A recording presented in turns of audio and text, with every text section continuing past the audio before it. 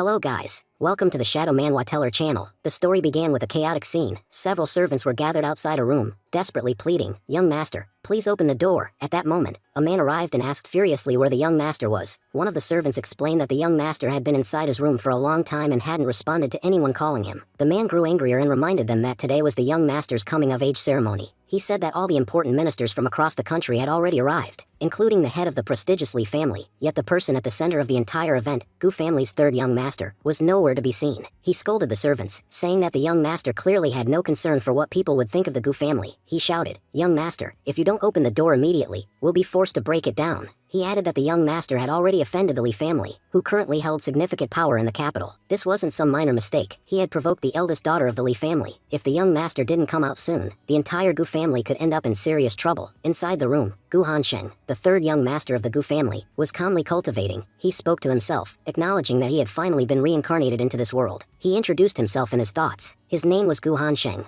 grandson of a general who founded the Tianfan stronghold. He explained that many members of his family were high-ranking officials. In his previous life, he had been a powerful cultivator at the heavenly profound realm. However, he had failed during a tribulation and was on the verge of death. When he used a secret technique that allowed him to reincarnate in this world, today marked the moment his memories were finally returning, proof that his reincarnation had been successful. He admitted that he had been born into this life with a weak and fragile body, one completely unsuitable for cultivation. Everyone knew it. Because of that, his grandfather had spent a fortune on rare medicinal herbs, hoping to at least give him a chance at a meaningful life. Now, thanks to those very herbs, as soon as his memories returned, he found himself far more powerful than before. However, with the return of his memories came the realization of a serious problem. When he had used the secret technique to reincarnate, the memories of his past life had remained sealed until he turned 20. It was a side effect of a forbidden technique that had also sealed off his senses. As a result, for 20 years, he had lived like a clueless, spoiled child, doing whatever he pleased. Now, those memories had returned, and with them, the shocking awareness of all the foolish things he had done during those years. From outside the door, the servants could still be heard shouting, begging the young master to come out. They feared punishment if he didn't. Hansheng reflected on his past behavior. Before his memories returned, he had been nothing more than a reckless playboy who caused trouble all over the city. As the only young master of the Gu family, he had grown arrogant. He even had a gang, his so-called playboy gang, who helped him stir up trouble wherever they went. Their usual antics included bullying townsfolk, harassing girls on the street, and abusing the Gu family name to act superior. He recalled the time he had barged into the home of the Minister of Revenue and stolen his daughter's clothes, which he later sold at an auction for an absurdly high price. More recently, he had beaten up the son of the Minister of Rights simply because the boy wore clothes similar to his own. Hansheng had ordered him to change, but when the boy refused, Hansheng assaulted him. Since then, no one in the entire city dared to wear the same color as him. And then came the worst incident. About a month ago, at the urging of his friends, he had infiltrated the Lee family's residence. There, he bullied their eldest daughter, a mute girl, even going so far as to mock her, saying she looked beautiful but was worthless because she couldn't speak. He admitted to himself that he had always believed no matter what he did, his family would protect him. But this time, he knew he had gone too far. Now that his memories and senses were restored, he had decided to take full responsibility for all the problems he had caused. He vowed to fix everything with his own hands. The servants were overjoyed when Hansheng finally stepped out of his room. He teased them, asking why they were crying and reminding them he had just been sitting inside, not dead or anything. He had heard that the Lee family had arrived at the estate and told them to take him to them. He wanted to see what they had to say for themselves. The servants whispered among themselves, saying that the young master looked completely different, like a changed man. The scene shifted to the grand hall of the Gu family, where Hansheng arrived and respectfully greeted his grandfather. Grandpa Gu was visibly pleased and told him to greet all the high-ranking officials who had gathered. Among the guests was Lord Lee, the head of the Lee family, a highly respected and influential figure in the imperial court. Grandpa Gu addressed the gathering and reminded everyone that today was Hansheng's coming-of-age ceremony. But along with that, I have an important announcement to make. After discussing with Lord Lee, I've decided to form an alliance between our Gu family and the Lee family. Everyone fell silent, sensing the gravity of his next words. This alliance will be solidified through marriage. My grandson Hansheng will marry Lord Lee's daughter. The wedding is scheduled to take place roughly a month from now. Hearing this, Hansheng thought to himself, it seems I arrived here too late. No matter how hard I try now, I won't be able to negotiate anything. If Grandpa is insisting that I marry into the Lee family, then this must all be for my sake. He sighed internally. A month ago, I even bullied the Lee family's young lady. No wonder everything seems to be collapsing on me now. He reflected bitterly. Everyone knows our Gu family has been in decline for some time now. That's why Grandpa wants me to become the Lee family's son-in-law, so they'll protect me despite our family's weakening influence. He clenched his fists. I'm furious at myself. Grandpa has sacrificed everything for my safety. He even agreed to this marriage under pressure from the Lee family. It's humiliating, and it's all because of me. Then, Lord Lee stepped forward and declared, since everything has now been finalized, about a month from today, I will send the betrothal gifts. This way, the young master of the Gu family may marry my daughter. Grandpa nodded. Yes, Lordly, you are absolutely right. But just then, Han Xing interrupted confidently. One moment, Lordly, there's a small mistake in your words that I'd like to correct. You said you'll be sending the gifts to our Gu family, but I believe that's incorrect. Lordly raised an eyebrow. And what do you mean by that, young Master Gu? Han Xing replied firmly. As you know, sending gifts is part of the traditional wedding ritual. If one family doesn't send the gifts, it implies the marriage isn't truly happening. Grandpa immediately scolded him. Han Xing, don't be rude. Apologize to Lordly right now. But even Grandpa was lost in thought, remembering the past. There was a time when the Gu family was powerful. Back then, our children wouldn't even consider marrying into families like the Li family. But now, we have no choice. Han Xing then turned to his grandfather with conviction. Grandpa, trust me. I promise I won't mess this up. Grandpa sighed and nodded. Fine, you're the heir of the Gu family now. Whatever happens next is in your hands. Han Xing turned to Lordly again. A month from now, it won't be your family sending the gifts. It will be us, the Gu family. Because if you send the gifts, that would mean I'm becoming part of the Li family. But if we send them, then your daughter becomes a part of the Gu family, and I will remain who I am. His voice grew stronger. Let's not pretend. The Gu family is far larger and more powerful than the Li family. By marrying into your family, we are doing you a favor. So from now on, things will happen our way. I'm sure you remember, the entire military of this country is in the hands of the Gu family. If the soldiers hear that their young master married into another family, it'll bring shame upon us. He stared Lordly down. So either things go according to my terms, or there's no need for this marriage at all. Everyone in the room was stunned by how boldly Han Xing had spoken. Grandpa, smiling proudly, declared, my boy, today you've proven that the blood of the Gu family truly runs through your veins. Lordly, clearly irritated, asked Grandpa, is this truly your decision as well? But Han Xing stepped forward again. You don't need to speak to Grandpa.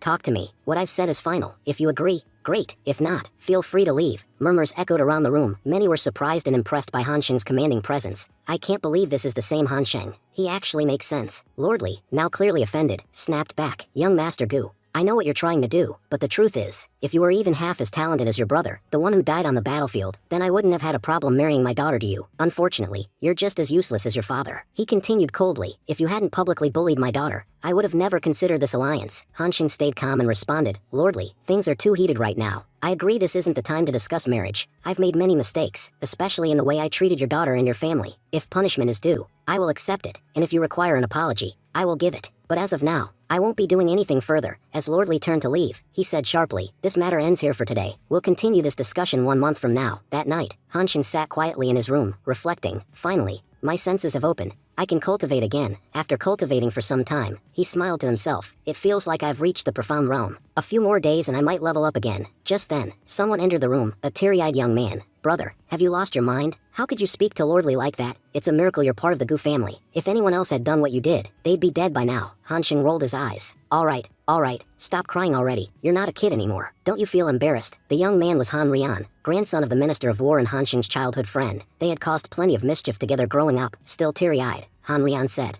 I was supposed to attend the ceremony today, but you know how angry my grandpa gets. He sent me away for training. When I heard the news about what you did, I immediately ran here. I had to make sure you were safe. Han Xing chuckled. Did you really use the dog hole passage to get here? Rian, a bit annoyed, replied that as the grandson of the Minister of War, he wouldn't do something so disgraceful just to escape. Han Xing then pointed out the dog hairs on Rian's clothes and how filthy he looked. He reminded Rian that their Playboy gang was quite famous, and appearing in such a condition could ruin his reputation. Rian sighed and said he'd be more careful in the future. But he hadn't come to talk about dog holes. He wanted to discuss the Li family. He mentioned hearing that Han Xing had said quite a lot to their faces. Despite everything that had happened, he then asked how Han Xing was holding up. Han Xing replied dryly, saying Rian was the one asking how he was after everything. He reminded Rian that it was their group that had sent him into the Li family in the first place. Rian defensively explained that all they did was place a bet on whether Han Xing could enter the house. Whatever happened with the lady of the house afterward was entirely his doing. They never asked him to go that far. Han Xing dismissed the discussion, saying there was no point dwelling on the past now. He thought to himself how foolish he had once been before his senses awakened, and how useless it was to think about those days again. Rian then asked what they should do next. Was Han Xing really going to marry into the Li family, or would he end up fighting them? Han Xing admitted that he hadn't decided yet.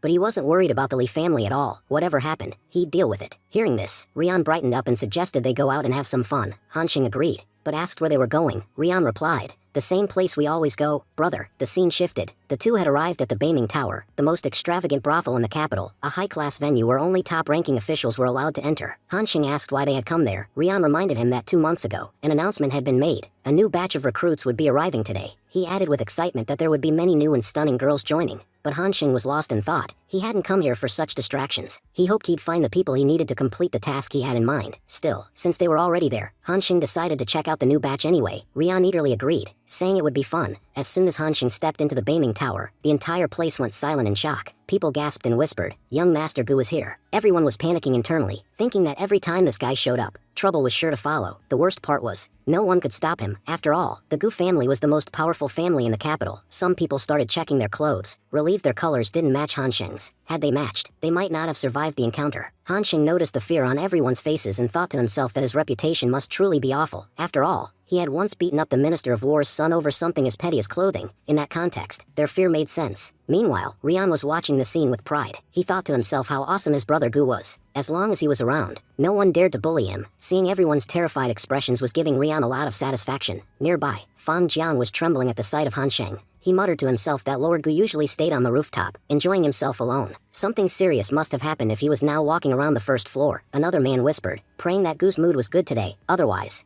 not a single table or chair would survive. A girl standing to the side nervously asked her superior what they should do. She pointed out that young Master Gu always created chaos whenever he appeared, and today's event was extremely important for them. Holding the event with him present was a huge risk. Should they postpone it? Her master calmly responded that the Gu family was too powerful to offend. They were just a regular entertainment venue. What could they possibly say or do? If anything went wrong, they wouldn't even have the right to complain. So instead, they had to do their best to please him. As long as young Master Gu remained happy, the event might still go smoothly. If not, today's event would be ruined beyond repair. That woman was none other than the owner of Beiming Tower, Su Jingyuan. She walked over and greeted them warmly. Young Master Gu, young Master Ryan, why are you two still standing? We already anticipated your arrival and have arranged seats especially for you. After taking a seat, Han Xing spoke politely. Miss Su, thank you. Jing Yuan smiled and replied, Young Master, I'm truly glad I got to do this for you. Please wait for just a couple of minutes. I'll go ahead and begin the ceremony. As she walked up to the stage, Jing Yuan addressed the audience. As all of you are aware, a new batch has arrived at our Beiming Tower. You're free to place as many bids as you like on them. The highest bidder will win the person of their choice. Soon, the new recruits stepped onto the stage and began performing one by one. Han Rian whispered to Han Sheng, Brother Gu, look at those girls. Aren't they absolutely stunning? One of them kept staring at me intensely. Han Xing responded sternly, Rian, what kind of face are you making? You should mind your manners while sitting here. Rian chuckled and said, Brother Gu, are you serious? Since childhood, we've never cared about manners, and now you're preaching about them? Don't you remember the golden rule of our Playboy gang? Manners are useless. The only thing that matters in life is showing off. Just then, some people in the crowd were overheard commenting, this batch is incredible. All of them look amazing, especially those two guys standing in the center. They seem extraordinary. Han Xing heard them and wondered, who are they talking about? When Han Xing looked at the two boys in the center, he nodded in approval and said, I have to admit, those two have some impressive qualities. Rian asked curiously, Brother, who are you talking about? But the moment he laid eyes on the boys, he was stunned. His mind reeled. What's going on? Those are boys. Could it be that Brother Gu's preferences have changed? No, that can't be. If this really happened, then no new heir would ever be born into the Gu family again. Meanwhile, Miss Su resumed speaking to the audience. You've all seen the newcomers from our Beiming Tower. You may now begin placing your bids. People began shouting their preferences. I want the girl who was crying.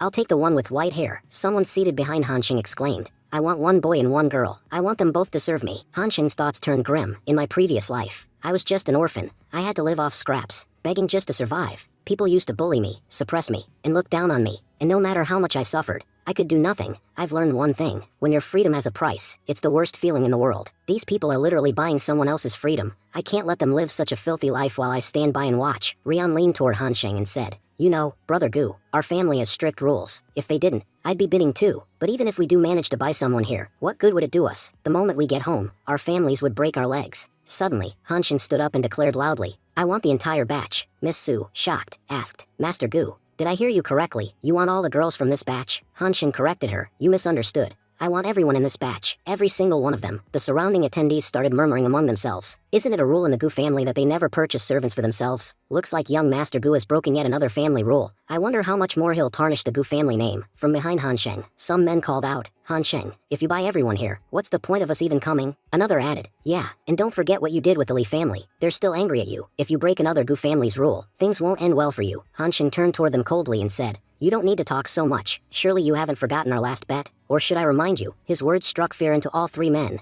who instantly fell silent. The scene then flashed back to 1 month earlier. A bulky man had said to Han Sheng, "There's no one around. This is your golden chance. You can sneak into the Li family." Han Sheng hesitated. Is it really a good idea to infiltrate the Li family? What if I get caught? That could spell serious trouble. The others laughed mockingly. You act so tough. But now you're scared of the Li family? Seems like you've just been pretending to be bold all this time. You think we're blind or stupid? Don't forget what our bet was. He continued. It's simple. You sneak into the Li family and get close to their young lady. If you manage to pull it off, you'll become the new leader of our Playboy gang. None of us will object. Another added confidently. Don't worry, if anyone comes while you're in there, we'll alert you right away. Han Sheng nodded, reluctantly saying, all right, fine. The scene shifts to the present. The three men were anxiously thinking to themselves, if Li family figured it out, that Han Sheng had been sent inside the Li family, by none other than the three of them, they knew for sure that they wouldn't be spared this time. One of them murmured that Han Sheng belonged to the Gu family, which made him safe, but their own family didn't have enough power to protect them from the wrath of the Li family. Han Sheng, overhearing them, said firmly that it seemed they had forgotten his warnings. If that was the case, he would personally go to the Li family and explain everything. As he started to leave, the three men quickly blocked his path and pleaded, brother, please wait. Han Sheng asked coldly if they were trying to pick a fight with him. They quickly shook their heads and replied,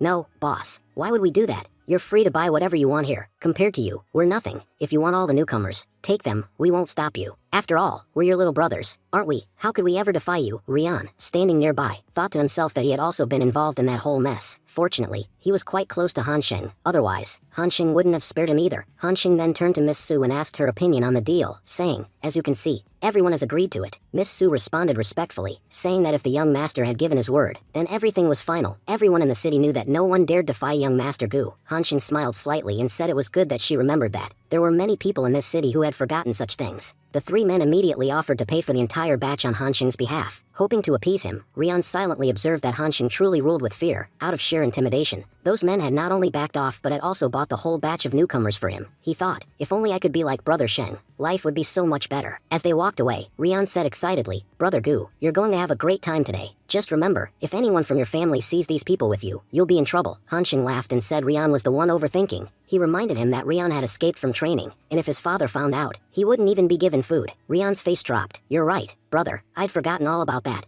I should leave now. Han Sheng, meanwhile, brought all the newcomers to his family quarters. He addressed them firmly but kindly, saying, there's no need to lower your heads. Lift them up. I want to see all of your faces. After examining their faces one by one, Han Sheng admitted aloud that the Baming Pavilion had indeed gathered some extraordinary beauties. Not only were they all young, but they were also incredibly talented. Suddenly, one girl stepped forward, visibly frightened. She pleaded, Master, please don't hurt us. We'll do anything you ask. Han Sheng told her to stand up and asked when he ever said he was going to hurt them. He then made an announcement. I'm giving all of you two choices. First, you can follow me, obey all of my commands from now on, and stay by my side. Or second, you can each take 10 silver taels and leave freely. I won't stop anyone who chooses to go. A hushed discussion broke out among the group. Some were confused. Just minutes ago, the man had purchased them. Why was he now offering them money to leave? The white-haired girl voiced her thoughts. Master has given us two paths. But which one should we choose? The black-haired girl added, powerful people in the capital do as they please. Who knows if he's even telling the truth? Han Sheng addressed the group again, stating bluntly, in your current position, none of you are important enough for me to lie to. I've given you two clear choices.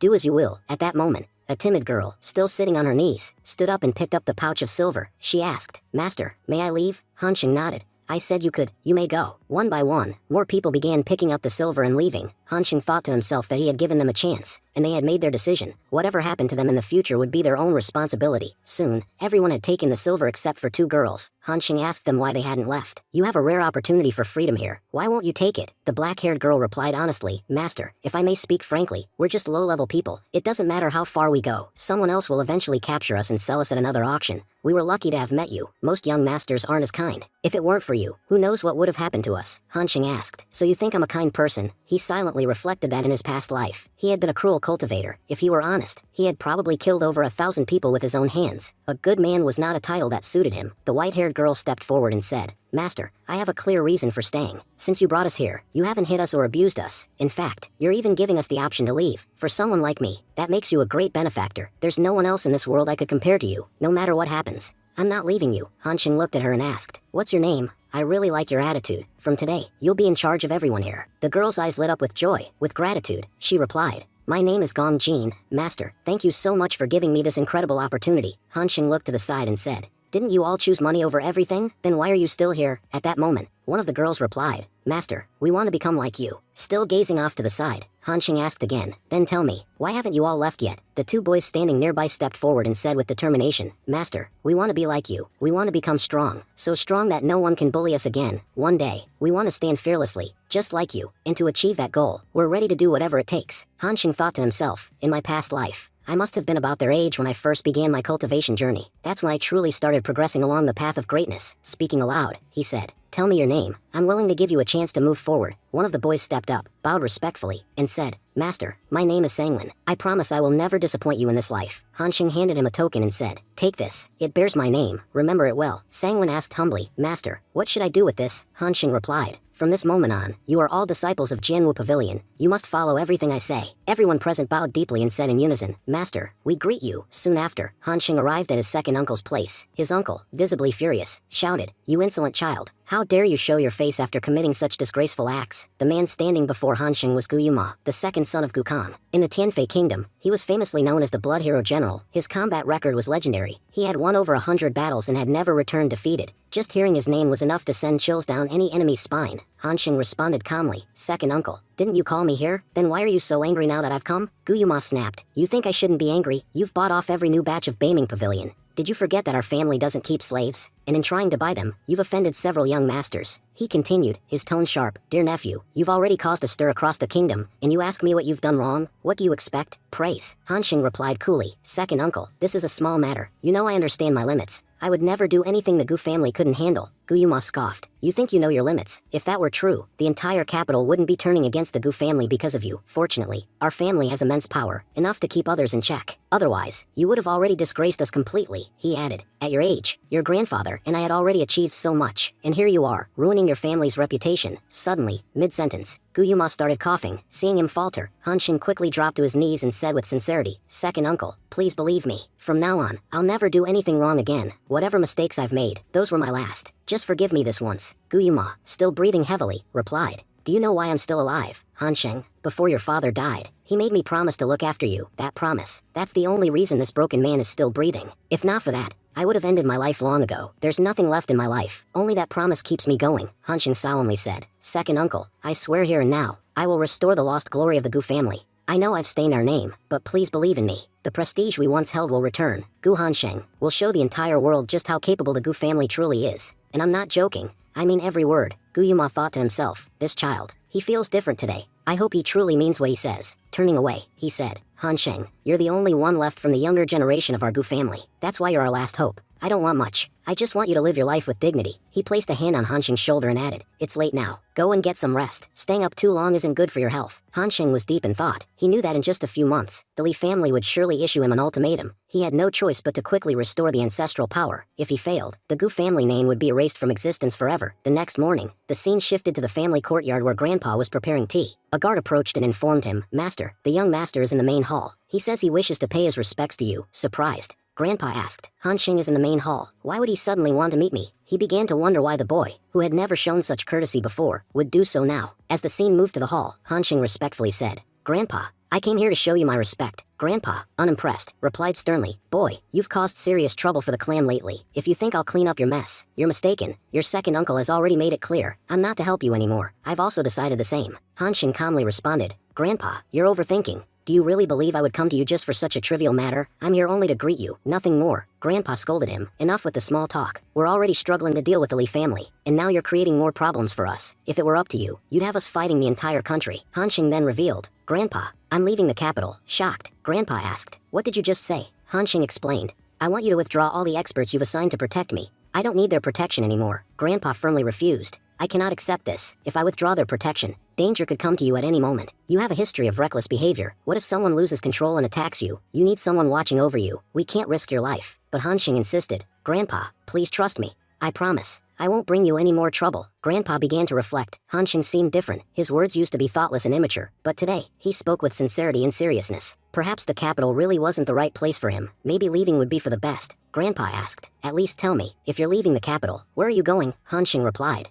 I'm going to the sword ruins to cultivate my swordsmanship. Grandpa was stunned. What? The sword ruins? Are you out of your mind? That place is incredibly dangerous. No one has lived there for centuries. Even a powerful ancient empire perished there. It's a desolate land stretching 3,000 miles, filled with nearly 3 million hostile spirits that can wipe out a man in an instant. Going there is the same as choosing death, Han Xing answered with determination. I understand the risks, Grandpa, but please believe me, I have a reason. If I didn't, I would never consider going there. Grandpa snapped. I don't accept this. You can return to your room. You're not leaving the capital. But Han Xing suddenly dropped to his knees. Grandpa, please. Just this once. Believe in me. Your grandson is grown up. Grandpa was shaken. He recalled how Han Xing had caused trouble countless times, but never before had he fallen to his knees in front of him. What had changed in the boy? Finally, Grandpa sighed and said, Fine, tell me your reason. If I find it convincing, I will let you go. Han Xing looked him in the eye and said, I want to become strong. I want to restore the glory of the Gu family. There was a time when the mere mention of our name made nations tremble. That's how feared we once were. I want to bring that fear back. The world has started to underestimate us, and I want to prove that the Gu family's bloodline is unlike any other. No one should dare to look down on us. As Grandpa listened, his eyes filled with tears. He recalled the hopes he'd once placed in Han Xing since he was a child. He had saved his best cultivation techniques, waiting for the day the boy would come to him and say, Grandpa,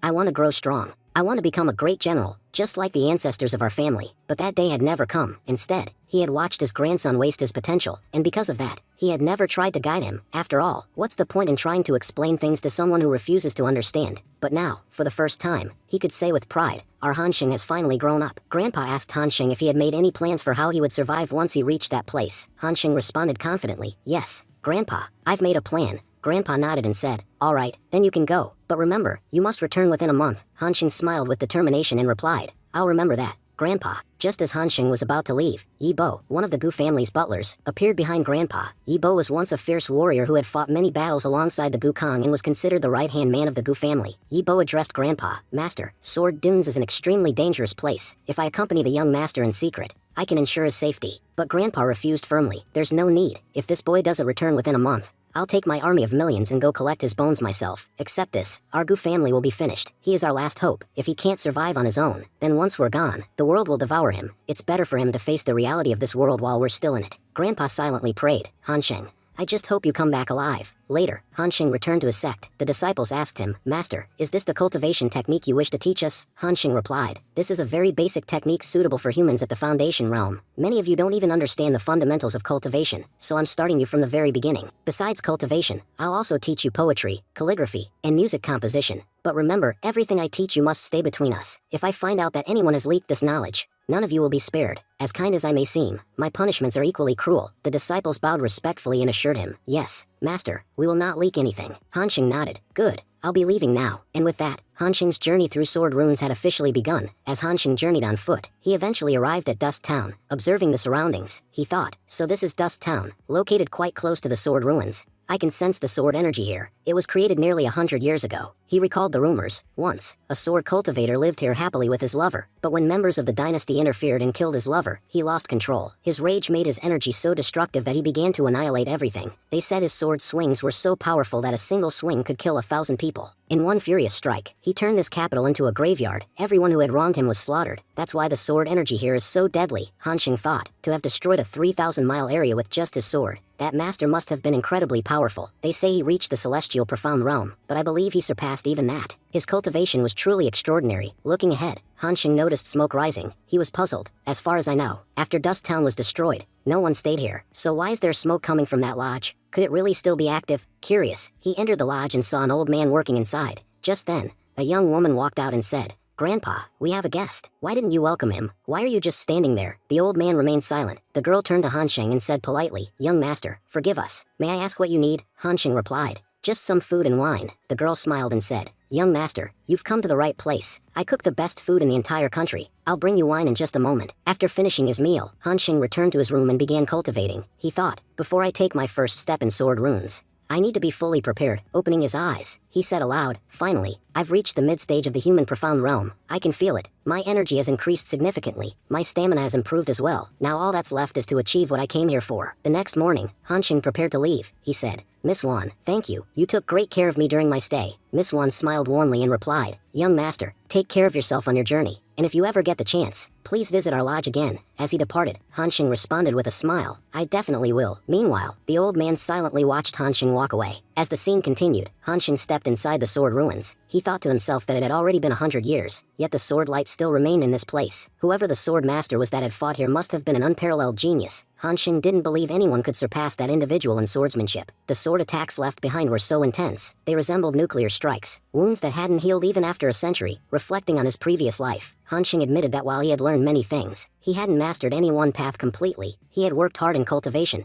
reaching the celestial profound realm, but deep down, he always felt that not mastering a single path was a grave mistake. After reaching a certain point in his journey, he had no idea what direction to take next. Determined, he resolved to reclaim his ninth sword of ki. If he wanted his body to comprehend the true essence of sword cultivation, then he would have to fuse with his sword. Until his sword and body became one, they wouldn't be able to attain true power. As he moved forward into the sword ruins, the dense sword energy began to tear into his body, leaving cuts on his skin. But Hanxing was determined. He vowed not to make any mistakes in sword cultivation this time. If he wanted to become a sovereign in swordsmanship, he had to become as sharp and unyielding as his sword. He needed to forge this fragile body into a true sword body. Only then could he become truly powerful. As he walked further, he began using the Blood Moon sword body technique. This technique was known to be brutal. Only those whose bodies could withstand its effects would survive. But those who did became incredibly powerful. Even a human cultivator at the Profound Realm could fight evenly with someone at the Earth Profound Realm, and if one managed to perfect the technique, there would be no one below the Celestial Realm capable of matching them. The technique was extremely rare and considered high class. Hardly anyone in the martial world possessed it. As time passed, night fell, and Hanxing continued his training within the ruins. He sat down and began mastering the ninth sword of ki, a basic earth tier sword technique. If he mastered it, he would be able to cause massive explosions using his sword. Hanxing reflected that although he had only made a little progress with the Blood Moon sword body technique, it had already elevated his cultivation to the peak of the human realm. He had to admit the technique had some amazing benefits. However, he still felt that sword ruins should offer more valuable opportunities. Since arriving here, he hadn't found anything worth calling a true gain. Just then,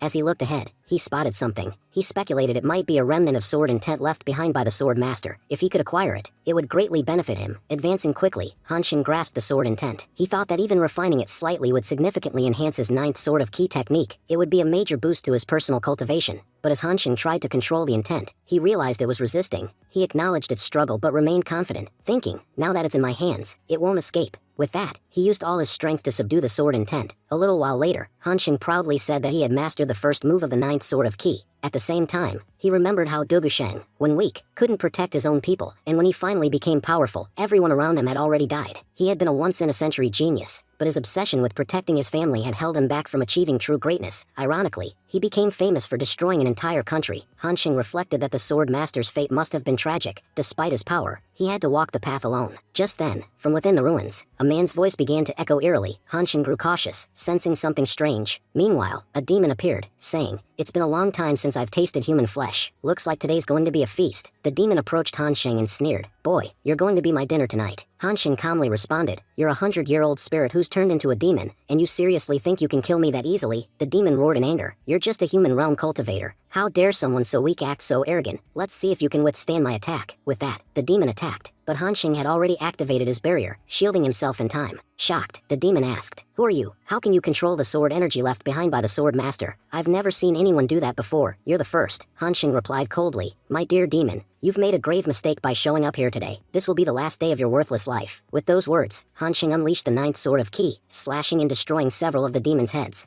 The demon panicked, thinking, "If all my heads are cut off like this, I'll die very soon." Hanxing gave him one last chance. "Listen, demon, I'll give you a way out. Surrender to me and form a spiritual contract. If you do that, I promise to spare your life." The demon hesitated. "There's still one final task I must complete. That's the only reason I've survived this long. If I refuse this boy, he'll surely kill me. But if I surrender, maybe there's still a way I can live." The demon then formed a contract with Hanxing. Hanxing remarked that by agreeing to a contract, the demon had effectively acknowledged him as its master. He then asked the demon to reveal its true form. The demon transformed into a spiritual entity and, bowing, introduced himself as Yan Cheng. "I greet you, master." Hanxing thought to himself that taking Yan Cheng anywhere would be much of a problem. He didn't look fully human nor entirely ghost-like. He was something in between. Hanxing then told Yan Cheng that he would now teach him a ghost cultivation technique called Heaven's Azuri Ghost Path. He explained that if Yan Cheng mastered this technique and reached the Earth realm, his body would be restored with flesh and blood, and he could once again live as a human being. Shocked, Yan Cheng asked, "Master, with Heaven's Azuri Ghost Path, could we even challenge the heavens? After all, I was nothing more than a dead spirit,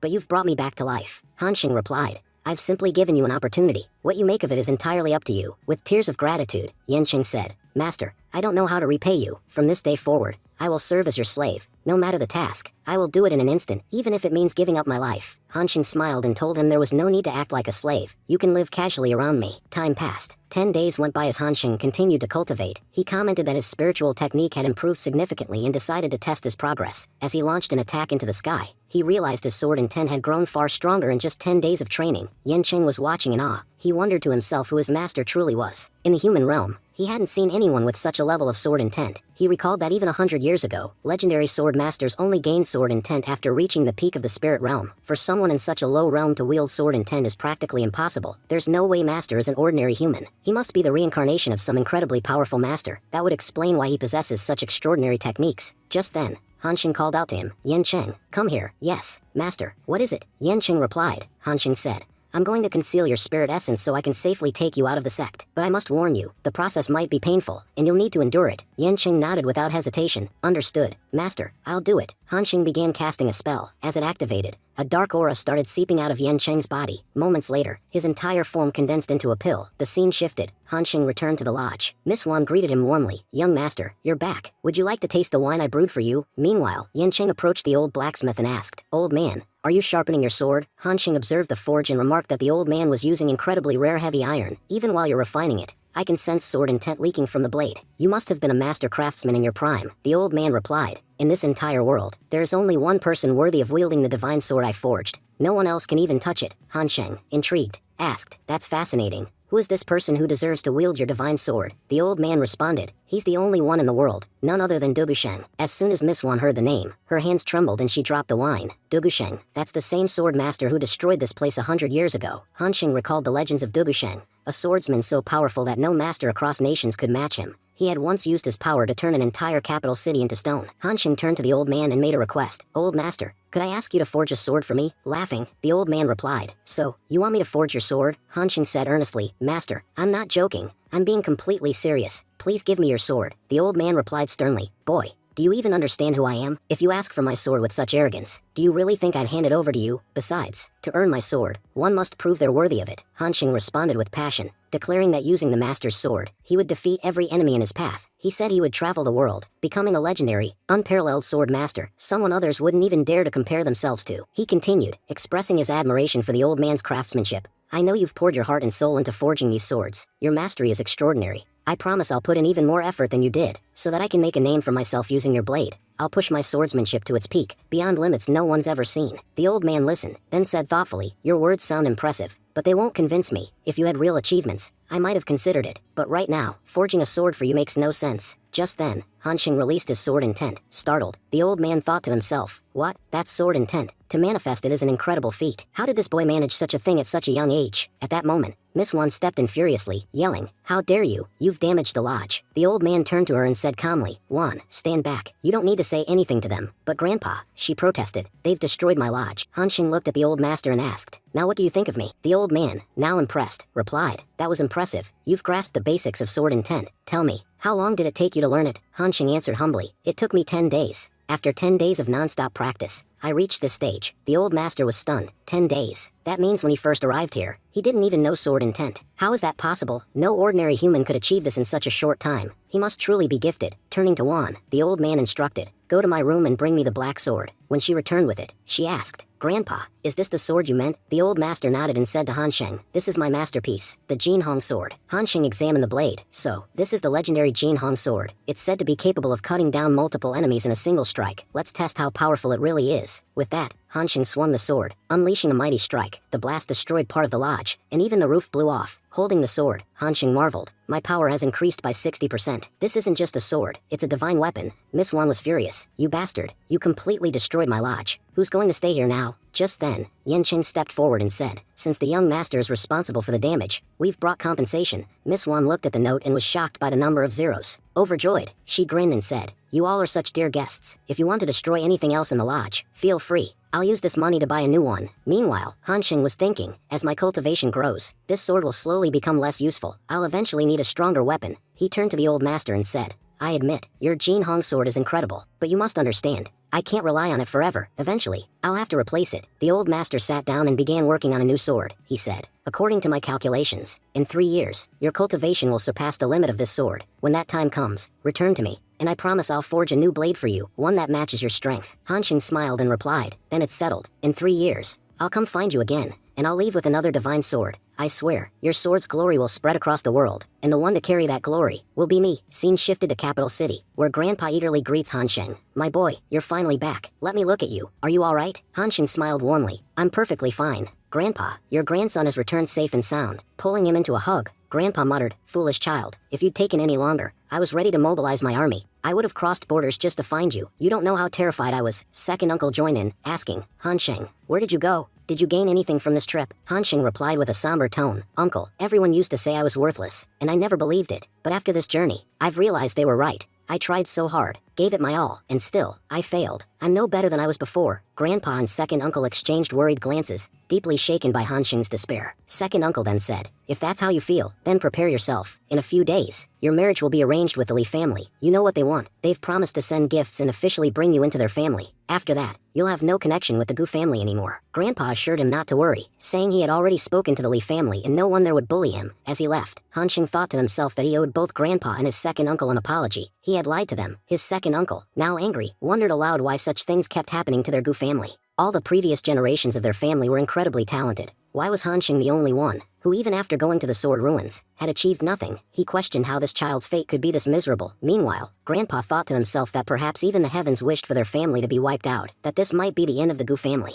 Outside, Hanxing reflected on his thoughts. He felt sorry for not telling them the truth, that he could now cultivate. But he couldn't reveal this yet because Capital had become increasingly dangerous. Everyone already believed their Gu family was finished. If he suddenly started performing exceptionally well, people would become suspicious and might even target him. Even if he became powerful, fighting everyone at once would be impossible. So, he decided to keep his mouth shut until he grew strong enough to destroy anyone who stood in his way. But until that time came, he had to remain silent. Later, Hanxing went with Yanqing to a nearby mountain. He told Yanqing that no matter what, he had to reach Earth Realm today. He instructed him to begin his ghost cultivation and form a physical body. Shocked, Yanqing asked if he really had to do all of this in just one night. He said that it usually took 3 years to complete, so doing all this in one night felt impossible. Hanxing made it clear, he didn't save Yanqing because he was a good person. He saved him because he believed Yanqing was powerful and could be useful. If Yanqing couldn't prove himself, he wouldn't be allowed to stay. He would have to return to the Sworn Ruins. Realizing his master was right, Yanqing thought he had been given a huge opportunity and couldn't afford to disappoint him. He promised to give his best. Hanxing sat down and explained that ghost cultivation went against both heaven and earth. He warned him to remember one thing clearly. During cultivation, past memories would surface and torment him. No matter what happened, he must not get entangled in them. If he did, he might never escape. If Yanqing stayed focused, not even divine punishment could harm him. With that, Yanqing began his cultivation. As his memories surfaced, he saw himself as a young child, remembering moments with his mother and father. He recalled spending beautiful times with them. Then, a girl appeared in his memory, someone he felt strangely familiar with, though he couldn't remember who she was. Suddenly, the memory turned dark. Yanqing witnessed his parents being murdered by bandits. The bandits complained that the family had no money and killing them had been useless. If they had known earlier, they wouldn't have bothered robbing the house. Yanqing stood frozen, watching everything. Consumed by rage, he shouted at the bandits, asking how they dared kill his parents. He swore to kill them all. After a fierce battle, Yanqing managed to kill both men. He vowed to find the girl who was waiting for him, no matter what. When he turned around, he saw his lover standing there, crying. She said he was late and asked if he had broken his promise. Saying this, she disappeared right before his eyes. Yanqing cried out in despair, realizing he had lost everything.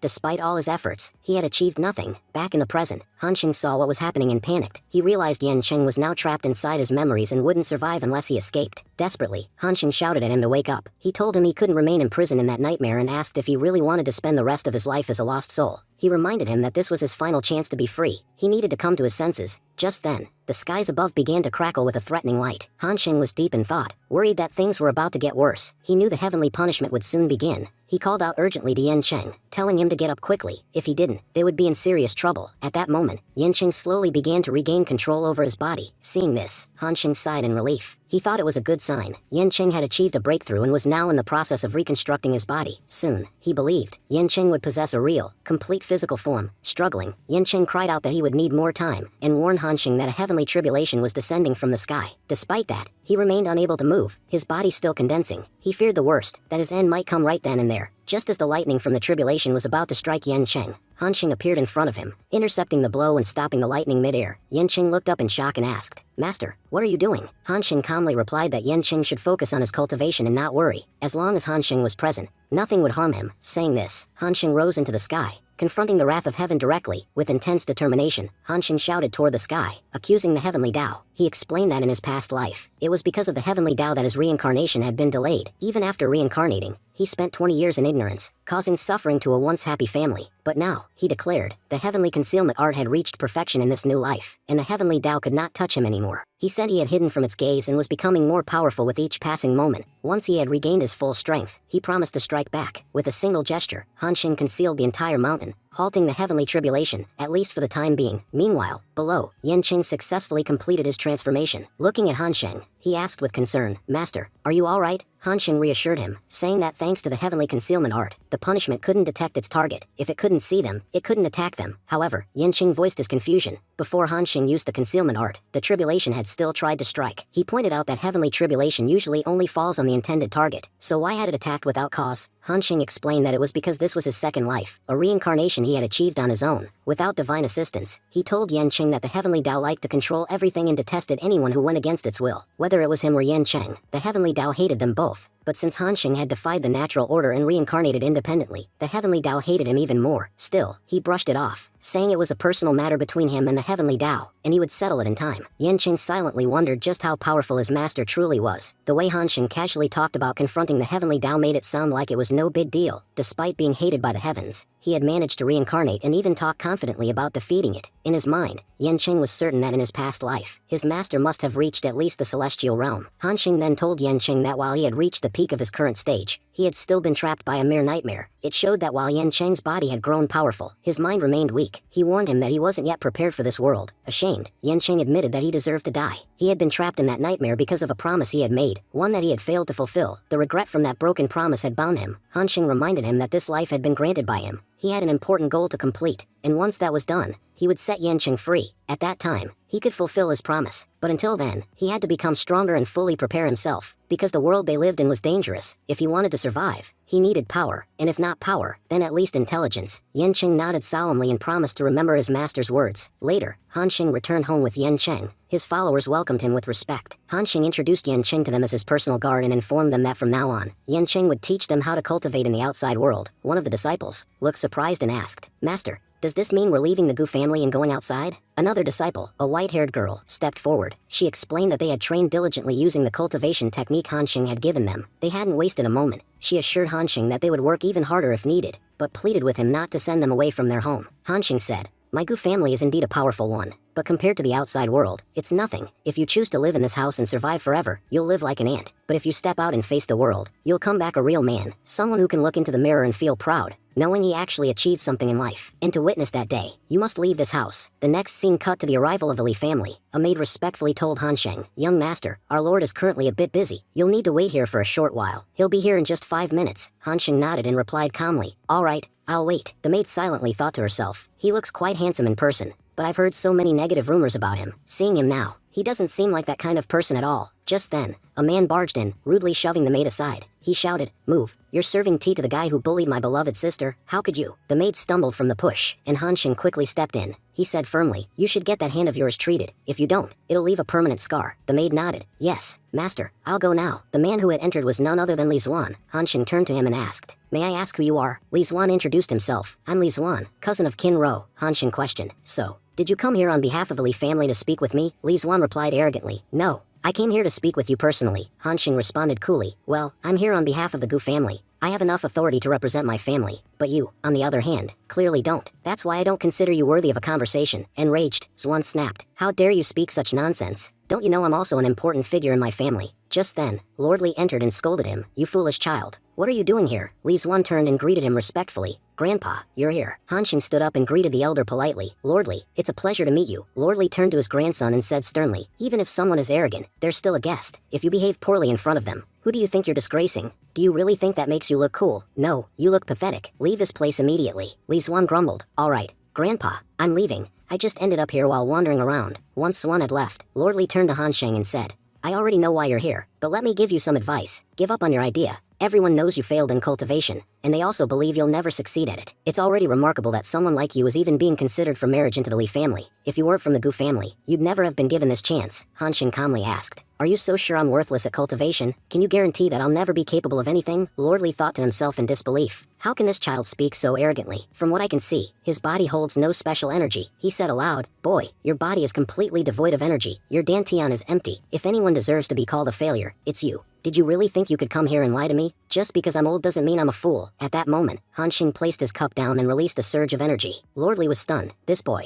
he's at the peak of Earth-level cultivation, he said in surprise. Young master, for some reason, I can't see through your body at all. Han Sheng responded calmly. My father, Gu Cheng Chun, died young while trying to save our country. Everyone knows that if it weren't for him, this nation would have fallen. My second uncle, Gu Yuma, fought 100 battles and won every single one. In his final battle, his body was paralyzed. But even then, he never lost the spirit of a warrior. Both my elder brothers died young. They were geniuses in their own right. Had they survived, they would have become legends. Lordly, you must be aware everyone in the capital wants me sent to the battlefield. Because once I die, the assets of the Gu family will be divided. And everyone knows just how vast our assets are. Lordly nodded solemnly. You're right. Your family has produced incredibly talented individuals. Generation after generation, everyone in the country envies the Gu family. In fact, people believe that the kind of genius that appears once in a decade, every single member of your family is born that way. He thought back to when Han Sheng was just 6 years old. His older brothers had been killed back then. It seems he's been plotting and hiding his true self ever since. For 14 years, this boy pretended to be a fool to avoid attracting threats. What he's done,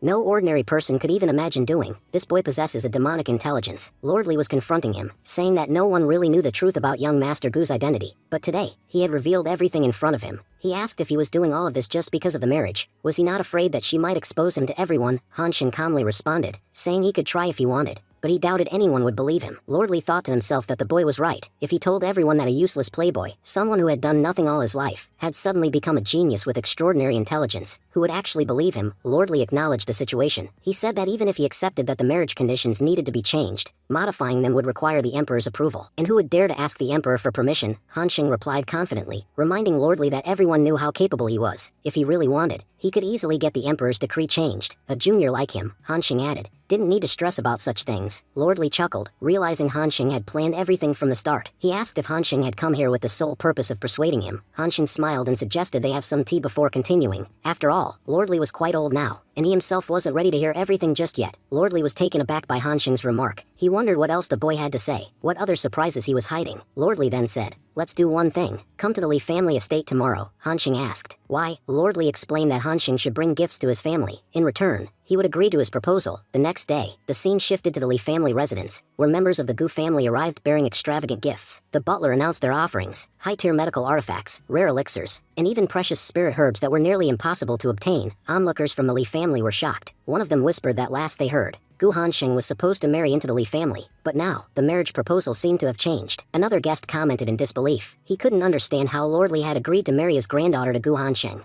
a man considered the worst suitor in the entire country. However, he admitted one thing. The Gu family clearly had immense wealth. The gifts they had brought were worth more than what the entire Li family could earn in a lifetime. Lordly acknowledged the grandeur of the Gu family's gesture and said it was truly impressive. The butler then explained that the Gu family respected the Li family deeply, and since this was their only young master's wedding, they spared no expense in bringing lavish gifts. The butler also reflected to himself how pleased his master had been upon hearing that Han Sheng had convinced the Li family. Thankfully, he had managed to stop his master from giving away their entire treasury. Lordly noted that, as per tradition, Han Sheng should have been present at the ceremony, but he couldn't see him anywhere. The butler explained that Han Sheng was supposed to come, but the emperor had summoned him to the palace. That's why he couldn't attend. Lordly thought to himself that the emperor had likely become more aware of the situation. He had anticipated that the marriage would stir a reaction from the emperor. The scene then shifted to the emperor's study, where Han Sheng arrived and bowed respectfully. He greeted the emperor, but someone beside the emperor objected, saying Han Sheng shouldn't be standing while addressing the emperor. Everyone else knelt before greeting him. Han Sheng casually replied that the emperor already knew he didn't take anything in life too seriously. He never really understood these overly complicated greeting rituals. He had done what he could and hoped the emperor wouldn't be angry if his greeting wasn't proper. The emperor, Tianji, approached and said he had known Han Sheng since childhood. He had watched him grow up and knew exactly what kind of person he was. He then grew serious and confronted Han Sheng, saying that he had lied to the emperor. Han Sheng was at human profound realm, and he had committed a grave crime. As the emperor's powerful aura filled the room, even his attendant began to panic. Han Sheng stood silently, sensing the gravity of the moment. I know my cultivation is quite poor, but I don't understand why you're accusing me of lying. As far as I remember, I haven't lied to you about anything. The emperor responded, saying that 5 elders of the Gu family had once fought alongside him and greatly supported him in conquering the world. He praised Han Xing's father as a remarkable general, and added that his second uncle was none other than the famed blood hero general, a man whose achievements were beyond words. The emperor then went on to say that everyone born in the Gu family had been prodigies, exceptional individuals no one could rival, but in the end, all that remained of such a glorious bloodline was someone like Han Xing, a young man with a weak, useless body, incapable of doing anything. He questioned, almost mockingly, can anyone even believe that someone so worthless could be born into such a legendary family? He continued, mentioning that Minister Li had come to see him the previous day, requesting changes to the wedding arrangements. The emperor said he knew Minister Li well and respected him as a wise and intelligent man. If Han Xing truly had no value, then Minister Li would have never agreed to marry off his granddaughter to him, especially not into the Gu family. Then, the emperor looked directly at Han Xing and asked him one last time, can you cultivate? Han Xing replied respectfully, Your Majesty, I believe you've misunderstood. Minister Li didn't agree to this marriage because of me personally. He did it for the sake of our kingdom. He then explained that the Gu family was a powerful military household, one connected to hundreds of thousands of soldiers across the country. As the only young master of the Gu family, if he were to marry into the Li family, those soldiers would remain loyal to the crown. But, Han Xing added, if the Gu family were destroyed, those same soldiers would lose faith in the emperor. They'd begin to wonder, if the ruler doesn't value his own minister's family, and allows them to fall, then how could he possibly value the lives of common soldiers like us? He warned that this could lead to unrest, possibly even rebellion. Han Xing then revealed that Minister Li never truly wanted his granddaughter to marry him, but only agreed because of political pressure and the emperor's involvement. From Li's point of view, it didn't matter which family the marriage occurred in, so long as the political objective was fulfilled. The emperor listened quietly and finally said, so that's how it is. Han Xing nodded and confirmed, yes, Your Majesty, that's the truth. The emperor concluded the conversation by saying, very well, then, there's no point in dragging this matter further. You may go, Han Xing replied. Thank you, I'll take my leave. After Han Xing left, the butler turned to the emperor and asked, Your Majesty, do you truly believe the young master's words? The emperor replied with a knowing look, I know he was lying. The moment he stepped into the study, he showed no signs of fear. In fact, he spoke to me with confidence. He explained that someone with a weak body, someone truly incapable, would have trembled under the pressure of his presence. But Han Xing had shown none of that. I'm certain he can cultivate. Not only that, he's becoming quite powerful. The butler then asked, if that's the case, why didn't you punish him? How could he lie to the emperor? The emperor responded calmly, no, we must wait. Let's see what the third young master of the Gu family plans to do. The Gu family has always been my favorite in the entire empire. If their young master does something great, I'll be genuinely pleased. I won't interfere and ruin the story unfolding before us. The scene shifted to Juyan restaurant, bustling with activity. Outside the restaurant, a large crowd had gathered. Just then, Prince Heisei and Prince Xizhuan arrived. Inside, Chen Fan, the owner of the restaurant, said that both the Gu family and the Li family were truly exceptional, so much so that even royalty had shown up for something as simple as an engagement ceremony. A staff member nervously mentioned that many powerful people were in attendance and suggested they increase their staff. He added that each guest held so much influence that even a small mistake could ruin them. Chen Fan snapped back, asking why he was even being consulted. He ordered the staff to be doubled immediately and instructed that every single employee be stationed in the restaurant. There should be at least one waiter per guest. Soon after, the Li family made their entrance. The staff murmured in awe, recognizing Miss Li. So this is Miss Li. She's even more beautiful in person. Unfortunately, she can't say anything. Even Han Xing was thinking how stunning she looked. Grandpa scolded Han Xing, asking why he was gawking. Come with me to greet them properly. He then turned to Old Li and said, I must admit, you've arranged everything quite impressively. Lord Li responded seriously, saying,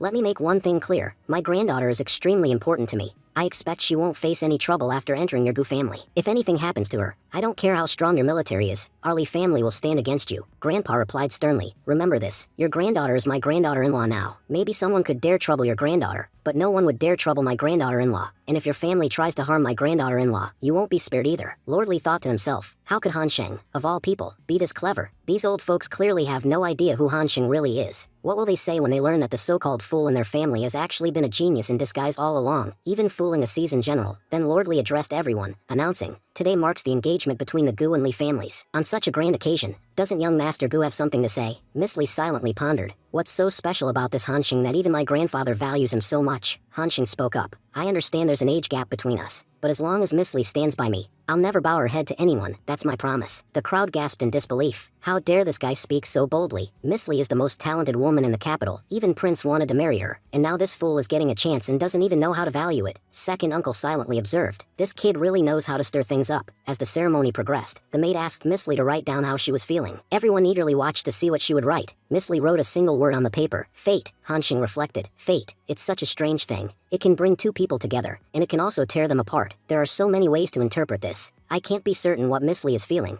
Does she want to join my family, or does she want to separate from me? If she doesn't want to, then that's fine. I won't force her, but looking at her now, she doesn't seem to have any issue with the marriage. Taking a step forward, Hansheng said gently, Miss Lee, I've made many mistakes in the past, and I hope you've forgiven me. I promise that in the future, I won't let anything trouble you. Smiling shyly, Miss Lee placed her hand on Hansheng's. Hansheng blushed, thinking, I have to admit, she's really cute. Just then, an announcement was made. Princess Yang has arrived. Everyone murmured in surprise. Wasn't she supposed to get married too? As she entered, everyone bowed respectfully, saying, Princess Yang, we greet you. Even the two princes asked, Sister, what are you doing here? Princess Yang replied firmly, So you've finally stepped out of the house. Do you know how long I've waited because of you? Upon seeing Princess Yang, second uncle was visibly shocked. Then the scene transitioned into a flashback. In it, the princess said, Blood General, please take care of yourself. Second uncle said that the princess wait for his return so he could fulfill his promise to her. Princess Yang replied that although he had indeed returned from the battle, he had never fulfilled that promise. In fact, he had even refused to see her. She added emotionally, Look, it's already been 5 years. Can't you at least give me an answer now? Hansheng thought back to what had happened 5 years ago. A major crisis had occurred at the border, and his second uncle had led his elite troops into battle. However, during that battle, he was seriously injured and became paralyzed. After returning, his uncle was no longer the same person. He locked himself in his room and avoided talking to anyone. Hansheng remembered that his uncle had even written a letter to Princess Yang, clearly stating that he was no longer the blood general who had once made her that promise. That man was gone, killed in the war, and because of that, he couldn't fulfill the promise anymore. In the present, second uncle remained silent. Princess Yang couldn't hold back her tears. Second uncle finally spoke, saying, Hansheng, I'm exhausted.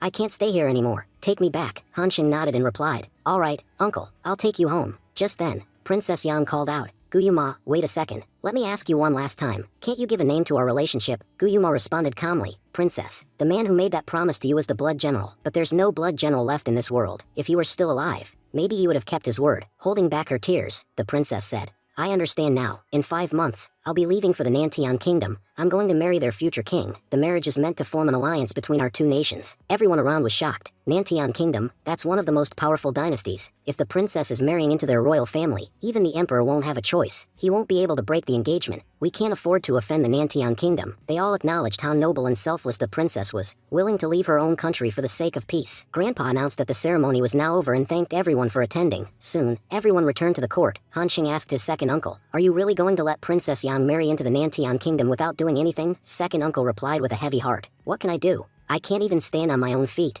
I have nothing to offer her. Even if I fought the prince for her, on what grounds would I do it? Hansheng responded firmly, Uncle, starting tomorrow morning at 5 a.m., you must begin channeling your energy into your meridians. We're going to use the Zhuan Qi technique to heal your legs. You'll need to do it for at least 30 minutes. Surprised, second uncle asked, What do you mean by all this, Hansheng smiled and said, Just understand this, uncle, you'll be standing again very soon. Second uncle was stunned. What did you just say? I'll be able to stand. But how? Hansheng replied, Just follow my instructions. When the time is right, I'll explain everything. For now, go get some rest. As Hansheng left, he thought to himself, People of the Nantian Kingdom, I really hope you back off from this marriage quietly. If you don't, I fear that your dynasties will be destroyed, and I'm not ready to cause that kind of destruction yet. The next morning, we see Miss Lee peacefully enjoying her breakfast. Grandpa said kindly, Kinro, if you want anything else to eat, just ask. I had some dishes prepared according to my taste, but if you don't like them, we'll get something else for you. Don't hesitate, all right? Hansheng entered and asked, Second uncle, what's going on here? Miss Lee and I aren't even married yet, so why is she staying here? Second uncle chuckled, You really are a fool, child. Have you forgotten our kingdom's customs? When a couple is engaged, the bride-to-be traditionally stays at the groom's house for a few days to symbolize that the engagement is official. He looked at Miss Lee and added, She may not talk much, but in every way, she's better than you. You're really lucky. Grandpa then said to Kinro, Spend the day exploring the town with Hansheng. Our courtyard is huge. If you see anything you like in the city, just tell this idiot. I've given him plenty of money. He'll buy it for you. And if this rascal gives you any trouble, let me know. I know exactly how to deal with him. Miss Lee blushed and held Hansheng's hand, clearly embarrassed. Grandpa thought to himself, in the past, this kid used to stare at girls. But now, even with the most beautiful woman in the kingdom in front of him, he's speechless. He really is a hopeless fool. Then Grandpa sent Hansheng and Miss Lee outside. The weather's beautiful today. Go out and enjoy yourselves. Don't come back for dinner, eat outside. As they walked, Miss Lee kept glancing shyly at Hansheng. Hansheng then noticed a building labeled Special Medicine Pavilion and thought to himself, I should get something from here to help heal second uncle. Princess Yang's marriage is an urgent matter. If I can get the right medicine, maybe uncle can make a breakthrough. Hansheng turned to Miss Lee and said, Just give me 2 seconds. I need to buy something from the shop here. Miss Lee simply nodded in response. A short while later, Hansheng exited the medicine shop carrying a few items. As he walked out, he thought to himself that he had bought a small amount of bone spread grass and strong wood, but even that had resulted in an unexpectedly large bill. He admitted inwardly that medicinal herbs in this world were incredibly expensive. Just then, he overheard 2 men nearby talking as they looked at Miss Lee. One of them said, Isn't she the daughter of the Lee family, the one who can't speak? The other responded, she's really beautiful, no doubt about that. But still, she's disabled. A mute girl and a playboy guy, honestly, a perfect match for each other. They continued mockingly, what bad luck she has. She's the most beautiful and talented girl in the entire capital, yet because she can't speak, look at the kind of husband she's getting. Han Xing had heard enough. He stepped forward and said coldly, so what if she can't speak? Her abilities are exceptional. Even the emperor himself has praised her. And you too, standing here gossiping. Do you really think you're even worthy of standing in front of her? The men, intimidated by Han Xing's presence, immediately ran off. Meanwhile, Miss Lee sat quietly, her face blushing in embarrassment. Later that night, Han Xing sat cultivating alone when suddenly blood spurted from his mouth. He was startled, thinking to himself that his Dao heart had become as rigid as stone.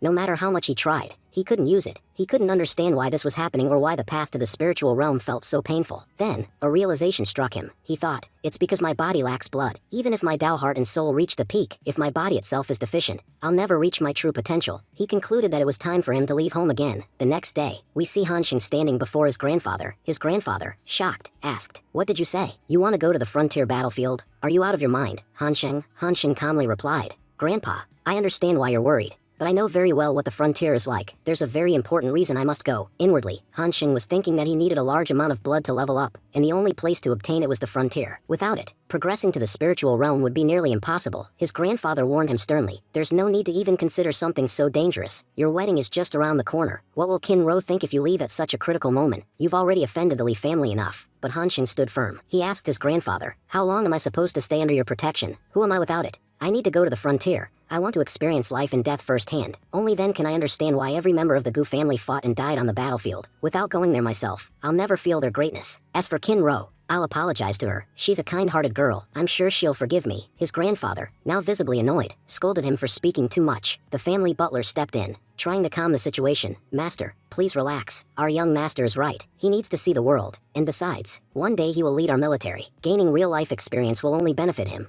Don't worry, I'll arrange for him to be placed in a normal position where his life won't be at risk. Finally relenting, the grandfather handed Han Xing a token. This is a general's token. I'll write your appointment letter later. For now, this token allows you to issue commands. If you're ever in danger, you can use it to summon an entire army to protect yourself. Just remember, never risk your life unnecessarily. Han Xing bowed deeply and replied, thank you, Grandpa. I understand. He then went to see Miss Lee and informed her, Miss Lee, I'm heading to the frontier. I think you should return to the Lee family and start planning for the future. I promise I'll return before our wedding date. Miss Lee quietly wrote down her response. Safe journey. Han Xing thought to himself that she didn't seem upset at all about the wedding. In fact, she was wishing him a safe journey, which meant she was supportive. Smiling, he told her, please wait for me. I will definitely return, for all of you. The scene shifted to the battlefield, where General Ren Kinfeng was being informed by a soldier. Sir, there's a strange man outside our camp claiming he has an appointment letter. Ren Kinfeng sighed. Great, another useless young master from the capital. Have the officials there lost their minds? Why do they keep sending these delicate young heirs to a place like this? Don't they know how dangerous the frontier is? These spoiled brats aren't fit to survive here. He added, anyway, bring him in. They always have official orders, so there's nothing we can do. If he dies, so be it. It's not our problem. Soon, Han Xing entered the tent. The general asked him, boy, what's your name? Han Xing replied confidently, General, my name is Gu Yun. In his mind, Han Xing reflected on the decision. My real name, Han Xing, is too notorious. Everyone knows me as a playboy. That's why Grandpa gave me a new name before I came here. This way, no one will know who I really am.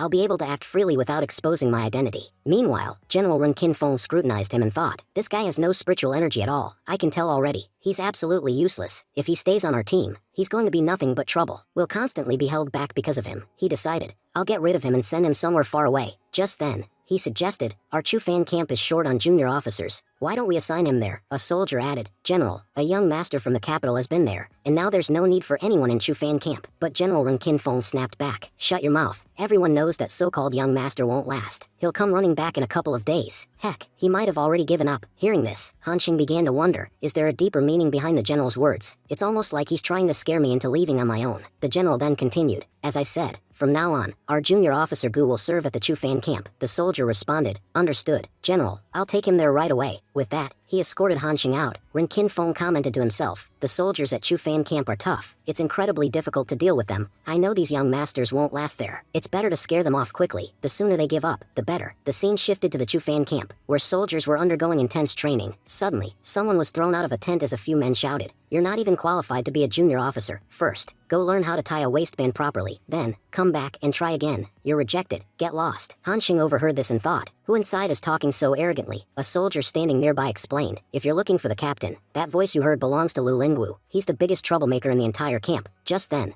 Lu Lingwu shouted from inside, "Who's chattering outside? If you've got something to say, come in already. Don't just loiter out there." The soldier whispered to Han Sheng, "Captain, let me warn you, over the past year, countless officers have come and gone from this camp, but all of them ended up running away. The reason is none other than Lu Lingwu. He respects no one, and he won't respect you either." Han Sheng smiled calmly. "Is that so? Then I definitely need to meet him." He told the soldier, "You can go now, I'll handle the rest." The soldier sighed inwardly. "What do I do now? I've helped him as much as I could. He looks confident, like all new arrivals, but I doubt he'll even last a month here." As Han Sheng entered, Lu Lingwu glanced at him and scoffed, "Kid, who are you and where did you come from? You've got no business here in our Chufan camp. Leave." Han Sheng replied firmly, "Starting today, I am the captain of Chufan camp. My name is Guyun." The others in the camp burst out laughing. "Is this a joke? Now a kid's going to run our camp? This is the biggest joke of the year. We just kicked out someone for causing trouble, and now another brat shows up. When will the higher-ups send us a decent officer?" Lu Lingwu grinned maliciously. "Fine, we'll acknowledge you as our captain, but only if you beat me in a fight. If you win, you can lead us. If not, get lost." Han Sheng cracked his knuckles and replied, "I love reforming troublemakers, and beating you up, that'll be the fun part." Lu Lingwu was immediately provoked. He charged at Han Sheng and yelled, "These big fists aren't just for show. You won't survive even one of my attacks." But as Lu Lingwu lunged at him, Han Sheng effortlessly dodged the blow. Lu growled, "I'll have to hit harder. You're fast." Han Sheng grinned, "I'm not fast. You're just incredibly slow. At this speed, you'll never even touch me." Lu Lingwu tried multiple times to land a hit, but Han Sheng evaded every attack. Then, in one swift motion, Han Sheng counterattacked with a powerful kick that sent Lu flying. The surrounding soldiers gasped in shock. "He beat our boss in just one move. How is this guy so powerful? He looks so weak." Even Lu Lingwu couldn't believe it. "What's happening? I'm at the peak of the human profound realm. How could I lose to a kid like this? He doesn't even have any visible profound energy." Lu Lingwu was fuming. "We're going to fight again. I refuse to accept such a disgraceful defeat." Han Sheng, calm and composed, replied, "A fight is a fight, but honestly, I don't have time to waste on you. I've already proven myself, just as they asked me to. There's no point repeating the same task." As the tension settled, people around began to cheer. "Captain, please take care of yourself." Lu Lingwu, meanwhile, was lost in thought. This isn't over yet. The scene shifts to General Run Kin Fong, who asked, "What did you just say?" Lu Lingwu lost to Guyun. A soldier confirmed, "Yes, General, I saw it with my own eyes. Our Captain Gu defeated Vice Captain Lu with just one move, and right in front of the entire squad. In fact, all the soldiers accepted him as their new leader." The general frowned, thinking, Lu Lingwu is a fool. He still doesn't know how to properly use his mind. But in terms of raw strength, he was quite powerful. He was already at the final stage of the human realm. So how could someone as young and seemingly powerless as Gu defeat him? "Did you manage to learn what level Captain Gu is at?" The soldier shook his head. "We still don't know. I even asked the Chufan camp's men, but none of them could sense any energy coming from Captain Gu, as if his body holds no power at all." General Run Kin Fong mused. "This Guyun is truly intriguing. I have a strange feeling about him. He might be destined to become a big shot one day." The scene to Lu Lingwu, standing with his men. "Boss," one of his soldiers warned, "you should drop this matter. If you lose to Captain Gu again, it'll ruin your reputation. You won't be able to raise your head in this lifetime. Besides," another added, "he beat you fair and square last time. It won't be any harder for him to do it again." But Lu Lingwu snapped, "Stop talking nonsense. That guy just got lucky yesterday. I'm sure that if we had a proper fight, no matter how hard he tries, he won't be able to beat me. That's why I brought you all here, to prove that he won out of luck, not strength." Suddenly, a soldier interrupted. "General Run Kin Fong is approaching." Lu Lingwu straightened and greeted him respectfully. "General Run, it's an honor." General Run got straight to the point. "Where's Guyun? I'm here to meet him." Han Sheng emerged from the camp and asked, "General Run, what brings you here? What business do you have with me?" The general stared at him closely. "Why does this young man look so familiar? I feel like I've seen him somewhere before." "You are to report to the main command camp," the general finally said. "The top officials are discussing a critical matter, and you need to be part of it." The scene transitions to the main camp. Han Sheng looked around, recognizing the place. This is where second uncle used to be posted as a general. As General Fang Jin entered, everyone bowed and greeted him. He addressed the soldiers. "We've received a report from the scouts. Soldiers from the neighboring Bayou Kingdom, along with their 3rd Battalion, are advancing toward us. They're expected to launch an attack on Yanjing Pass very soon." The soldiers murmured among themselves. The Bayou Kingdom has become far too bold in recent years. They've crossed into our borders repeatedly. They clearly think we're weak. We need to correct that misconception. Another officer joined in. "Back when General Yumu commanded this region, the Bayou forces never dared step near our borders. If that incident 5 years ago hadn't happened, we would have destroyed their kingdom by now." Han Sheng clenched his fists. "They're right. It was because of the Bayou army's ambush that second uncle was injured 5 years ago. They had sent a squad of elite Earthrealm warriors. Uncle fought them off alone, but an arrow pierced his leg. He never gave himself time to recover. Obsessed with protecting the border, he ignored the injury, and because of that, he lost his leg. After retiring, his uncle had fallen into deep depression. He rarely left his room anymore. He didn't deserve to go through all that. If those bastards show up again, I won't let a single one of them escape." Commander Fang Jin continued. "That battle is history now. But tell me, Are you ready to give your lives to defend Yanjing Pass? Without hesitation, the soldiers shouted. We swore an oath. We will protect this place to our dying breath. Good, Fang Jin nodded. Then prepare yourselves. War is upon us. Back at the camp, Han Xing noticed everyone was quiet. Why are you all so silent? He asked. Don't tell me you're scared because of the upcoming fight. A soldier stepped forward. Captain, we're from the Chu Fan Camp Division. We'd rather die on the battlefield than be afraid of our enemies. I can't wait to get out there. Another soldier grinned. I'll enjoy chopping off their heads, Lu Lingwu said with determination. Captain, you don't need to worry at all. If there's even the slightest threat to you on the battlefield, Lu Lingwu, will face it head on. No matter what happens. I won't let you die. After all, you're the captain of our camp. If the others found out we couldn't even protect our captain, imagine how much shame we'd face. The rest of the squad agreed, raising their voices in support. They said, yes, Captain,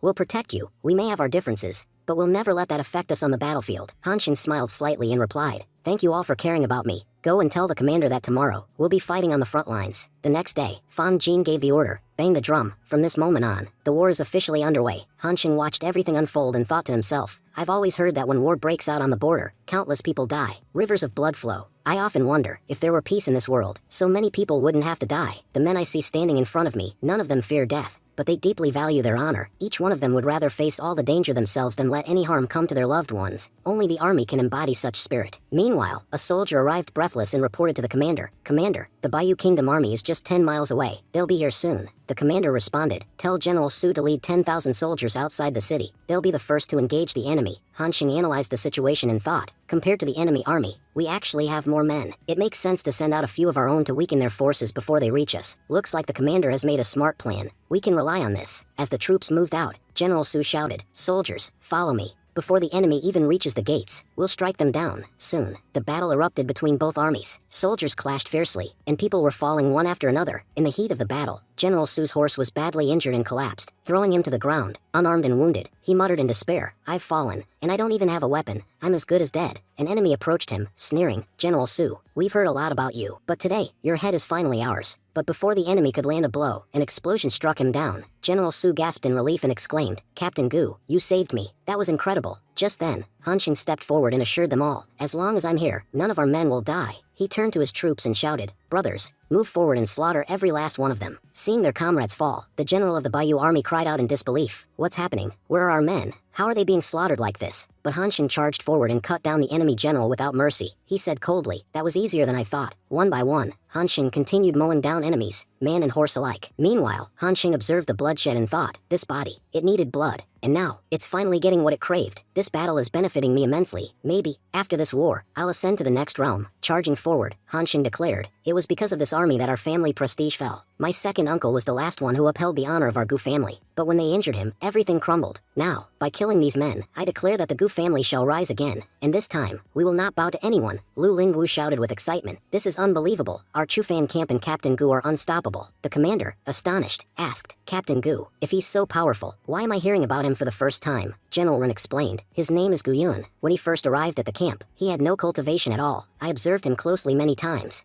but there wasn't even a hint of energy in his body. But somehow, he's now at the peak of human realm cultivation, and he's tearing through enemies with ease. The commander nodded in amazement and said, this kid is extraordinary. General Ren, Captain Lu, take your men and support his fight. Today is our golden opportunity to take revenge. Lu Lingwu shouted to his comrades, brothers, charge forward and support our Captain Gu. Let's kill every one of these bastards. We finally have the chance to avenge the war from 5 years ago. Not a single soldier from the Bayou Kingdom will be spared. A brutal battle began. Scene shifted to Gu family. Grandpa, stunned as he heard the news, he exclaimed, what? The Yanjing Pass has been attacked, and now the 3rd Division soldiers are fighting. Quickly, take our army and go. Get Han Xing out of there safely. The war had turned terrifying. Han Xing had never seen such violence before. His life was in serious danger now. Grandpa immediately ordered Lao Hui to gather the others and bring Han Xing back safely. He also instructed his Lao Hui to head straight to Yanhan Pass and alert the soldiers there to send reinforcements. He recalled that 5 years ago, a similar delay in reinforcements had led to great tragedy. His own son, Guyuma, had lost both his legs. If help had arrived on time back then, none of that would have happened. The butler assured him he would handle everything. Back on the battlefield, we saw Han Xing in intense combat. Just then,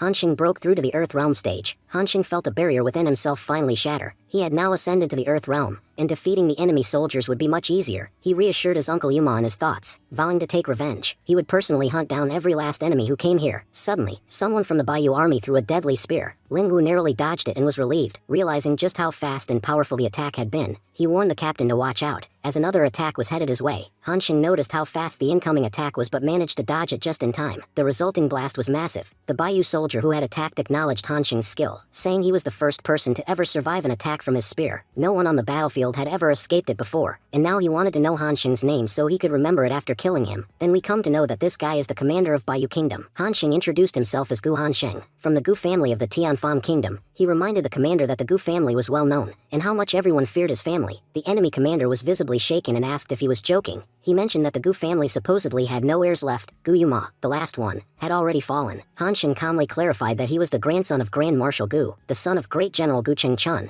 and the nephew of the legendary blood hero General Gu Yuma. He asked if that was enough to convince them of his lineage. Everyone on the battlefield was stunned. Soldiers murmured among themselves, confirming that he truly belonged to the Gu family of the Tianfan Kingdom. One of them said he had only heard rumors about how formidable the Gu family was in battle. Once a Gu family warrior entered the battlefield, not even gods could stand in their way. They were practically invincible. And today, everyone was witnessing that legend in action. The captain had single-handedly taken down so many enemies that it left everyone stunned. They couldn't believe that an outsider, a young master, could possess such overwhelming power. But the truth soon became clear. He wasn't just any outsider, he was the young master of the legendary Gu family. Hearing this, Lu Lingwu asked in disbelief, could he really be Gu Hansheng? And he truly does belong to the Gu family. The commander, visibly moved, expressed hope, saying, our country's fate might finally turn around. The legendary Gu family, who disappeared from the battlefield 5 years ago, has returned. I can now say with confidence that our nation has a bright future ahead. We no longer need to worry about protection or survival. However, the commander from the Bayou Kingdom found it hard to accept. He declared, this is impossible. Everyone, both inside and outside the Tianfan Kingdom, knows that the last known heir of the Gu family, Gu Hansheng, was a complete fool, a disgrace to the family. He ruined their reputation entirely, and now you're claiming that you are Gu Hansheng? I don't believe it. Even if you are from an enemy nation, I'll admit, you're talented, which is precisely why it's impossible for you to be Gu Hansheng. He continued, there's no need to lie here under the name of the Gu family. Tell us the truth. Where are you really from? Releasing his aura, Hansheng responded coldly, you're my enemy. I owe you no explanations. Whether I'm from the Gu family or not, you'll find out soon enough. Every member of the Gu family was born to kill enemies. And now, it's your turn. With that, Hansheng charged forward to attack. The Bayou commander, despite his growing anxiety, tried to reassure himself, thinking, my army is doing well on every front, except against this Gu Hansheng. If I back down now, people will say I fled because of a child's threats. I'll lose all authority and respect. But deep down, he was afraid. He knew all too well, fighting the Gu family was no different from embracing death. Still, he reasoned, he's just a boy. If he truly is Gu Hansheng, he must have many flaws. A name doesn't get tarnished without reason. Gathering his courage, the commander leapt down onto the battlefield and launched a direct attack, shouting, good, so you're from the Gu family? Then let me tell you, our kingdom has long regretted one thing. We've never managed to claim the head of a Gu family warrior, but you've taken many of ours. Today, I'll cut off your head and bring glory to my nation. I will declare to the world that the Bayou Kingdom has destroyed the Gu family. Surely you haven't forgotten your uncle, the once great General Blood General, who now lies crippled, unable to walk. Do you know why that happened? Because of us. Just like last time, we've come again, this time, for your head. The commander's powerful strike shook the very ground, stunned by the sheer force. His own soldiers muttered in awe. Incredible. He shook the earth with a single attack. Lu Lingwu added, I'd only heard of the might of Earth Realm warriors, but now, I've seen it firsthand. General, we must act quickly. Captain Gu's life is in danger. He can't face such a powerful opponent alone. Suddenly, Hanxing unleashed the first form of his nine-sword technique. The resulting explosion was massive. In one strike, he wiped out half of the commander's men. Shocked, the commander gasped. How can one person possess this much power? My entire unit, gone in one blow. Even I couldn't withstand it. He realized that Hanxing wasn't just part of the Gu family. He was more dangerous than any of them. Hanxing then spoke, his voice filled with authority. You claimed you'd take my head and bring honor to your nation? Then come forward. I'm right here. If you have the guts, step into my territory and try. I, Gu Hansheng, declare today, from this moment onward, if any enemy dares to set foot within the borders of the Tianfan kingdoms,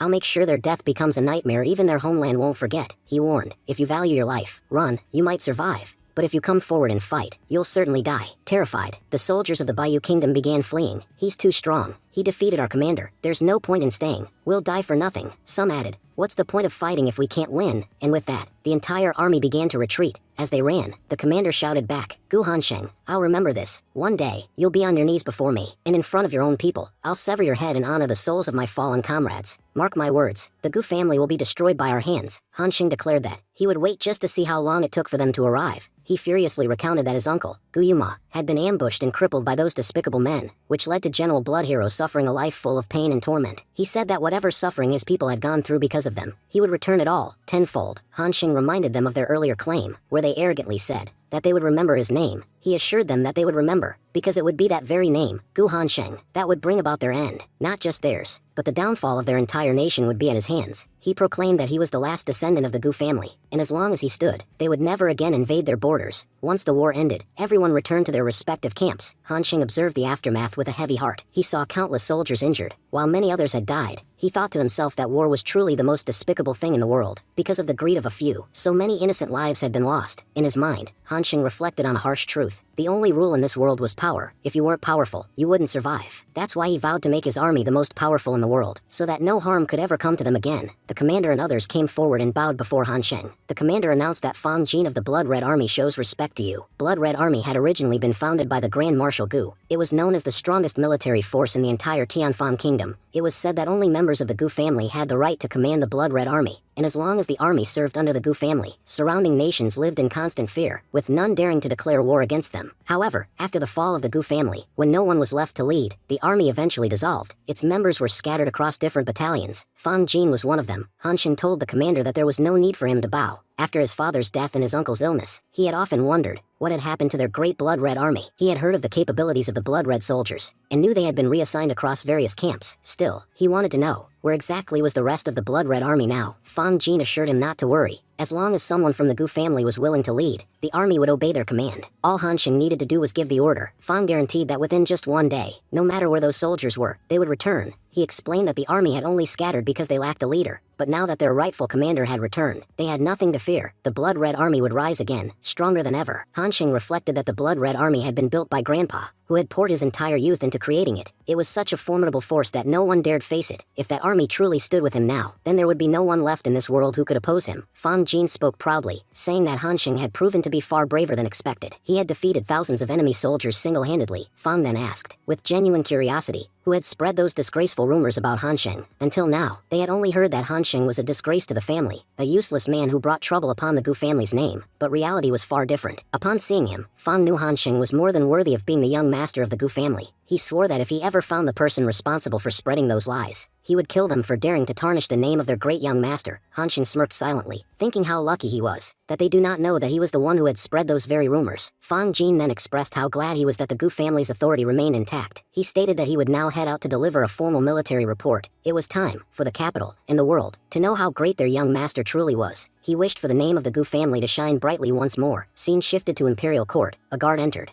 announcing to the emperor that a military report had just arrived from Yenjing Pass. The emperor asked to hear it, curious to know what had happened there. The report began. "Your Majesty, we have achieved a remarkable victory at Yenjing Pass. General Fang Jin had strategically stationed 10,000 troops outside the city to weaken the enemy forces, while 10,000 elite soldiers were hidden within the city gates to intercept any who slipped through. The outcome, we killed 10,000 enemy soldiers using just 5,000 of our own. This wasn't just a victory, it was a show of power that sent fear into the hearts of their enemies. It proved that the Tianfan Kingdom's military was not only competent, but deadly." The emperor, visibly impressed, exclaimed that such a feat, defeating twice their number and driving them back, was truly extraordinary. He asked eagerly, "Who is the hero of this war?" The ministers responded that there must be someone behind such a success. Only a brilliant commander could lead 5,000 soldiers to victory against 10,000. They asked who had led that elite squad. As the guard continued reading the report, he was visibly stunned. He revealed that at the start of the war, they were on the losing side. But then, a captain, who had only joined their army a week ago, charged forward without hesitation. He stormed into enemy lines and killed dozens along the way, slicing through them as if they were nothing. Just the sight of him had caused the enemy soldiers to flee in terror. He had shouted loudly that no one could cross into Tianfan Kingdom as long as he stood guard. Because of him, a powerful new shield now protected the Tianfan Kingdom, one that no ordinary force could break. The enemy troops were visibly shaken by the courage and determination shown by our captain. Sensing the situation, their commander-in-chief stepped forward to fight. He launched a surprise attack on our captain. It was said that the commander's archery skills were nothing short of exceptional. However, our captain effortlessly dodged the attack, and without much struggle, defeated the commander in a rather humiliating manner. During this battle, the captain also made a breakthrough in his cultivation. Overjoyed, the emperor remarked that this captain was truly extraordinary and exactly the kind of warrior the Tianfan kingdom needed. He continued, saying that ever since the Gu family withdrew from the military, they hadn't received any such uplifting reports. All they ever heard was news of the army suffering heavy losses. But now, just one captain had managed to turn the tide and throw the enemy into chaos. The emperor, curious and surprised, asked urgently, "Who is this remarkable captain?" The guard explained that before leaving, the enemy commander had asked the young warrior his name, the one who had caused such devastation to their army. To this, the captain had proudly replied, "I am Gu Hanxing of the Gu family, from the Tianfan kingdom." Stunned, Grandpa Gu Khan reacted, "What did you just say? What's the captain's name?" The emperor immediately ordered the report to be brought to him, saying he wanted to verify the truth for himself. As he took the scroll in his hands and read the name, he confirmed aloud, "Marshal Gu, he is right. Come and see for yourself." Hanxing accomplished this, overwhelmed with pride. Grandpa Gu Khan exclaimed, "So it really was Hanxing? I always knew no loser had ever been born in the Gu family. That family cannot produce anyone weak. Our young master has truly done something extraordinary." Meanwhile, several ministers chimed in, admitting that they had heard many negative rumors about Gu Hanxing. They recalled how, just a month ago, he had caused significant conflict with the Li family. Some had even heard that he was unable to use Qi. But today, they discovered that he was already in the early stages of Earth-level cultivation, a stage so advanced that even few top experts had achieved it. Another minister commented that within the capital, there were only 3 geniuses of their caliber, and now it seemed Hanxing was just one step behind them. He added that in the future, Hanxing might even surpass those prodigies. Still, it was hard to believe. Reaching Earth-level cultivation isn't something one achieves overnight. It requires at least 10 years of training. Clearly, Hanxing had been pretending to be weak all this time, while in truth, he was immensely powerful. The emperor addressed the ministers, asking them to be silent for a moment. Then, with a proud smile, he said, "Hanxing has done something truly remarkable today. Once everything stabilizes, we will reward him in front of everyone and grant him the merits he deserves." The scene transitioned to the imperial court's exit, where Grandpa Gu asked Lordly, "Did you know about Hanxing before I did?" Lordly replied calmly, "Yes, I knew a lot, actually. That's why I'm not surprised at all today. I always believed Hanxing was capable of this." Grandpa Gu narrowed his eyes and muttered, "You cunning fox. I knew something was off. Everyone in the country knows that you never act without a motive. You even went so far as to completely rewrite the marriage agreement. I bet Hanxing showed you just how powerful he really is." Lordly smirked and said, "You've raised Hanxing for 20 years. He lived with you all that time, and yet, you never noticed how powerful he was. Admit it, your own grandson fooled you completely." Fuming, Grandpa Gu shouted, "Let him come back. He clearly enjoys keeping secrets. That brat, I swear, I'll beat him with a stick. If he had just told me everything earlier, I wouldn't have had to stress over any of this." Lordly laughed and said, "Isn't it better this way? He kept everything hidden, and now you get to enjoy this overwhelming pride. You haven't felt this happy in a long time." Scene shifted where Miss Li is sitting and writing. Suddenly, her maid comes rushing toward her. The maid exclaimed breathlessly, "Miss, I have some huge news." She went on to explain that brother-in-law had gone to Yanjing Pass to fight, but while he was there, the enemy army launched a surprise attack. Amidst the chaos, he revealed his real cultivation level in front of everyone. He's in the early stage of Earth Realm, and get this, he managed to scare off an army of 1,000 men all by himself. The enemy troops were so terrified that they retreated immediately. Our brother-in-law is truly incredible. His name is spreading throughout the entire country. People are saying another genius has emerged from the Gu family. Hearing this, Miss Li was deep in thought. Did I forget he was going to fight? Everyone used to say he was just a waste. But how can someone in the early stage of Earth Realm be considered useless? And how could a mere waste scare off 1,000 soldiers? Realization dawned on her. Perhaps the reality he showed us wasn't real at all. This is his true self. Just like the others in the Gu family. He's a genius too. Meanwhile, Hanxing was thinking to himself, "Finally, after this battle, I've reached Earth Realm. Maybe it's time to go back home and heal Uncle's legs. It's been a while since I came here anyway." He then remembered, in 4 months, Princess Yang is getting married. I have to take care of everything here before that happens. Just then, Lu Lingwu called out to him. Hanxing turned and said, "Lingwu, what are you doing here?" Lu Lingwu approached him and replied, "Captain, I challenged you before. I hope you won't take it to heart. If I had known who you really were, I would never have done such a thing." Hanxing smiled and said, "I'm not the kind of person who holds grudges over trivial matters." Lingwu thought to himself, everyone used to say the young master of the Gu family was a worthless, arrogant bully. But after meeting him, I see now that all of those rumors were false. I was the one who behaved arrogantly. Even after our camp lost to him, many refused to accept him as captain. Yet despite everything, he never once got angry, even at such a young age. He's showing such maturity and greatness. With sincerity, Lingwu said aloud, "Thank you, Captain." Hearing your words lifted a huge weight off my chest. Hanxing nodded and asked, "How are the people from our camp doing?" Lingwu's expression turned grim. "Most of our injured brothers have been rescued, but some of them are in critical condition. It's likely we won't be able to save them." He clenched his fists in frustration. "Watching them suffer like this fills me with rage. I swear, if not today, then someday, I will personally take revenge on those who hurt our brothers." Hanxing thought to himself, "I knew it. War is always cruel. Maintaining peace at the border is a noble cause. Even if one side suffers more, both sides ultimately lose. At that moment, someone approached. Commander Fang Jin stepped forward and shouted, "Who dares come so close to Yanjing Pass? We're warning you, take another step and we'll strike you down." But the butler Lao Hui responded calmly, "Where's the young master? We're here to see him." Commander Fang frowned, thinking, that voice, it sounds familiar. Then he gasped, "Wait, General Lao." Greeting him with respect, Commander Fang introduced himself. "I'm from the Blood Red Army, Commander Fang Jin. It's an honor to meet you, General." Lao Hui nodded.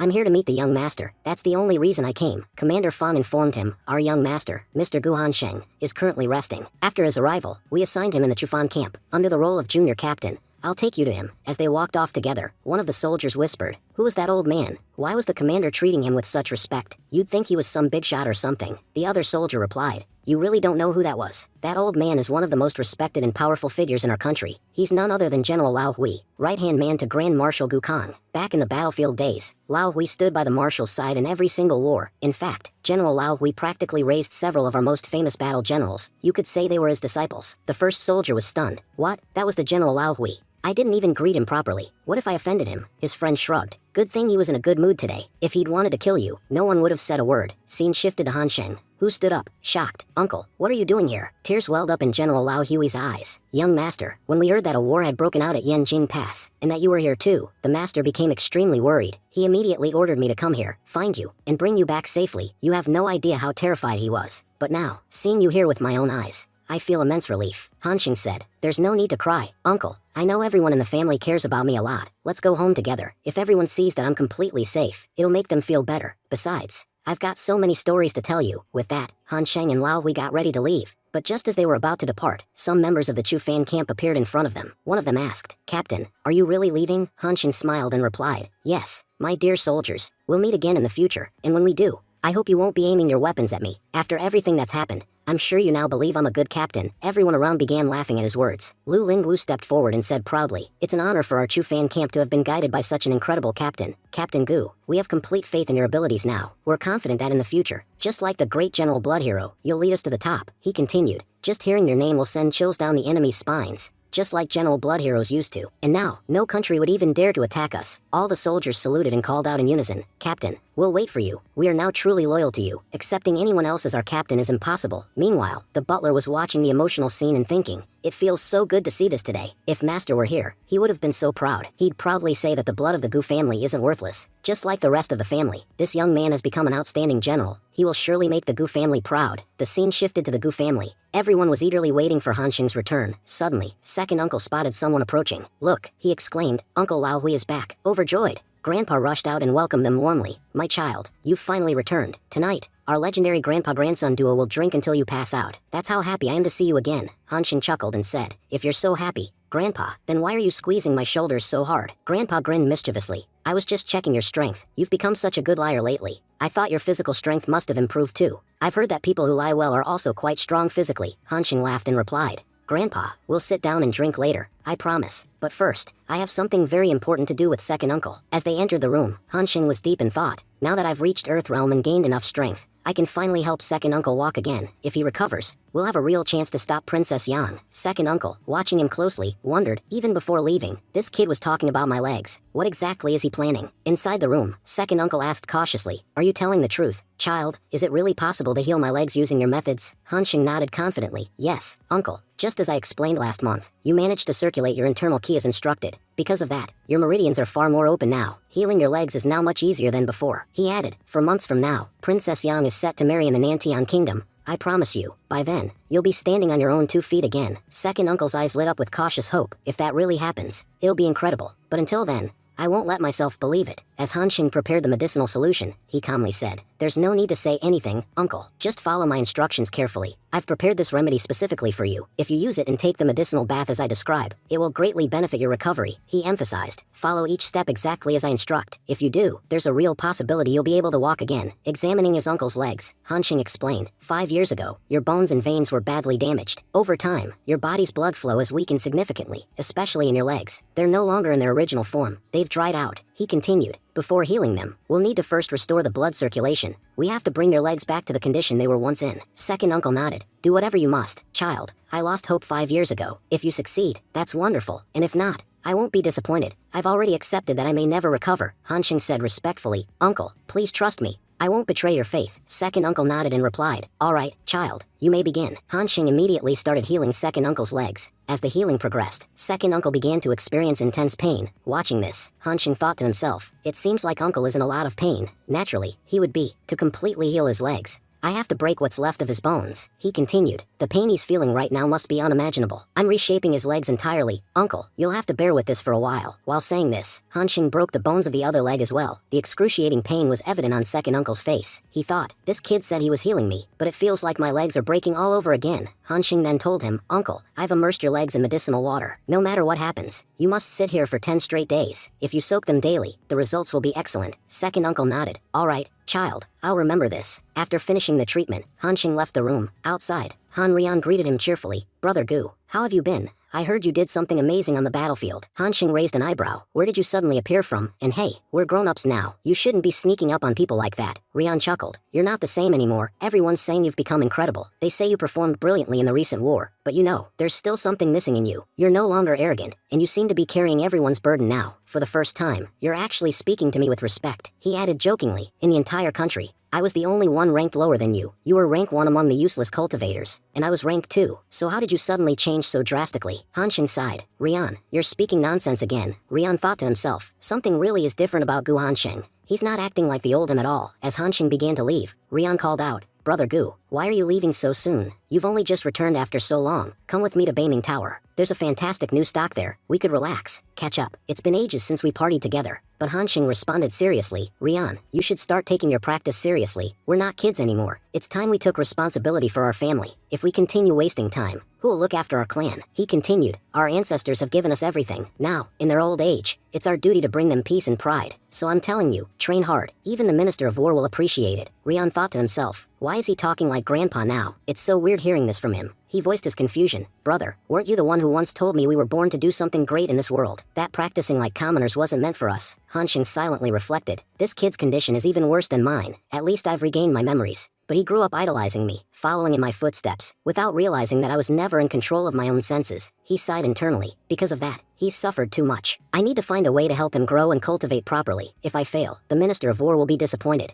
and I'll live with that guilt forever. A new scene opens in the city. A large board had been erected, catching everyone's attention. The townsfolk murmured with excitement. Someone said, looks like a military edict has been passed. Gu Hanxing of the Gu family fought a brilliant battle at Yanjing Pass. His enemy's troops fled in fear. Another exclaimed, Gu Hanxing showed how powerful our forces truly are. Our nation, which always bowed before enemies, now stands tall because of him. People began praising him. As a general, Gu Hanxing is extraordinary. That's why the emperor has granted him a new title. He's now officially a 4th Great Guard General. Whispers spread among the crowd. The Gu family has gained another prestigious title. Can you believe it? The same man everyone called a useless fool is now a national hero. Someone added, he used to be ranked the worst in the entire cultivation rankings. How did he drive off the enemy? Another responded, well, he was granted the title of 4th Great Guard General. The emperor even gave him an honorary name, General Ji Xuan. 5 years ago, Blood Hero General led us to victory. Now, for the first time since then, we've defeated the enemy again. They concluded, if Gu Hanxing is a prodigy, then it makes sense. After all, the Gu family has always produced prodigies. An elderly man remarked, for all those years, he was just pretending to be a fool. He did all those crazy things to convince the whole nation.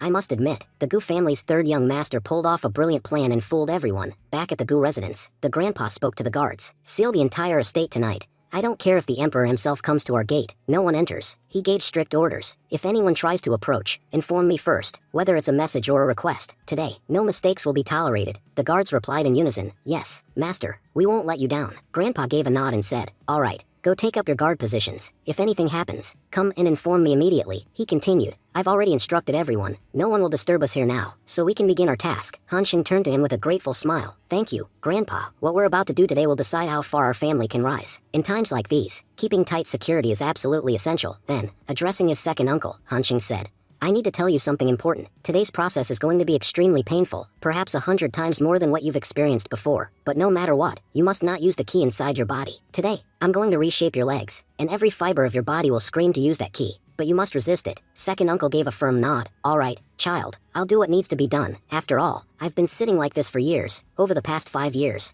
I've endured great pain. If going through even more of it can bring my legs back to normal, then I'll gladly bear it. After 10 consecutive days of herbal treatment, second uncle's legs had turned completely black. Hanxing examined them closely. Before we begin, I need to check everything internally. As he inspected the legs, Hansheng thought to himself, I previously used the bone condensation and soul shaping techniques on his body. These techniques are designed to gather flesh and blood internally. While Uncle couldn't use his ki at the time, I've now managed to reactivate the energy meridians in his legs. I even altered his luck using this power, because everyone knows that luck plays a major role in everything. If luck favors you, you can accomplish anything. He silently hoped, please, let this work. Let his legs recover fully. With renewed focus, Hansheng restarted his technique. As the process began, Uncle's legs slowly started to regain mass. Watching the change, Uncle murmured to himself, this is how my legs used to look. But after 5 years of not using them, they had completely shriveled. I had come to accept they would never work again. Then he asked hesitantly, Hansheng, do you think I can stand up now? Hansheng replied with encouragement, yes, Uncle. Give it a try. The more you try to move, the more energy will flow through your legs. Uncle placed his feet on the ground, and suddenly, energy surged through them. He gasped, I can feel my legs again.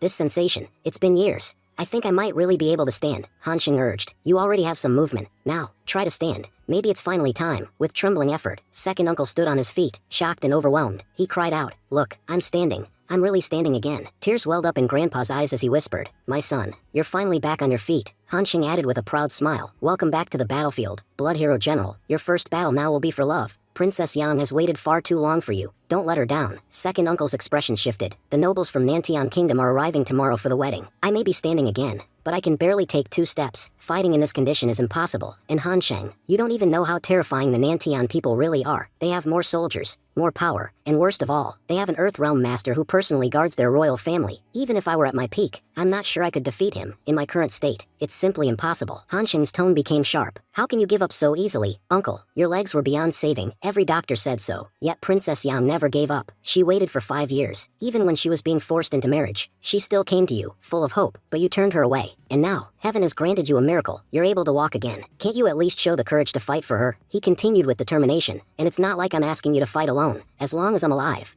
I won't let you stand alone on the battlefield. You said their cultivation is overwhelming, then I promise you, I'll help increase your cultivation myself, and then you'll fight for love. Second uncle looked at him in disbelief. Child, what are you saying exactly? Hansheng replied. What I mean is, I'm going to help you break through. You're about to enter the Yuanjing realm. Uncle looked uneasy. Hansheng, you should know, Yuanjing realm is an incredibly tough domain. It's not easy to level up even once. Only with heavenly techniques can one hope to break through. Do you really understand how hard it is? Grandpa chimed in. He's right. Advancing in the Yuanjing realm is extremely difficult. I've seen many cultivators stuck there for life. Hansheng, do you really have a method strong enough to help your uncle break through? Hansheng looked both of them in the eye. Grandpa, I've already done the impossible more than once. Yet despite everything, you still don't believe what I'm capable of. Everyone said Uncle's legs would never recover. But look, he's standing now. So when I say I can help him level up, then I can help him level up. After hearing his words, both Grandpa and second uncle fell silent, unable to argue against the miracle unfolding before their eyes. Hansheng said, second uncle, I'm going to teach you a very basic earth elemental technique called the ki insertion technique. Once you learn it, the raw energy within your body will become much more refined, and you'll be able to spread it throughout your entire body with ease. Second uncle couldn't help but wonder when this child had become so powerful. He was claiming to know just a basic earth elemental skill, but he clearly didn't realize how valuable earth techniques truly were. If word got out that their family possessed such a skill, many powerful nations might come to fight them for it. Earth element techniques were considered treasures by any kingdom. He thought about how several prominent families guarded their techniques fiercely, never allowing them to be leaked, knowing full well that such a leak could lead to their destruction. What puzzled him most was how Hansheng had acquired such a skill. It was strange. Despite being the youngest, Hansheng was the most knowledgeable. He wondered why someone so intelligent had always pretended to be foolish in front of others. At that moment, Hansheng began transferring energy into his uncle's body. He instructed, Uncle, circulate this energy through your chakra points. If your body absorbs it properly, your meridians that have been blocked for 5 years will reopen. Your wisdom and clarity will increase significantly. This could even trigger a breakthrough in your cultivation,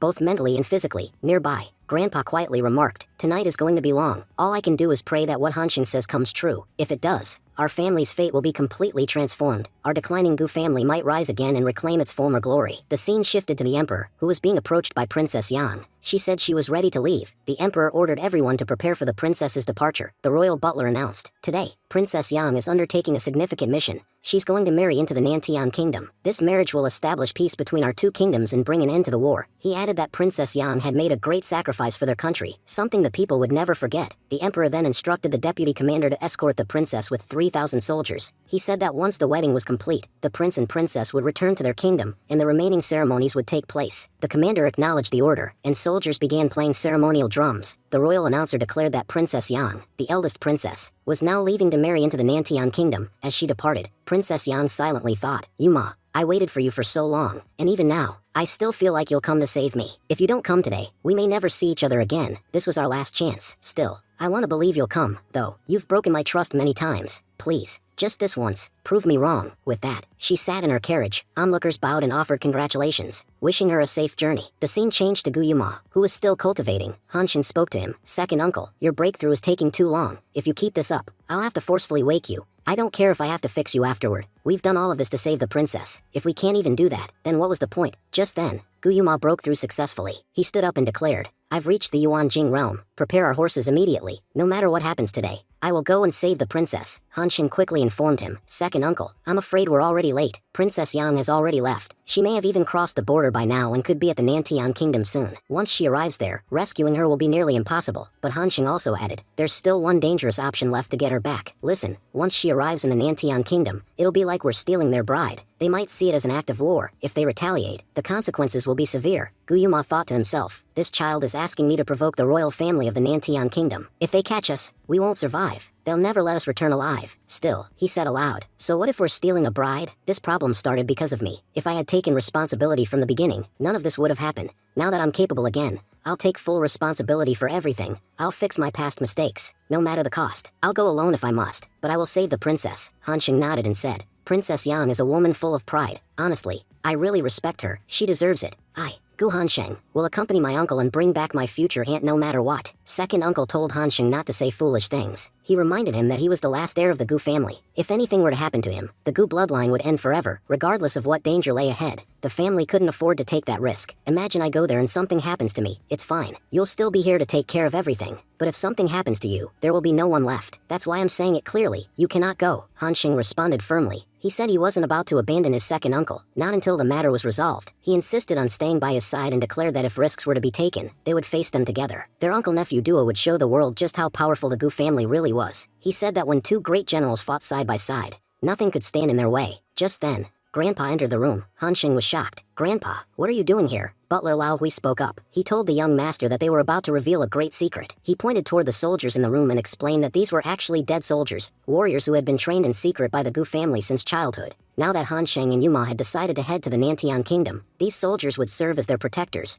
Grandpa then added that it wasn't just the soldiers, he himself would be joining them. He said he wanted to see who dared to lay a hand on his children while he stood guard. Though he was old, that didn't mean he was weak. He still had enough strength to crush the Nantian kingdom in one strike. Hansheng immediately objected. "Grandpa, you can't come with us. You've defended the battlefield for our country for decades. You're a national hero, and I can't let your image be tainted. More importantly, your health isn't stable. This trip is going to be incredibly risky, and we can't afford to take you along. You're not just one man. You're the pride of the Gu family." Grandpa struck Hansheng lightly and scolded him for speaking nonsense. "What do you mean I'm sick? I'm not that old." He turned to everyone and reminded them that the Gu family had always been united, no matter how many branches it had. He pointed out that since they had decided to make Princess Yang his daughter-in-law, she too was now part of the family. "If you say our family is in danger, how can the head of the family just sit back and hide? A family head must always step forward and take on the family's burdens. And if I fail to do that, then I have no right to be the head at all." He then said that since the issue was with the Nantian kingdom, there was no need to worry. They would enter, steal the bride, and leave. Besides, he had dealt with the Nantian kingdom plenty of times in his day. Second uncle spoke again. "You're not just a martial artist. You are the only martial commander of our country. The entire army answers to your command. You even hold the position of governor. If you personally lead an operation into the Nantian kingdom and steal their bride, it will appear as an official military act. It would provoke them into believing that our country initiated the aggression." He continued, explaining that if it were just him or Hansheng, it wouldn't be such a big deal. Hansheng had only recently begun his military journey. Before that, he was considered a useless man who was good for nothing. As for himself, 5 years ago, he had been a great general, but in the past 5 years, most people have forgotten me. So if we do this mission, it won't raise any red flags. Everyone will think we acted out of personal interest. But if you, Grandpa, take part, it could spark a full-blown war between the two countries. And we all know that a war, no matter when it starts, is never a good thing. Grandpa thought silently to himself. By now, the Emperor must have received the letter. He already knows what we're about to do. Grandpa told them not to worry at all. He had already taken care of everything in advance, so there wouldn't be any problems completing their task here. The scene shifted to the Emperor, who was reading a letter written by Gukong. He muttered to himself, "Brother Gukong, what have you done?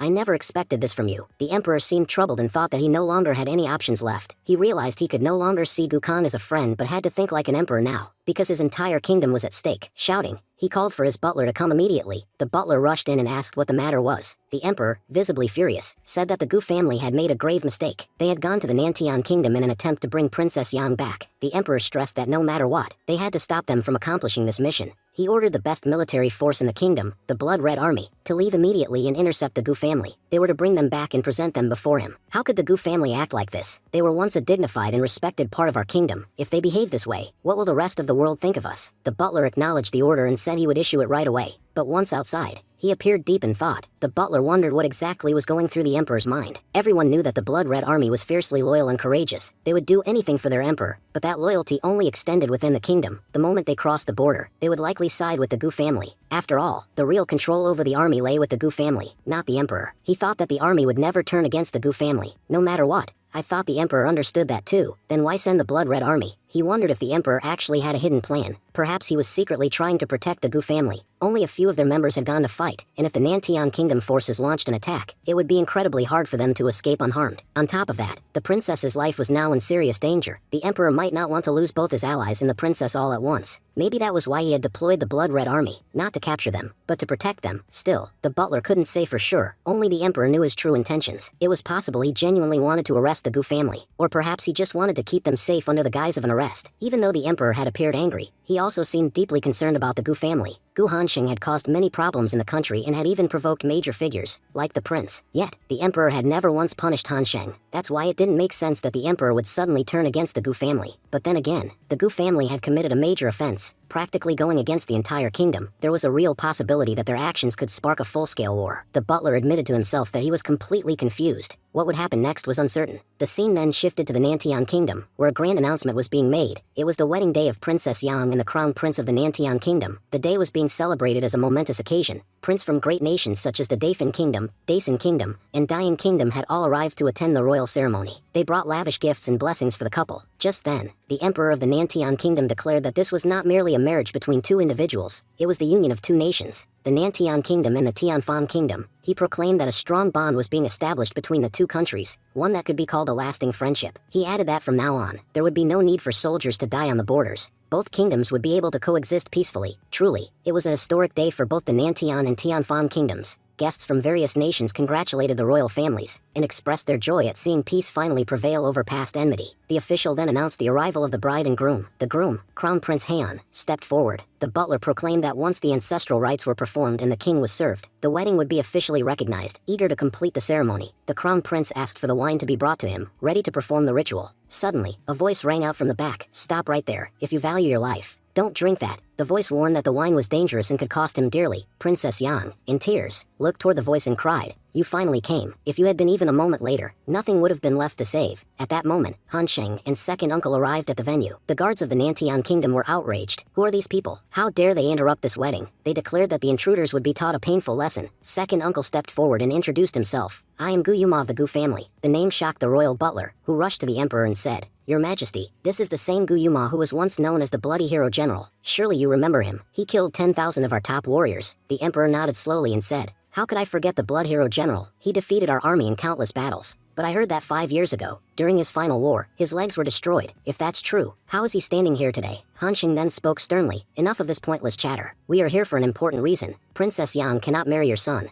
We've come to take her back." The crown prince, growing more agitated, snapped, "How dare you speak such nonsense? Do you think we'll just do whatever you say? Father, look at how boldly they're acting. First, they entered our country without permission, and now they want to take the princess in front of all these guests." He continued, "All these foreign dignitaries have come to witness our wedding. If they walk away with the princess now, what respect will we be left with? Father, I say we kill them on the spot. If we let them go, we'll be humiliated." But Princess Yang stepped forward and pleaded, "No, please don't do this. Emperor of the Nantian Kingdom, I beg you to forgive them. If you do, the Tianfan Kingdom will forever be in your debt." The crown prince, visibly angry, lashed out, saying she was pleading on behalf of that very general. Didn't she know how many people that man had killed, especially soldiers from their own country? He reminded her that in one of the bloodiest battles, the general had commanded only 1,000 troops, yet annihilated their entire force of 10,000. They had never been able to avenge that defeat. Now that the general was finally within their grasp, the crown prince made it clear they wouldn't let him go. He warned her not to make any requests for these people. She no longer belonged to the Tianfan kingdom. She was now a member of their Nantian kingdom, and it was time she let go of her past, along with the Tianfan kingdom and everyone from it. Hearing this, the princess stood there stunned. She thought to herself, what are they even talking about? Long before this marriage was even arranged, it had been agreed that both kingdoms, Nantian and Tianfan, would become allies and forget all past hostilities. So why was the crown prince now acting as if they were still enemies? Had they all been lied to? Were they being made fools of? Meanwhile, the emperor shouted to his soldiers, commanding them to move forward. He reminded them how many of their brothers had died at the hands of those bastards and ordered them to kill every last one of them. He casually added that they'd simply tell the emperor of Tianfan kingdom that these men had come to disrupt the wedding. And besides, he doubted anyone would go to war with them just for a general. The soldiers advanced. At that moment, the second uncle stepped forward and addressed Han Sheng, saying he'd heard quite a bit about him and wanted to see who would kill more enemies today. He was confident he'd be the one to claim the most lives. Han Sheng replied calmly that only time would tell. Then, placing his sword on the ground, he spoke to the opposing soldiers. There's no point in fighting. You'll only die in vain. We don't want a war. We just want the princess. Hand her over, and we'll leave. But the second uncle ignored him, striking down a few soldiers. He snapped that Han Sheng shouldn't waste time in talking. He insisted the Nantian people were relentless. He had fought them many times and learned that trying to reason with them was pointless. The only thing they understood was violence. No matter how much you talk, they won't listen. Today, we're going to behead every last one of them and take the princess with us. Princess Yang began to weep as she heard those cruel words. Meanwhile, Han Sheng, observing the situation, realized there were far too many enemies around, and he couldn't take them all down without a weapon.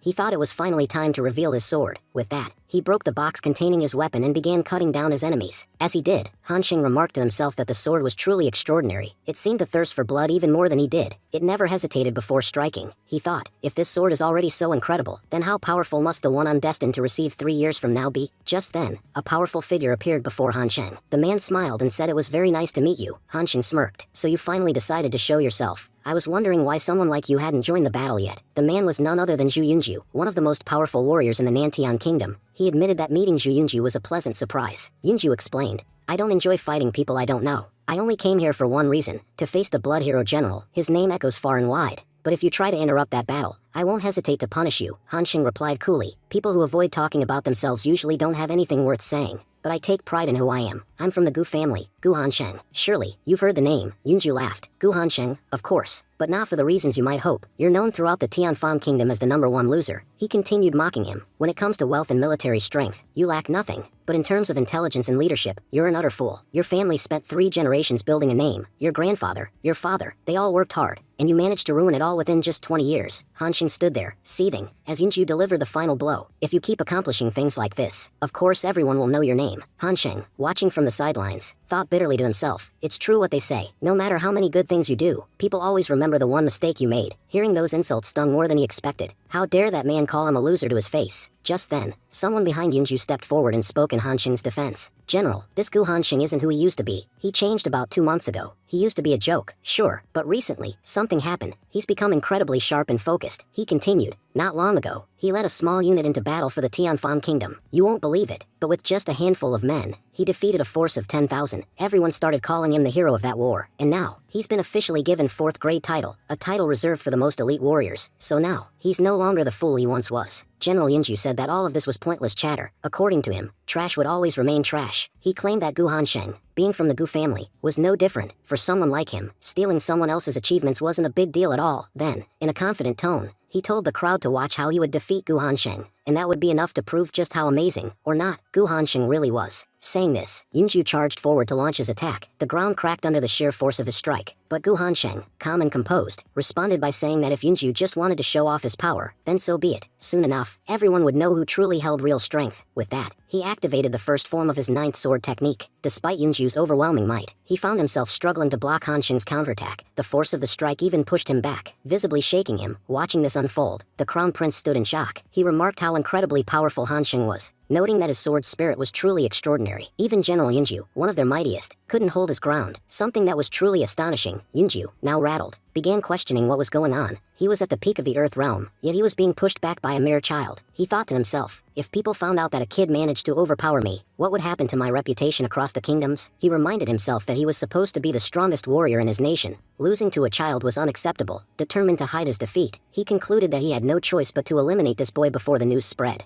At that very moment, Han Xing reappeared behind him, preparing to attack again. He taunted Yunju, saying that if he spent less time thinking and more time moving his body, he wouldn't be caught off guard in the middle of a battle. Just then, Yunju narrowly managed to dodge Han Xing's attack at the last second. Han Xing thought to himself that had he been a second faster, he would have finished Yunju off with the second form of his technique. But it didn't matter. He still had 9 forms in total. Even if the first 2 hadn't done much, the third form would surely break his opponent. With that, he launched a devastating attack at the general. The strike landed directly on Yunju's chest, tearing through his heart. Yunju collapsed to the ground, crying out in agony. Kneeling, he desperately pleaded, "I am the second-ranking general of the Nantian Kingdom. Please, tell me what you want. Whatever it is, I'll give it to you. I command a massive army and have unimaginable wealth. Just, please don't kill me." Han Xing calmly approached and responded. He said that his family already had a military far stronger than Yunju's, and his wealth couldn't even come close to Han Xing's. So, there was only one logical option left, to kill Yunju. Doing so would earn him great merit in his own kingdom. Without another word, Han Xing ended the general's life. Soldiers standing nearby gasped in disbelief. They cried out, stunned that one of Nantian Kingdom's strongest generals had just been slain. They now understood that Han Xing was not just powerful, he was downright terrifying. If he wanted to, he could kill anyone there without hesitation. From a distance, Han Xing's second uncle watched the scene unfold with great satisfaction. He laughed joyfully, praising Han Xing as a remarkable young man, and declared that it was now clear the Gu family truly only produced prodigies. He added that Han Xing was no less powerful than him or even Han Xing's father. Then, second uncle turned toward the emperor and spoke sternly. He said, "Let me be clear, we didn't come here to start a fight. We're here to represent the Gu family of the Tianfan Kingdom and peacefully escort the princess back. That's our only goal. But if you insist on stopping us, I won't make any promises. One of your generals is already dead. What if next time, it's your own son?" He advised the emperor to think like a ruler and act wisely. "Do you want today, which was supposed to be a joyful wedding, to end in bloodshed and uncertainty over your heir? If you're forced to decide a new king today, the world will laugh at you. So I suggest you back down, if only to keep your crown prince alive." The emperor, enraged, shouted in fury. He declared that as the emperor of the Nantian Kingdom, he would not let anyone come into his court and insult him. The vast army he commanded wasn't for show. He would now demonstrate its true power. On his command, a large group of soldiers surrounded Han Xing and second uncle. The emperor turned to General Bloody Hero and taunted him, saying that although the general had never lost a single battle in his life, he could guarantee that today, he would face a brutal death. He accused him of making a grave mistake by stepping into the palace. Just then, a massive army entered the palace grounds. Han Xing smirked, thinking to himself how reliable his backup was. They were never late. The emperor, stunned, recognized the troops and exclaimed, "That's the bloody Red Army." And leading them is none other than Gu Kang, the only marshal of the Tianfan Kingdom and a man undefeated on the battlefield. Furious, the emperor demanded to know the meaning of this. He asked Gu Kang if the appearance of such a military force meant the Tianfan Kingdom was declaring war against them. After all, Gu Kang only appeared in large-scale wars and had long retired from battle. "If you've come here to fight, then this will be a battle to the death. Only one kingdom will survive." He went on to accuse the Tianfan Kingdom of betrayal. The emperor claimed that the Tianfan Kingdom had deceived them. If war broke out today, it would become endless, and he swore that the battle would not stop until one of their kingdoms was completely annihilated. Gu Kang declared that the Blood Red Army belonged to him and his family. He explained that both the Gu family and his army had violated the laws of the Tianfan Kingdom, which was why they had been exiled. Because of that, whatever was happening now had nothing to do with the Tianfan Kingdom. It was solely the actions of the Gu family and their army. Therefore, the responsibility for everything occurring at that moment rested entirely on them. He also emphasized that there was no longer any connection between them and the Tianfan Kingdom. Hence, he advised the soldiers not to hold any grudges against Tianfan Kingdom. The soldiers, visibly shocked, questioned how such a thing could even be possible. They all knew that the Blood Red Army was the most powerful force in the Tianfan Kingdom, and without them, the kingdom was nothing. They couldn't understand how the kingdom could exile its most powerful army and family. Another soldier agreed and said removing the Blood Red Army from the kingdom was as if the emperor had cut off his own arm. It would take immense courage to make such a decision. They all wondered why the emperor had sent the Blood Red Army away, especially knowing how loyal they were to Gu family. Even when stationed at the border, the Blood Red Army had never betrayed the emperor. But once the Blood Red Army crossed the borders of the kingdom, they were no longer loyal to the emperor. They were loyal only to the Gu family. This act showed that even the emperor didn't want to eliminate the Gu family. On the contrary, it seemed like he was secretly supporting them. Still, the question remained, why would an emperor go to such lengths for one family? Emperor Nantian remarked that the Gu family had clearly held a special place in the emperor's heart. That's why, despite publicly exiling them, the emperor was covertly supporting them. He then added, with a hint of regret, that the Gu family had made a grave mistake. No matter how powerful a family may be, they should never challenge a kingdom. Escaping from this situation was now impossible. Gu Kang responded, asking if Nantian really thought the Gu family's army couldn't afford to fight back. He reminded him of the past, how, during his time, he had massacred the people of Nanshan's country. Later, during his son's time, they had survived all attacks. And now, even his grandson had turned out to be exceptionally capable. Gu Kang warned that as long as the 3 generations stood united, no one could defeat them. He confessed that he didn't know how much trust Nantian placed in his own kingdom, but he had complete, unwavering faith in his family and his soldiers. If just one of his men lost control, they could slaughter 10 of theirs. That was why he advised Nantian one last time to retreat, because it was the wisest option left. Emperor Nantian reminded Gukhan of an offer he had made nearly 25 years ago. Back then, he had asked Gukhan to leave the Tianfan kingdom and join his army. He had promised him 10 times the respect he enjoyed in his own land. He said that in his country, Gukang's honor would be equivalent to the emperor's own. As a general, Nantian confessed he had always admired Gukang, and today, that same offer still stood. He proposed that if Gukang and his people left their kingdom and joined his, he would pardon both his son and grandson. They would be welcomed and allowed to live peacefully in his country. Nantian added that although he couldn't offer Princess Yang's hand in marriage, he would provide Gukang with everything else he desired. But he also warned that if Gukang refused the offer and chose to stay loyal to his own kingdom, they would all be annihilated.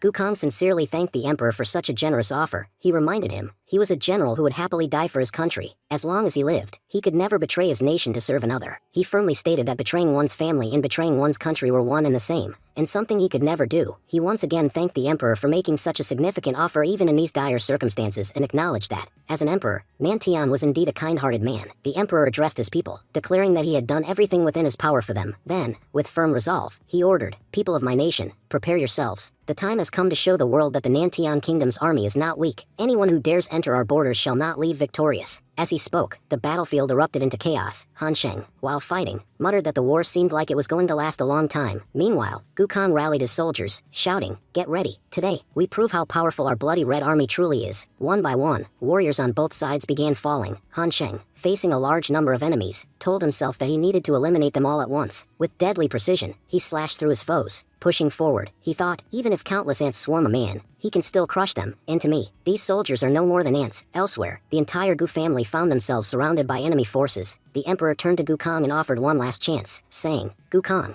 I'm giving you another opportunity. Surrender now, and I'll spare your lives. If not, you will all die." But Gukang, defiant, replied, "I've fought all my life. Do you really think the sight of a single emperor would make me cower? If this war has begun, it won't end quickly." And with that, the battle resumed even more fiercely. The elders of Nantian Kingdom approached the emperor with concern, saying, "Your Majesty, we're suffering heavy losses. The Gu family has already killed many of our people. If this continues, we will face catastrophic losses." But the emperor dismissed their worries. "It doesn't matter how much we lose today. This is about the prestige of our kingdom. If an entire kingdom loses to a single family, how will anyone ever respect us again?" Meanwhile, Princess Yang stood in silence, lost in thought. She believed that the war was happening solely because of her. Innocent people from both kingdoms were dying for no reason. She wondered, if I weren't here, wouldn't everything return to peace? Tears welled up in her eyes as she made a heartbreaking decision. "I've made up my mind." Then, walking to the side, she snatched a sword from a soldier and pressed it against her neck. "I will end my life here and now, so that a war between two nations will never happen because of me. I never wanted people to die for my happiness." Just then, the crown prince appeared and shouted, "Princess Yang, what are you doing here? You're a princess. You cannot take your own life." Han Sheng and second uncle stood in shock, unable to understand what had driven her to this point. Yuma, rushing toward her, cried out, "Princess, what are you doing? Please,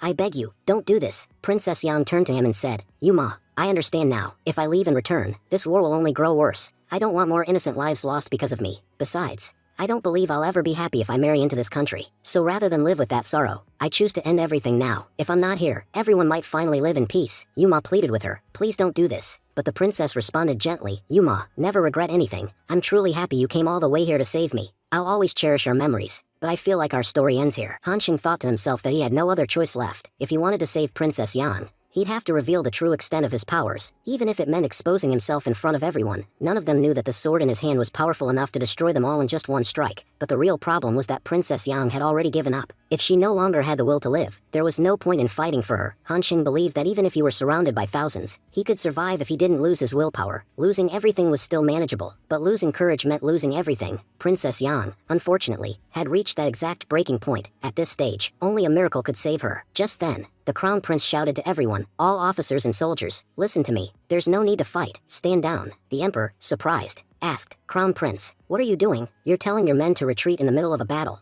Do you realize what that means?" The crown prince calmly replied, "Yes, father, I know. By the rules of martial ethics, calling back our army means surrender. But I have a very important reason for doing so. Everyone knows that this war is happening because of Princess Yang. But now I realize, what's the point of having her as my wife if her heart has no place for me? If she doesn't love me, then there's no reason to force this marriage." He looked toward Princess Yang and said, "You probably don't know why I was so insistent on marrying you. I'm not sure if you remember, but we've met once before, about 6 years ago. Back then, I saw you with General Blood Hero. You both looked genuinely happy. During that time, Blood Hero achieved a lot. He went from being an ordinary man to a great hero in just a short period. That's when I realized that you're an incredible woman. You could uplift a country's prestige and support a warrior with grace. I thought if I had you by my side, I could defeat Blood Hero General easily. He claimed his sword was his greatest strength, but I knew the real strength behind him was you. But clearly, my plan to win you over was meaningless. Even if you're standing next to me, your heart remains loyal to Blood Hero General. Marrying you under these circumstances would be pointless. Turning to Guyuma, he added, "You're truly lucky. Princess Yang is yours now. But remember, if she ever faces trouble in life, I won't let you off easily." Guyuma responded, "Thank you, Prince, for understanding the situation." Then, bowing slightly toward Princess Yang, he said, "It's time to go home. I'm sorry it took me so long to say this. I should never have made you wait." With that, Princess Yang and Guyuma began to walk away. The crowd murmured in confusion. What just happened? Why did our crown prince let them go, even if a war had broken out? So what? No outsider should be allowed to humiliate our kingdom. Ministers questioned the emperor, saying, "Your Majesty, why did you let them leave? You know our Nantian kingdom is of high rank. Compared to us, they are nothing. Even if war broke out, we would have won. If we surrender so easily, what honor remains in the Nantian kingdom?" They continued, "People will mock us. A mere family from Tianfan kingdom arrived, fought our people, and left without consequences. If this spreads, what will others think of us? Everyone will believe the royal family of the Nantian kingdom is powerless, and if they can't do anything, what hope is there for the rest of us?" The emperor began by addressing the crown prince, saying, "You have always been a wise child since your early years. That is why I let those people go without hesitation when you asked. I trusted that if you were telling me to let them leave, then you must have had a very strong reason, and one that would benefit our Nantian kingdom. But now I must ask, why did you do all of this?" The crown prince respectfully responded to his father, admitting, "Father, if I am being honest, ever since talks of my marriage began,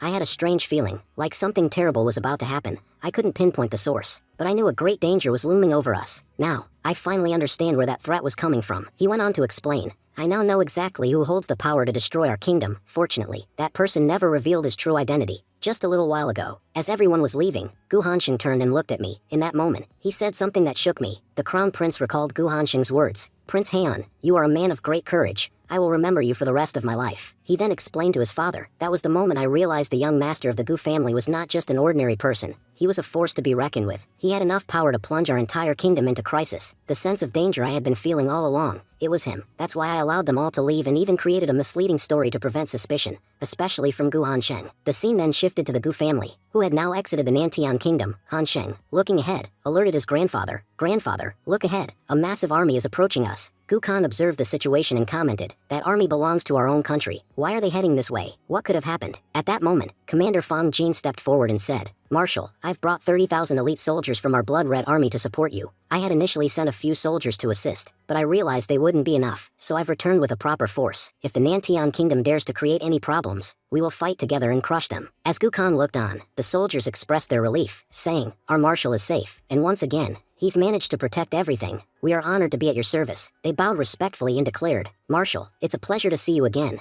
The Blood Red Army is here to support you. Just give us the command, and we will eliminate every enemy in our path." Gu Khan smiled and addressed them proudly, "My brave soldiers, stand tall." Hansheng reflected on the situation, thinking, first, hundreds of soldiers arrived to help us. Then, Commander Fang Jin brought an additional 30. They all know that the Nantian kingdom has a massive army, and if war truly breaks out, most of us will likely perish. Our chances of victory are slim, yet despite that, they've all come here to help us without hesitation. That, in itself, is remarkable." He continued, "I can confidently say that my grandfather has built an incredibly loyal army as a marshal, an army where every soldier is ready to sacrifice their life for him. What's even more amazing is that none of them regret serving under him." Gu Khan, still smiling, said warmly, "Seeing you all here brings me great joy, but there's no need to fight. Our job here is done. It's time to return home." With that, Gu Khan and his people headed toward the city gates. As they approached, Gu Khan thought to himself, "Now that we've crossed Yanjing Pass, we've entered the boundaries of the Tianfan country." Before leaving, I never imagined our Gu family would come safely after so close to destruction. Even if I had said something before leaving, it wouldn't have mattered. We didn't have enough power to stand alone against an entire kingdom, but it's truly a miracle that all of us have returned alive, and the best part is that not a single life was lost on our side." He added, "Right now, the real issue isn't who's safe and who's not. The bigger problem is the emperor. He once considered me a close friend and ally, but after what we did,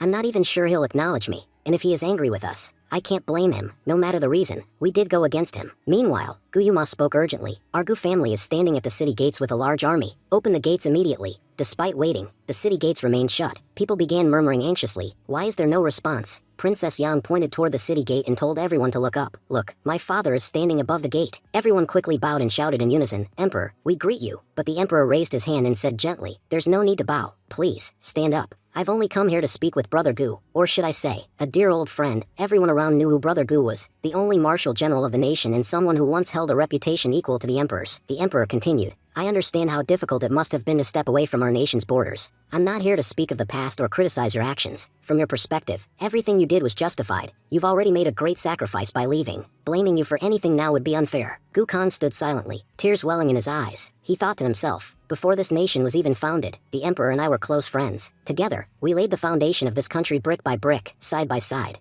Yet after he became emperor, he never again called me Brother Gu. It's been years since I last heard him say those words. I never questioned him about it, but deep down, it always hurt. But today, as he heard the emperor once again call him brother, his heart stirred. Perhaps, Gu Khan thought, he is still the same person I once knew. My friend has never truly changed. He just had to maintain the dignity of his position. Standing firm at the city gate, Gu Khan declared, I am Marshal Gu Khan, standing here with my family and soldiers. Emperor, I ask for permission to enter. We've brought a detailed report regarding our mission, which we will present to you upon entry. The emperor nodded and ordered the guards, open the gates immediately for the marshal. The very foundation of our kingdom stands outside. And if we want to keep our country strong, we must welcome him in. The gates swung open, and Gu Khan led his army into the city. Once inside, Gu Khan, slightly irritated, turned to the emperor and said, Your Majesty, how could you come to the border like this? You know how dangerous these areas are. For an emperor, appearing at the border is never a good idea. What if a spy from another kingdom had launched an attack? Please, don't be so impulsive next time. Remember, your life is vital to the safety of our nation. The emperor laughed and replied,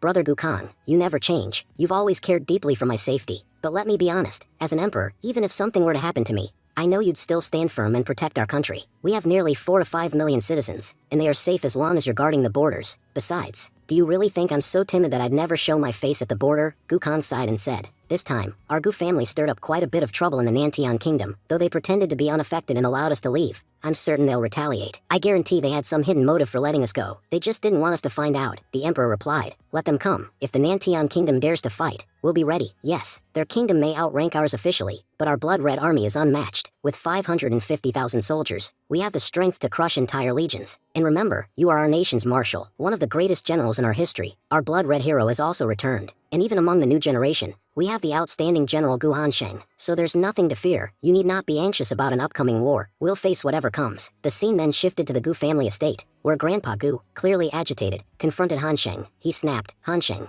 are you finally going to tell us the truth, or will you keep fooling us? You lied before, saying you couldn't cultivate, but you clearly could. In the last battle, you even used sword intent. Every child in this country knows how dangerous sword intent is and how incredibly hard it is to master. When did you learn it? He continued angrily. In the battle at the Nantian kingdom, your power was terrifying. Now I know, you've been hiding some very deep secrets. You have no intention of sharing them with us. His tone softened slightly, but the frustration lingered. You don't want to tell anyone, fine. But I'm your grandfather. If you won't even tell me, what should I think? He then pointed out, your reputation is sky high now. If I start beating you in public, your name will be ruined. So think carefully. Hansheng, what are you going to do? Hansheng, visibly anxious, said, Grandpa, I was wrong. Please forgive me. He admitted that he had hidden many things from everyone without reason. Grandpa, however, responded kindly, saying, No, it's all right. Whatever you kept hidden actually turned out to be beneficial for our family. That's why I've already let go of the past. But if there's still something you're hiding, I want you to tell me now. If you don't, I won't let you leave. And if you try to hide anything else, you'll receive a very special punishment from me, personally. Hansheng hesitated but confessed, Grandpa, to tell you the truth, I'm a Tianyun realm warrior. Upon hearing this, Grandpa was utterly shocked. Dropping his food, he exclaimed, Tianyun realm, Hansheng, are you trying to make a fool out of us? Are you really saying you're a powerful warrior from the legendary Tianyun realm? He continued skeptically, if you were that powerful, would you really have lived such a miserable life all these years? Everyone here has treated you like trash. If you had any power, you would have shown it long ago. And do you think I haven't read fantasy novels? If you start reciting some fictional story to me, do you really think I'll believe you? Hansheng thought to himself. I knew this was going to happen. Grandpa had been asking me to tell the truth for a while now, but now that I am, he thinks I'm lying. Well, I can't really blame him. It's hard for anyone to believe that I was a cultivator from Tianyun realm. Only a handful of people in history have been that powerful. Telling the truth is just going to make things worse. He decided it would be easier to lie and said, I was just joking, Grandpa. He hoped that would convince Grandpa to let him go. Yet, deep down, Hansheng felt guilty for lying to someone who cared so much about him. Just then, a servant entered the hall and said, Young master, Han Rian has come to meet you. He's waiting in the courtyard. Grandpa said warmly, Looks like your friend has come to visit. Go on, there's no point in wasting more time here. Hansheng replied, Okay, Grandpa, I'm going. Outside, as Hansheng stepped into the courtyard, he was met by Han Rian, who was crying. Through tears, Han Rian said, Brother Gu, you're alive. Hansheng looked at him, confused, and asked, Han Rian, what happened? Why are you crying? Han Rian sobbed and explained, My life is ruined. My family, they're not humans, they're monsters. Who treats their own child this way? Under the name of training, they're bullying me constantly. 24/7 they torment me. Things have gotten so bad that they won't even let me bathe properly anymore. He continued. I don't want to train with my family anymore. I want to train with you instead. If I become strong by staying with you, I'll be happy, truly happy. Han Xing asked seriously. But Han Rian, you need to be clear. What kind of training do you want? Do you want to practice warfare or spiritual energy techniques? Rian responded. Brother Gu, you don't understand. I don't want to train at all. I was thinking that maybe if I use your name, I can escape my dad. If I leave his clutches and come under your care, I know you'll let me enjoy my life. He added sincerely, my dad is horrible, but you're not like him. Even as a child, you taught me something I've never forgotten. You told me that with youth comes the desire for fun and enjoyment, and if we're young, we deserve to enjoy ourselves. You said just like a butterfly doesn't need permission to sit on a flower, we too don't need permission to flirt with girls. That's our right. But now, my father wants me to waste this amazing youth on cultivation. But this is the age to enjoy, not to work hard. I understood your words a long time ago, and I've decided to follow them. My dad's ideals are useless. Hearing Rian's great philosophy, Han Xing was completely stunned. Rian said, you know something? I don't care whether you need help in life or not. This brother of yours, Rian, will always be there to support you. He continued confidently. And I know one thing for sure. My brother Gu Han Xing is an incredibly powerful personality. Just like people tremble when they hear the name of a powerful master, others feel the same fear when they hear your name. If someone that powerful is supporting me, then what's the need to become powerful myself? Don't you agree, brother? Han Xing replied. I have to admit, your way of thinking is quite impressive. Rian smiled and said, sounds like you agree with me. Then, thank you for understanding my point of view. I knew you would get it eventually. Han Xing, silently reflecting on Rian's attitude, thought to himself, listening to the way Rian thinks, it's clear now. I need to speak with the head of the Han family and request that Rian be sent outside for training. If he stays here and trains at home, he'll never take it seriously and won't achieve anything worthwhile in life. And come to think of it, I'm the one who gave him these useless ideals in the first place, so it's my responsibility to correct them too. Scene shifts to Han Xing, who had gone into the forest to meet his people. As he arrived, everyone respectfully greeted him. Looking at the group, Han Xing thought, just a few days ago, these people couldn't even cultivate properly, but now, it's clear their cultivation has improved significantly. Gong and Xinguang have already progressed on the path of cultivation. He further observed, most of these individuals are currently in the human realm. 4 of them have even reached the 4th stage of the Lingwan realm, and 9 others have reached its early stages. I must admit, they're all doing exceptionally well in their cultivation. Han Xing then addressed Chen. Choose one person from among them who has the highest level of cultivation and also has a strict character. Chen nodded. Yes, Lord, I already have someone in mind. Pointing to a man, he said, this is Ji Jinping. He's currently in the mid-stage of the Lingwan realm. Among everyone here, he's the smartest, and his character is also extremely strict. I believe he's exactly the kind of person you were looking for. Ji Jinping stepped forward and said, Lord, just tell me what I need to do. I'm ready for any task you assign me. Han Xing looked at him seriously and said, Ji Jinping, I'm about to give you a very important task, one in which there must be no room for mistakes. Ji Jinping replied firmly, understood, Lord. Han Xing continued, good, starting tomorrow morning, you will stay with Han Rian. He's the eldest son of the Han family of our country. I want you to treat him badly. There's a reason I'm pairing you two together. He leaned in slightly and added, one more thing. Unless Rian's life is in real danger, you are not to intervene or help him in any way. Rian is a very influential person, and no matter what happens, don't fall for his words. Stay close to him and show him just how dangerous this world can be. Let him feel how cruel this world truly is. When you don't have power, no one will hesitate even for a moment to destroy you. Ji Jinping bowed his head respectfully. Understood, Lord. I know exactly what I need to do. The next day, Han Xing was sitting calmly in a courtyard, sipping tea, when Chen approached him. Chen reported, Lord, earlier this afternoon, Han Rian and Ji Jinping left the city. But while passing through forest, they were kidnapped. Trouble has already struck at the very start of their journey, and we believe this won't be the last obstacle. They're likely to face many more challenges ahead. Han Xing sighed. I do feel bad for Rian, but right now, he's taking everything far too lightly. He's the grandson of a minister and has never faced real hardship in life. He thinks his family is being unnecessarily harsh with him, but what he doesn't understand is that being the descendant of someone important comes with its own heavy price. He looked distant for a moment and added, eventually, he'll have to step onto the battlefield, and I can guarantee this, our enemies won't spare him. Just like I became everyone's target once I entered the battlefield, the same fate awaits him. Chen hesitated for a moment and then said, Lord, there's something else I need to talk about. Han Xing responded, go ahead. Why are you hesitating? Chen recalled. Do you remember when we met in Sword Ruins? I told you I needed to fulfill a promise. I have to visit an old friend of mine in Moyang country, so I came here to ask if I could leave today. If I'm being honest, going there is extremely important for me. Han Xing looked at him seriously and replied, you do realize that Moyang is far more advanced than both the Tianfang and Nantian kingdoms. It's one of the most powerful countries on the continent, which is home to over 100 kingdoms. Very few people across all kingdoms have reached the peak of the Earth realm, but Moyang has many such experts. Han Xing warned, it's extremely dangerous for you. There are people there who might uncover your true identity. So, I'm asking again,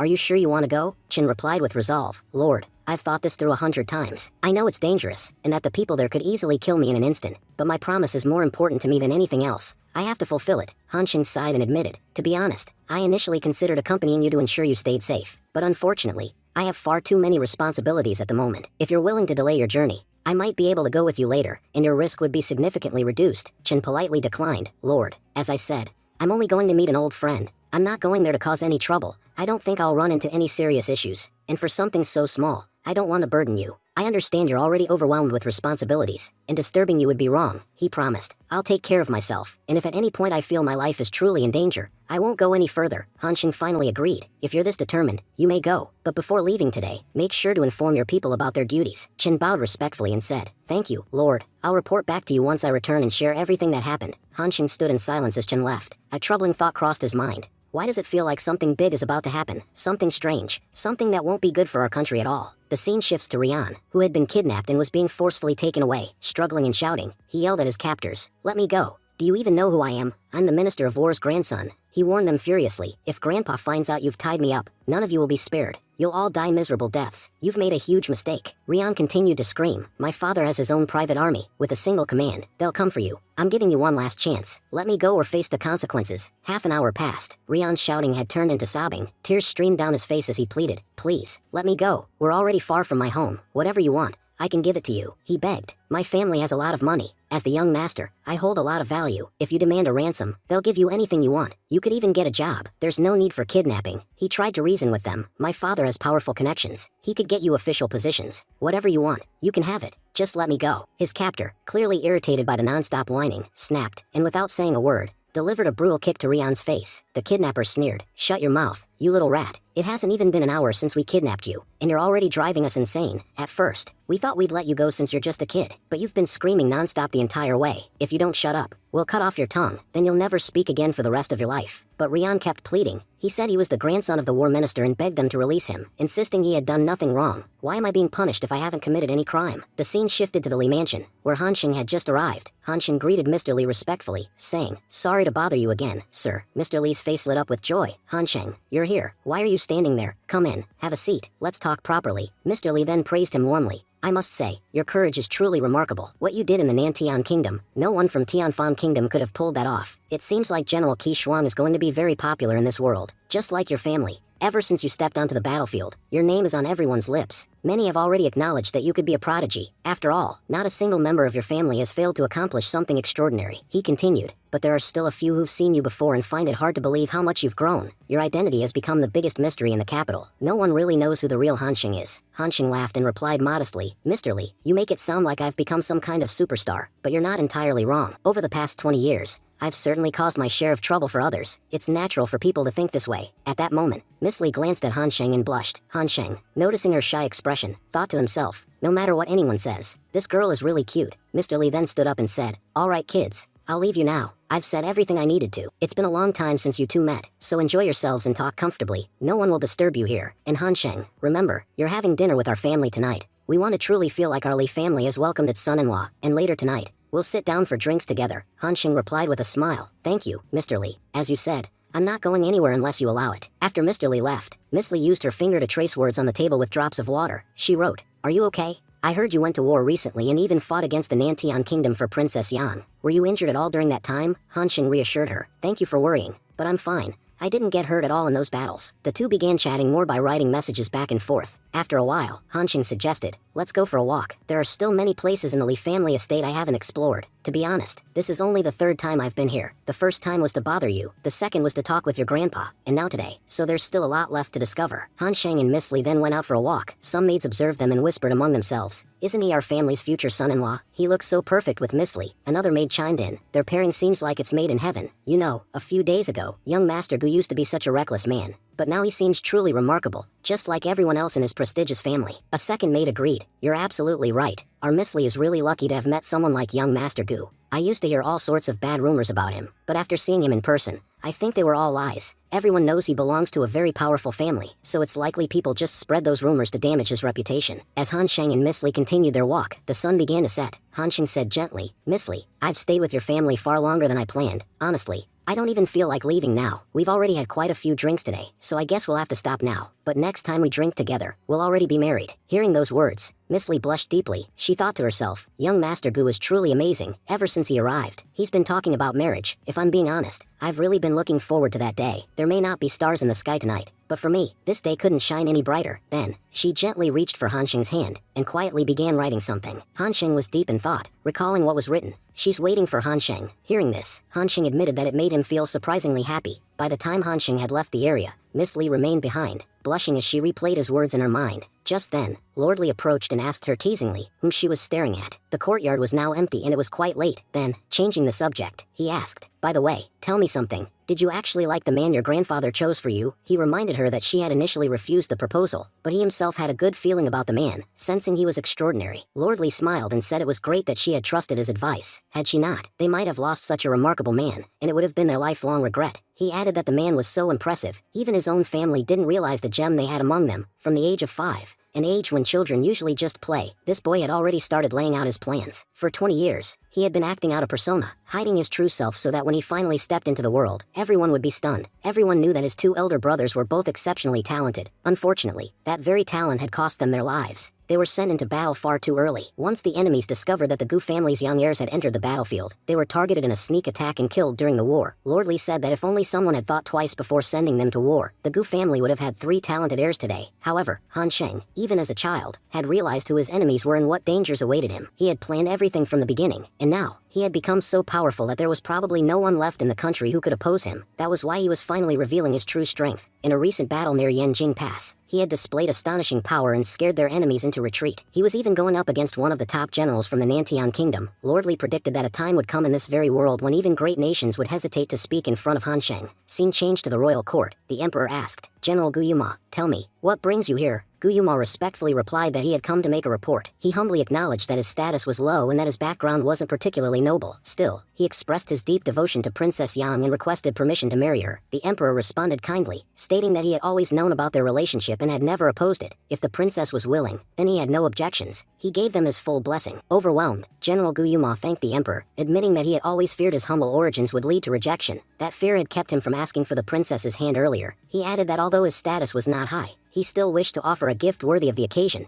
He then made a bold request. He asked for permission to lead their elite army into enemy territory. As a wedding gift, he promised to capture 10 cities and present them to the empire. He believed it would be a fitting tribute according to the royal standards. Shocked, the ministers reacted in disbelief. They reminded him that he was talking about North Vietnam, a region where their forces had suffered repeated defeats. The last several attempts to conquer it had failed, and now he was claiming he'd not only win but take over 10 cities. To them, it sounded like he was saying he would double the size of their country overnight, an almost impossible feat. But Guyuma remained calm. He acknowledged that after withdrawing from the border, North Vietnam had repeatedly attacked them without cause. Many of their soldiers had been slain in cold blood. Hatred for the North ran deep among their people, and it was that anger that fueled his resolve. He reminded the court that he was the last general to have ever defeated North Vietnam. Though promising 10 cities sounded exaggerated, he had conquered enemy territory before, and he would do it again. He assured the ministers that he wasn't joking, since he intended to marry Princess Yang. It was only right to present a worthy wedding gift, and those 10 cities would be his offering. The emperor, though aware of his ministers' doubts, firmly declared that he had full confidence in Guyuma. He acknowledged that among all generals of this generation, Guyuma was the most capable, and this task would not be difficult for him. The emperor only asked one thing,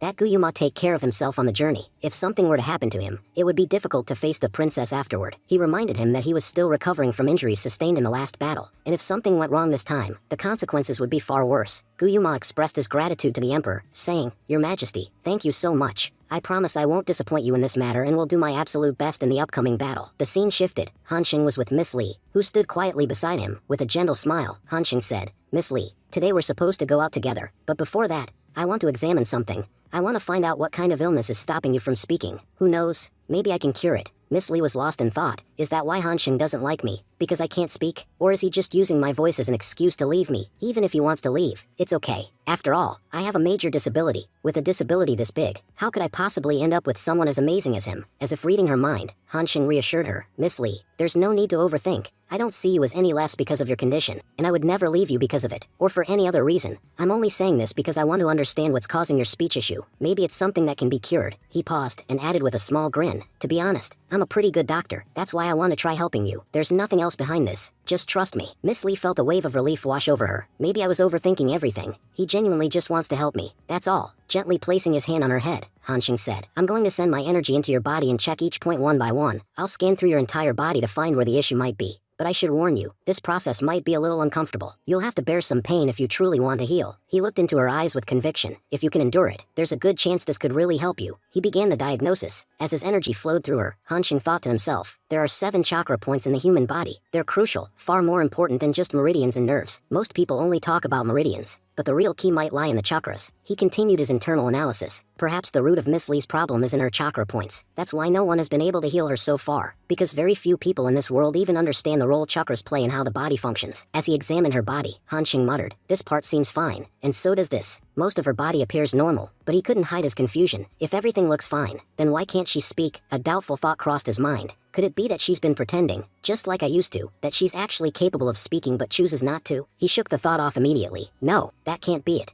I don't believe she's lying. If she really could speak, she would have by now. Besides, what would she even gain from pretending? Her soul is too pure. She would never lie like that. Then something clicked in his mind. Wait, I've checked everything except her soul. Maybe the issue isn't in her body at all. That's why no doctor has ever been able to help her. The real problem might lie in her soul. Turning to her, Han Xing said seriously, Miss Li, I'm going to need you to endure just 5 more minutes. I'll now examine your soul. Since your body shows no physical issues, the root of your problem must be within your soul. And if I can heal that, there's a chance you might be able to speak. Miss Li was taken aback. Just a few minutes ago, he was checking my entire body, and now he wants to check my soul too. In a way, he's examining every part of me. She hesitated for a moment. Should I really let him do all this? Then she smiled to herself. Wait a second. He's my husband, isn't he? If not today, then soon we'll be married anyway. So what's the harm if he checks everything now? Just then, Miss Li placed her hand on Han Xing's. Han Xing was deep in thought, wondering how this could even be possible. Why are the heavens stopping her from speaking? They placed a seal on her throat. It turned out that the heavens had indeed sealed Miss Li's voice, just like they had done with Han Xing. He recalled how the heavens only became angry when someone disobeyed their will. Han Xing had defied them and reincarnated, which made the heavens furious with him. He reflected that even Qin might be one of those cast aside by the heavens. But what could Miss Li have done to deserve this kind of abandonment? He decided he would investigate that later. For now, he had discovered the reason why Miss Li wasn't recovering, and finally, he had found a way to heal her. Speaking gently, Han Xing said, Miss Li, don't worry at all. I need to prepare for the healing process, and I'll begin tomorrow morning. The preparation will be complete by then. He added, for now, I need to go outside. But I promise, when I return, you will be healed, just like everyone else. You'll be able to laugh, play, and speak freely again. Miss Li thought to herself, but Han Xing is supposed to go to war tomorrow. Is he really going early, just for me? Before he left, she wrote on his hand, take care of yourself. Han Xing smiled and reassured her, don't worry, nothing will happen to me. Just wait for me. I promise I'll come back for you. As he looked at Miss Li one last time, Han Xing silently wondered, what could she possibly have done to make the heavens abandon her too? He decided that he would uncover the truth after returning. But for now, one thing was clear. He could never align himself with the heavens. Not after everything that had happened. Not after what they had done to him, his wife, and so many others like him. Even he had chosen to walk a path that defied the heavens. And he knew that one day, the heavens would come for revenge. At present, the battle he was fighting alongside his comrades felt easy. But when the real attacks came from the heavens, he knew he'd have to be far more careful. The next day, the scene shifts to the battlefield. Guyuma, who had already arranged his entire army in formation, standing before his soldiers, he addressed them with a fiery voice. All of you already know what the North Vietnam have done to our country. Those bastards killed countless of our brothers without reason. If our men hadn't sacrificed their lives, they would have taken the Yanjing Pass from us. His voice turned sharp with anger. They've done terrible things to our people, and for the past 5 years, we've remained silent. But now, I believe the time has come to strike back. Raising his sword, he declared, today, your blood hero, General Guillermo, tells you, we will take revenge for our country. The people of North Vietnam have grown arrogant. It's time we teach them a lesson they'll never forget. Today, their heads will bow before us, and if anyone dares not bow, we'll cut off their heads. Guillermo took a solemn oath. I swear, I will have my revenge. Will you all stand with me? The soldiers, riled up by his speech, shouted in unison that they would kill every single enemy for the sake of defending their homeland. They killed our brothers for no reason. They deserve to die. Guillermo smiled at their response and said, that's the spirit I needed to see. All right, soldiers, move forward. With that, Guillermo and his army marched out. Meanwhile, Princess Yang stood in silence, watching them depart. Guillermo paused and turned back to her. Princess, I promise you, I will return safely this time and fulfill the vow I made to you. The princess thought to herself, you said the exact same thing 5 years ago, but for some reason, I truly believe you'll return victorious this time. 4 days later, the scene shifted. Soldiers approached the emperor and reported that General Qi Xuan, who had left with the bloody army, had managed to force the surrender of 300,000 North Vietnamese soldiers. Furthermore, their own blood hero general had killed 50,000 enemy troops. In contrast, only 5,000 men had fallen on their side. General Qi Xuan was performing remarkably in this war, having already conquered 5 North Vietnamese cities. The officers praised the blood hero general. They had expected great things from him, But Qi Shuang had even surpassed the achievements of his own uncle, the emperor, filled with pride, remarked that after so many years, he was finally hearing good news from the military front. Until now, the reports had always been about border attacks and how their soldiers were unable to respond effectively. He continued, saying that the Gu family of the Tianfan kingdom was truly a blessing. Any country guarded by the Gu family need not fear anyone. I want all of you to get used to this new era, because the Gu family has now entered the battlefield, and we are going to reap immense benefits from it. The scene then shifted again to North Vietnam's Shuling City. Guyuma stood facing the North Vietnamese army. He addressed them coldly. Just yesterday, we killed 50,000 of your men, yet you're still foolish enough to come here with more troops. Fine, yesterday it was 50,000. Today we'll make it another 50,000. North Vietnam is a vast country, and it seems you have no shortage of men. Keep sending them, we'll keep cutting them down. The opposing commander glared at Guyuma and said, meeting you in person is truly disappointing. If I'm being honest, you've made a huge mistake coming here. At least back home you were safe. Now, your death is certain. Talk all you want. It will be the last words you ever speak. That man was Gong Liangji, the Minister of War of North Vietnam. He declared that he had brought with him an army of 300,000 troops. Once my forces surround yours, you'll have no escape. Let's see how arrogantly you behave then. Guyuma calmly responded, I've been on the battlefield since the age of 10. I've spent 30 years fighting wars. I've seen everything, many times. I've come within inches of death. People say I've never lost a war, but that doesn't mean I haven't been close to dying. Death has often brushed past me, but never taken me. And you think your 300,000 soldiers will be enough to stop me? You think you can kill me? He stepped forward and added firmly, let me tell you, you're not even qualified to kill me. With that, Guyuma charged forward to strike, but Gong Liangji drew his sword just in time to block Guyuma's spear. Gong Liangji shouted to his troops, do not fear. If you focus only on your own survival in this battlefield, you'll surely die. We're facing the blood-red army. It's unlikely we'll survive. But since we're going to die anyway, why not fight a glorious war, one that will be remembered in our nation's history? Let's become heroes for our country. Swear now, you will not let these invaders step foot into our cities. Kill them all before they do. At the same time, Guyuma commanded his army to hold their formations and fight according to plan. No one breaks formation. The battle between Gong and Guyuma began in full force. Gong shouted in frustration, where are the defenders of Shuling City? If they don't arrive soon, how are we supposed to fight? He ordered his men to quickly bring reinforcements and called for an aerial assault on the enemy forces. These air attacks will give us a crucial advantage. Guyuma looked around and muttered, are they launching an aerial attack? He quickly warned his troops, saying that everyone needed to stay alert because the enemy was going to use arrows. As expected, a deadly barrage followed, and many of the blood-red army soldiers were taken down by the rain of arrows. Watching this unfold, Gong laughed and said with satisfaction, this is so satisfying to watch. Guyuma, coming here was your biggest mistake. I've been preparing for your defeat from the start. What you just experienced was only the first surprise. As you move forward, you'll continue to lose more men. Just then, someone used his spear and managed to kill many of Gong's soldiers in one strike. Shocked, Gong questioned, who is this guy who's so skilled with a spear? He took down 10 men in a single throw. And how is this even possible? We had the enemy surrounded. How did we get surrounded instead? Did I make a mistake somewhere in this battle? Meanwhile, Guyuma muttered, it seems that our boy has arrived. Now, there's no way they're getting out of this alive. Han Xing addressed his men confidently. There's no need to stop. Push forward and take down everyone in your path. This war is coming to an end very soon. Gong, stunned, exclaimed, why is Gu Han Xing here? Just yesterday I heard he was fighting in our Yunling city. They told me that battle would drag on for days. So how did he show up here in just one day? Don't tell me he's already conquered the entire city and now he's come here to fight us. Just where did this new guy from the Gu family come from? That entire family is a headache for us. At that moment, Guyuma launched an attack on Gong and shouted, why are you looking over there? I'm your opponent. With that, the battle between them reignited. Gong thought to himself, defeating Guyuma is turning out to be harder than I imagined. Even in this war, their side is gaining the upper hand fast. If things keep going like this, we're all going to be wiped out soon.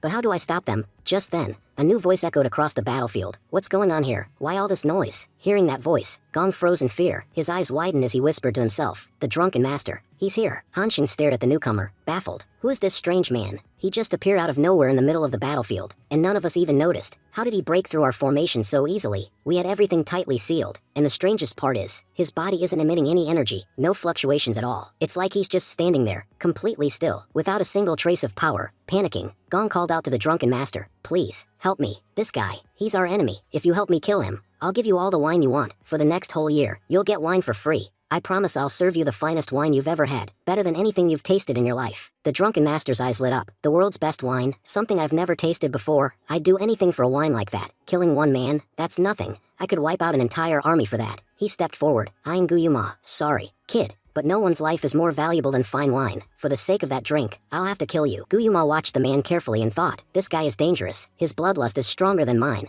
I can feel it. He's probably killed way more people than I ever have. Guyuma instinctively stepped back 2 paces. The drunken master grinned and said, "Look, I want wine. Just promise me that once this fight is over, I'll get plenty of it." Gong eagerly responded, "Of course. As much wine as you can drink, you'll have it. Just start fighting now. See that man over there? That's Guyuma. He's your opponent." Gong smirked and declared, "Guyuma, this is where you die. Because now you're facing the drunken master himself." The narrator then explained the legend of the drunken master. He had appeared in North Vietnam 20 years ago. One day, he caught a whiff of an exquisite aroma coming from the imperial kitchen. Tempted by the smell, he snuck into the royal palace and stole a 100-year-old special wine, a rare vintage that the emperor himself loved. It took a long time to produce, and its value was unmatched. Once the theft was discovered, the entire capital erupted in rage. Thousands of elite soldiers were dispatched to capture the thief. 10,000 men chased after him, but none succeeded. Even Gong, who was young and powerful at the time, tried to take him on, only to be seriously injured. It became clear to everyone that the drunken master was an immensely powerful man, one that even an entire army couldn't take down. So, Gong made a deal with him. He learned that the old man's only desire was wine. Since then,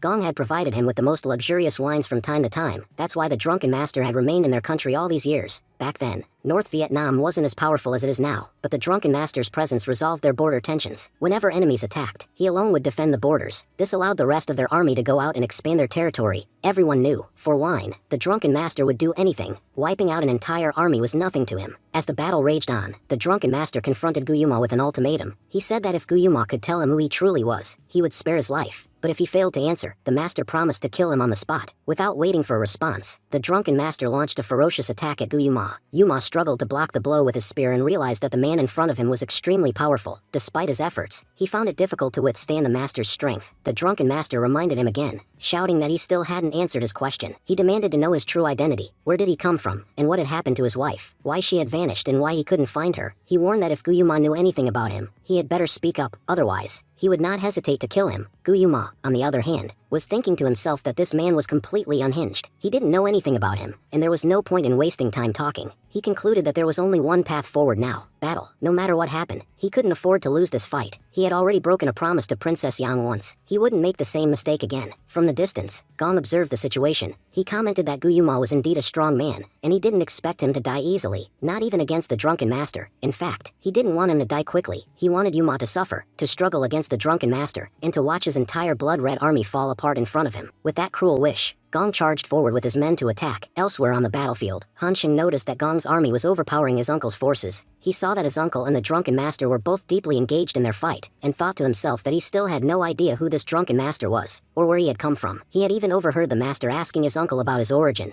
but even Han Xing didn't know anything about the man's past. One thing, however, was certain. The drunken master was incredibly powerful. Han Xing feared that at this rate, his uncle might lose the fight very soon. Just then, the drunken master landed a devastating punch on Guyuma, launching him backward with tremendous force and causing a massive explosion. Lying on the ground, Guyuma wondered how such a powerful master had suddenly appeared in North Vietnam. He had fought many people before, but never had he encountered someone like this. He began to question himself. Had he grown overconfident because of his reputation? Was he now losing everything because of a single man's overwhelming strength? The drunken master advanced toward him again. Guyuma, still stunned, couldn't believe it. In his entire life, he had never lost a single fight. But now, because of one person, he was on the verge of defeat. That man now stood before him as the very embodiment of death. Could it be that he would lose everything because of just one opponent? At that moment, Han Xing decided he had to do something to save his uncle. He shouted and threw his Jin Hong sword at the drunken master with full force, but the master caught it effortlessly with his bare hand. Han Xing was shocked. How could anyone possess such strength to catch such a powerful weapon with their bare hands? He realized that this man must have trained his inner body to such an extent that his body itself had become a weapon, an unbreakable one.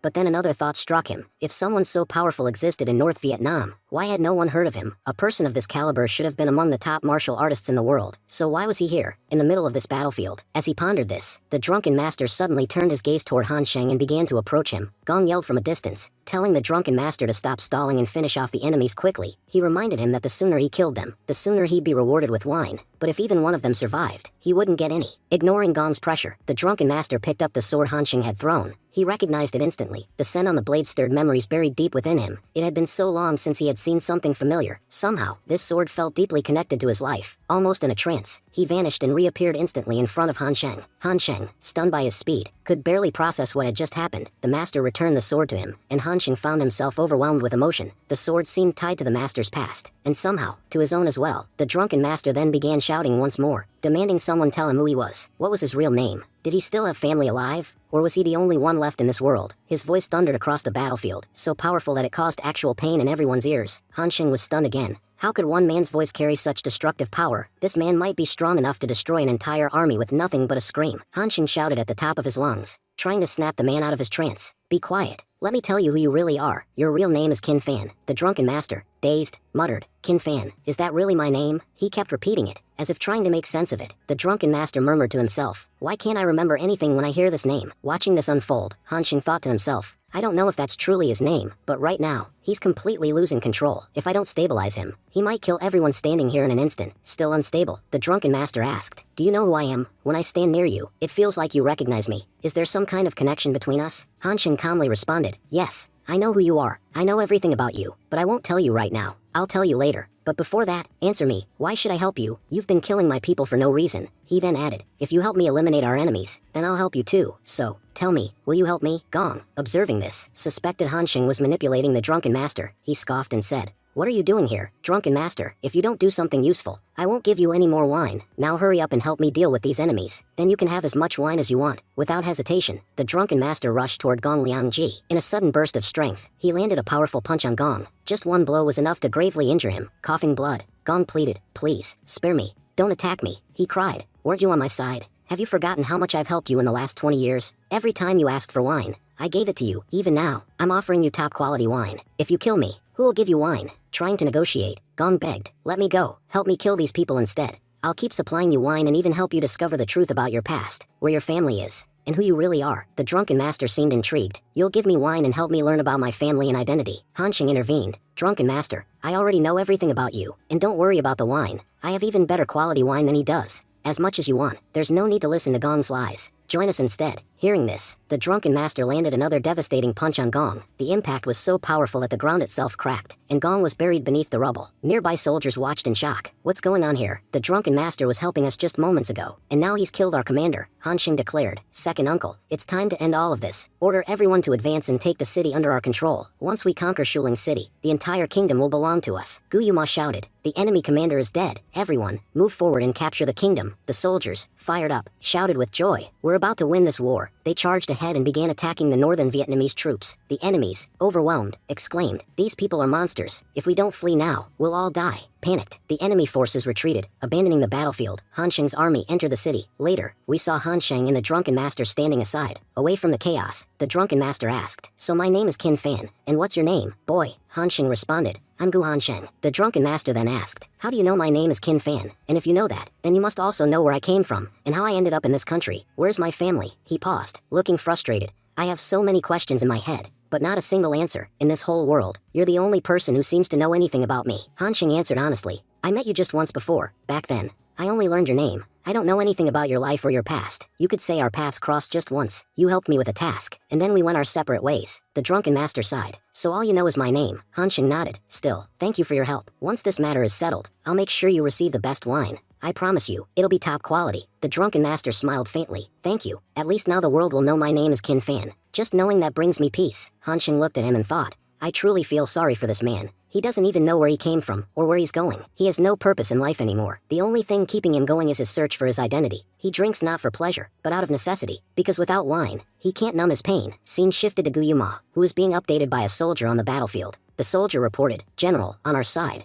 we've lost about 10,000 troops. He then added, meanwhile, the enemy has suffered even greater losses, over 23,000 soldiers killed. He continued with a grim tone, this battlefield alone has taken the lives of more than 30,000 people. The soldier then gave an update on the prisoners of war. 300,000 men from North Vietnam have surrendered, and are now ready to join our army. As for the rest, we've imprisoned them, but soon, they too are expected to agree and cooperate. Gu Yuma acknowledged the good news, saying that they had indeed gained significant benefits from this war. He then instructed the soldier, report the deaths to the families of all soldiers, whether they were on our side or the enemies. Every family deserves to receive their loved ones' bodies. Also, apologize to them. To ensure these families face no further hardships, I've passed a bill from the emperor guaranteeing that their children will continue to receive their salaries. This way, they can survive without added burden. He warned the soldier not to mistreat any of the soldiers' families. You never know, they might attack you out of grief and rage. By the way, Gu Yuma asked, where's General Qi Shuang? I haven't seen him since the battle ended. The soldier explained that General Qi Shuang had gone to a wine shop in Shuling City to buy wine for the drunken master. As for the soldier families, he assured the general he would take care of everything and report back once the task was complete. Guyuma gave him permission to leave. The scene then shifted to the wine shop in Shuling City, where the drunken master was enjoying his drink. He exclaimed that the wine was exceptional and truly satisfying.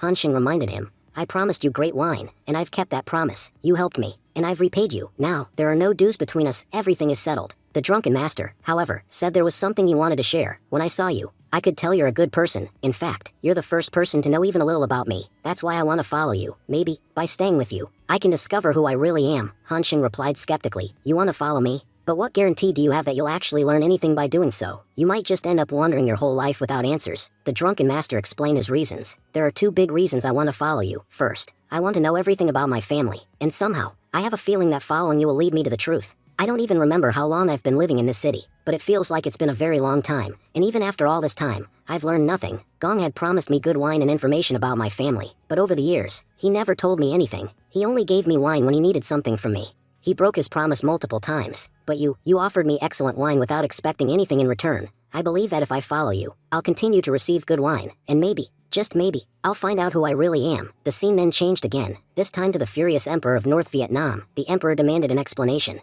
Will someone tell me what the hell is going on here? Every time you come to me, it's only with more bad news. All I keep hearing is that our army keeps losing. Gong Liangji had a powerful fighter by his side, someone who had never lost a battle. But now, for the first time, they've been defeated in Shuling City, and even killed. Can anyone explain this to me? The room fell silent. The emperor continued. Everyone said that drunken master was invincible, yet even he lost. Are the Gu family warriors truly that strong? Can none of you do anything about them? Look at the ministers from the Tianfan kingdom, so capable. Now look at yourselves, even with all of you around. I still have to carry the burden of this stress alone. Don't you feel even a shred of shame? He went on to recall how, just 5 years ago, they were a respected nation among the hundreds of surrounding countries. Wherever we went, we held our heads high. For 5 years, we've been bullying the Tianfan kingdom. But today, because of you foolish ministers, my reputation is ruined. I've lost face in front of everyone. The emperor lamented that he could no longer speak with authority before other nations. I sent 300,000 soldiers to fight the Tianfan kingdom, our best warriors. And what happened? All of them were either killed or surrendered. Now those same soldiers are willing to work under the enemy. What's the point of being the emperor of a country whose army itself has no loyalty left? Suddenly, one of the ministers said, Your Majesty, please calm down. But the emperor, visibly enraged, snapped at him. Shut up, you fool, Minister Jian. Do any of you even have the courage to say we'll win this war? We've been losing from the very beginning. All you ever do is sit here and talk nonsense. None of you are actually doing your jobs. The ministers bowed their heads and replied, Please forgive us, Your Majesty. We are working to correct our mistakes. The emperor then barked, Pass my decree immediately. Those Tianfan kingdom scoundrels attacked us first. Now, we will do whatever it takes to conquer their nation, mobilize our entire army. We will launch a massive counterattack. Tell everyone to gather. We are about to launch a devastating strike. Meanwhile, Han Xing had arrived at Jade Bone City with his army. He looked around warily and muttered, This place really is strange. Not a single soldier guarding the city gates. He recalled what he had heard about General Lin Chen guarding the city. They say no one can get in or out as long as he's here.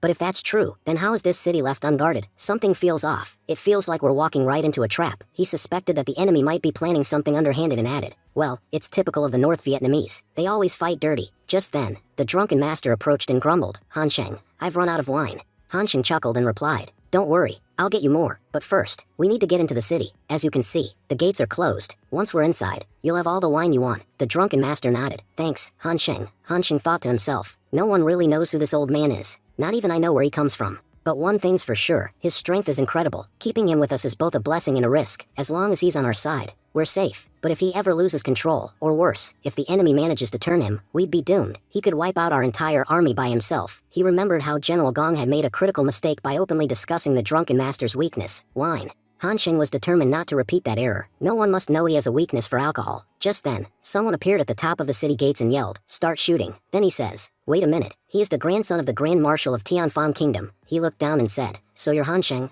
I've heard a lot about you, but this is the first time we've met. Gu Yuma added coldly, I don't talk to strangers. First, tell me, who are you? One of the soldiers interjected. General, please don't be rude. He's not from any army. Let me tell you, he's an elder from the Yan State. You know how respected the elders of Yan State are. You can't speak to them in such a tone. Our countries may be enemies, and it's understandable to be arrogant in war, but you must show respect to an elder. Gu Yuma softened his tone. So you're Elder Yan Zhu? My apologies. I didn't recognize you. May I ask what brings someone of your position to a battlefield? Elders from your state usually don't get involved in conflicts. Gu Yuma then thought to himself, this man, He's at the peak of the Earth realm. Everyone knows the elders of Yang State are extraordinarily powerful, and they rarely appear on the battlefield, never to fight.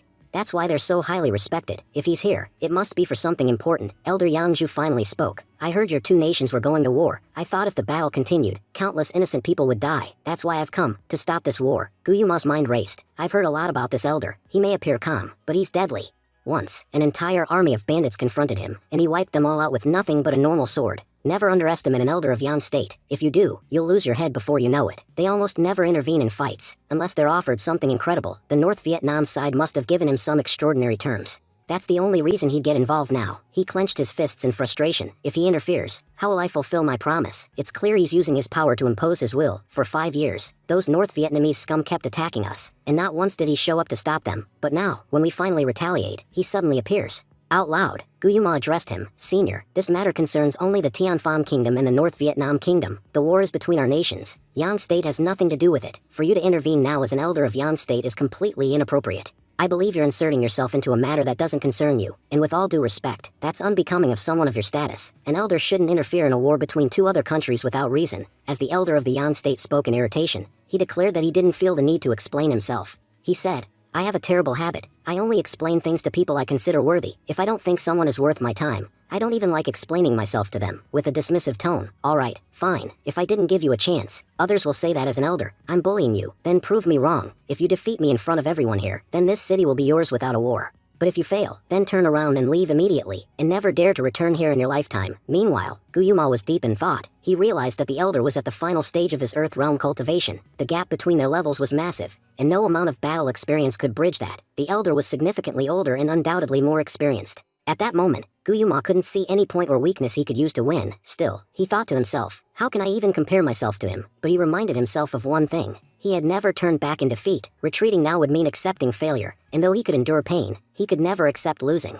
As Guyuma remained silent, the elder smirked and said, your silence has already answered all my questions, so today, I'll give you a chance. First, leave this place, return all the cities you've captured from us. Do this, and I will spare your lives. No one from your side will be killed, but, if you choose otherwise, this god will kill every last one of you and reclaim all the cities. He paused before stating ominously, I've given you your options. What you choose is up to you. Just don't claim that I bullied you. With those words, he unleashed a powerful pressure over the crowd, causing even the soldiers to tremble. One of them muttered, it's hard just to stay standing. Guyuma clenched his fists, thinking, this guy is a complete bastard. He's pretending to be righteous in front of everyone, but in truth, he's just using his power to bully us for his own gain. At that moment, Hanshin shouted defiantly, old man, you're getting way too arrogant. Sure, you've got power, but don't be so full of yourself. One day, someone might just forget your status and chop off your head without you even knowing it. The elder was furious. What did you say? Boy, if you have the guts, say it again. Hanshin stood firm and replied, I said what I said. If you really have the courage, defeat us in battle. If you win, you can take our heads. But I'm confident that you'll never succeed. Then Hanshin turned to Qin Fan and said, help us. Qin Fan, that old man is a menace. We must defeat him no matter what. And if you do, I'll reward you with the highest quality wine I have. It's over 100 years old. They say, the older the wine, the better it tastes. You'll enjoy it a lot. Qin Fan smirked and replied, make it 5 bottles. I'll need 5 to get the job done. Hanshin shook his head. You'll get only 3. Drinking too much isn't good for your health. The drunken master laughed. 3 bottles it is. I can manage with that. Meanwhile, the soldiers from the Blood Red Army were in disbelief. Is that old man seriously saying he can beat the Yan State elder just like that? The elder, now enraged, shouted, are you mocking me? Everyone here knows how powerful I am, and you think some old drunk will defeat me for 3 bottles of wine? Glaring at Qin Fan, he growled, you filthy-looking old man, how dare you speak such nonsense? I know you're doing this just to insult me. I might have spared you earlier, but now, I won't leave a single one of you alive. With a roar, the elder began releasing his terrifying energy. Guyuma rushed over to Hansheng and asked in concern, are you alright? The elder's energy is dangerous. It could seriously harm your body. You should leave this place. There's a high chance of dying here, and I don't want you to die for nothing. Hansheng replied with determination. Don't worry, uncle, none of us will die here. I'm sure of it. Just then, the elder descended, ready to fight. None of you are going anywhere. You're all going to die by my hand. Before he could strike, the drunken master stepped forward to confront him. The elder was shocked. Who is this man? His speed is incredible. Why have I never heard of him before? The elder warned. Don't play tricks with me. I hate tricksters. With that, he launched a powerful punch into the air, but to his shock, Qin Fan blocked it effortlessly with his bare hands. Astonished, the elder exclaimed, you stopped my punch. With your bare hands? How is that even possible? Tell me, who are you? If you don't tell me right now, I'll kill you and everyone with you. Qin Fan calmly replied, you want to know who I am? My name is Qin Fan. Elder Yang Zhu was skeptical. He told Qin Fan there was no need to lie. He knew the names of all the powerful masters in the neighboring countries, and Qin Fan was not one of them. He warned the drunken master not to lie, suggesting that if he didn't want to reveal his identity, that was fine, but he should not disrespect the martial arts world by hiding his name. According to Yang Zhu, a true martial arts master should have ethics, and hiding one's identity violated those principles. The drunken master, visibly annoyed, repeated with frustration that his name was indeed Qin Fan. Yang Zhu dismissed him, saying he was good at talking nonsense but hadn't proven anything yet. Qin Fan sarcastically told him that if Yang Zhu thought he knew better, then he should tell him what his real name was.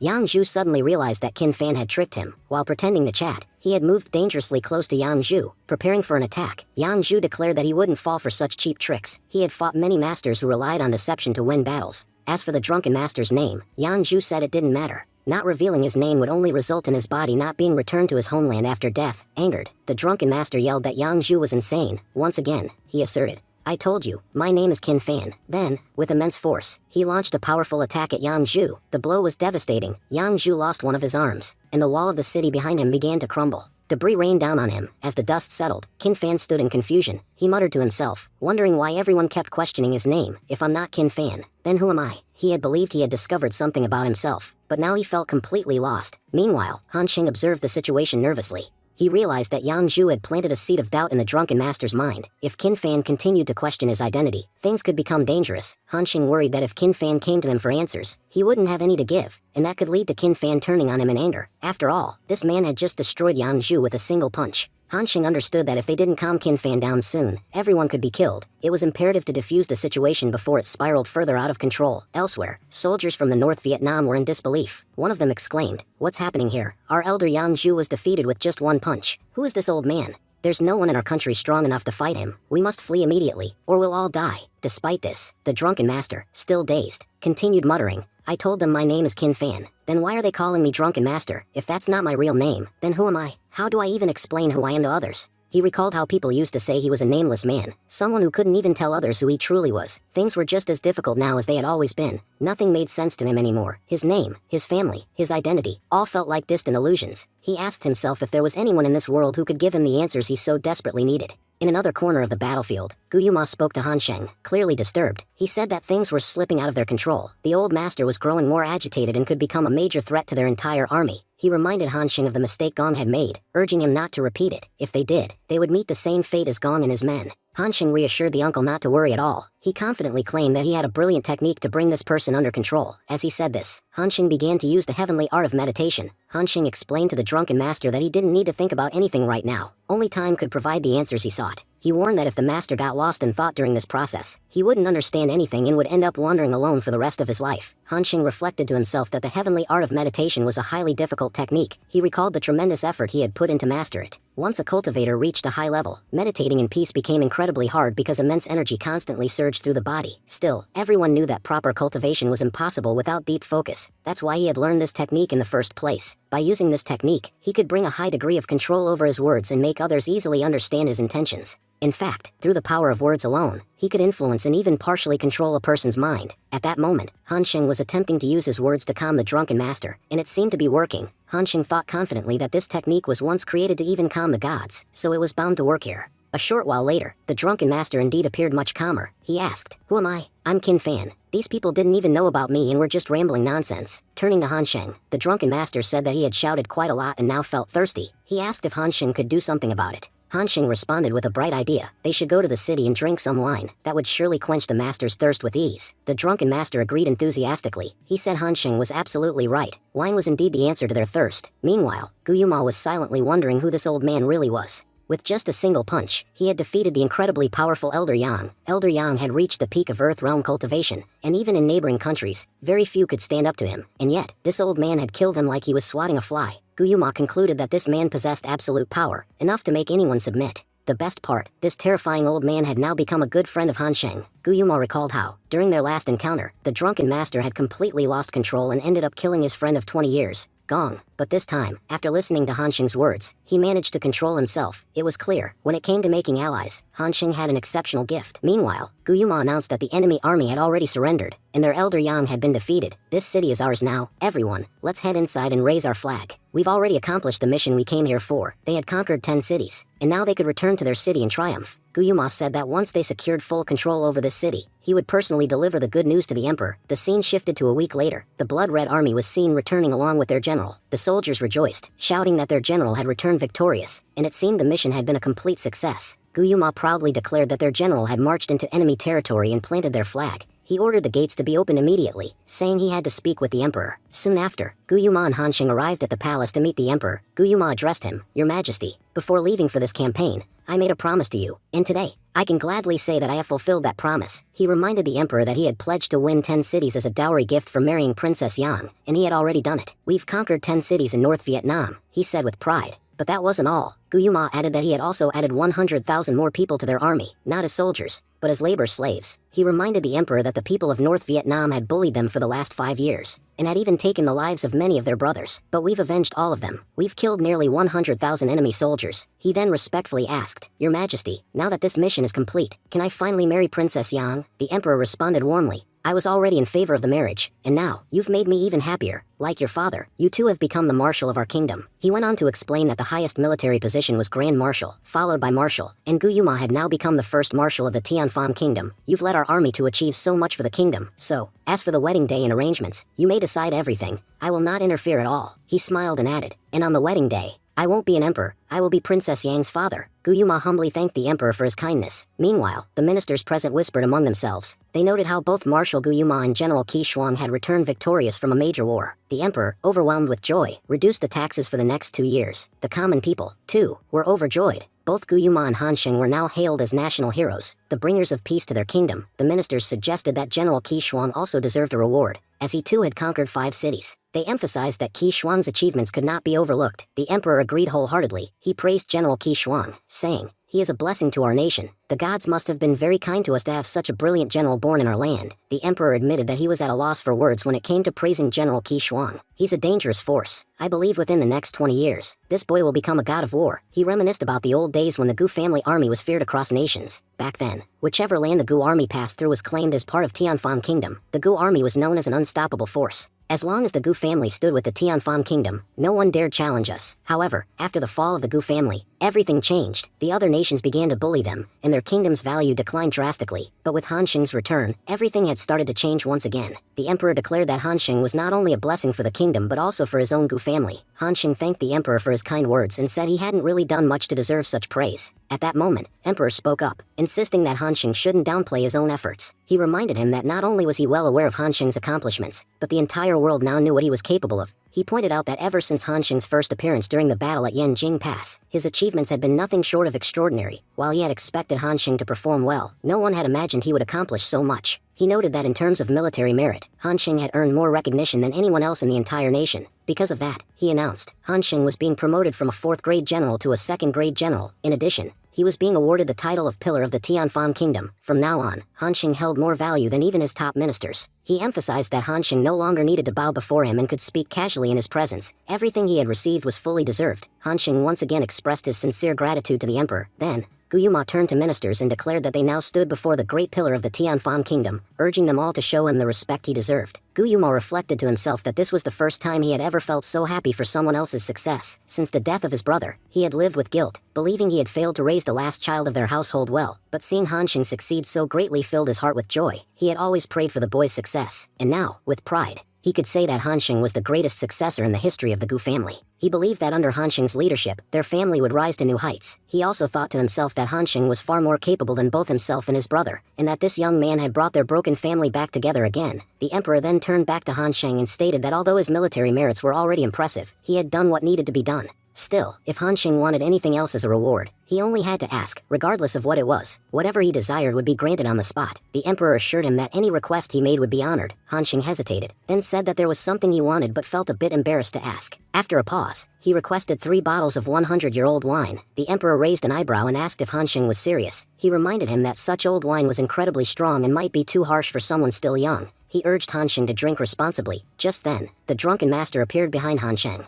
He interrupted the conversation, demanding to know what had happened to the drinks and whether they were going to get any. Han Xing reassured him, saying that he would indeed get his drink, but asked him to wait a little longer. The emperor then turned to Yuma and asked if this was the same man who had defeated Elder Yang with a single punch. He recalled Yuma saying that this man was powerful enough to wipe out their entire army in an instant. Yet, upon seeing him now, the man didn't seem all that powerful. Meanwhile, the drunken master continued to press impatiently for a drink, complaining of intense thirst. The emperor, smiling politely, remarked that it was a pleasure to meet such a senior expert, but the drunken master ignored him completely and repeated that all he wanted was wine. Han Xing leaned toward the emperor and quietly explained that the master wasn't going to listen to anyone until he got his wine. He suggested they all head into the city, because the master wouldn't allow them to continue the conversation until he was satisfied. The emperor laughed and said it seemed that Master Qin Fan wasn't very fond of greetings or formalities. Perhaps that was why he had ignored him, but he added that it was no problem. They knew how to keep him happy. Following Han Xing's suggestion, the emperor invited everyone to the city. He announced that he was throwing a party and that everyone could drink as much as they liked. He would personally cover the entire bill. He then asked Han Xing to bring along Master Qin Fan as well, since the two of them were close friends. To ensure their comfort, he had already made arrangements for a private hall where they could drink peacefully without being disturbed. The setting shifted to the capital's royal wine shop, where we saw that the drunken master had already consumed a considerable amount of wine. He declared that this was what he called real wine, and that drinking it had brought him true joy. Meanwhile, Han Xing was deep in thought. He couldn't understand how someone so powerful could be in such a pitiful state. It puzzled him. How could such a master lose his memory? Whoever had harmed him must have been terrifying, since an ordinary person couldn't possibly overpower someone like him. Han Xing was certain that the master's background was extraordinary. After all, achieving such power required intense training and dedication. There had to be a long story behind this mysterious man, yet strangely, no one seemed to know him, nor was there anyone around who recognized him. Just then, a guard approached Han Xing and addressed him respectfully. "Young master, I have a report for you," Han Xing asked. "What is it?" The guard informed him that the young master of the Han family had just entered the city and wanted to meet him first. Han Xing smiled and said, "There's no issue. Rian is my friend. If he's here to meet me, that's perfectly fine." Moments later, Han Xing spotted Rian and greeted him warmly. "My friend, it's really good to see you after so long." But the moment he saw Rian up close, his expression turned to shock. Rian stood before him, badly injured. His face was bruised, one of his arms was in terrible shape, and he had even lost one of his hands. Rian and Jin Ping both looked devastated as they stood silently in front of Han Xing. In disbelief, Han Xing asked, "What happened to you? Where's your hand? How did this all happen?" Rian calmly replied,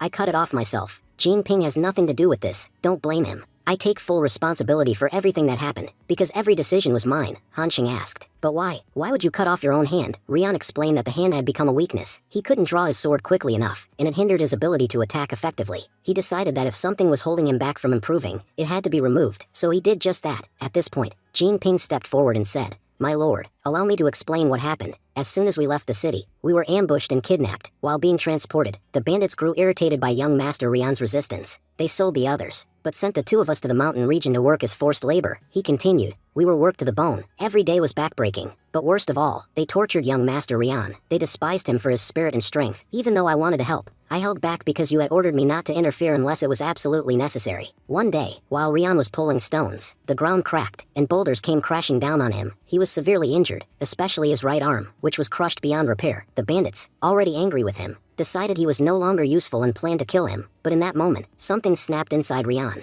Overcome with rage, he snatched a sword from a nearby bandit and began fighting back. One by one, he killed every single one of them. It was like a fire had awakened inside him. His hidden potential erupted. Jin Ping went on, "Seeing the danger, I prepared to step in, as you had instructed, but Rian managed to protect himself. He even asked me about the truth behind my power, and though I was hesitant, I ended up telling him everything." After hearing it, he was furious. He said he didn't need my help. During the fight, when his injured arm began to hinder him, he cut it off and tossed it aside just to avoid being slowed down. After that, he took down all the remaining bandits, around 100 of them, all by himself. He never once asked for my help. Once it was all over, we returned here, and the first thing he said was that he wanted to speak to you. Han Xing began speaking seriously. He said that everything that had happened, it was unfortunate. Then, turning to Rian, he added that he had just one question to ask. "Do you hate me because of everything that happened here?" Han Xing admitted that he knew Rian well enough to understand that his heart must be filled with resentment toward him. He said he would never be able to explain his true motives behind those actions. "And if you do want to hate me, then that's fine too. After all, from the very beginning, it was all my fault." Rian, visibly emotional, responded, "You think I hate you? If I'm being honest, I'm incredibly angry." He explained that out of everyone in the world, Han Xing was the one person he truly trusted. He had placed Han Xing above even his own family, not just as a friend, but as an elder brother. Rian confessed that if Han Xing had asked, he probably would have given his life for him without hesitation.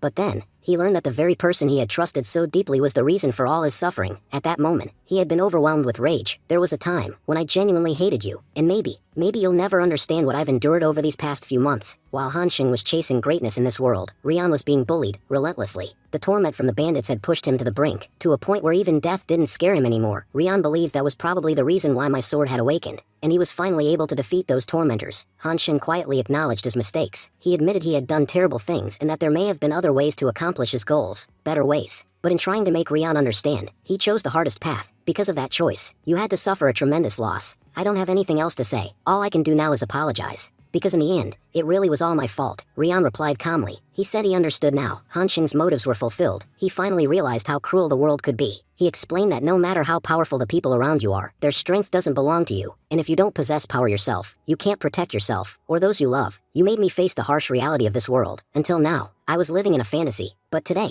I've seen the truth. He continued, saying that things like his grandfather's name, his family's prestige, and the people around him didn't truly matter. What matters in the end is my own strength, and for helping me realize that, I thank you. He admitted he had tried, really tried, to hate Han Sheng, but I just couldn't. Even now, you're still like an elder brother to me. That's why Rian asked Han Sheng one final question. You've broken my trust once before, but can I trust you again? Will you ever betray that trust again? Han Sheng stood silent for a moment, overwhelmed by Rian's words. Then, with determination in his voice, he replied, For you, Rian, I would do anything. I promise, from today, I will never break your trust again. Whenever you need me, I, Han Sheng, will always be there for you. Rian smiled slightly. He admitted that he still wasn't sure if he could fully believe those words, but hearing them, it made him feel safe. It feels like someone finally has my back. Maybe now, I won't have to face life's challenges alone anymore. He concluded with a firm voice, saying, I'll never forget this lesson you've taught me. In this world, strength earns respect, and that's why having power of my own is more important than anything else. Just then, Drunken Master spoke up, saying, Kid, you're absolutely right. I, too, used to love getting stronger through training. By the way, can I ask where your arm went? Looking at you, you seem just like me, another beggar.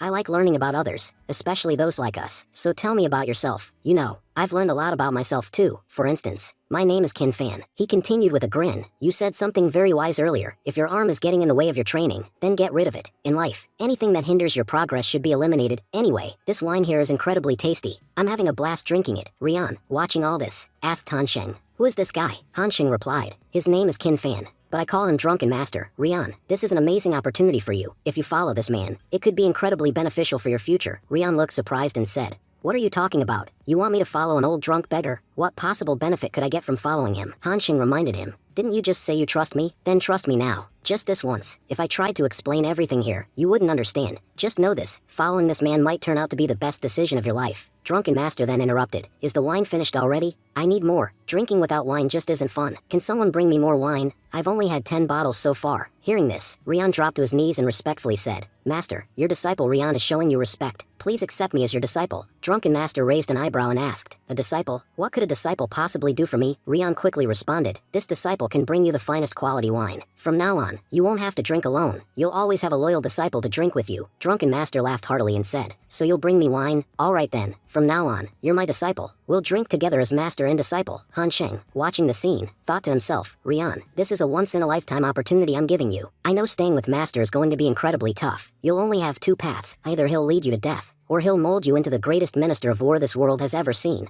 A powerful figure who never bows before anyone. The real story of your life begins the moment you start following him. Only then will we see how truly great you can become. The scene shifted to Li Mansion, where Han Sheng was seen asking, Lordly, where's Miss Li? Lordly replied, We weren't expecting you today. Please wait just a second. I'll ask the maid to call Miss Li. But Han Sheng stopped him and said, No need to inform anyone. I've come to surprise Miss Li. If you tell her, the surprise will be ruined. I'll go see her myself. Lordly nodded and said, All right. She's in her room. You may go see her. As Han Sheng walked away, Lordly thought to himself, Before the wedding, everyone was against it. But now the entire Li family is overjoyed. Every time I see Han Sheng, I feel at ease. There couldn't have been a better match for my granddaughter. Thanks to this marriage, our family's future looks brighter than ever. Truly, it was fate that Han Sheng bullied our granddaughter that day. If that hadn't happened, we would have never met someone like him. Scene shifted to Miss Li was standing by the pond when Han Sheng approached her and playfully said, Guess who's here? Hearing his voice, Miss Li turned around and thought to herself, That sounds like Han Sheng. He's back. Han Sheng smiled and said, So, did you like my surprise? I'm back, safe and sound. But Miss Li, what's wrong? Your body looks weak. Haven't you been resting properly?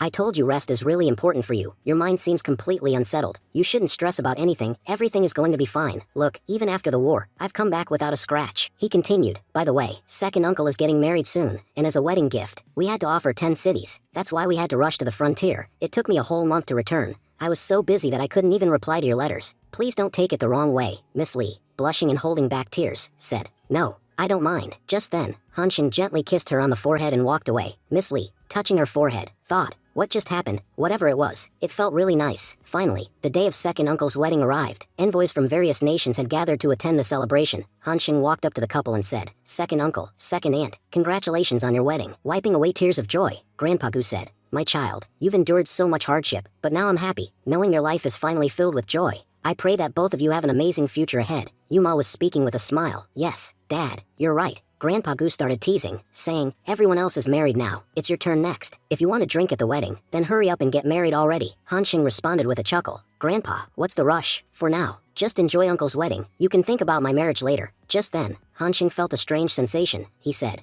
Grandpa, I just remembered something really important from work. I'll need to step out for a bit. Please wait for me. I'll be back in 5 minutes. Grandpa Gu called out behind him. Go quickly, but come back fast. You're part of this family, and we won't start the wedding without you. Everyone will be waiting. As Han Xing walked away, his thoughts turned serious. I just sensed Cheng's presence. Something is definitely wrong. His soul is almost on the verge of shattering. I need to reach him as soon as possible. He recalled Cheng mentioning that he was headed to the Moyan Kingdom to meet someone. I have to act fast. I'll take the drunken master with me and head to Moyan. Cheng has done so much for me. I won't let anything happen to him. Soon, Han Sheng and the drunken master arrived near Moyan Kingdom. Han Sheng said, I sensed Cheng's soul right around here. He must be nearby. The drunken master, clearly uninterested in the situation, asked, you promised me some wine. So, where is it? Han Sheng replied, let's finish what we came for first. After that, I'll give you all the wine you want. At that moment, Han Sheng looked ahead and spotted a grand estate. He recognized it instantly. That's the mansion of the Prince of Moyan Kingdom. I had sensed Cheng's soul from right here. That must mean Cheng is inside. But then a question arose in his mind. Why would Cheng's soul be inside the prince's mansion? Just then, he introduced himself, saying, I am Gu Hanxing from the prestigious Gu family, hailing from the Tianfan Kingdom. Please inform your lord that General Hanxing has come to meet them. I have a significant reason for visiting, which I will explain to them personally. The guard, clearly nervous, asked for proof. You say you're General Gu, but do you have any proof? I can't just accept anyone's claim without evidence. Hanxing responded by releasing a burst of his aura. Go and inform them immediately. Frightened, the guard bowed and replied, Yes, General, I'm on my way. Please don't be angry. Calm down. Once inside the mansion, Hanxing was met by Butler Zhao, who informed the prince, I recently attended a wedding of the Gu family, and I can confirm that this is indeed General Gu Hanxing. I saw him there myself. He's an extremely powerful general who recently conquered 10 cities in North Vietnam. He added, building a good relationship with someone like him would be extremely beneficial. People of his caliber can be of great help in many situations. Even if he isn't a member of the royal family of the Tianfan Kingdom, the status of the Gu family is no less significant. They command an army of 200,000, capable of crushing a 500,000 strong force without much effort. So, he deserves the same level of respect we show our own royal family. The prince nodded and greeted the guest warmly. General, you've come a long way to see me. Why are you still standing? Let's sit down and talk properly. I apologize for the behavior of my guards. They didn't know who you were. Hanxing replied respectfully. No need to apologize. Prince, your guards were only doing their job. They can't just believe someone's a general based on their word. It's good that they're cautious. It means they take their duties seriously. A soldier should always stay alert. The prince then asked, you wouldn't have come here without a reason, General. So may I ask what brings you here? Hanxing smiled and said, you're sharp, Prince. Yes, I've come with a purpose. But before that, I wanted to ask you something. Has a special guest arrived at your mansion recently? Someone you're meeting after a very long time? The prince looked puzzled. I'm sorry, Mr. Gu, but I'm not sure what you're trying to say. Hanxing leaned forward and said firmly, I'm from the Tiandang Kingdom. We don't beat around the bush. I'll ask directly. Has someone named Yan Chen come here recently? It's extremely important for me to know. He continued, if you know anything about Yan Cheng, please tell me. And even if you don't, it's fine. I trust that you're an honest man and won't lie to me. The prince replied, to be honest, this is the first time I've heard that name. I don't know anyone called Yan Cheng. Hanxing narrowed his eyes. I had thought you were an honest man, Prince, someone who wouldn't lie to me, but it seems I was mistaken. You lack the courage to speak the truth. He stood up. No matter, even if you won't tell me. Do you think I won't find out the truth on my own? I can sense everything clearly from here. I already know where Yan Cheng is. I only hoped we could resolve this peacefully, but since you refuse to cooperate, I'll find him myself by tracing his energy. At this, Butler Zhao stepped forward in protest. General Gu Hanxing, you may not disrespect our prince. Don't forget, we belong to the royal family. We're not afraid of your Tianfan Kingdom. Our Moyan Kingdom is of the highest rank, and we won't tolerate such behavior from anyone. Before Zhao could say more, the drunken master intervened. Old man, watch your mouth. If I lose my temper, I'll destroy this entire palace. And if Hanxing even hints at it, I won't hesitate to kill every last one of you. The prince watched the scene unfold and thought to himself, who is this master? He recalled a story from the last war. North Vietnam had once sought help from an elder of the Yang state, a man named Yang Zhu. That elder was feared across neighboring kingdoms for his terrifying power. It was said that in a fit of rage, he once wiped out entire armies. Yang Zhu had reached the peak of Earth realm cultivation, and very few masters in the surrounding countries could rival him. But when he went to confront the Blood Red Army, he was killed in a single blow. Rumors claim that a mysterious and incredibly powerful master had struck him down in one hit. The prince now stared at Drunken Master. Could this Drunken Master be that same person? The one who defeated Yang Zhu with a single punch? The pressure emanating from Drunken Master's body was still terrifying. He looked like someone who wouldn't hesitate to kill without a second thought. Prince Bai said that Han Xing had come all the way to his home just to provoke him. He asked Han Xing if he even realized how dangerous it was to come to the Moyan kingdom and threaten its prince in his own palace. Prince Bai pointed out that Han Xing had provoked him publicly in front of everyone, and the consequences could be severe. He warned that such actions could potentially spark a war between the Tianfan kingdom and the Moyan kingdom. He reminded Han Xing that he wouldn't want that because the Moyan kingdom was significantly larger, while he acknowledged that the Gu family had a powerful army, perhaps even stronger than most. He emphasized that sheer numbers also mattered in war. Prince Bai assured Han Xing that no matter how strong his generals or soldiers were, they couldn't win against the might of the Moyan kingdom. He claimed that in any battle, numbers mattered most, and their army was 4 times larger than Han Xing's. Even if Han Xing's men could kill many of theirs, in the end, the Moyan kingdom would still emerge victorious. In response, Han Xing said that he didn't care what happened as a result of provoking the prince. Everything the prince had just said sounded like mere self-praise. Han Xing admitted he had never heard of anyone successfully provoking Prince Bai and facing dire consequences, despite the many stories the prince shared. He added that while these tales sounded impressive, he doubted the king of Moyan would go to war just because of Prince Bai. Han Xing then told him to step outside and ask around who Han Xing really was, and to find out what happened to those who dared provoke him in the past. He warned that Prince Bai didn't know enough about him, and it would be wiser not to provoke him, as it could be very dangerous. Prince Bai replied that there was no need to fight here. All Han Xing needed was to go meet Yan Cheng, and Prince Bai was willing to take him there himself, for the good of both kingdoms. Han Xing agreed and said that, for once, Prince Bai had said something reasonable. The scene shifted. They were now on a snow-covered mountain. Han Xing was puzzled. He asked why there was such a massive iceberg in a country like Moyan, which was typically hot, especially during summer. He wondered why the ice hadn't melted yet. The atmosphere felt entirely different from the rest of the kingdom, as if they had stepped into another world. He asked what was going on. Prince Bai explained that there was a reason he hadn't wanted them to come here. This location wasn't open to outsiders. He revealed that this place had been created by his father 100 years ago. Inside the massive iceberg lay an ice coffin, crafted with a powerful and mysterious technique. Within that coffin rested his aunt, his father's biological sister, who had been preserved there for a century. Her name was Bai Hua. Han Xing asked if she had any connection to Yan Cheng. Prince Bai confirmed it. Not only were they connected, but their bond was deeply emotional. When Bai Hua was young, she had accepted Yan Cheng as her husband. At one point, their love story had been the most famous in the entire kingdom. This happened 100 years ago. Back then, Prince Bai's father and aunt were considered the most beautiful people of their generation. Their beauty was so renowned that people from other kingdoms would come just to see them. One day, Bai Hua met a man who defeated her in battle. But it wasn't just the fight she lost her heart to him as well. They began meeting frequently, and their lives seemed perfect. However, their happiness didn't last long. That young man belonged to the Qing tribe. One day, the entire tribe was wiped out by bandits. When the man found out, he was furious. He returned home and hunted down every last one of the bandits. But in the process, he lost his sanity. Bai Hua did everything she could to find him. She searched far and wide. But then something terrible happened. The Sword God appeared. Angry with his own kingdom, the Sword God unleashed devastation across a 3,000-mile radius. The young man was caught in this destruction. As the Sword God's attacks rained down, the young man disappeared. When Bai Hua learned what had happened, the news shattered her. Her cultivation, once immensely powerful, declined drastically. Her health began to fail. Everyone believed she wouldn't live much longer. It was as if she had lost all hope and will to live. But she couldn't bring herself to believe that he had truly died. She begged Prince Bai's father to seal her inside an ice coffin, so she could wait, internally and eternally, for the man she loved to return. And even now, she continued to wait. But even after 100 years, no one came. Prince Bai confessed that even he had once believed the man could never return. After all, how could someone return from death? But that belief shattered a few months ago. When Yan Cheng appeared before him, Prince Bai admitted he had always wondered why his aunt waited so long for that man.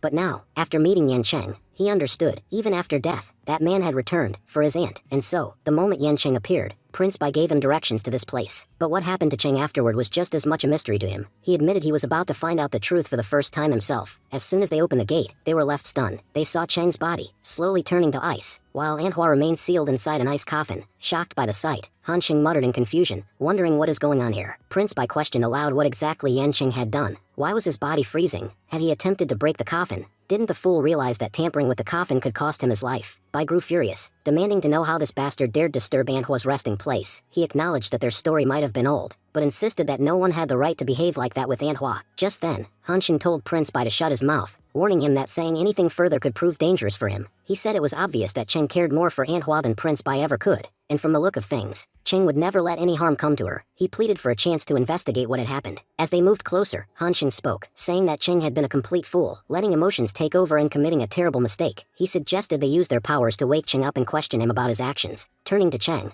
Hansheng warned him that if he didn't wake up soon, there would be nothing he could do to help him. About 30 minutes later, Cheng finally opened his eyes. Hansheng immediately asked if Cheng had anything to say in his defense. Without a word, Cheng dropped to his knees in front of Hansheng and begged for forgiveness. He admitted that he had made a grave mistake but pleaded for his master to save Hua. He insisted that Hansheng was the only one in the world capable of doing so. Cheng explained that after arriving here, he realized something crucial. Hua wasn't dead yet, but her life force had grown dangerously weak. Even a minor earthquake could kill her instantly. He confessed that he was helpless to save her himself and begged Hansheng to do whatever he could. If she was saved, Cheng promised never to forget the favor. Prince Bai watched the scene unfold, utterly shocked. He realized that the man kneeling before them was no ordinary person. In his prime, Cheng had been a true genius. He recalled how his father had once told him detailed stories about Cheng. In terms of cultivation, Manhwa had surpassed even his father. She wasn't just beautiful, she had been the #1 genius in their kingdom. Many other geniuses from neighboring kingdoms had come to challenge her, yet none could defeat her. But Cheng had once defeated Manhwa with ease, earning the title of the #1 genius in the Moyan Kingdom. Rumor had it that Cheng could beat anyone effortlessly. He could have survived in sword ruins as well, but he had lost his mind and refused to fight. That was why he had disappeared after being struck by the sword god's attack. Prince Bai wondered how such a great genius could call a young man like Gu Hansheng his master. Clearly, Gu Hansheng wasn't someone ordinary. Otherwise, someone as brilliant as Cheng would never submit to him. Prince Bai told himself he would have to be much more careful around Gu Hansheng now. After all, Gu Hansheng's story was strange too. Not long ago, he was considered a complete idiot. Everyone believed the Gu family was doomed because of him. Even though many children of the Gu family had been born with great potential, Gu Hansheng had been the sole disappointment, and many thought he alone would bring ruin to the family. But then, when Gu Hansheng revealed his true abilities to the world, everyone was stunned. People had now accepted that Gu Hansheng was the #1 genius of the kingdom. As a general, he was said to surpass even his uncle, grandfather, and father. Bai thought to himself that someone who could hide his abilities so well couldn't be underestimated. He couldn't make assumptions about him anymore. Hansheng then addressed Cheng, reminding him that Manhwa had waited for him for 100 years. If she hadn't held on to hope, why else would she have asked the emperor to bury her alive back then?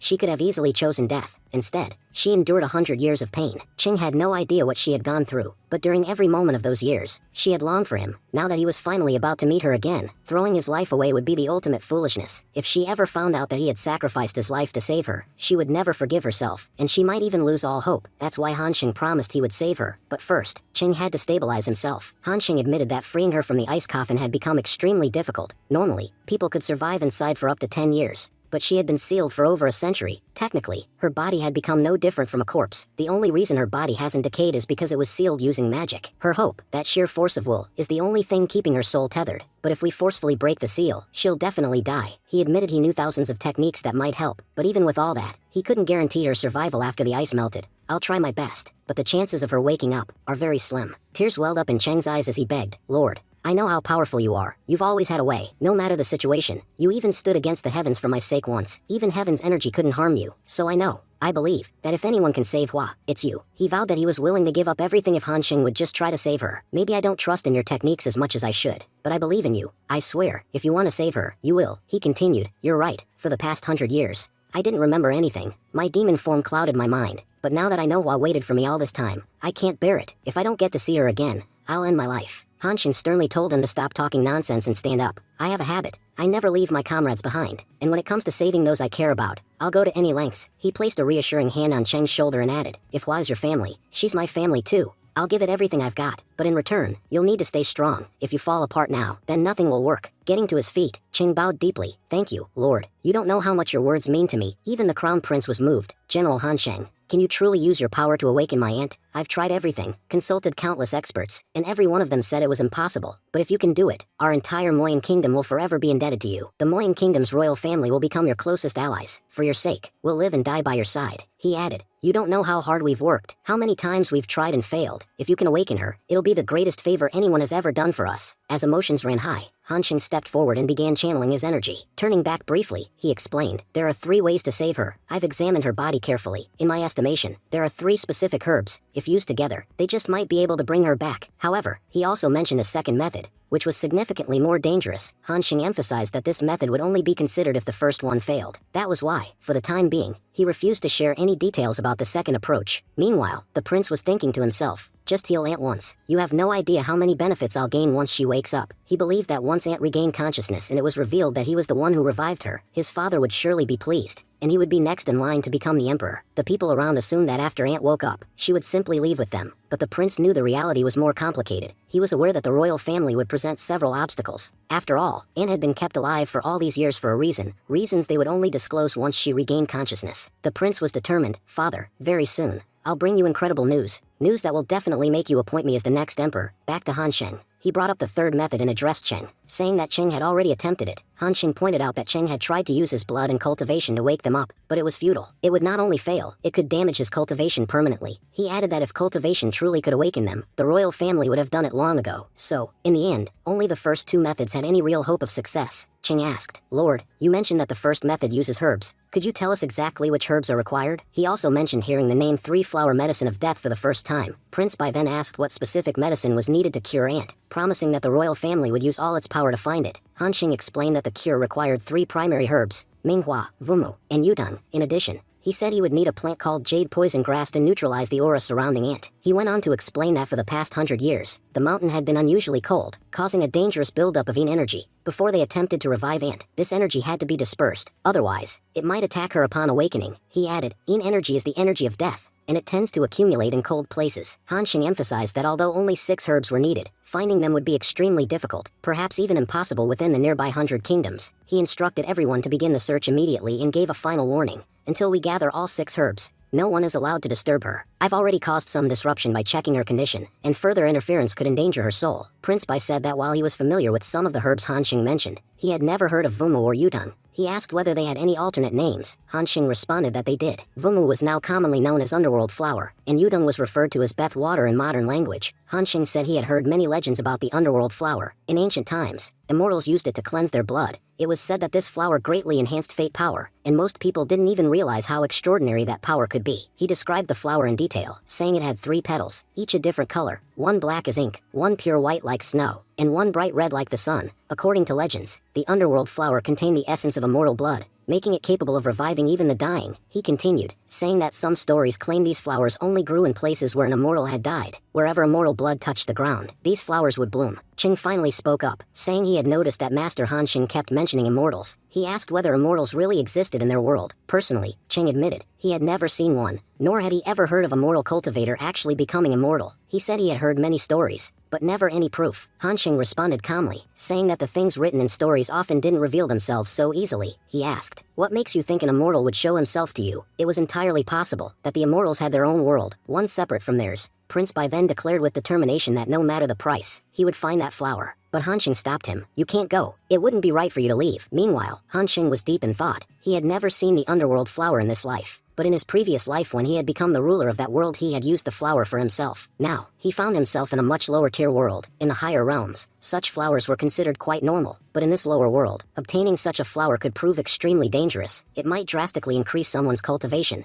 and the greedy nature of humans could turn that power into something even more hazardous. Han Sheng feared that if the flower fell into the wrong hands, it could bring disaster. Cheng then asked curiously, Lord, you mentioned something about a water. What exactly is this Beth water, and where can we find it? Han Sheng replied that he wasn't exactly sure where it could be found. However, he could describe it in detail. He explained that when one first sees the Beth water, it appears completely transparent, so clear, in fact, that it seems like you can see right through it. One might even think it's the purest water they've ever seen. But the moment someone truly believes it to be the purest water of the world, the water would suddenly turn pitch black, inky, and impenetrable. It would become so dark that nothing beyond its surface could be seen. Han Sheng explained that this water represents the dual nature of the world beneath, where the people are sometimes incredibly kind, and at other times, extremely cruel. He warned them sternly. The Beth water was incredibly dangerous. He advised them never to touch it directly. Even a slight contact with it would begin absorbing the energy from one's body. Storing this water required a special artifact known as the flawless jade bottle. No ordinary container could absorb or hold the energy of this water. Han Sheng explained further that the water's immense power came from the countless lives it had absorbed over time. It stored the energies of many fallen individuals. If someone were to acquire the water correctly, they would, in a sense, inherit all those energies and could transfer that immense power to someone else. He warned them again that finding the Beth water was no easy task, and even if they did find it, any greed in their hearts would seal their fate. He guaranteed that greed would be their downfall. He told them to proceed only if they were absolutely sure about their goal. Otherwise, the water itself would become their grave. Cheng respectfully thanked the master for sharing such valuable knowledge. He now had clarity on what he needed to do next. Prince Bai also expressed his gratitude. Prince Bai said they were deeply thankful, and that Han Xing's guidance was a tremendous help to them and their palace. He assured him that his father and everyone in the palace would forever remember his favor. He also mentioned he had already sent his people out to search for the Beth water so they could bring it back as quickly as possible. Han Xing nodded and told them to begin the search immediately. As they continued walking, they arrived at the Jiangji Palace. Prince Bai addressed General Han Xing again, saying that since the general was so knowledgeable about herbs, it would be a great help if he could stay at the palace for a few days. His men had been sent to retrieve herbs,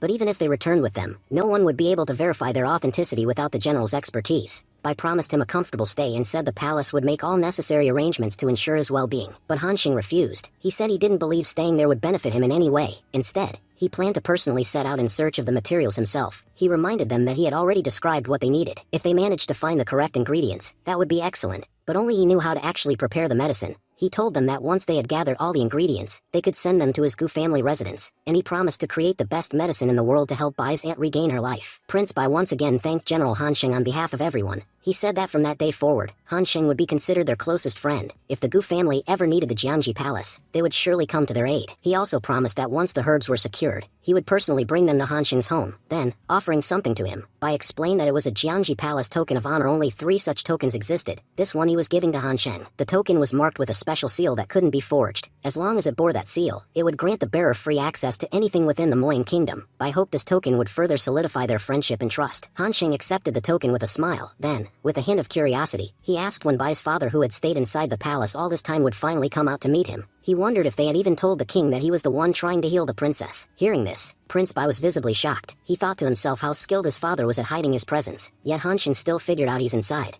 I guess I should lie for now, otherwise he may never trust anyone again. Then Han Xing said, your father and your aunt are siblings, right? That means they share the same bloodline and energy. If your father had transferred his energy into your aunt's body, her chances of survival would have been much higher. Her body wouldn't reject the energy because it would feel familiar. Anyway, Prince, I should get going. I hope you follow the instructions I gave you in time. And yes, except for the underworld flower, please make sure to find all the other medicinal herbs. The prince assured him, saying, don't worry, by the next time you visit, all the herbs will be ready for you. Han Xing smiled and replied, I hope that next time I visit, your father himself will come to greet me. I don't want him hiding again like this time. After that, Han Xing arrived at the market. Cheng, who was with him, asked, my lord, wouldn't it be better if we searched for herbs first? What are we going to find here in the marketplace? Han Xing responded, look at the state you're in, honestly. Do you think you can search for herbs like this? Everyone knows that herbs from ancient times are extremely beneficial. Even without cultivation, they can make a person incredibly powerful. But the more useful the herb, the harder and riskier it is to obtain. If you go out looking for them without healing properly, I can guarantee you won't return. And if something happens to you, saving the princess would be meaningless. Cheng nodded and said, you're absolutely right, my lord. Suddenly, Han Xing asked, where did the drunken master go? He was just with us. Cheng looked around and replied, there he is heading into the wine shop. Inside the shop, the shopkeeper was announcing, today's wine bidding has been won by Mr. Muin.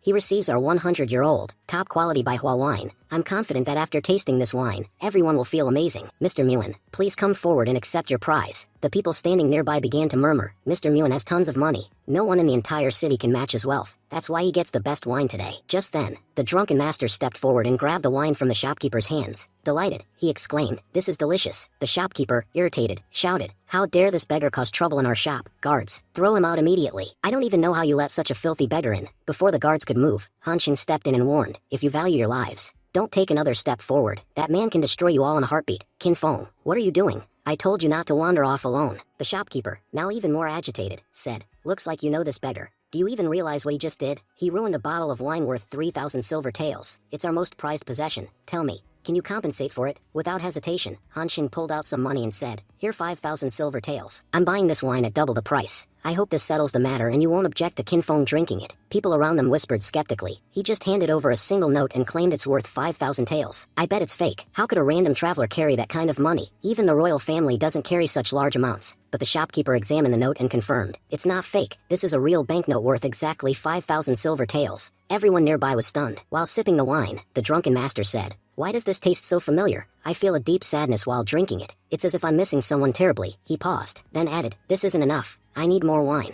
Han Xing asked the shopkeeper if the wine was of the same quality as the one he just purchased. Then, without hesitation, He said he was ready to buy every bottle of that wine in stock. The shopkeeper responded respectfully, saying that if she searched their inventory, she might find a total of only 3 jars of Baihua wine, one of which he had already bought. Han Sheng nodded, saying that 2 jars still remained and he wanted both. However, he admitted that he hadn't brought much money with him, just around 13,000 silver taels. He offered that amount in exchange for the remaining jars and told the shopkeeper that if she needed more, she could visit his residence later to collect the rest. The other customers, visibly irritated, began to protest. They said, "Brother, what you're doing is wrong. Baihua wine is legendary. Do you even know how rare this is? This wine is from a time before Sword Ruins was even founded. It must be at least 100 years old. And now you're buying it all without leaving a single jar for the rest of us. If we could just taste it once, we'd know what such ancient wine feels like." They warned him that drinking too much of it might lead to an ugly death and insisted that he should at least leave 1 jar for them. Han Sheng then turned to the shopkeeper and asked whether the wine was truly that old and where it originated. The shopkeeper explained that the Baihua wine had been crafted 100 years ago by a mysterious lady known for her unmatched winemaking technique. According to legends, her wine was considered the best in the world. After her passing, the recipe was lost, and no one since had been able to recreate it. This was why the wine was so expensive and so rare. Han Sheng asked if anyone knew more about this winemaker. The shopkeeper replied regretfully, saying, "If we knew, it would be a blessing. But sadly, not even the smallest details about her are known. Too much has been lost over the past century. Who knows what incident took her life?" She then expressed her admiration for Han Sheng's generosity, pointing out that despite knowing the wine cost only 3,000 silver taels, he paid more than double. She added that wealthy and kind-hearted young men like him were rare these days, and asked if she could know his name. Han Sheng introduced himself proudly as Gu Han Sheng of the Gu family from the Tianfan kingdom, adding that people now addressed him as General Qi Xuan. The room went silent. The bystanders, now shocked, exclaimed, "What? The legendary warrior from the Tianfan kingdom, the one who's famous throughout the world. We were just bad-mouthing him a moment ago. If we had known who he was, we'd never have dared." The shopkeeper, stunned, thought to herself that she had heard his name many times before. Rumors had it that he was destined to become a major figure in the future. It was even said that a guardian accompanied General Han Sheng, someone so powerful that even top-tier elders could be taken down in a single blow. Realizing this, she gasped, thinking, "Then the old man I mistook for a beggar must be his guardian." Panicking, she shouted, "I made a huge mistake. How could I accept money from General Han Sheng?" She quickly instructed her assistants to return his payment and bring out the last 3 jars of Baihua wine that had been hidden away for special occasions. A general of his stature must be welcomed properly. But Han Sheng, smiling kindly, told her not to return the money. He said she had preserved the wine for 100 years, and that kind of dedication deserved proper compensation. Later, Han Sheng and the drunken master prepared to return home. Sensing something was off, Han Sheng asked, "Qin Feng, why do you look so troubled? And why have you kept this last jar of wine aside?" Qin Feng looked down and admitted, "I'm afraid that if I drink it, it'll be gone forever. And something about this wine, it feels familiar, like I've known it before. I don't have the courage to finish it here." Han Sheng was surprised. "I've never seen the drunken master like this. Could there be some connection between him and this Baihua wine? After all, the wine is 100 years old. Maybe he knew the creator." Qin Feng suddenly murmured, "Who am I? Am I really Qin Feng, or is my real name Jean? Why can't I remember anything clearly?" Confused and overwhelmed, he questioned his very identity. Han Sheng tried to calm him, telling him not to overthink, but despite his efforts, the drunken master remained restless. Still lost in thought, Qin Feng kept repeating, "Who am I? Am I truly Qin Feng?" Then, with tears in his eyes and emotions boiling over, he shouted and suddenly ran off at high speed. Watching him disappear into the distance, Ching said softly, "Lord, drunken master has left us. Should we follow him?" But Han Sheng shook his head and replied, "No, there's no need. He joined us of his own will, and if he chooses to leave, we shouldn't stop him. Honestly, is there anyone in this world who could stop the drunken master if he really wanted to go?" Han Sheng concluded that the drunken master must have remembered something from his past. He believed the master was now on a journey of rediscovery. If fate allows it, we'll meet again. Let's not dwell on this any longer. We should return home. There's still a lot of work waiting for us. Scene changes to the Li family's estate. A maid was speaking politely. "Young miss, General Han Sheng has been away for a long time. There's no news of when he'll return. Please don't worry too much." Miss Li nodded silently, though her thoughts told a different story. She, too, knew that Han Sheng was exceptionally capable, but the problem was that he constantly took on dangerous missions. That was what truly worried her. Just then, she heard footsteps behind her. She turned around, and to her shock and relief, it was Han Sheng. With a smile, Han Sheng teased, "Did you miss me?" Scene shifted to the wedding day. The venue was grand, and dignitaries from various nations had arrived with wedding gifts for Han Sheng. The delegation from the Ning Kingdom had even brought their most valuable treasury item. Shortly after, the butler of the prince Bai arrived and respectfully declared, "I bring wedding gifts from the Moyen Kingdom for General Han Sheng. Congratulations, Grand Marshal, on your grandson's marriage." Smiling, Grandpa Gu replied warmly, "Aren't you General Jia? It's been a long time since we met, ever since you left the battlefield." The butler responded respectfully, "Grand Marshal, I am no longer General Jia. Today, I serve as a butler for the Jiangji Palace." Grandpa Gu placed a hand on his shoulder and said with pride, "Even if you've left the battlefield, in my eyes, you'll always be an outstanding general, the one who protected the southern borders of Moyen Kingdom and now loyally serves the royal family." The butler, clearly moved, replied, "You're truly a great man, Grand Marshal, I never expected to receive so much respect even as a butler. Watching this exchange, some of the guests murmured, isn't it strange? Not long ago, young Master Hanxing visited Jiangji Palace, and now Jiangji Palace is sending in gifts. Could it be true that the Moyan Kingdom and the Gu family have become allies? They recalled that when the rumor first surfaced, many had dismissed it. After all, the Moyan Kingdom was powerful and known to look down on others. An announcement was made. The bride and groom have arrived. As Hanxing walked in, guests whispered among themselves, General Gu is so handsome. Miss Li is incredibly lucky to marry such a brilliant man. Hanxing and Miss Li entered the ceremonial hall. The butler then instructed them, first, you will greet the heavens, then your elders, and finally each other. Once these rites are done, your marriage will be officially complete. Miss Li gracefully bowed in respect to the heavens. But to everyone's shock, Hanxing didn't follow. The guests began to murmur, why isn't young Master Gu bowing to the heavens? Doesn't he know this could bring misfortune to their marriage? Miss Li was equally confused. What is he doing? Why won't he show respect to the heavens? Hanxing, however, stood firm. I have no problem bowing to my grandfather, the emperor, or anyone else, but I will never bow to those wretched heavens. Only I know how vile that so-called heavenly Tao is. I refuse to submit to someone who enjoys watching others suffer. These people don't know that bowing to him won't make their lives better. Heavenly Tao just takes pleasure in seeing others kneel before him. The butler, unfazed, continued, now, please greet your elders. This time, both Hanxing and Miss Li bowed respectfully to their elders. Grandpa Gu wiped his tears and said emotionally, I was so worried when Hanxing didn't bow to the heavens, but now, seeing this marriage proceed without issue makes me truly happy. The butler then declared, it's time to greet each other. Hanxing and Miss Li turned to one another, bowed gracefully, and their wedding was officially completed. Servants entered with drinks for all the guests. Grandpa Gu, beaming with joy, raised his cup and joked, let's see which one of us gets drunk first. The emperor smiled and said, today, two of our kingdom's most powerful families have united. I'm confident this alliance will bring immense benefits to our country. Grandpa Gu turned to Miss Li and said, Kin Rua, from today onward, you're my granddaughter-in-law, and if this fool Hanxing ever causes you trouble, come straight to your grandfather. As long as I'm alive, he won't dare make things difficult for you. Lord Li added warmly, Hanxing, you've always been a good child, rarely needing advice, but there's one thing I must say. Can you call me Grandpa instead of Lord Li? If you don't, it just won't feel right. Hanxing chuckled and said, all right then. Just like my grandpa, I'll start calling you old man. That's the best I can do for you. Hearing this, everyone around burst into laughter, saying, General Hanxing really is amazing, he always does whatever he wants. As the group continued praising both Hanxing and Miss Li, suddenly, Miss Li collapsed and fell unconscious. Hanxing immediately caught her and shouted in concern, what happened to you? How did you suddenly faint like this? Grandpa, visibly panicked, cried out, what's going on? Old Li quickly added, call the doctor immediately. She's never fainted like this before. Without wasting time, Hanxing began checking Miss Li's pulse and aura. He soon noticed that the mark on her soul had grown significantly larger. He realized that if it continued to spread, her soul would soon be destroyed. He thought to himself in frustration, heavens, why do you always have a problem with me? Why can't you let something good happen in my life for once? Without responding to anyone, Hanxing picked Miss Li up and began walking away. Old Li shouted after him, Hanxing, what are you doing? Do you know what's wrong with her? Is that why you're taking her away? But Hanxing gave no reply and simply continued walking. Grandpa also called out, Hanxing, what are you trying to do? Eventually, Hanxing brought Miss Li into the bridal chamber. As she slowly opened her eyes, she weakly scribbled something on his hand. In her mind, Miss Li thought, forgive me, Hanxing, I don't think I'll be able to fulfill the promise I made to you. I'll regret this, even after I die. But Hanxing held her hand tightly and said, don't worry about anything. No matter what I have to do, I will save you, even if I have to challenge the heavens themselves. Miss Li then wrote one final message on his hand. I couldn't keep any of my promises, except one. There's still one last promise we can fulfill together. Moved by her words, Hanxing gently kissed her. Shortly after, Miss Li lost consciousness again. Hanxing whispered, wait for me, Miss Li. I'll return soon, and we'll be together again. As he opened the door to leave, Grandpa and Old Li were waiting outside. Old Li shouted, where's Miss Li? Do you even know how to save her? And why did you bring her here without saying a word? Hanxing replied calmly, the truth is, she's unconscious. And there's no one here who can help her. There's not a single doctor in this world who can heal her now. There's only one way left to save her, and I'm going to use it very soon. Until then, please, take care of her. With that, Hanxing stepped aside and summoned Cheng.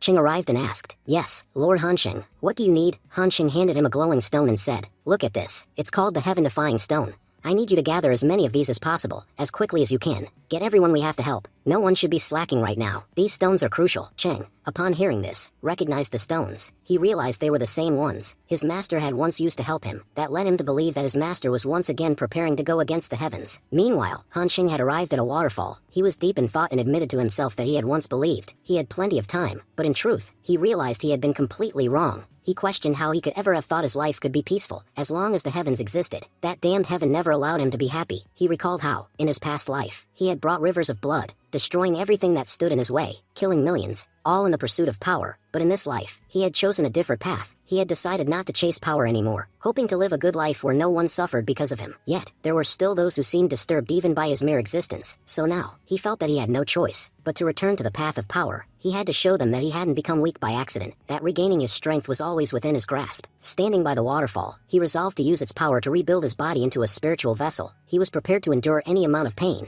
because he knew that a powerful body would be crucial in the battle against the heavens. Hanxing sat beneath the crashing waterfall, its pressure pounding against his body with incredible force. He believed that the intensity of the water would sharpen and strengthen him. Eventually, he allowed the entire waterfall to fall directly upon him. On the other side, Lordly was seen sitting beside Miss Lee. He spoke gently, reminiscing about how his granddaughter had always been a good child since childhood. But, he added bitterly, the gods had never been just to her. She had been exceptionally talented, yet her inability to speak had brought her nothing but emotional suffering since she was little. And now, just when her life had started to improve, the gods had taken even that away from her. With grief in his voice, Lordly questioned how the gods could be so cruel to such an innocent child. He declared that if the gods had truly wronged his granddaughter, he would never offer prayers to them again. Grandpa Gu tried to calm him down, saying there was no point in discussing all this right now. Uncle Guyuma added that since Hanxing had gone to find a way to heal Miss Lee, they should believe in him. He would definitely find a cure. Just then, Hanxing entered the room. Everyone, shocked and concerned, asked where he had been for the past 10 days, and whether he had found anything that could help Miss Lee. Lifting her gently, Hanxing replied that he was sorry, but there was no time to explain. They had already wasted 10 precious days, and now, not a single second could be lost in waking Qin Ro. Right then, Cheng arrived carrying a bunch of stones. He informed Hanxing that they had collected all the heaven-defying stones from within a 100-mile radius. Hanxing nodded and thanked him, then walked toward Miss Lee.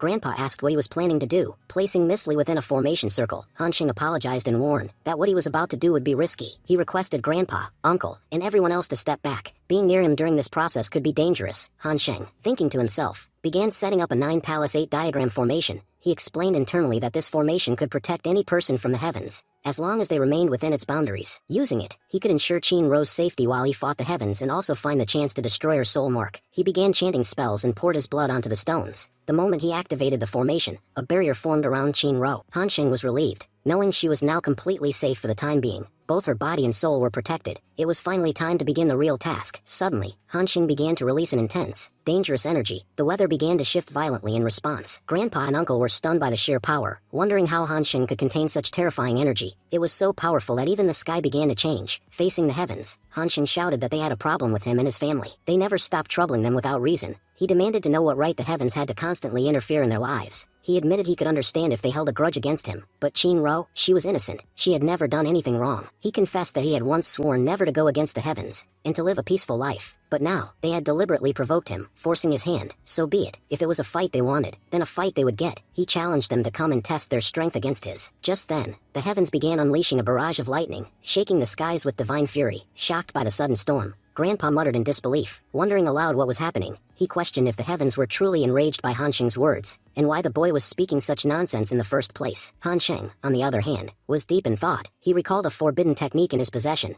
a technique so powerful it could grant immense strength in a short span. It was this very technique that had once drawn the ire of the heavens. The last time he used it, his power had grown so rapidly that he nearly reached the level of the heavenly Tao, and because of that, they had ended his life prematurely. Hanxing admitted to himself that he had always known using this technique was wrong, which is why he had sworn never to use it in this life. But now, the circumstances had pushed him too far. The situation had become so dire that he had no other choice. It was time to unleash his most powerful technique, the ultimate breakthrough. He resolved that as long as he kept fighting, he would continue to break through. No matter how powerful his opponent was, he would match their strength and continue rising. As Hanxing began his breakthrough, he ascended to the mid-stage of Earth Realm, stunning everyone. Grandpa, still reeling from the shock, whispered in disbelief that Hanxing had managed to break through once again. Moments ago, he was only at the profound stage of Earth Realm, and now he had jumped to the middle levels of the Earth stage. How could a mere child achieve such rapid advancement? Others around began murmuring in confusion, trying to understand what was happening. They wondered what General Qi Shuang was planning and what this insane power surge meant. Even the Emperor, witnessing Hanxing levitating in the sky, was stunned. He recalled clearly that Hanxing was only at the profound stage of Earth Realm. How had his cultivation improved so drastically? Was he actually flying? The Emperor expressed his growing fear that Hanxing might be on the verge of doing something truly dangerous. Going against the heavens was no trivial matter. History had shown that those who defied the heavenly Tao never met a good end. Yet, despite knowing all this, Hanxing continued down this path. Turning back, Hanxing shouted to Qin Ro, asking her to wait for him. He promised he would return victorious. With determination in his heart, he moved forward to confront the enemy. He declared to the heavens that he would destroy Shinro's soul mark. Without hesitation, he began activating his technique to shatter it. But just as he started to destroy the mark, the heavens began to stir. The overwhelming wrath of the divine realm shook even the nearby countries, leaving everyone in shock. Observers cried out in disbelief, wondering who could have possibly enraged the heavens to this extent. For the past 100 years, the heavenly Tao had remained dormant, never appearing before anyone. Now, someone had provoked them so deeply that they were forced to respond. Normally, the heavenly Tao did not interfere in the matters of mortals, yet something, or someone, had crossed a line. One man pointed out that the heavenly tribulation had descended directly on the capital of Tianfan country. Urgent orders were given to send their forces to investigate what had happened. What could Tianfan kingdom have done to invoke such divine wrath? If they had indeed crossed the line, then the consequences might affect everyone. Meanwhile, the drunken master stood gazing at the storm, watching the divine lightning. He murmured that the energy seemed familiar, yet he still couldn't recall who he truly was. Elsewhere, Han Xing looked up at the skies and shouted boldly. He said he was giving the heavenly Tao one last chance to back off, and let him destroy Shinro's soul mark. If they didn't, he would destroy them along with the mark, and they would be responsible for everything that followed. Terrified, Grandpa cried out to Han Xing, asking what he thought he was doing. He admitted Han Xing had every right to be angry, but begged him to calm down.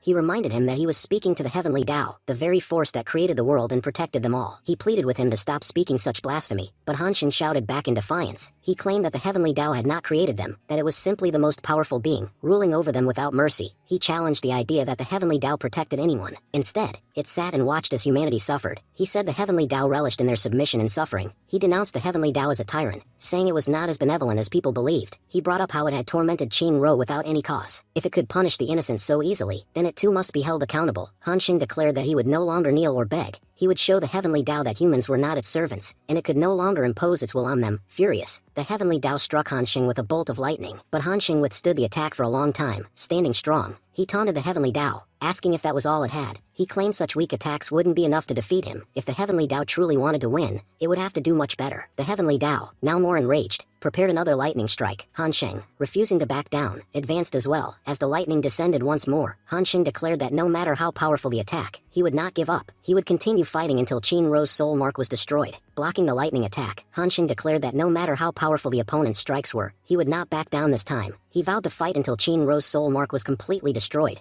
Just as he destroyed the lightning, a new figure appeared before him, Dog Fenrir, the beast of the heavenly dog. Han Xing wondered if the heavenly Tao had really sent his beast to fight in his place. He hadn't expected the heavenly Tao to go this far. Han Xing realized that this wasn't the real Fenrir, it was just a clone. After all, this world was a lower realm. If a being as powerful as the real Fenrir had truly descended here, the realm would have collapsed under his presence alone. But that worked in Han Xing's favor. He now had a golden opportunity to defeat this fake and claim victory. He analyzed the situation. Fenrir seemed to be at the Tianwan level, only one level above his own. He was confident he could handle that. Just then, Fenrir began to release his energy, and the effect was overwhelming. Everyone, including the Emperor, fell to their knees, trembling, in disbelief. The Emperor asked how Han Xing could still stand against such divine energy. It was so intense that they couldn't even remain on their feet. Han Xing shouted back in rage, saying that he hated how beings like Fenrir forced others to submit to their will. He despised how the weak were crushed, just for refusing to bow. He made it clear, Fenrir wasn't the only one with power. Han Xing began unleashing his own energy, and the pressure grew so intense that even kneeling became unbearable for everyone around. The Emperor was stunned. It no longer felt like a fight between a human and a divine beast. It felt like a battle between two gods. Han Xing's power was terrifying, so much so that warriors from other nations couldn't even move.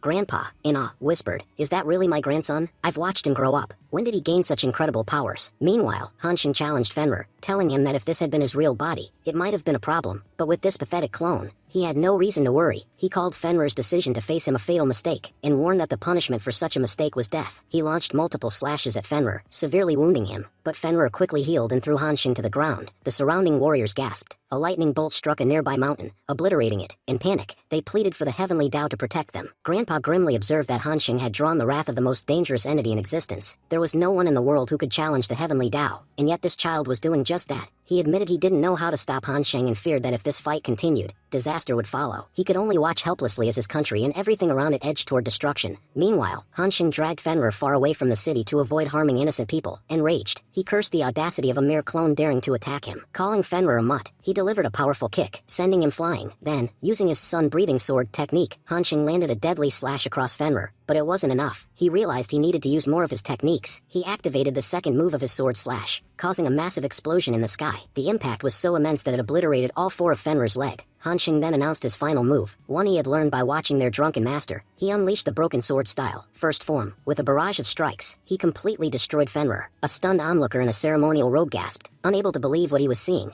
He had personally witnessed this beast descend from the heavens, a creature of immense power, one that no one in their world could defeat, and yet, a mere boy had taken it down in just 3 attacks. He questioned how such a child could possess this level of power, and wondered what kind of terrifying warriors lived in the Tianfan kingdom. Han Xing then turned toward the heavens, and declared that he had already destroyed the Heavenly Dao's first pawn. He knew the enemy wouldn't give up so easily, so he challenged them to send whoever they wanted next, quickly, because he had no time to waste. He was ready to show just how powerful he truly was. He thought to himself that he needed to keep the Heavenly Dao occupied. Qin Ro's soul mark had been with her since birth, and it would take time to destroy. If the Heavenly Dao noticed Qin Ro now, he might intervene and prevent the soul mark's destruction. So Han Xing issued another challenge, declaring that as long as he stood, no one under his protection could be harmed. He vowed to protect them all and wouldn't hesitate to go against the Heavenly Dao if needed. This was just the beginning of his enemy's defeat. He announced that he was now the one in control, and no matter how many times the Heavenly Dao sent someone, they would return defeated each time. Just then, Heaven Dao summoned another fighter. The crowd was left stunned and visibly shaken. Everyone around began murmuring anxiously, wondering aloud who Heaven Dao would send out next. The newly arrived fighter stood tall and declared in a cold voice, "Boy, you've made a grave mistake by standing in front of heaven. Death is the only thing awaiting you now." At that moment, Grandpa observed him carefully and commented, "That man is wielding the dragon robe and the black sword. But those are the signature weapons of the great Emperor Nanwan. How could he be here? He died ages ago." He was shocked and muttered to himself, "Could it be true? Did heaven really bring a dead man back just to fight Han Sheng?" Another rogue figure confirmed it in disbelief, saying, "That is indeed Emperor Nanwan, a legendary warrior who existed 3,000 years ago. It's said that he was the most powerful fighter in all of recorded history." He explained that the world was made up of 100 kingdoms, each with its own ruler. But during his time, Emperor Nanwan was the only one who conquered all 100 kingdoms. That feat earned him the title of the legendary emperor. The story shifted to Nanwan's past. It was revealed that his full name was Nanwan Han, and he lived around 3,000 years ago. Nanwan had noticed that all the kingdoms remained divided, constantly at war with each other. Using his overwhelming power, he united them all into a single empire. No one before or after him had ever achieved such a feat, which is why he was honored with the title the Great Emperor, a title unique only to him. Nanwan Han was so powerful that he could change the direction of the wind with a mere gesture. He had destroyed entire mountains in his path. Despite his immense might, he had only fought 10 wars in his life, winning all of them effortlessly. The remaining 90 kingdoms had surrendered without a fight. Back then, people used to say, you might survive a battle with God, but never a clash with the great Emperor Nanwan. Yet, no matter how powerful he was still human. Time took its toll, and he eventually died. After his death, no one was strong enough to keep the kingdoms united. Gradually, the world split apart again, and the cycle of war resumed. The robed man continued, saying, "To think that Heaven Dao actually reincarnated the great Emperor Nanwan, it's unbelievable. Usually, Heaven doesn't care much about humanity, but just to defeat one person, they revived someone so powerful. What kind of offense did this boy commit to make Heaven Dao go to such lengths?" He added, "No matter how strong that kid may be, there's no way he can stand against Nanwan. They say only one warrior ever surpassed Nanwan, the Sword God, and nobody even knows what happened of him." Back in the arena, Han Xing faced Nanwan and declared firmly, "I don't care who you are, but let me make this clear. If you interfere in this battle between me and heaven, you won't survive either." In response, Emperor Nanwan released a powerful burst of energy and spoke with authority. "You dare to teach me? I am the great emperor of this world. There is nothing I haven't conquered. I've come here today to end you, because you dared to defy heaven." As Nanwan unleashed his energy, the sheer force made the ground tremble and sent shivers through everyone nearby. Han Xing smirked and said, "So, you won everything in your era. That makes you think no one today can defeat you? Let me tell you, the only reason you were undefeated was because I wasn't around back then." He released his own energy and continued, "If I had been alive in your time, you would have never won.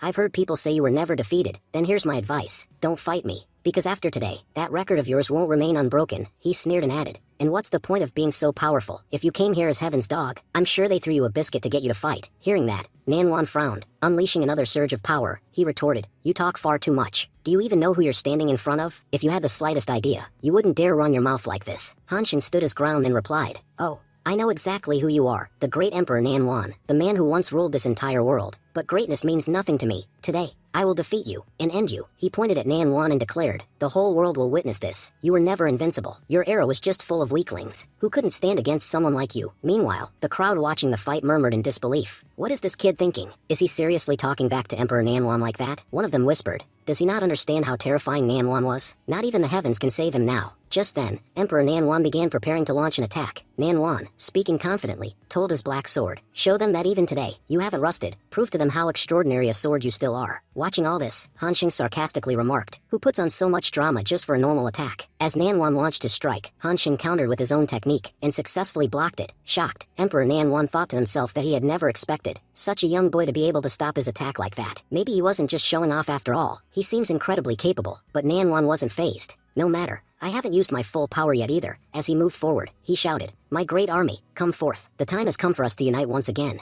and win another great war." Suddenly, Nanwan's entire army appeared before everyone's eyes. One of the observers, the man in the cloak, was stunned. Until today, I had only read about Nanwan in books. I'd also heard rumors about his golden army, but now I've seen it with my own eyes. What a powerful force he commands. No wonder no one could stand against him during his time. Emperor Nanwan stepped forward and addressed Hanxing directly. "The one who protects you, you've betrayed him, and for that, I will kill you here and now." With that, he ordered his army to attack Hanxing, but Hanxing just smirked. "Do you really think you're the only one with an army?" He then activated his sword technique, and one by one, began taking down the enemy soldiers with brutal efficiency. The emperor watched in disbelief. "So you can summon a rain of swords. Impressive. But that alone won't be enough to defeat my army." Once again, waves of soldiers charged toward Hanxing, but on the other side, Hanxing responded with even deadlier attacks. He muttered, "This fool thinks that ruling this world is some great achievement. What he doesn't know is that I've killed more people than this world's population combined. I've slain so many that I don't even remember the number anymore." He continued, "I never wanted to unleash my terrifying true self, but now, I have no choice." With that, Hanxing began releasing his killing intent. The sheer intensity of his killing intent turned the entire sky blood red. He declared,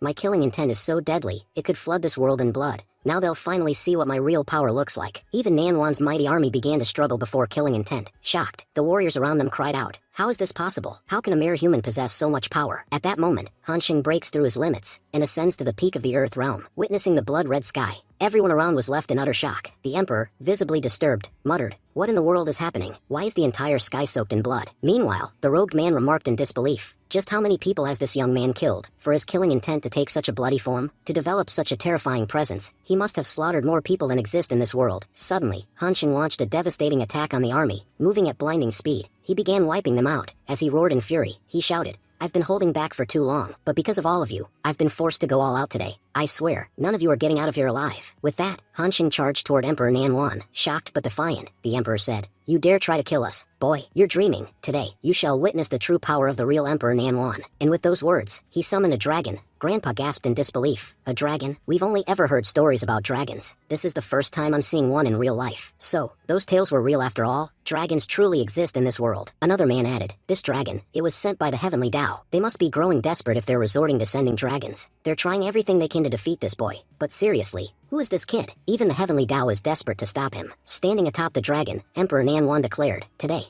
I'll kill you right here. Boy, you made a huge mistake by standing against me." But Hanxing remained unfazed. "I'm not standing against anyone. I was simply walking my own path. But if you, or even the heavenly Tao, try to block that path, none of you will survive. You're here to fight to show off your power. I'm fighting to protect my people. Let's see who wins in the end." With that, both of them unleashed their attacks. As the battle escalated, Hanxing thought to himself, "Good thing I almost perfected my sword body form. Without it, no matter how much experience or energy I had, I wouldn't be able to fight like this. A strong body is essential. Thankfully, I still haven't hit my limit. I can keep fighting a little longer." But he knew trouble was ahead. Now that Emperor Nanwan is a dragon, things are going to get tough. I'm only at the peak of Earth realm, while that dragon is at the heavenly realm. Defeating both at once, it's not going to be easy. But no matter what, I won't give up. Either I perish today, or I destroy them both. With that resolve, Hanxing began condensing his aura. The sky began raining blood once more. He growled, "I'll give everything I have to win this fight." Stunned by Hanxing's power, the robed man exclaimed, "How is he doing all this? Just a moment ago, he wasn't even at the Earth realm, and now, he suddenly is." The technique he's using is insanely powerful. Normally, someone below heavenly realm couldn't even activate this. Does that mean he's already reached the heavenly realm? How can a human possess such immense strength? He continued, "If someone like this really exists, someone who can break through at such speed, then I'm certain he could even challenge the gods. He's already defeated the heavenly dog Fenrir, destroyed Emperor Nanwan's army, and even forced the heavens to send a dragon. At this point, whether he lives or dies doesn't matter anymore. He has become a symbol that if you have power, you can defy even the heavens." Meanwhile, Hanxing was thinking to himself, "I knew it. That damned heavenly Tao put a restriction on my body. I can't use my ultimate breakthrough technique properly. If I do, my body will start to collapse. But I'm not stopping, no matter what. With fierce determination, Han Xing steadied his breath and continued, watching this extraordinary power unfold. Even Emperor Nanwan was left in complete shock. Emperor Nanwan exclaimed that it had been years since he had enjoyed such a thrilling battle. But today, he intended to fight till the very end. He wanted to see just how far his opponent could go. At that moment, Han Xing launched a fierce attack and reached Heavenly Realm. Nanwan commented with a grin that Han Xing had grown even more powerful, which made the fight even more exciting. Meanwhile, Han Xing thought that, since Qin Ro's soul mark had been with her since childhood, it would take time to destroy, and until that soul mark was completely erased, the battle wouldn't be over. Roaring, the Emperor addressed his golden army, demanding whether they were truly exhausted. He reminded them that they had never known defeat, and now they were retreating before a single man. Rallying his troops, he declared that they were about to engage in the most dangerous battle of their lives. The Golden Army surged forward toward Han Xing. In response, Han Xing activated his blood body technique, causing a massive, monstrous figure of blood to form behind him. With a single devastating attack, he obliterated the Emperor's entire army. Nanwan tried to counter Han Xing's attack with his full power. However, the collision of their powers triggered an immense explosion. Staggered, the Emperor demanded to know Han Xing's identity. Who was this man, who had grown so powerful within the mortal world? Standing tall, Han Xing revealed his name, Gu Han Sheng, a general of the Gu family, one who had never known defeat. Impressed, Nanwan admitted that Han Xing had earned his respect, and said he would remember that name, but Han Xing coldly replied that he would only be remembered if the Emperor survived. He declared that he wouldn't spare a single enemy today, not even the Emperor or Heavenly Dao. The clash between the two resumed, but due to the extreme use of his powers, cracks started to form on Han Xing's body. He realized bitterly that Heavenly Dao had placed a limit on his body, when he failed to stop him by other means. Still, Han Xing resolved to fight until his body completely gave out. He gathered the last of his strength, and shouted that he would slice the Emperor's dragon into 1,000 pieces. Today, he promised, they would witness a true dragon slayer. Nanwan smirked, saying he admired Han Xing's bold attitude. He was curious to see who would be the one still standing in the end. With determination, Han Xing struck at the Emperor using his Buddha palm, pouring all his energy into the attack. However, overexertion began to alter his body. On the other side, even the mighty Nanwan was struggling to block Han Xing's sword. It had become nearly impossible. Despite his best efforts, Nanwan faltered. Han Xing advanced and observed that Nanwan had reached his limit. It looked like the undefeated Emperor was about to face his first loss. Drawing closer, Han Xing thought to himself that just one final strike would be enough, but his body was barely holding together. The power of his soul had become too intense for his form to contain. If only his body were stronger, he could have shattered not just Nanwan but the heavens themselves. Nanwan, sensing Han Xing's struggle, commented that although Han Xing still had power left, his body had clearly reached its breaking point. He advised Han Xing to stop resisting and accept defeat. Their final clash resulted in a thunderous explosion. Bruised and bleeding, Han Xing lamented that if he had just a little more time, he could have perfected his body. Had he done so, no one, not even the Emperor, could have stood in his way. He regretted abandoning the path of power for the path of peace. Alone or not, on the path of power he had never lost. He questioned if this truly was his end, if he was really going to lose to the Heavenly Dao. Just then, a voice rang out. He addressed Emperor Nanwan, noting that it had been a long time since they'd fought. Their last battle had ended without a victor. He proposed they finish what they started, promising that this time, it would be far more entertaining. Shocked, Han Xing wondered who this man was. Nanwan, equally stunned, shouted and asked who dared interrupt, and how it was possible for anyone in this world to have fought him. The mysterious man replied that he was the only one who could match Nanwan. He asked if Nanwan had truly forgotten him. Hearing this, Nanwan's expression changed. He couldn't believe it. Years had passed, and yet this man was still alive. The stranger smiled and asked if Nanwan still had the courage to fight him. If not, he'd gladly come to Nanwan himself. Overjoyed, Nanwan shouted that he would never pass up a chance to meet an old friend. Turning to Han Xing, he admitted that Han Xing had given a phenomenal fight, but because of his damaged body, he wouldn't be able to finish this fight. He hoped that next time, Han Xing would face him in a fair fight, at full strength, and they would see who truly deserved to win. Meanwhile, Han Xing was deep in thought. That voice, the one that had summoned Emperor Nanwan, it sounded oddly familiar. He felt like he had heard it somewhere before. The scene then transitioned to the boundary of Moyen Kingdom, where the drunken master appeared. He greeted Nanwan warmly, saying it had been such a long time since they had last met. With a light chuckle, he admitted he didn't have anything special to welcome him, just some ordinary wine that he could offer. Surprised, Emperor Nanwan responded, saying he couldn't understand what the sword god was doing there. He had assumed the sword god had long left this world, so seeing him in the mortal realm was shocking.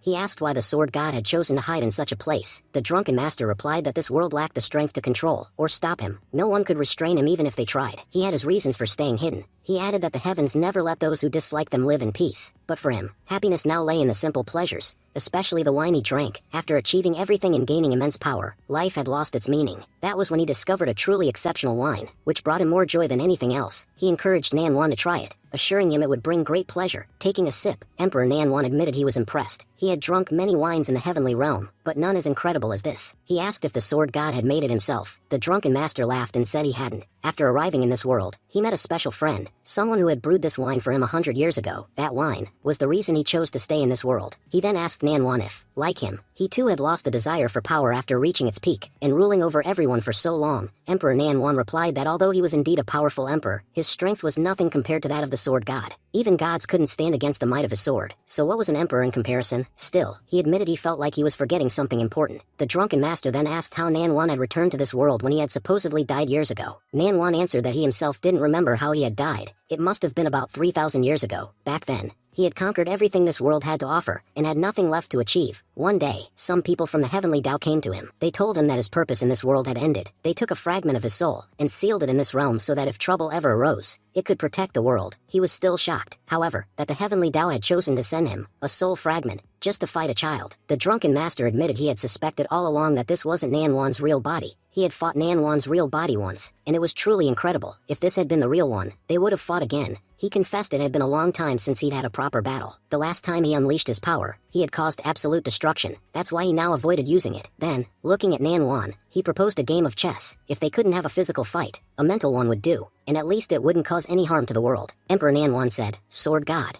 do you really take me for a fool? I'm only sitting here because of your position. But make no mistake, I know clearly that you're stalling for time, just to save that boy. You want to prevent me from killing him, don't you? Look, Sword God, I don't have the courage to fight that boy while going against you directly. I respect you too much for that, so I'll play along with your little game, for now. But to be honest, the heavens have no intention of letting that boy go. I've seen their fury with my own eyes. They truly hate him. No matter the condition, they will not spare him." Just then, the drunken master added with a confident grin, "There are very few things I trust in this world. The one I trust the most is my own strength, because I know there's no one alive who can defeat me. And the second thing I trust is this boy, Gu Hansheng." He looked ahead with deep conviction. This kid is extraordinary. Sure, he hasn't yet peaked in any one aspect, but in terms of overall power, he's on our level. If he had access to his true potential right now, things here would have been completely different. I guarantee it. Even with his weakened state, the heavens won't be able to kill him. His fate won't end here. That's why I'm standing by him. I want to see just how far this kid can go." Meanwhile, lightning crashed violently down on Hansheng, but he stood firm, declaring, "No matter how many attacks you throw at me, you can't defeat me." Harnessing the second form of his sword technique, Hansheng launched a counterattack toward the heavens, but the blow only enraged them further. In retaliation, they summoned a deadly burst of purple lightning to strike back. Hansheng smirked through the chaos. "So now you're using your most powerful lightning? First, you used your beasts, then Emperor Nanwan. None of that worked, so now you've resorted to purple lightning. Do what you must, but I'm not letting you harm Qin Ro. Not today." As the lightning surged through him, Hansheng's thoughts grew grim. "This lightning, it's devastating. My body is deteriorating rapidly. Honestly, if I were at my peak, or wielding mystic realm power, no one would have been able to touch me. Standing here with this frail body is like signing my own death sentence." His body began to crack and fall apart. Still, he thought with determination, the lower realm has its limits. These heavens can't keep using that purple lightning recklessly. They only have 3 strikes. One's been used. If I survive the next 2, Qin Ruo will be saved. He sat down, focusing deeply, and summoned his most powerful defensive technique, the Buddha body, to shield himself from the remaining attacks. But before he could recover, the heavens unleashed their next deadly strike. Once again, Hansheng's body began to shatter. Blood spilled from his lips as he thought, "Time's running out." One of his arms started to disintegrate. He muttered, "I guess this is my limit. There's nothing more I can do now." Despite the pain, he braced himself for the final blow. "No matter what, I made you waste 2 of your attacks, and now, I'll take this last one head-on and defeat you. Even if I die here today, Heavenly Tao, I've tasted the thrill of pushing you to your limit." Turning back slightly, he whispered, "Qin Ruo, I'm sorry. I may not be able to keep my promise, but if I'm honest, I have no regrets. In my past life, I killed millions, and I still died full of remorse. But this time, I'm dying for a different reason, to save someone, and for that, I have no regrets. I may have broken one promise, but I've fulfilled another. I hope you live a good life after I'm gone." Then, Hansheng turned to his sword. "Jin Hong's sword, thank you for staying by my side all this time. It's been nearly a year now, and we've won countless battles together. You're truly remarkable, but I don't want you to be destroyed with me. Please, leave. Go find yourself a worthy master, someone who deserves you. Until then, no one should be able to lift you again." With those words, he threw Jin Hong's sword far away. On the other side, the heavens had fully charged their final strike. Seeing their readiness, Hansheng smiled and shouted, "So you're ready? Then so am I." With unwavering will, he began gathering all of his remaining power. "I used an ultimate breakthrough technique earlier, shattered through multiple levels at once. That's why my body is collapsing. But no matter, it's because of this power that I'm still standing here, facing the heavens head-on." Hansheng then summoned his blood sword and launched a deadly attack towards heavens. Hansheng declared that he would keep amplifying his realms until his body completely collapsed. He revealed that he had gathered his entire blood intent in one spot and unleashed it on heavens. No matter how strong heavens was, he wouldn't be able to withstand it. At the same time, heaven created a lightning cannon and struck Hansheng directly. Emperor Nanwan remarked that it was the most dangerous lightning he had ever witnessed. He said that no matter how hard the boy tried, there was no way he could survive it. Drunken Master, however, calmly stated that he still believed in the boy. He told him there was no need to pay attention to the current happenings because, technically, Emperor Nanwan had died 3,000 years ago. Had he not made a deal with the Heavenly Tao, he wouldn't even exist in this realm today. In fact, he might have had powers equivalent to Drunken Master's own. Emperor Nanwan admitted he didn't remember anything about the contract he had made with the Heavenly Tao. All he knew was that a fragment of his soul remained here, and he had left it behind to protect the people of this world. He revealed that the Heavenly Tao had once warned him that no one must be allowed to reach the mystic realm. If someone did, it would lead to massive chaos. Sword God questioned why the Heavenly Tao didn't want anyone to reach mystic realm. Nanwan explained that although this was considered a lower realm, many dangerous secrets were hidden here, secrets that the Heavenly Tao desperately wanted to keep buried. He confessed that he didn't fully understand the true nature of this world, but he knew it posed a great threat to the Heavenly Tao. He pointed out that even though the Heavenly Tao had made numerous attempts, there were still many powerful beings living in this realm. For example, the person he was talking to stood far beyond the level of mystic realm. He had enough power to directly challenge the Heavenly Tao. And then there was the young boy, still so young, yet already capable of fighting the Heavenly Tao with surprising ease. Nanwan concluded by saying that if this were any ordinary world, the Heavenly Tao would have destroyed it long ago, but something about this realm prevented that. Despite the presence of such powerful individuals, the Heavenly Tao had failed to wipe it out. He warned that the secrets of this world were far more dangerous than anyone could imagine, and the day those secrets were revealed, no one could predict what might happen. Meanwhile, Han Xing was speeding toward the lightning at full force. He thought to himself that even if he didn't survive the attack, he wouldn't let that bastard from the heavens kill Qin Ro. No matter what, he vowed to destroy the soul mark and swore to protect her. The best part was that he was just moments away from destroying it. With determination in his eyes, he unleashed all his power and charged into the lightning. Han Xing prayed that his body would hold out just a little longer. He didn't want even a drop of lightning to pass him. Channeling all his energy, he managed to stop the lightning, and as a result, the sky began to clear. Overwhelmed with relief, he exclaimed that the soul mark had finally been destroyed. Despite the Heavenly Tao's best efforts, they still couldn't defeat him. However, his body had weakened severely due to all the heavenly attacks. He realized he didn't have much time left and wouldn't even make it back to the others. He was certain that he would die soon, and likely wouldn't be able to see Qin Ro one last time. Forgive me, Qin Ro. I couldn't keep my promise. Meanwhile, Qin Ro was slowly recovering. Uncle Guyuma stood by her, worried. He assumed Han Xing had gone to battle the heavens, and had succeeded in destroying the mark. The illness must have stemmed from that very curse, and it was for this reason that Han Xing had fought so hard. But how can the Heavenly Tao be so cruel to a human? As they were talking, Qin Ro suddenly regained consciousness. She looked around and asked, "Grandpa, what happened to me? Why do you all look so worried?" Her grandfather was stunned. Did she just speak? Overwhelmed with joy, tears welled up in his eyes as he realized that Han Xing must have done everything for her sake. I could feel it all along. Whatever Han Xing was doing, it was for Qin Ro. Suddenly, a powerful attack from the heavens came crashing down on Han Xing again. It shattered his barriers and surged toward him. Han Xing knew his journey was about to end. Heavenly Tao, even in death, defeating you felt incredible. But just before the blow could land, a sword intervened and blocked the attack. Below, the people who witnessed it all began murmuring in shock. This is the first time we've seen the heavens lose. We always believed the Heavenly Tao was invincible, but now we know that's not true. If you have the power, you can defeat anything. They also began to question where Gu Hanxing had gone. Was he killed in the battle with the heavens? What a tragedy it would be if such a brilliant genius died in vain. Suddenly, someone pointed toward the sky. Wait a second. Whose sword is that floating up there? Isn't that the legendary sea sword used by the sword god? What's it doing here? Could it mean the sword god has returned? The sword, having blocked the attack, slowly returned to its owner and flew straight to the drunken master. Emperor Nanguan turned to him and said, "There's definitely something special about you and your sword. Every time I meet you, your aura and strength keep increasing." The drunken master replied,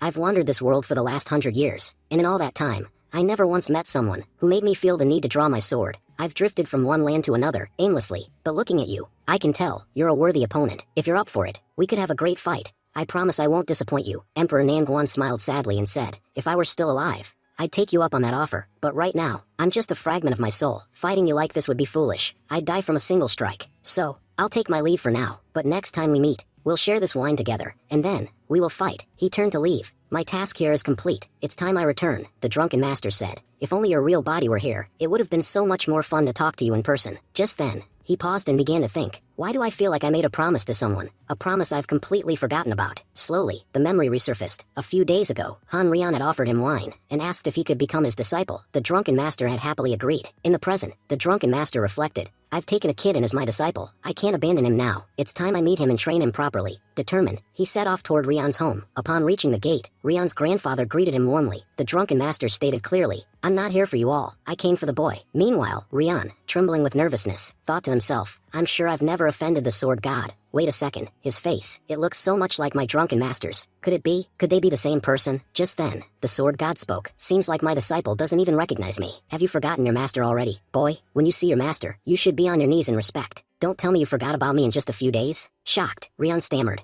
You're my master? Bowing immediately, he added, please forgive me, master, it took me a moment to recognize you. Rian remembered how, just days ago, Brother Gu had encouraged him to accept the drunken master as his teacher. At the time, he wasn't fully convinced. He didn't think anything significant would come of it, but he had trusted Brother Gu's judgment. And now, it turned out that his master was none other than the legendary sword god, a name revered for over 100 years. No one had ever been able to match his strength. Now that he's my master, I will work hard. I will grow powerful. He recalled how Brother Gu had done so much for him, but when Brother Gu needed him most, Rian had been too weak to help. Maybe I'll never see him again, but as his friend, it's my duty to become strong and protect his family, the sword god said. As I told you before, you're now my disciple. I came here specifically to give you this 1 hour, your chance to decide. If you come with me, I'll take you across the world, and teach you everything I know about the sword. I will train you until you reach my level, so tell me, boy, will you come with me? Rian nodded solemnly. At first, I didn't know you were the sword god, but when Brother Gu told me about you, I accepted you as my master. He always wanted me to become strong, and now, I've decided, I will travel with you, and I will become powerful. To fulfill Brother Gu's wish, Rian then walked up to his grandfather. Grandpa,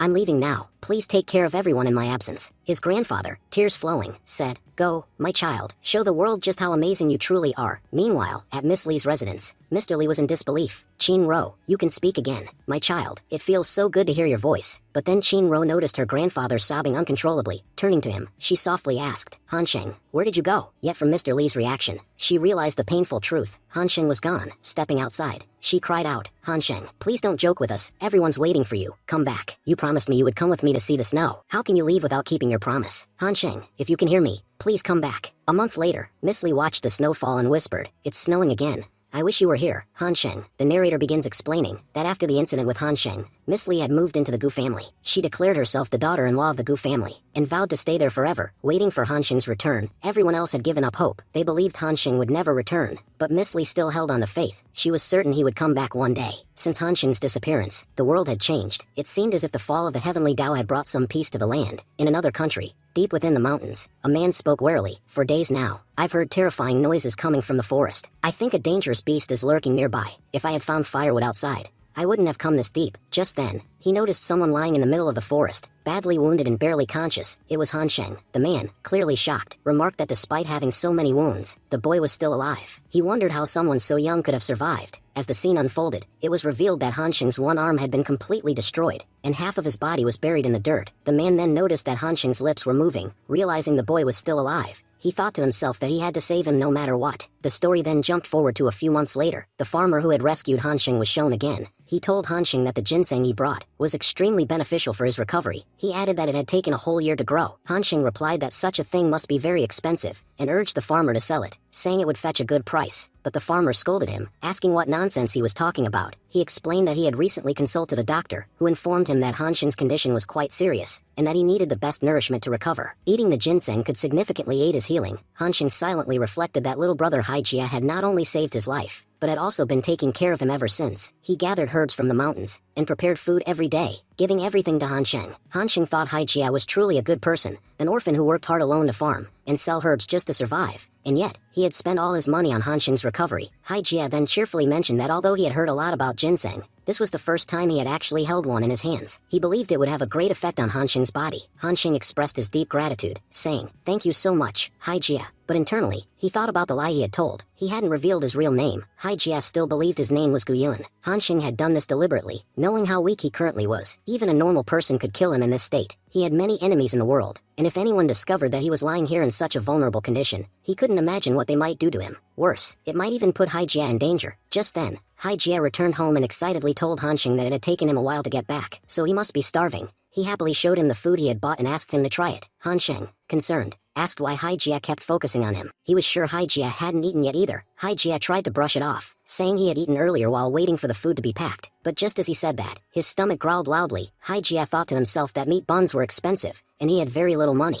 But if he didn't feed his brother proper food, how would he ever recover? Moved, Han Sheng broke his bun in half, and offered it to Haijia. He said firmly that if Haijia didn't eat, he wouldn't either. If you truly consider me your brother, how can you let yourself go hungry? Haijia, touched by the gesture, accepted the food and began eating. Then Haijia told Han Sheng that he had been bedridden for nearly 1.5 months, but he could finally walk again. He had always wanted to take him to the nearby city. It was a big and beautiful place. He hoped that during their trip, they might even discover something about the spiritual herbs. Hanxing looked at his own reflection and thought, even though my face is marked now, I'm still recognizable. If any of my enemies see me, things could get dangerous. He decided it would be safest to continue hiding his true identity. He was confident he would recover in a few more months. As he thought this, he wrapped a cloth around his face to conceal his features. When they entered the city, they saw a large crowd gathered. Hanxing wondered what was going on, and thought they should check it out. As they got closer, they saw people staring at a question posted on a wall. Everyone was confused and shocked, commenting that the question was strange and pointless. They wondered why such a ridiculous question would be posted on a wall. Just then, a girl walked out of a nearby building and addressed the crowd. She announced that the Enju Tower was offering something exciting. She pointed to the question on the wall and said that anyone who could answer it would be taken to the third floor of the tower and could stay there for 3 days. The crowd gasped in disbelief. One person said, even booking a room on the second floor is incredibly difficult, and they're offering a stay on the third floor just for answering a question. Someone else added that the girls on the third floor were said to be stunning and of much higher quality than those on the first floor. This was a rare opportunity to spend 3 whole days there, provided they answered the question correctly. The tower girl handed out papers and explained that everyone had one chance to write their answer. Only the person with the correct answer would be allowed to go upstairs. However, no one could figure out the answer. Then, one man stepped forward confidently, saying the question looked hard but wasn't actually that difficult. Yet, after reading his response, the girl announced bluntly that his answer was completely wrong. Just then,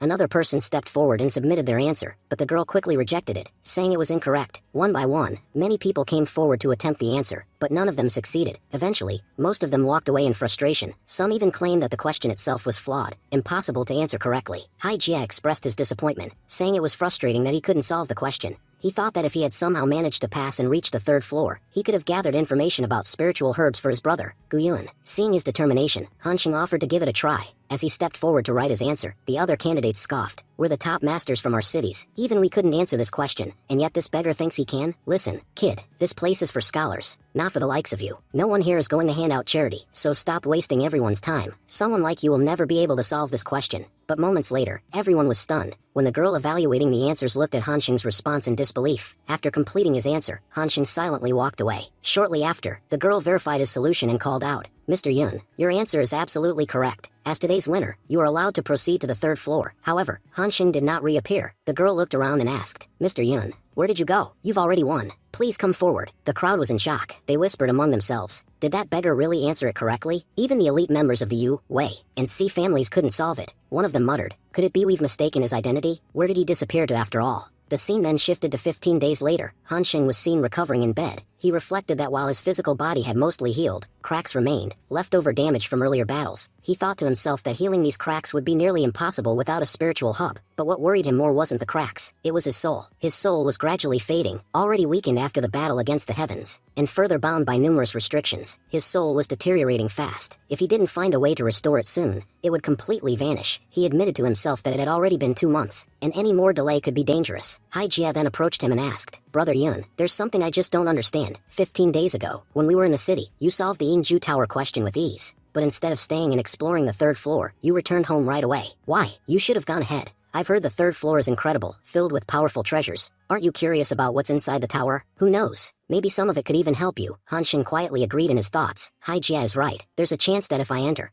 I might find the spiritual herbs. I need to restore my soul, and I really do need it. He turned to Hai Jia and said, if that's the case, let's go. Today, we'll head to Enju Tower together. As they prepared to leave, Hanxing noticed a mask being sold on the street. The shopkeeper told him it cost only 10 coins. Hanxing considered his current state. Right now, I have no spiritual power at all. Until I fully recover, I can't let my true identity be revealed. If it gets out, things could get very messy. And honestly, this cloak alone won't be enough to keep my identity hidden forever. He decided that buying the mask would ensure his safety. No one would recognize him, and he could move freely without attracting trouble. Hai Jia said, Brother Yun, I'll buy that for you. As he made the decision, he thought to himself how sorry he felt for Brother Yun. Yun always kept it hidden due to the cracks covering it. Hai Jia believed that might also be the reason why Yun didn't enter the tower that day. This mask would protect Yun from further embarrassment, even though spending 10 coins meant he'd probably have to go hungry for a few days. Hai Jia felt it was worth it for someone like Brother Yun. He said aloud, for him, I can at least do this much, and handed over the money to buy the mask. Watching this, Hanxing was moved. He thought to himself that he had met many people in his life, but never someone as genuinely kind as Hai Jia.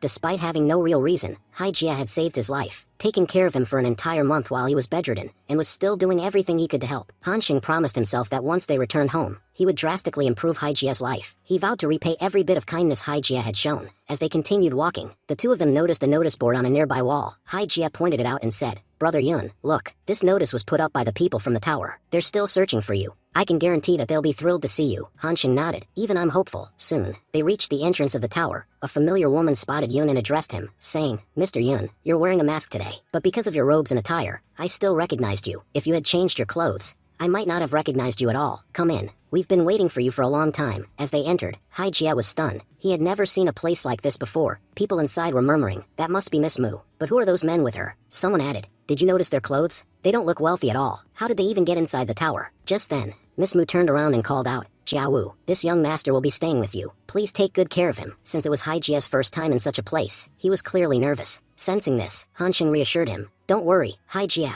just rest here. I'll come find you after a quick conversation. Haijia nodded and replied, okay, Brother Yun, I'll be waiting for you. Miss Mu then told Hansheng, Mr. Yun, we need to head to the 3rd floor now. As they arrived at the 3rd floor, Miss Yu invited Hansheng into a private room. Upon seeing her up close, Hansheng couldn't help but admire how beautiful she was. He wondered what reason they had to summon him like this. Miss Yu then addressed him, saying, regardless of how you dress, based on your knowledge, I can say this with certainty, you're a great scholar hiding your identity among common people. My name is Manhwa, and it's a pleasure to meet you. I actually had a few questions I wanted to ask you, Hansheng replied. Go ahead, ask whatever you want. Manhwa said she had heard a lot about enlightenment, how a person transforms after attaining it, but she wanted to know which path one should take to achieve it. She wondered why, if the path were so clear, everyone hadn't chosen it. History had only a few individuals who followed that path and succeeded, while countless others faded into obscurity, their names long forgotten. Hansheng replied that every person had their own path, and to be honest, attaining enlightenment was more of a journey than a destination. One begins the journey in their own way, and by the end, the path becomes uniquely theirs. The destination and the journey both belong to the traveler. So, asking someone else which path to take to reach one's goal was pointless. One could never know without trying. Nervously, Manhwa asked, but what if I get lost? Hardly anyone succeeds when they choose their own way. What if I end up like the others, misguided and forgotten, with all my efforts wasted? Hansheng responded calmly, asking, how can you say you'll fail without even trying? He told her that if she was so afraid of failure, then she shouldn't attempt it at all, because someone who lacks courage can never achieve anything.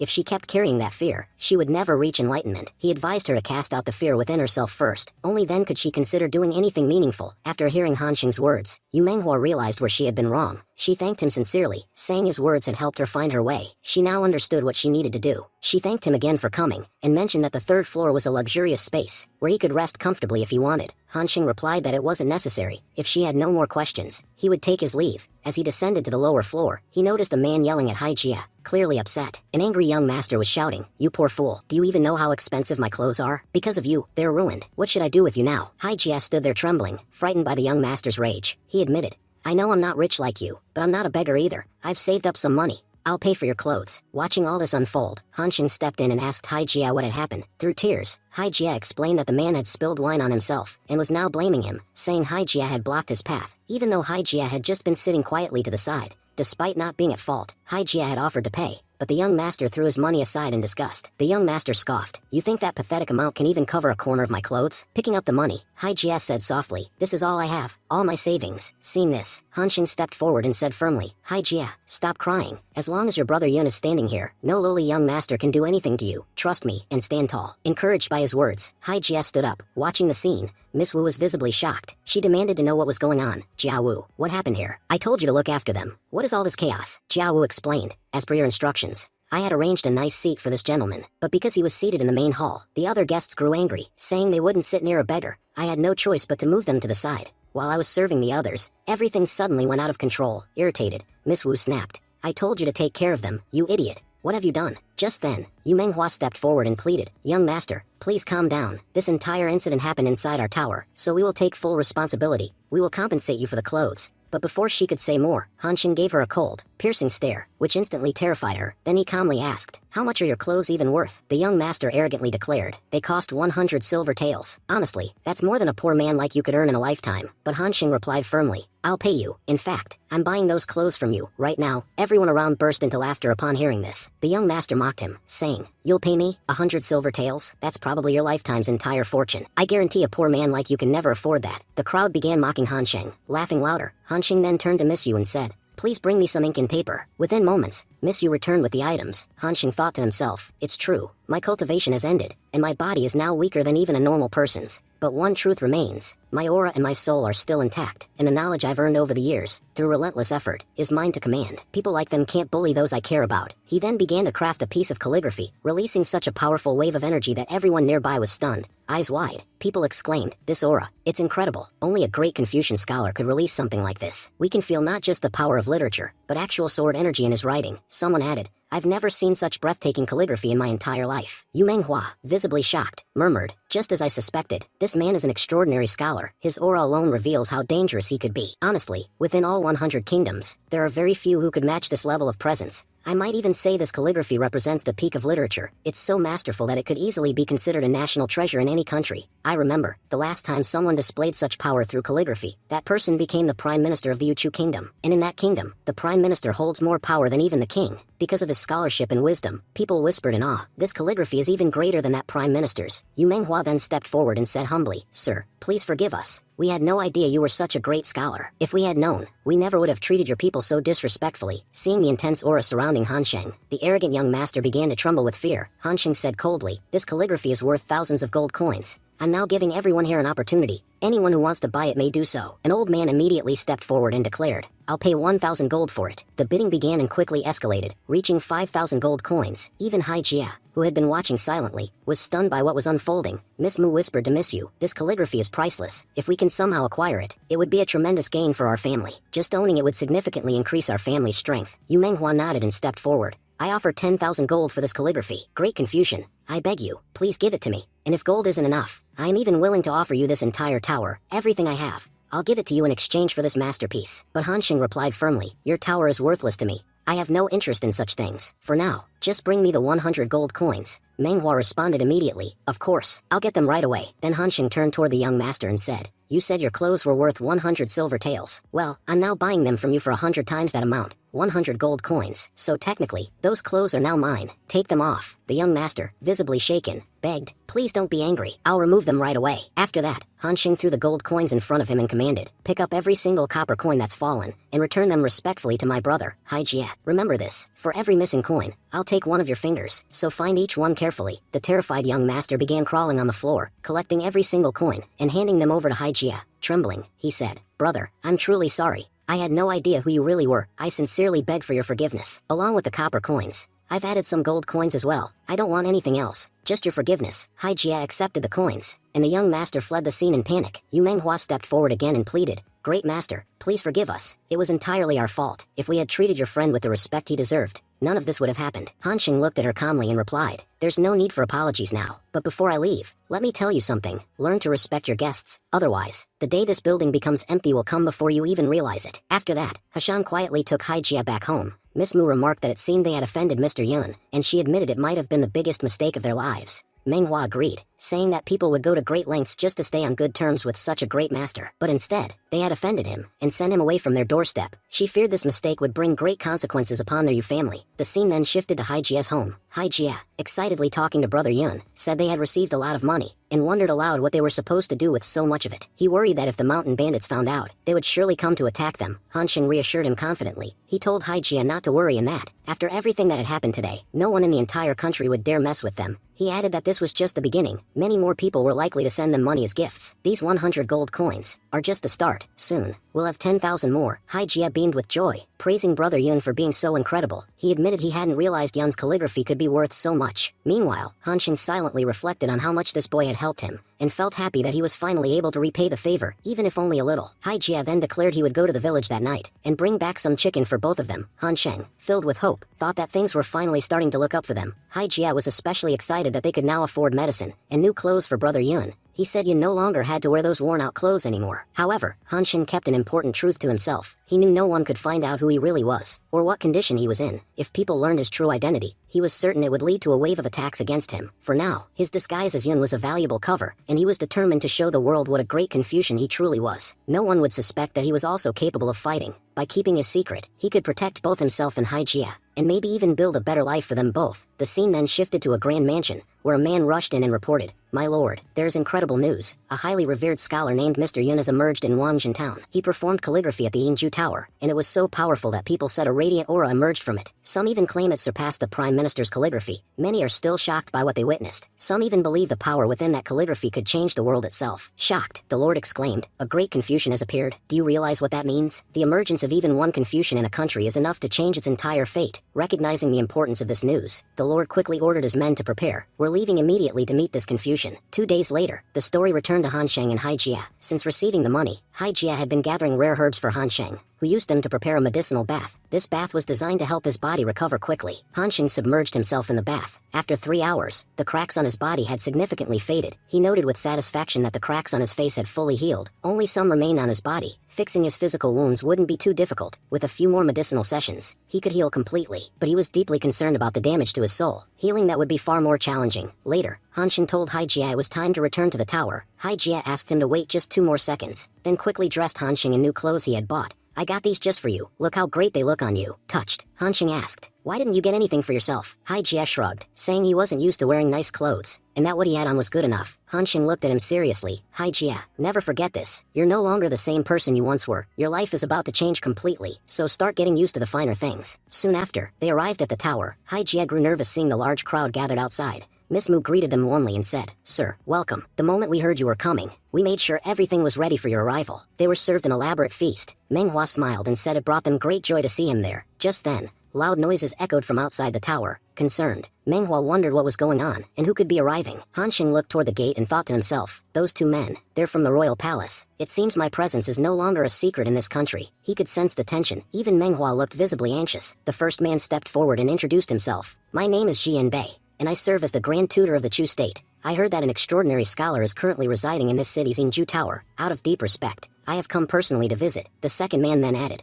we are truly fortunate. It is rare to have such a great Confucian scholar within our country, and even more rare to be given a chance to meet him in person. Miss Mu stood silently, reflecting on how she never imagined that being a scholar could be so remarkable. 2 high-ranking officials had arrived from the royal palace, one representing the civil court, and the other, the military. The presence of a great Confucian was so influential that even the royal family couldn't ignore it. They were compelled to come here and meet him in person. In response, Han Sheng humbly said, there's no need for such formality. I'm just a simple man living in this town. If you needed something from me, you could have just asked. There's no need to flatter me like this. The officials replied respectfully. Our Chu state is in great need of someone like you. That's why we've come, to request that you return with us to the capital. But Han Sheng calmly declined. Think about it. If I were after power, why would I choose to live in such a remote town? I have no desire for influence or authority. That's why I cannot accompany you to the royal court. The general then stepped forward and said, if you're unwilling to come with us, we understand. But, sir, may I ask if you would do a calligraphy piece at my request? Han Sheng paused for a moment, then thought to himself, so this is a test, to see if I'm truly a scholar or not. He responded politely, if that's your request, General, then I won't refuse. The general smiled. That's wonderful to hear. I've made all the necessary preparations. It would be an honor for us to witness your calligraphy in person. Han Sheng then sat down, ready to begin, and asked, what word would you like me to write? The general replied,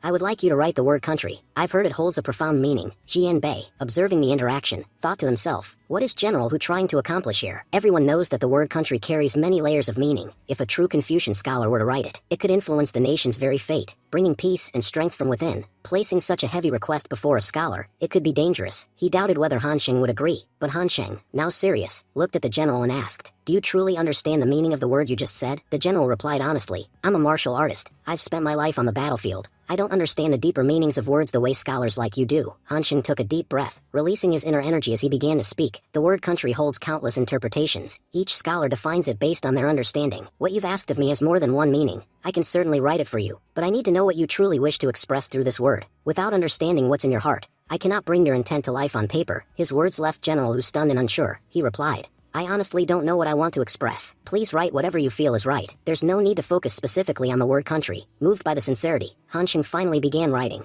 As he placed his brush to paper, a powerful pressure burst forth. The energy that radiated from his movements was so intense that many around him found it difficult to even remain standing. Soon, Han Sheng completed the piece. From the scroll, a powerful surge of energy erupted into the air. Witnesses were in awe. This is the power of heaven and earth. We've never seen anything like this before. Jian Bei spoke with conviction. I can feel it. This is the power of growth. What he has written will allow our country to flourish. General Hu, overwhelmed with joy, added, this means that our country's strength and prosperity will now grow, and our people will be able to live in peace. He fell to his knees and spoke with deep gratitude. Sir, thank you. To be honest, I only came here to test whether you were truly a great Confucian, but instead, You opened the eyes of someone as insignificant as me. With a single word, you could have destroyed our country, or punished me for my audacity. But instead, you showed grace and used your power to strengthen our nation. We will never be able to repay your kindness. Words cannot express how grateful I truly am. Everyone was left stunned as they saw General who dropped to his knees. Miss you, observing the scene, thought to herself, the same general who never bows even before the emperor, is kneeling in front of Mr. Yun. Just how incredible is Mr. Yun? General Hu and Jian Bei humbly made a request. They asked, would you be willing to come with us to the capital just once? It would give us a chance to repay our debt to you. Here, we don't have anything valuable enough to properly express our gratitude. But Han Xing replied firmly, I already told you, I'm not going anywhere. That's why I won't come to the capital with you either.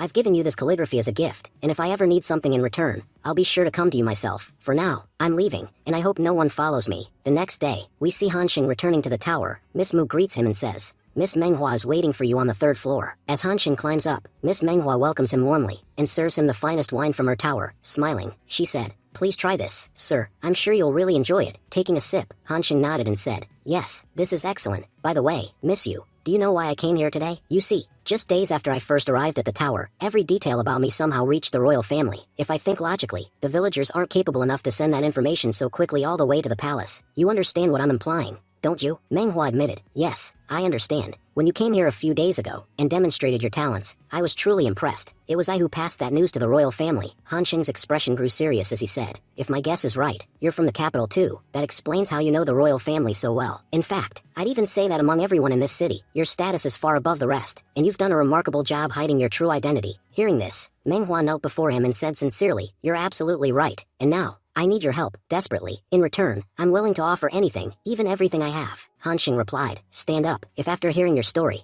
I feel you truly need my help, then I promise, I will help you. Manhwa stood, composed herself, and revealed her true identity. My name is Yu Manhwa, and I am the eldest princess of the Yuchu kingdom. Han Xing thought to himself, as I suspected, her status is indeed special. Manhwa then began telling her story. She explained that her childhood was a happy one. Her father, the king, was always busy with matters of the country, but still found time to spend with his family. However, their kingdom, Yuchu, was small and ranked low among the nations. Because of that, they were often underestimated, border conflicts were frequent, and due to their weakness, they often lost. One day, an envoy from their neighboring Li kingdom came forward with an offer. He promised peace, saying the Li kingdom would never attack them again. But, in exchange, they demanded a price. The demand was that the princess be married to the crown prince of Li kingdom. This marriage would mark the end of the war and bring lasting peace to Yuchu. As the eldest princess, Manhwa had always known that a day like this might come, so she didn't refuse the proposal and agreed to go to the Li kingdom. Everything seemed to be going smoothly. The Li kingdom even sent their own people to escort her to the capital. But at the time of her departure, as the soldiers of Yuchu and her father stood by, those same Li envoys launched a surprise attack. In a single moment, her mother and father were both killed. It was only then that she realized the marriage proposal was never real. It had all been a trap, a ploy to eliminate the royal family of Yuchu. The Li kingdom had succeeded in their betrayal. That day, every single person in court who had remained loyal to her father was killed.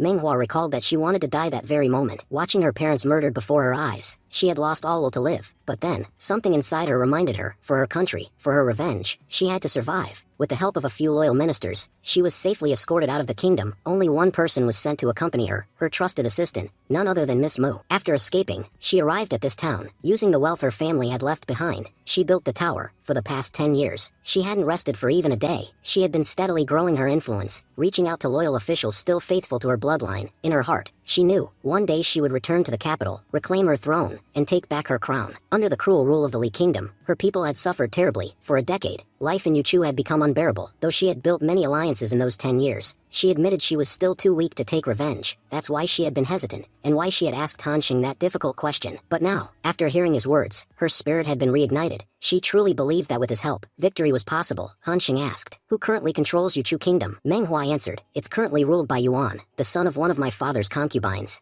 Other than the two of us, everyone in the royal family was either killed, or rather, executed by the Li kingdom. Yuan is just 15 years old. You can imagine how much wisdom a boy of that age could possibly have. The Li kingdom uses him as a puppet, while they run the entire kingdom behind the scenes. Han Xing then asked, and what do you want after getting your revenge? I want to know what your future plans are. Surprised by the question, Manhwa took a breath and said, what do I want? Honestly, I want the throne back, the one that rightfully belonged to my father. I don't just want to drive the Li kingdom out of our land. I want to destroy them completely. I want to wipe their existence from the face of the earth. Han Xing finally understood what Manhwa truly desired. She wanted to become the first empress in the entire history of the 100 Kingdoms. Until now, not a single kingdom had ever been ruled by a woman, and now it made sense to him why she had asked such questions earlier. She wasn't just choosing a difficult path, It was one no one had ever dared walk before. Han Xing found the idea fascinating. The thought of a woman leading an entire kingdom, it sounded bold and interesting. If she was ready to face the challenges that came with it, then he had no reason to refuse helping her. With that realization, Han Xing let out a small laugh. He then looked at her and said, "If others find out what you're planning, do you have any idea what could happen?" Manhwa nodded. "Yes, I know exactly what could happen, and to be honest, before meeting you, I used to be afraid of what would happen to my kingdom if I failed. But now, I have only one fear left. When death finally stands before me, I want to be able to look it in the eye and say, whether I win or lose, I gave it my all. Even if I lose, I won't regret it, because I didn't live my life in fear." Han Xing smiled and replied, "If that's truly how you feel, then I'm willing to help you. But I have one condition. You cannot interfere in my personal life, and whatever I ask you to find, you must find it, no matter what. Can you do that for me?" Manhwa responded without hesitation. "That's a small price to pay. If you had asked for anything more, I still would have agreed. Now that you're with me, I truly believe that no mountain or ocean can stop us." Han Xing nodded approvingly. "That's good. Having ambition is important. Without ambition, no one has the courage to conquer the world." Later, on his way back, Han Xing thought to himself, "Now that I have Manhwa's support, I'll be able to gather all the spiritual herbs and heal my soul." Honestly, I could have asked someone else to bring me herbs, but there's something about this girl's ambition that really struck me. There are very few people in this world who even dare to dream big, and she's not just dreaming, she's ready to act on it. 2 months later, Han Xing's spiritual powers had partially recovered. Watching him train,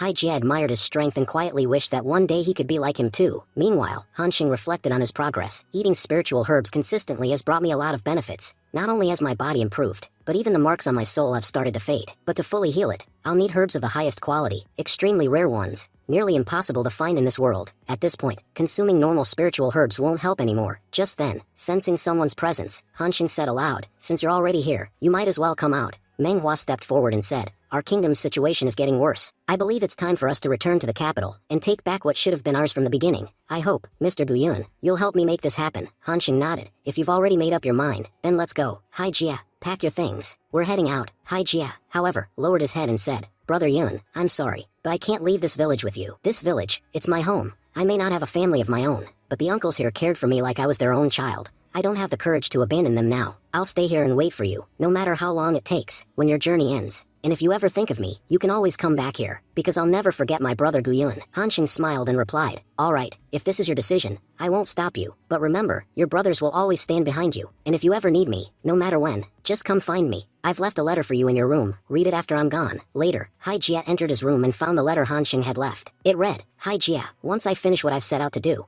I promise I'll come see you. You saved my life, and I consider you my brother. Check under the black pillow. I've hidden some gold coins in a book for you. I hope you find them after I leave. And hey, don't cry reading this. If you ever face trouble in the city or need help, go to the tower. The people there will always support you. I've already made arrangements for your future, so don't worry about anything. Oh, and the book I've left behind, it contains amazing medicinal knowledge, as well as an energy gathering technique. I've spent the last 2 months writing it just for you. I hope that by the time we meet again, my brother Haijia will have become a remarkable pharmacist. Take care, your brother, Gu Hansheng." With that heartfelt farewell, Han Xing also revealed his true identity to Haijia, ending their emotional parting with newfound purpose for both. The scene shifted to the capital. Han Xing was seen observing a heavily guarded courtyard, and thought to himself that this must be the place where Yu Menghua held her secret meetings. He realized she hadn't been lying. She had been preparing for this upcoming war for a very long time. As soon as they entered the room, many people stepped forward to greet Menghua. She introduced them one by one, beginning with a tall, well-armored man. She said, "This is Cao Yong, the deputy commander of our Forbidden Army. He's extremely powerful and firmly on our side." Menghua then continued introducing Han Xing to all the other individuals present in the room. Cao Yong looked curiously at Han Xing and asked, "Princess, who is this person you've brought with you?" Menghua addressed everyone and explained,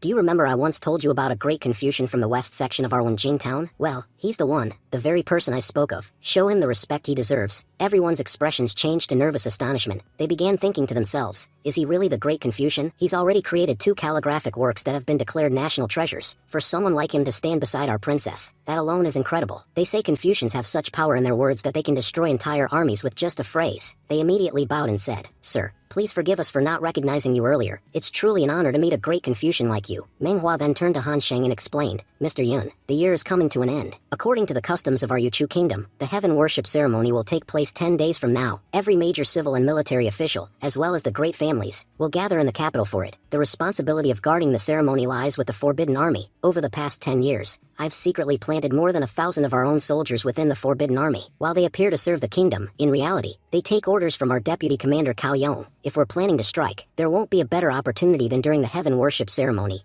Everyone will be present. Whatever needs to be done, it should be done then." Han Xing nodded thoughtfully and said, Judging by what you've told me, this ceremony must be extremely significant for your people. On that day, many soldiers and commanders from the Lee Kingdom will be present. Do you really think 1,000 of your own soldiers will be enough? Manhwa replied calmly, that's not all. While 1,000 of our men will be stationed inside the Forbidden Army, we've also secretly gathered a hidden force of 10,000 soldiers in the western region. The moment the battle begins, they will reach the capital within 6 to 7 hours. Han Xing was impressed. He thought to himself that such a large army arriving in so little time was a bold and well-structured move. He admitted it wasn't a bad plan at all. Still, he voiced his concerns aloud. A few hours are enough for the enemy to prepare as well. We'll only have a handful of soldiers on our side when things begin. If we have to face them head-on, we'll need stronger preparations. Honestly, I've already started thinking about how to suppress their forces completely. One of the soldiers stepped forward and asked hesitantly, Great Confucian, we only have 10 days left. Do you believe we can come up with something effective in such a short time? Something that can guarantee our success in the upcoming war? Han Xing assured them, I do have something in mind. I'll discuss it with the right people when the time comes. For now, I want all of you to step outside. Once the room was cleared, Han Xing turned to Manhwa and said,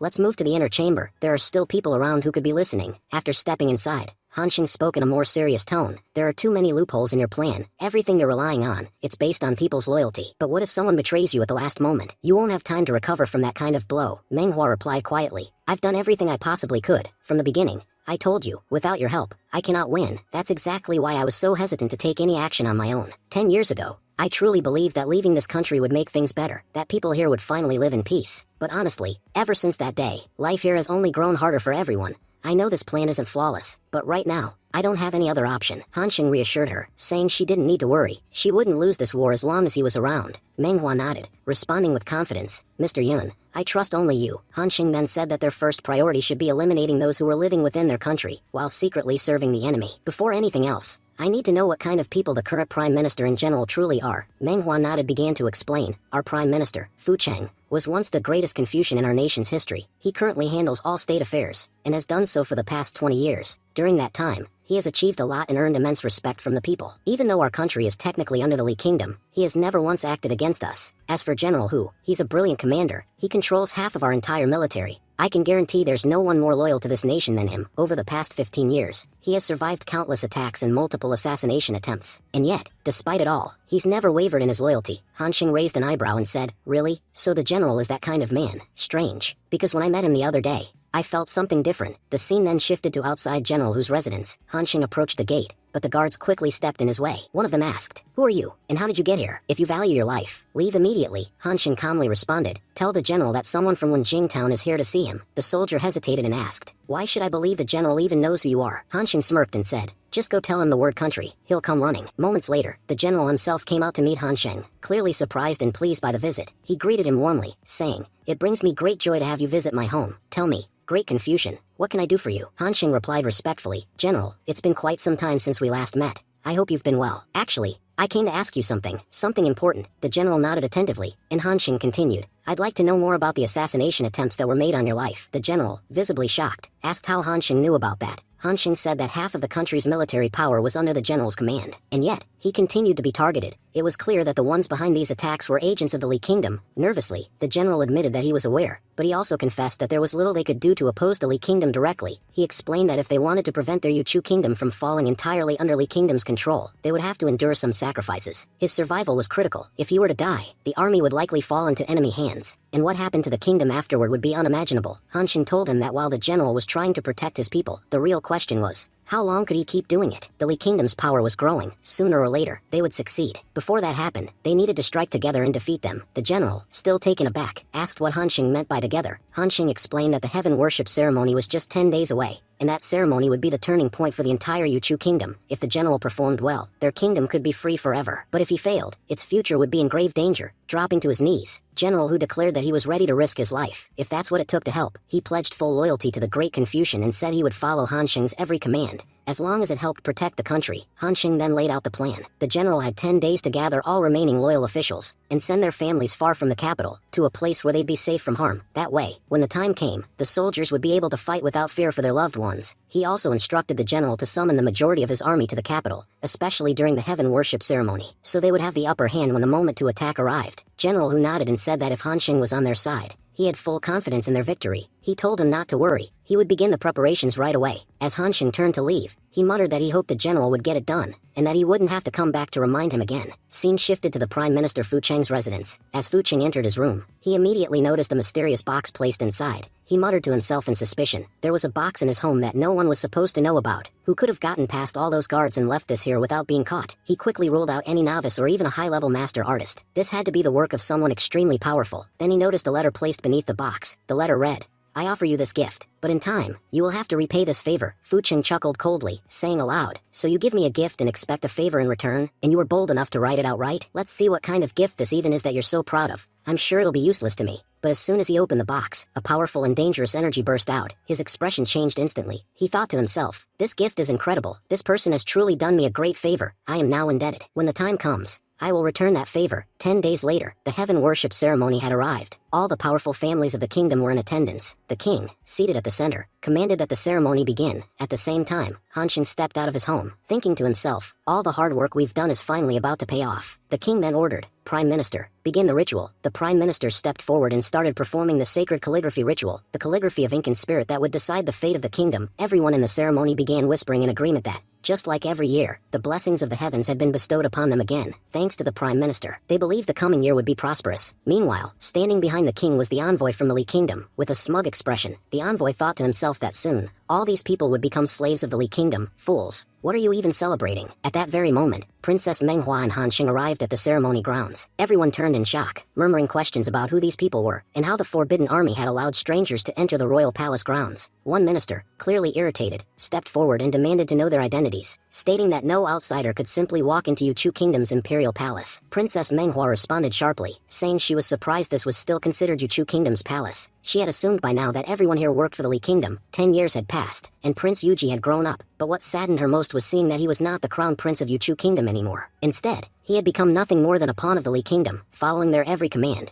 Prince Yuji stared at her, stunned. "Who are you?" Then it struck him, "Wait a second, elder sister, is that really you?" General, who was equally shocked, "Eldest princess, you've returned." As soon as Princess Manhwa was recognized, the crowd broke into a flurry of conversation. People whispered that after 10 long years, why had she suddenly returned? And on the day of the heaven worship ceremony, no less, was she really the eldest Princess Manhwa? Clearly upset, Manhwa raised her voice, declaring that every minister in the royal court now worked for the Li Kingdom, and despite knowing this, her brother Yuji had done nothing. He had simply watched as his people were dragged into hardship. Yuji snapped back, saying she was overreacting. He had taken care of the kingdom in her absence over the last 10 years. Then he ordered the palace guards to escort the princess away. He insisted they could settle their differences after the ceremony was over. Privately, Yuji thought to himself that his sister didn't understand just how powerful their enemies were. By cooperating with them, at least the kingdom had survived. If they had refused, the same fate that befell their parents would have happened to them as well. As a few guards stepped forward to seize the princess, Prime Minister Fu Cheng intervened. He stated firmly that the eldest princess, though missing for 10 years, still had just as much right to the kingdom as anyone else. They couldn't simply dismiss her like that. Then he turned to Manhwa and asked why, if she had been alive all this time, she had never visited his official residence. He had always been willing to listen. Princess Manhwa replied that it was true. They hadn't met in the last 10 years. But recently, he had received a gift from her, the calligraphy scroll sent to him a few days ago. That very scroll had been written by none other than the master standing beside her now. Prime Minister Fu Cheng was stunned. So, this is the great Confucian who wrote that masterpiece? He must be the same one who lived in Wenjing town. Please forgive me, master, I didn't recognize you. Then, humbling himself, he bowed and added, "This lowly scholar greets you." Han Xing politely acknowledged it, saying the calligraphy had indeed been written by him, but only at Princess Manhwa's request. If Fu Cheng wished to thank someone, it should be her. The Prime Minister turned to the princess and said sincerely that she had done him a great favor. Still, he added, this wasn't the time to dwell on the past. He invited her to return to the royal palace, and promised to host a grand banquet in her honor after the ceremony. But Manhwa rejected the idea. Prime Minister Fu, we're not here to celebrate. We've returned to reclaim our country's freedom and restore Yuchu Kingdom's lost glory. She turned sharply toward the Li Kingdom envoy and said,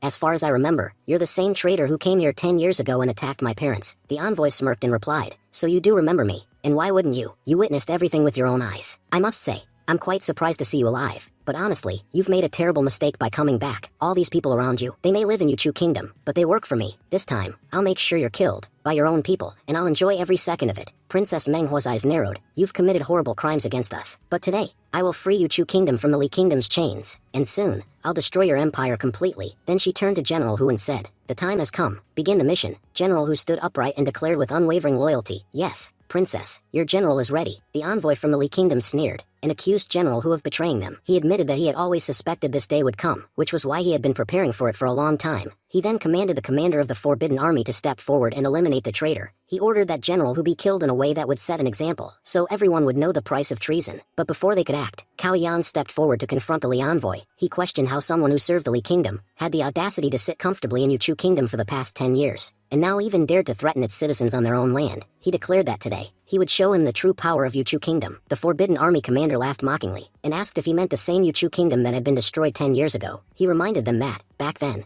instead of fighting back, the people of Yuchu had knelt in surrender, and now, those same people thought they could challenge the Li kingdom. Princess Manhwa furiously ordered Cao Yang not to let the envoy get away. Sensing the tension rise, the envoy began to unleash his power. He turned to the princess and mocked her, calling her a fool. He pointed out how her brother, the crown prince, had become a loyal dog to the Li kingdom, and had lived a peaceful life under their control. In contrast, she had chosen rebellion, and had wandered like a fugitive. He told her the kingdom she was fighting for no longer existed. It had died 10 years ago. The land might still be called Yuchu, but it was now a part of Li kingdom's territory. He sneered that she and her ragtag group wouldn't be able to change anything. At this, Hanxing stepped forward, his aura flaring with energy. The envoy warned him not to interfere, saying this conflict was between Li kingdom and Yuchu kingdom. He even promised that once the matter was settled, the Li kingdom would welcome Hanxing with honor. Hanxing scoffed at the offer. He questioned whether the Li kingdom was even worthy of hosting someone like him. The envoy, growing angry, reminded him that he was showing him respect, not weakness, and warned that any disrespect would not end well. But Hanxing dismissed him coldly, saying he was nothing more than a dog of the Li kingdom, and insulting a dog didn't require justification. In fact, neither the envoy nor the Li kingdom held any value in his eyes. He claimed he could insult them anytime, anywhere, and they wouldn't be able to stop him. The envoy's rage exploded,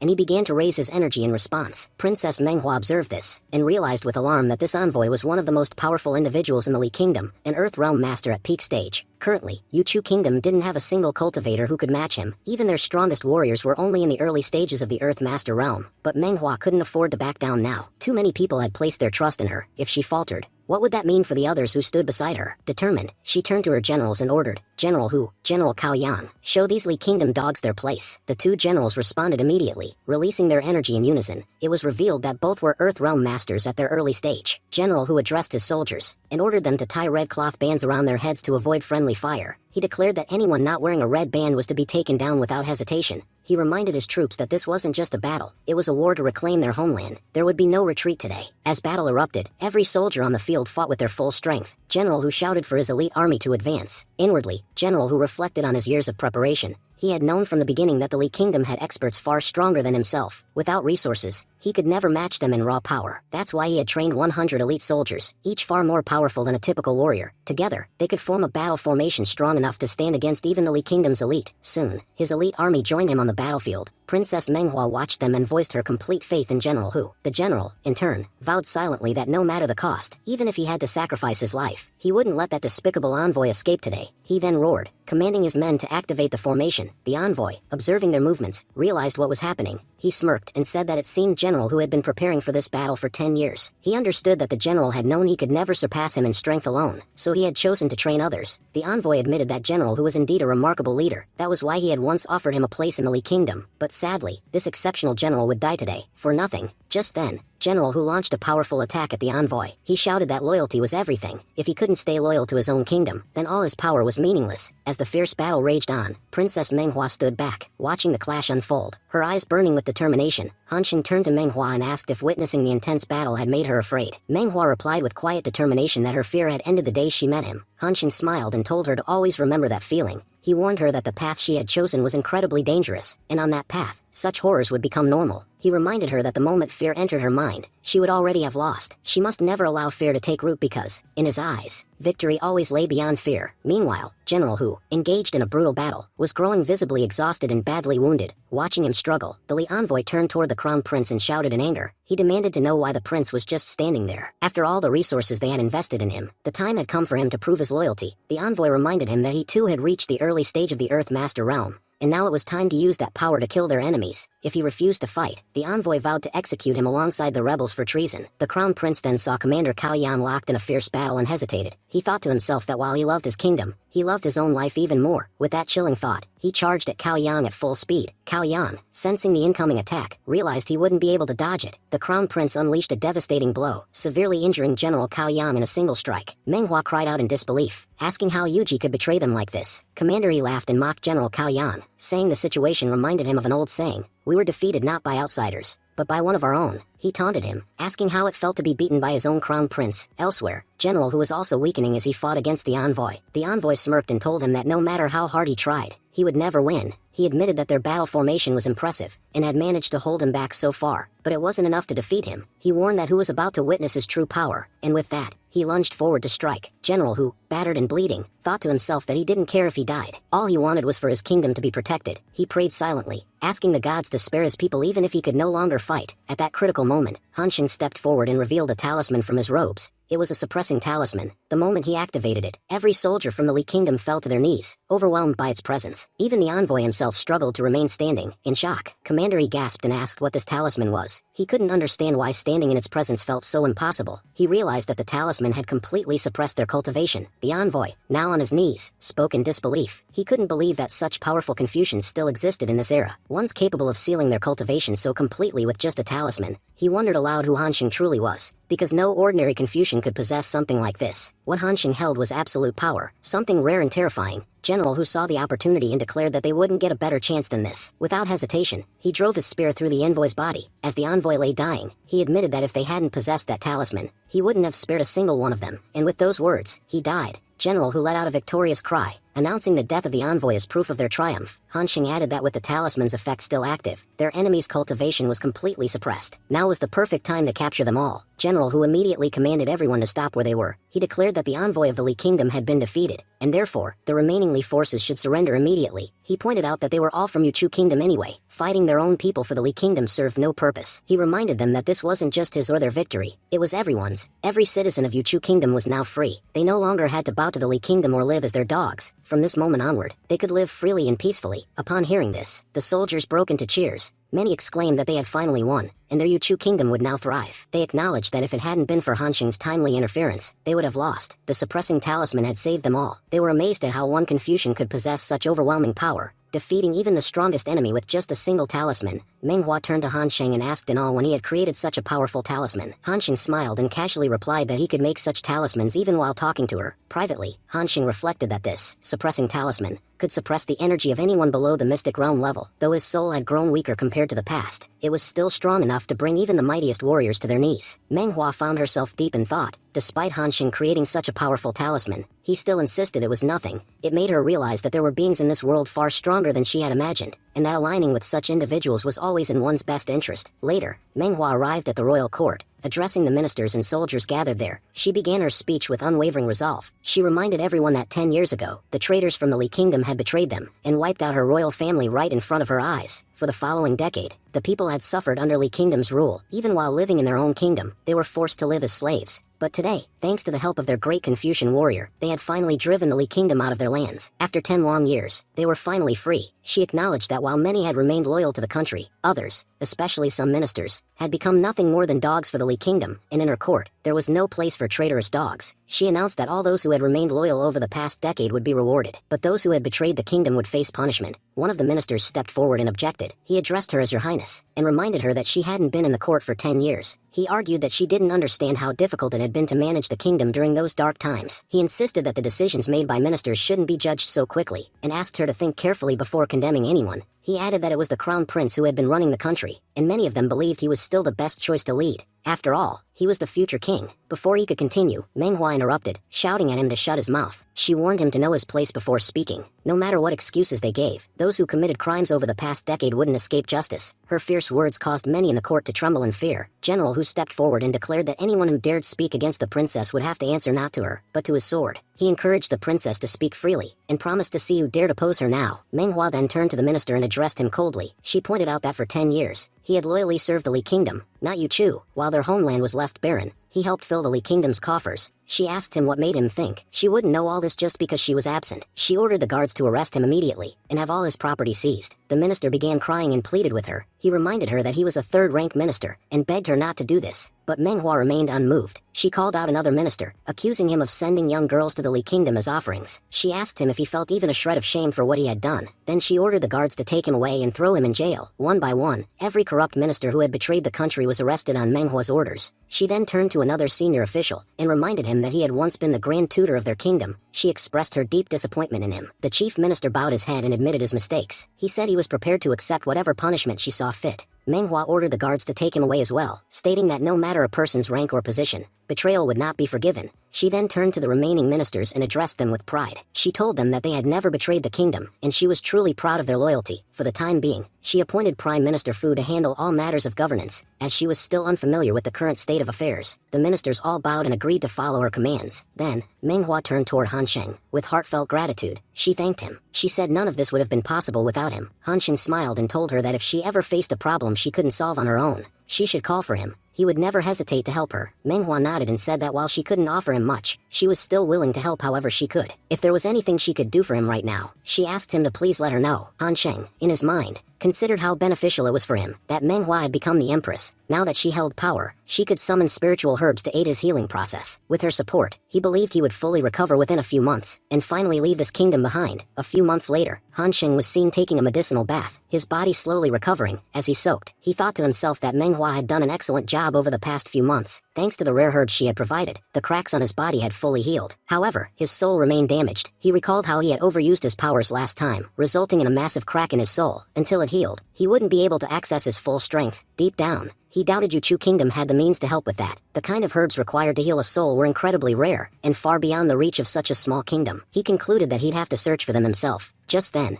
Manhwa entered the chamber to meet Han Sheng. Greeting him, she said, "Sir, we have a serious issue. Envoys from 7 neighboring kingdoms have arrived at our palace, including one from Li Kingdom." She added that they had no clear idea about the intentions behind these visits. Han Sheng replied calmly, saying that if Li Kingdom or any of the others truly intended to attack, they would have done it months ago, especially when Yuchu was broke and defenseless. Now that the kingdom had regained some strength, he was confident no attack was coming. Based on his intuition, he believed their true intentions would soon become clear once they arrived. Han Sheng then accompanied Manhwa to the imperial palace, where all 7 envoys had gathered in the royal court. As he looked around, he noted that all the visiting kingdoms were Yuchu's immediate neighbors. In his mind, he was certain they hadn't come with friendly intentions. There was definitely a hidden agenda. Manhwa, however, took comfort in the fact that the great Confucian was by her side. With him here, she had no reason to fear. No matter what these ministers planned, even if things went sideways, she trusted that Han Sheng could handle it. Standing before the court, Manhwa addressed the envoys. "You all have traveled far to reach us, and you must be tired. You came directly to the palace without even resting. May I know the reason behind this urgency?" One of the envoys stepped forward. He explained that as soon as his king heard the lost princess of Yuchu had returned after 10 long years, he immediately sent him to offer personal congratulations.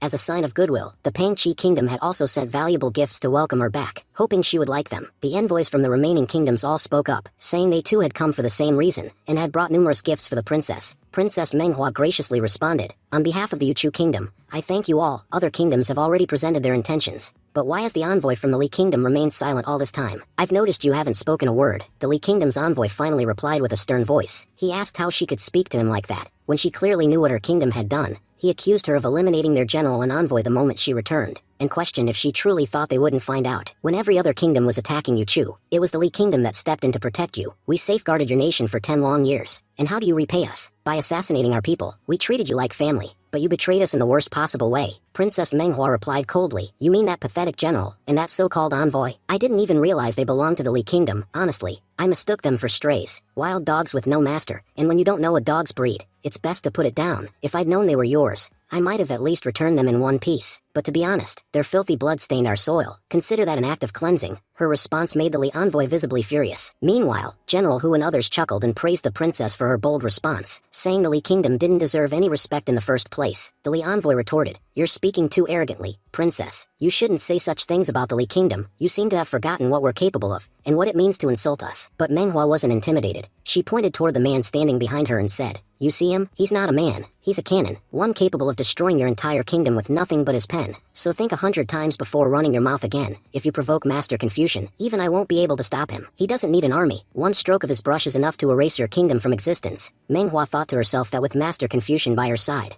not even a high-ranked kingdom could scare her. She recalled his advice. If you want to be the first empress in history, you'll need more courage than any king, because the greatest battles are not won by swords, but by courage and wit. As long as I carry courage in my heart, no one will dare underestimate me. The Li envoy was seething with rage, but with Han Sheng present, he didn't dare say another word. He knew that while Princess Manhwa may not have had the power to destroy them on her own, Han Sheng absolutely did. At that moment, the envoy from the Pangqi kingdom stepped forward and respectfully addressed the princess. We've come with a request. Your kingdom possesses the great Confucian master, and it's known far and wide that such a sage appears only once in a generation. We wish to ask if he could craft something for our kingdom as well, to help us thrive the way yours has. Manhwa thought to herself, so that's their real intention. From the beginning, I knew they weren't here for me, they were here for him. Everyone knew Yuchu Kingdom wouldn't have survived without Master Confucian. Now, every nation's eyes were on him, but it's not in my hands anymore. Whatever happens next is up to him. Even I cannot override his decisions. She turned to Han Sheng and asked, Master Confucian, what do you think? Han Sheng calmly replied, so all 7 envoys are here, for me. I'd like to know, what reason have you all come with? One by one, the envoys greeted Han Sheng with deep respect. The envoy from Pangqi explained, Sir, we came to personally invite you to our kingdom. We greatly admire Confucian scholars, and since we learned of your presence, our people have been waiting eagerly to meet you. Our king has even arranged a grand celebration in your honor. The day you step into our land, we'll declare it a festival. Han Sheng responded, Is that all? Is there nothing else you wish to say? The envoy continued, If you can't visit, we understand, but could you grant us a gift? Something crafted by your own hands, something made by you personally? Han Sheng asked, So that's what you want? What exactly do you seek? The other envoys chimed in, Yes, Master, we've all come here with the same request. We would be honored to receive a piece of your calligraphy. Han Sheng mused aloud, So you've all come here for my calligraphy, and now you want me to personally make one for each of you? This is what you all are trying to say, right? The envoys all expressed their excitement, nodding eagerly and thanking him. But Prime Minister Fu snapped angrily, Idiots! Do you have any idea what you're asking for? Do you know how much soul power it takes for a Confucian master to create even one piece of calligraphy? You're asking him to make one for each of your 7 kingdoms? You don't understand the toll it takes. Each piece affects his foundation. It could weaken his powers significantly.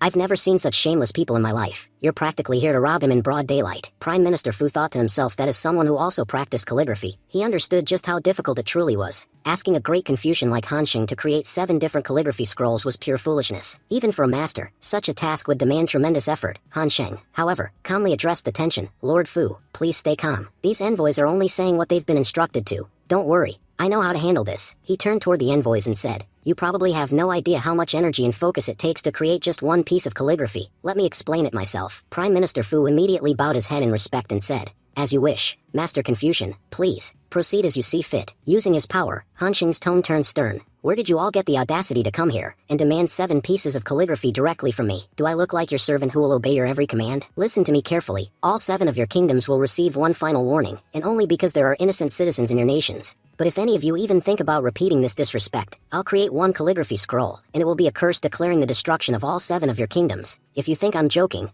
I can end your kingdoms right now. For this last time, I'm letting you go. Return to your lands and inform your kings. The great Confucian is no one's servant. I do not act on command, and if your kings ever again desire a piece of my calligraphy, tell them to come to me in person. I'll be waiting, and they'll be given a welcome they won't forget. Actually, hold on, something just occurred to me. You all know that our Yuchu kingdom has been struggling for a long time. We've worked incredibly hard to rebuild, and now that all of you have come here in person, deliver a message to your emperor, support Yuchu, send supplies. It's your responsibility to help your neighbors. He gave them a final warning. If no help arrives within 10 days, I promise you'll face consequences beyond your imagination. As the envoys departed, the scene shifted to nighttime. Princess Manhwa visited Han Sheng and said gently, Master Confucian, there's something troubling me. I've come to seek your guidance. Han Sheng replied, In the future, you will stand against 100 kingdoms, and you'll have to face them alone. If you can't handle minor dynasties like these, how will you confront the world? Don't forget, your goal is to become empress, and for that, you'll need much more strength and resilience. Manhwa lowered her head and said, You've already helped me so much. Honestly, our Yuchu kingdom has become much more stable. Don't worry, I won't disappoint you.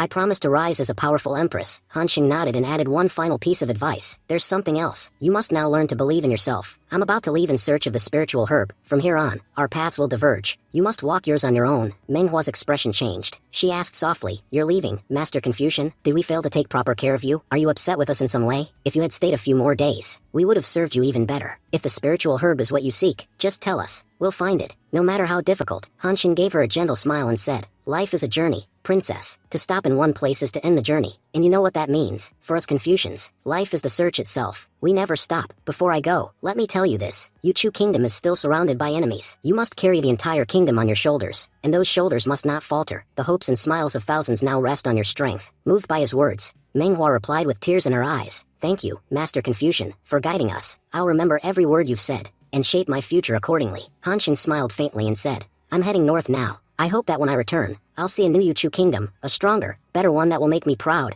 Manhwa, now tearful, promised, Don't worry, I'll do everything I can to turn our kingdom into a better place, and I'll find every rare spiritual herb that exists. The next time you return, I'll welcome you with honor and joy." As she opened her eyes, she realized that Hansheng had already departed. Looking into the distance, she thought to herself, "Master Confucian, in my life, you were like an angel. You may have been with me for a short time, but you changed everything for the better." A few days later, Hansheng was seen traveling through Lin Kingdom. As he crossed the treacherous Bloodfall Cross, he reflected on his long journey. He knew that if he wanted to continue heading north, he would have to cross Lin Kingdom on foot, a task that could take a few more days. While lost in thought, Hansheng suddenly heard a voice from the side. Inside a nearby restaurant, a commotion was taking place. The restaurant manager pleaded, "Please, Master, leave now. We simply don't have enough resources to keep feeding you. We're already on the brink of poverty because of your meals." But the monk sitting there, unfazed, responded with a calm smile. "Don't worry, manager. I found someone today. Someone my fate is connected to. From now on, he'll take care of my meals." The monk then stood up and walked straight toward Hansheng. He greeted him politely. "My name is Kang Ji. May I join you for a meal?" Hansheng glanced at him and thought to himself, "There's something strange about this monk. No matter how hard I try, I can't sense his cultivation level." He figured there could only be two reasons for this. Either the monk was completely ordinary, or like the sword god, he was incredibly powerful. Kang Ji began to explain, "I've come from the west. My only purpose is to guide lost souls." Hansheng questioned him, "You're a Buddhist monk, aren't you?" "As far as I know, monks are forbidden from eating meat. So how are you eating this food?" The monk smiled and replied, "Donor, you seem to be misunderstanding something. Buddha says those who eat meat go to hell. But if I, as a good monk, don't go to hell, then who will help the souls trapped there? I eat meat so I can go to hell and assist those in need. Despite what I eat or drink, my heart remains pure. I only seek to share in the pain of this world." Hansheng, slightly amused, responded, "All right. Enjoy your meal. I've done what I came here to do, so I'll be leaving now." The monk looked at him and said thoughtfully, "Donor, you're very young, probably not even 25. Hearing that,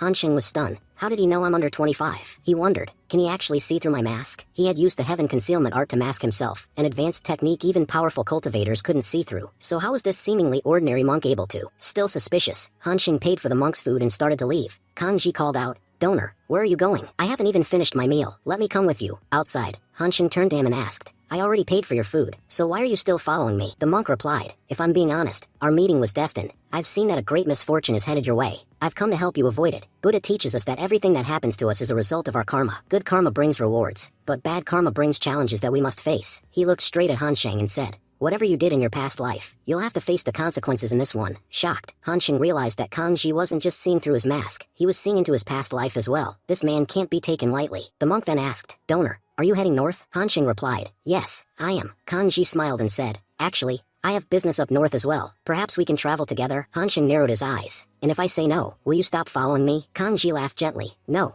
I'll follow you anyway." Hansheng sighed. "Then why even bother asking me?" Scene shifted to northern mountains. Some men, advancing through the forest, were whispering among themselves. "Lately, there's been a dangerous surge of energy coming from this place. Today, we have to figure out what's causing it." As they moved closer, they discovered something unexpected. Hansheng's legendary sword lying on the ground. They gasped in shock. "Isn't this the Jinhong sword? The same one that once stood its ground against the heavens themselves?" The scene then shifted again, taking us to the city within Fangfu Kingdom. As they entered the city, the monk commented that in most small towns, there were usually very few people, but this city seemed unusually crowded. Hansheng nodded and said it was about to get dark, so they should hurry and find a place to stay for the night. With that, he led the way to a nearby inn. Upon seeing him, the innkeeper greeted him politely but regretfully explained, "Dear guest, I'm afraid our inn is completely booked for tonight. We can prepare food for you, but unfortunately, we don't have any rooms available." Hansheng raised an eyebrow. "This inn looks pretty big, and I don't see many people around. How can it be full?" The innkeeper pointed upstairs and replied, "You see those guests up there? They booked every single room in the building. There's nothing more we can do, even if we want to help." Hansheng then asked if there was any other place in the city where he could stay. The innkeeper sighed and said, "To be honest, the sword god is expected to arrive soon in our kingdom. Because of that, powerful young masters and sword masters from over 100 surrounding kingdoms are gathering here to welcome him. That's why it's nearly impossible to find any vacant lodgings right now." Hansheng's expression changed. "The sword god is coming here? That must mean Rian will be with him too." The innkeeper added, "They're expected to arrive at Lei Mountain nearby, so naturally, all the inns in our city are fully booked." Hansheng replied, "All right then, just prepare some food for us. We'll eat here." He silently thought to himself, "I'll have to spend some time here. I need to wait until those people upstairs come down. This might be my best chance to meet both the sword god and Rian. Maybe if I speak to them, they'll free up a couple of rooms." Later, he approached the group that had reserved the entire inn and said, "I heard you've booked every room. I've been traveling for days, and it's already quite late. I don't have anywhere else to go. Would it be possible for you to spare 2 rooms for us? I'm even willing to pay extra." One of the young men, named Iguan, scoffed and replied, "What do you think? That we're short on money? Don't waste our time. Just leave. We have our own reasons for booking the whole inn." Just then, A young prince named Morong Ning, heir of the Pink Key dynasty, interrupted him. Egoin, that's no way to speak to someone. He's asking politely, and you're being unnecessarily rude. Morong reflected inwardly. Since the sword god is coming, several powerful masters have gathered in the area. The last thing we want is to offend someone, especially someone whose cultivation I can't even sense because of his mask. That in itself is reason enough to be cautious. Morong's sister, the princess, spoke up. Brother, I think we should let them have 2 of the rooms. It's not like we'll need all of them. Remember what father always said. If you ever get the chance, make friends. Because you never know when a friend might help you in return. Murongi nodded in agreement. Alright, you may stay. Choose any 2 rooms from the ones upstairs. Hanxing bowed slightly. Thank you. I won't forget your kindness. The next morning, Prince Morong greeted them. I hope you all had a good rest. The monk replied casually. Yeah, it was fine, I guess. The beds were pretty average though. If they'd been better quality, that would have been nice. Morong chuckled and said, that's surprising coming from you. As far as I know, monks lead very simple lives. Hearing a complaint from you feels a little odd. The monk laughed at himself. You're right. I almost forgot. Buddha teaches us that monks have no need for luxury. We should live as simply as possible. But what can I say? Sometimes I forget that lesson. Morong introduced himself formally. We're from the Pink Key dynasty. My name is Morong. I was curious. Did you come here because of the sword god's arrival? Hanxing responded. Not exactly. We just happened to be passing through the city and found out about the sword god's visit. So we thought we might meet him while we're here. But no, we didn't come specifically for him. Morong smiled and said, in that case, I won't keep you. Please enjoy your stay. With that, Morong and his group turned and left the inn. As Han Sheng and Monk approached Mount Leiyun, they were already getting very close. Monk remarked that 100 years ago, this mountain used to be quite small. He smiled and said he was glad to see that it had grown so much over the past century. But Han Sheng didn't respond. Instead, he silently walked ahead, ignoring Monk's comment. As he neared the mountain, he saw that many people had already gathered, eager to meet the sword god. At the back of the mountain, the sword god himself was seated calmly. People in the crowd whispered excitedly, pointing, look, that's sword god Dugusheng and his disciple. As Monk stepped forward, he spoke respectfully, sword god, we weren't officially invited, but I hope our presence won't offend you. At that moment, the sword god slowly opened his eyes. The voice, it sounded so familiar. He thought for a moment, and then heard Monk continue, Donor Dugu, it's been a very long time since we met. I hope you still remember me. Startled, the sword god exclaimed, you're Master Kanji, aren't you? He recalled the time, 100 years ago, when he had first forged his sword Ruin. Back then, his cultivation had been severely damaged, and his body had grown weak. His mind had been clouded by rage. In that darkness, Master Kanji appeared and guided him, helping him overcome the chaos within. Only after that did he evolve into the Drunken Master, and rise to the peak of the sword path, unmatched by anyone. The sword god said with a smile, Master Kanji, it's been a full 100 years since we last met. Honestly, I never imagined we'd meet again. Seeing you here fills me with joy. Then, curiously, he asked, and who is the one accompanying you? Hanxing introduced himself. My name is Gu Yun, but you may call me Yun. The sword god nodded with respect and said, Mr. Yun, please have a seat. Rian, bring tea for everyone. As tea was served, Monk chuckled and remarked, Donor Dugu, you've changed a lot. I expected wine, not tea. The sword god laughed in return. Rian, we still have a small stash of 100-year-old wine left. Go fetch it.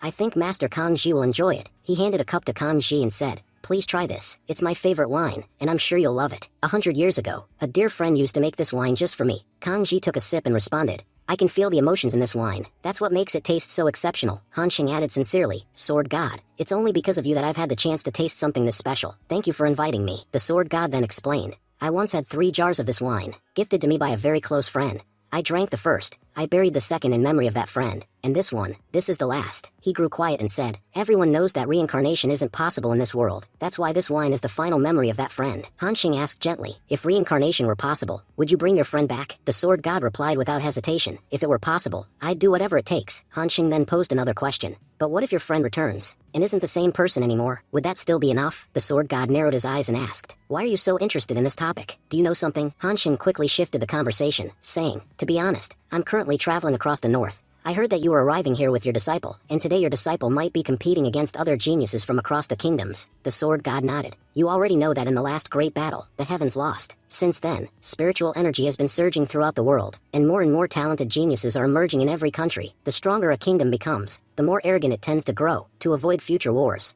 I came up with a better solution. I suggested that instead of conflict, we hold a grand contest. All 100 kingdoms will send a single representative to compete. The condition is that the participant must be under 30 years old. Then he looked directly at Han Sheng and added, Mr. Yun, you've kept your strength well hidden. That tells me you're an extraordinary master yourself. So, what do you think? How will my disciple fare in this competition? Han Sheng glanced at Rian and thought to himself, my friend, you've grown so much stronger since the last time we met. I can't even put into words how proud I am to see you like this. Han Sheng expressed his confidence in the sword god's disciple, stating that he had complete faith in him. Meanwhile, Meanwhile, the rest of the crowd had also made their way up to the mountain peak. As the sword god stepped forward to face them, the people respectfully bowed to greet him. The sword god raised his hand and told them there was no need to bow. He announced that the time had come to begin the contest. He addressed the gathering and explained, "Today, I summoned all of you here not just for a competition, but to share something important. Before anything else, I want each of you to reflect on yourselves. Understand what your heart truly desires. Only when you know yourself can you choose the right path and move forward in life." He emphasized that while he was known as the sword god, it didn't mean his disciple was destined to follow the same path. Everyone must find their own way. I just want to ensure that none of you waste your potential by choosing the wrong path. Some people excel in martial arts, others in administration. Everyone has unique talents, and if you work in harmony with your gifts, you can become a better person. Just then, everyone noticed a girl flying toward the peak of the mountain. Whispers quickly spread through the crowd. Who is that girl? Does she not know the sword god is standing there? Flying in front of him is a sign of disrespect. Another man quickly scolded him, saying, "Shut your mouth. Do you even know who that is? That's the White Lotus Fairy, Lord Hanxing's wife. Say one more word against her, and the sword god himself might destroy you." Hearing this, Hanxing was visibly shocked. What is Kinro doing here? Kinro addressed the sword god directly. "In the past, you were a close friend of Hanxing. You once said that during your journey, you would search for him. Have you discovered anything about his whereabouts?" The sword god replied solemnly, "I've tried to gather information about Hanxing from many places, but so far, I haven't found anything. Based on my observations, he should be somewhere in this region, but we still don't have a confirmed location." Hanxing listened in silence, his thoughts racing. "So they haven't given up on me yet. They've been traveling across the world under the pretense of a journey, but all this time, they've been looking for me. I have to admit, Kinro's voice still sounds as beautiful as ever. Just hearing it fills my heart with peace." Kinro then said, "Sword god, if you find out anything about Hanxing, please let me know." Just then, Han Rian called out, "Sister-in-law, where are you headed?" "Don't worry, we'll definitely find brother." Kinro replied with determination, "I'm heading north. I've heard that Hanxing's Jinhong sword is there. Before anyone else gets their hands on it, I must retrieve it." With that, she set off. The sword god, watching her leave, said there was no point trying to stop her. She won't listen to us anyway. Then he turned to Rian and added, "Prepare yourself for battle. My speech has dissipated. It's time to fight." Rian nodded with determination. "Master, I'm always ready to fight. Don't worry about anything today. Your disciple won't disappoint you. I still carry the regret of not being able to help brother Hanxing. I can't handle any more regrets. Not today." He stepped forward and declared boldly, "My name is Han Rian. I am the sole disciple of the sword god. To all genius warriors from different countries gathered here today, I accept your challenges. My master believes that wars between nations shouldn't be fought with armies, but should be resolved among the younger generation. So, if anyone wishes to fight, step forward now." Soon, a warrior stepped out from the crowd and scoffed, "I'd heard a lot about the sword god's disciple, but seeing you in person is disappointing. You're already at the pinnacle of this spiritual realm. How could you possibly fight someone like me?" He smirked arrogantly. "You're letting your rank go to your head. Let's see what makes you so special that the great sword god chose you as his disciple." With that, the warrior charged forward, but Rian effortlessly blocked the attack. Watching from a distance, Hanxing thought to himself, "It's been less than a year since I last saw Rian. Back then, he was just an ordinary person.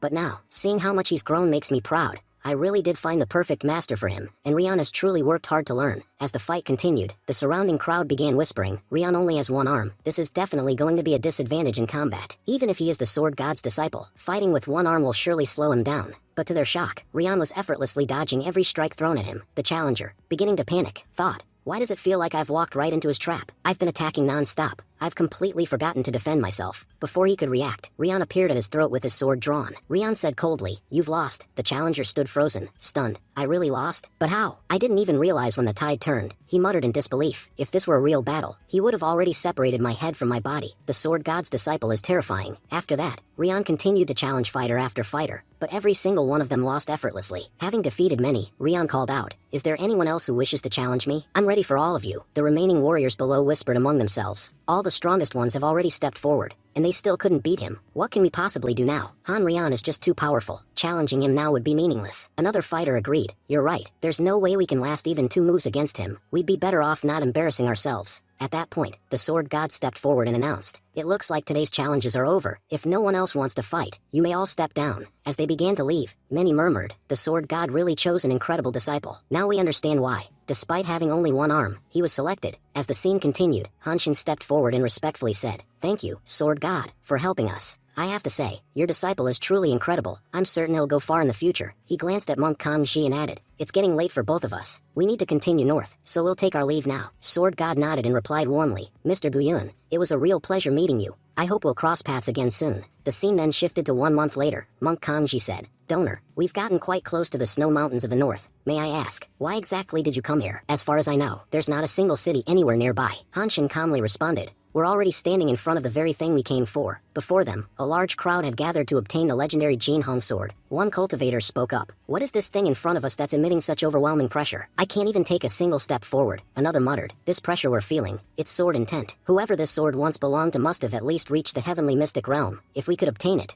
our power would increase tremendously. Others whispered, if the sword is this powerful, imagine how strong its original owner must have been. I heard this blade once clashed with the heavens themselves, and didn't even receive a scratch. Suddenly, someone pointed. Look, the White Lotus Fairy is here. She must have come to claim the sword as well. Another added. She's even more beautiful than the rumors. Honestly, standing in front of her, even this snow feels warm compared to her cold beauty. Overwhelmed with emotion, Kinro stepped forward and said softly, Jin Hong sword, you've stayed with Hansheng all this time. Finally, I've found something connected to him. Just then, a voice rang out from behind. Warning, Fairy, stop right there. There's a terrifying pressure surrounding that sword. You won't be able to handle it. Kinro replied firmly. This sword means everything to me. No matter what happens, I will take it back. From a distance, others commented. We're still 500 meters away, and even standing here is draining our energy. If the White Lotus Fairy gets too close, she'll definitely end up heavily injured. Astonished, one man gasped. Look at her. She's actually moving forward despite the pressure. She's incredibly brave. As Kinro inched closer, the overwhelming sword energy began to take its toll. Cuts started to appear on her body. Watching her struggle, Hansheng thought anxiously, my energy is hurting Kinro.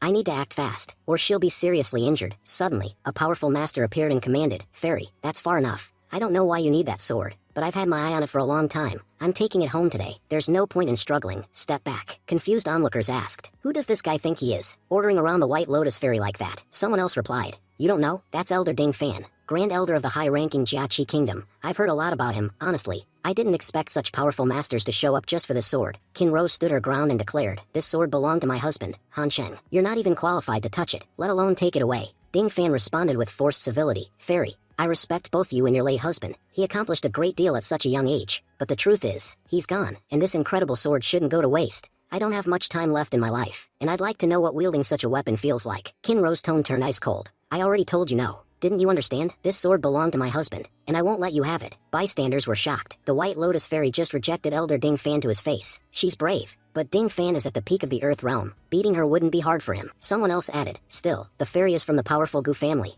I doubt Ding Fan has the guts to go against them. Overhearing the whispers, Elder Ding Fan grew furious. His energy surged, creating a terrifying pressure that blanketed the entire area. Meanwhile, Kanji turned to Hansheng and asked with concern, Donor, why is your heartbeat rising so rapidly? Is something wrong with your heart? Hansheng replied quietly, Monk Kanji, I know you're no ordinary being. You've already seen through me and peered into my heart. Since you already know the truth, how about helping me? Kanji responded with a hint of amusement. Donor, as you can see, I'm just a simple monk. We monks don't care much for the affairs of the moral world. What help could someone like me possibly offer you? He paused and then added slyly, well, if I had just 10 jars of top-quality wine, I might consider helping, but alas, I've found none. So how exactly am I supposed to help you? Hansheng looked at Monk Kanji and spoke seriously. When we first met, you said our encounter was destined. But now, when fate itself is calling you to help, you're refusing. Why is there such a huge gap between your words and your actions? Monk Kanji chuckled lightly and replied, Donor, are you trying to threaten me? Look, there's no need to get upset. If you give me a few barrels of fine wine, I'll gladly help you. Hansheng didn't hesitate. Fine, deal's done. Elsewhere, Elder Ding Fan addressed Kinro again,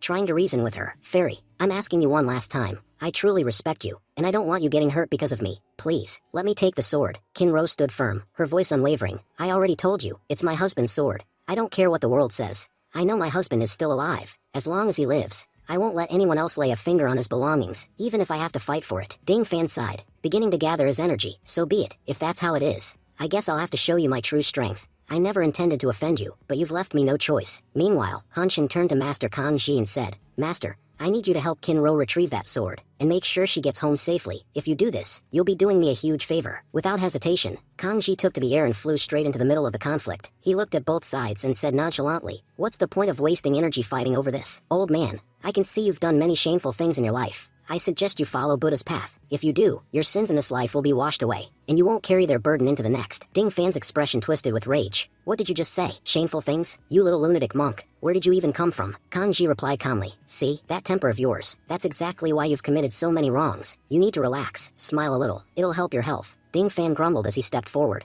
I wasn't in the best mood today, but now this foolish monk wants to be my next victim. However, when he attacked, Kanji effortlessly blocked his move. Kanji spoke again with a sigh. I told you to control your temper. If you keep charging into battles, eventually someone will come along and silence you permanently. So calm yourself, before someone else does it for you. Startled, Ding Fan stepped back and said sincerely, Mr. Monk, please forgive me. I underestimated your power. May I ask why you're here? As far as I know, monks don't care for worldly things like swords. Why are you fighting me over it? Kanji nodded slightly. You're right. I have no interest in the sword itself. I came here only to reduce your karmic sins. Your jar of evil was already overflowing. It was only a matter of time before it spilled over. I just got here early to clean it up. Enraged, Ding Fan shouted. Do you think I'm an idiot? You've been moving closer to the sword all this time. Don't lie, you want it too. But let me make one thing clear. As long as I'm here, no one's taking that sword. You came here to cleanse my sins? Fine, I'll cleanse you first. With that, Ding Fan lunged forward to attack. But Kanji barely moved. He simply snapped his fingers, and Ding Fan's attack vanished into thin air. Shocked, Ding Fan thought to himself, this monk, he's way too powerful. Fighting him would be a terrible mistake. Out loud, he said humbly, Mr. Monk, I apologize again.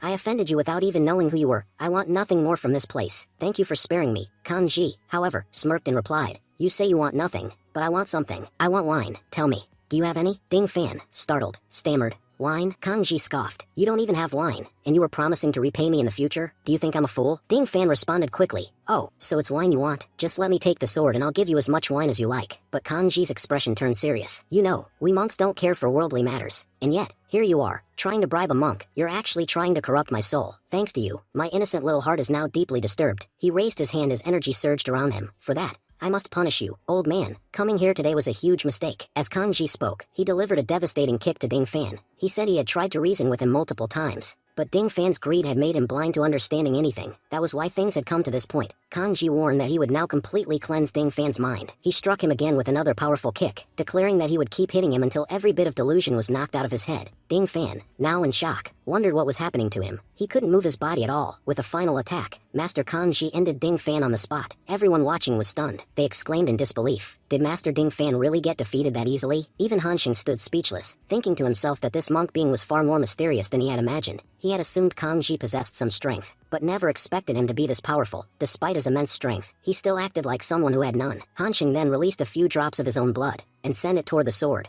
As soon as the blood reached the ground, the Jin Hong sword began to move. The crowd gasped and shouted, Look, the sword is moving. Someone said that swords were often connected to their master's will, and it seemed like this sword's master was enraged. Hansheng called out to Monk Kanji and said that he had sent him his blood. If Monk Kanji took the blood and approached the sword, he wouldn't face any resistance. Hansheng asked him to quickly retrieve the sword and give it to Kinro. As Kanji began to move forward, Kinro stepped in his path. He asked her to step aside, explaining that he was going to retrieve the sword, and didn't want anyone else to get hurt over it. Kinro spoke up with determination. She said she knew how powerful he was, and that she couldn't fight him, but she made it clear that the sword meant everything to her. As long as she was alive, she wouldn't let anyone take it. If he truly wanted the sword, he would have to kill her first. At the very least, she would find some satisfaction in knowing she fought for her husband. Kanji calmly replied that she was misunderstanding his intentions. He reminded her that he was just a monk. What would he do with a sword? He was retrieving the sword for her. The only thing he truly cared about was high-quality wine. If she wanted to repay him, she could simply offer him some good wine in exchange. Kinro, taken aback, asked in disbelief if he had really intended to bring her the sword. Kanji nodded and reassured her not to worry. What use would a monk have for a weapon like that? He walked toward the sword and thought to himself that no one could see him now. It was finally time to complete his task. As he tossed Hansheng's blood onto the ground near the sword, the Jin Hong sword immediately acknowledged Hansheng as its rightful master. The onlookers were stunned again, exclaiming, Look, the sword is moving. That monk really is powerful if he managed to awaken the sword. The Jin Hong sword soared through the air, and landed gently in Kanji's hands. He thought to himself, impressed, this kid really is powerful for his age. The sword is so proud of him, it won't even let anyone else touch it. Then, he walked over to Kinro and said, Lady,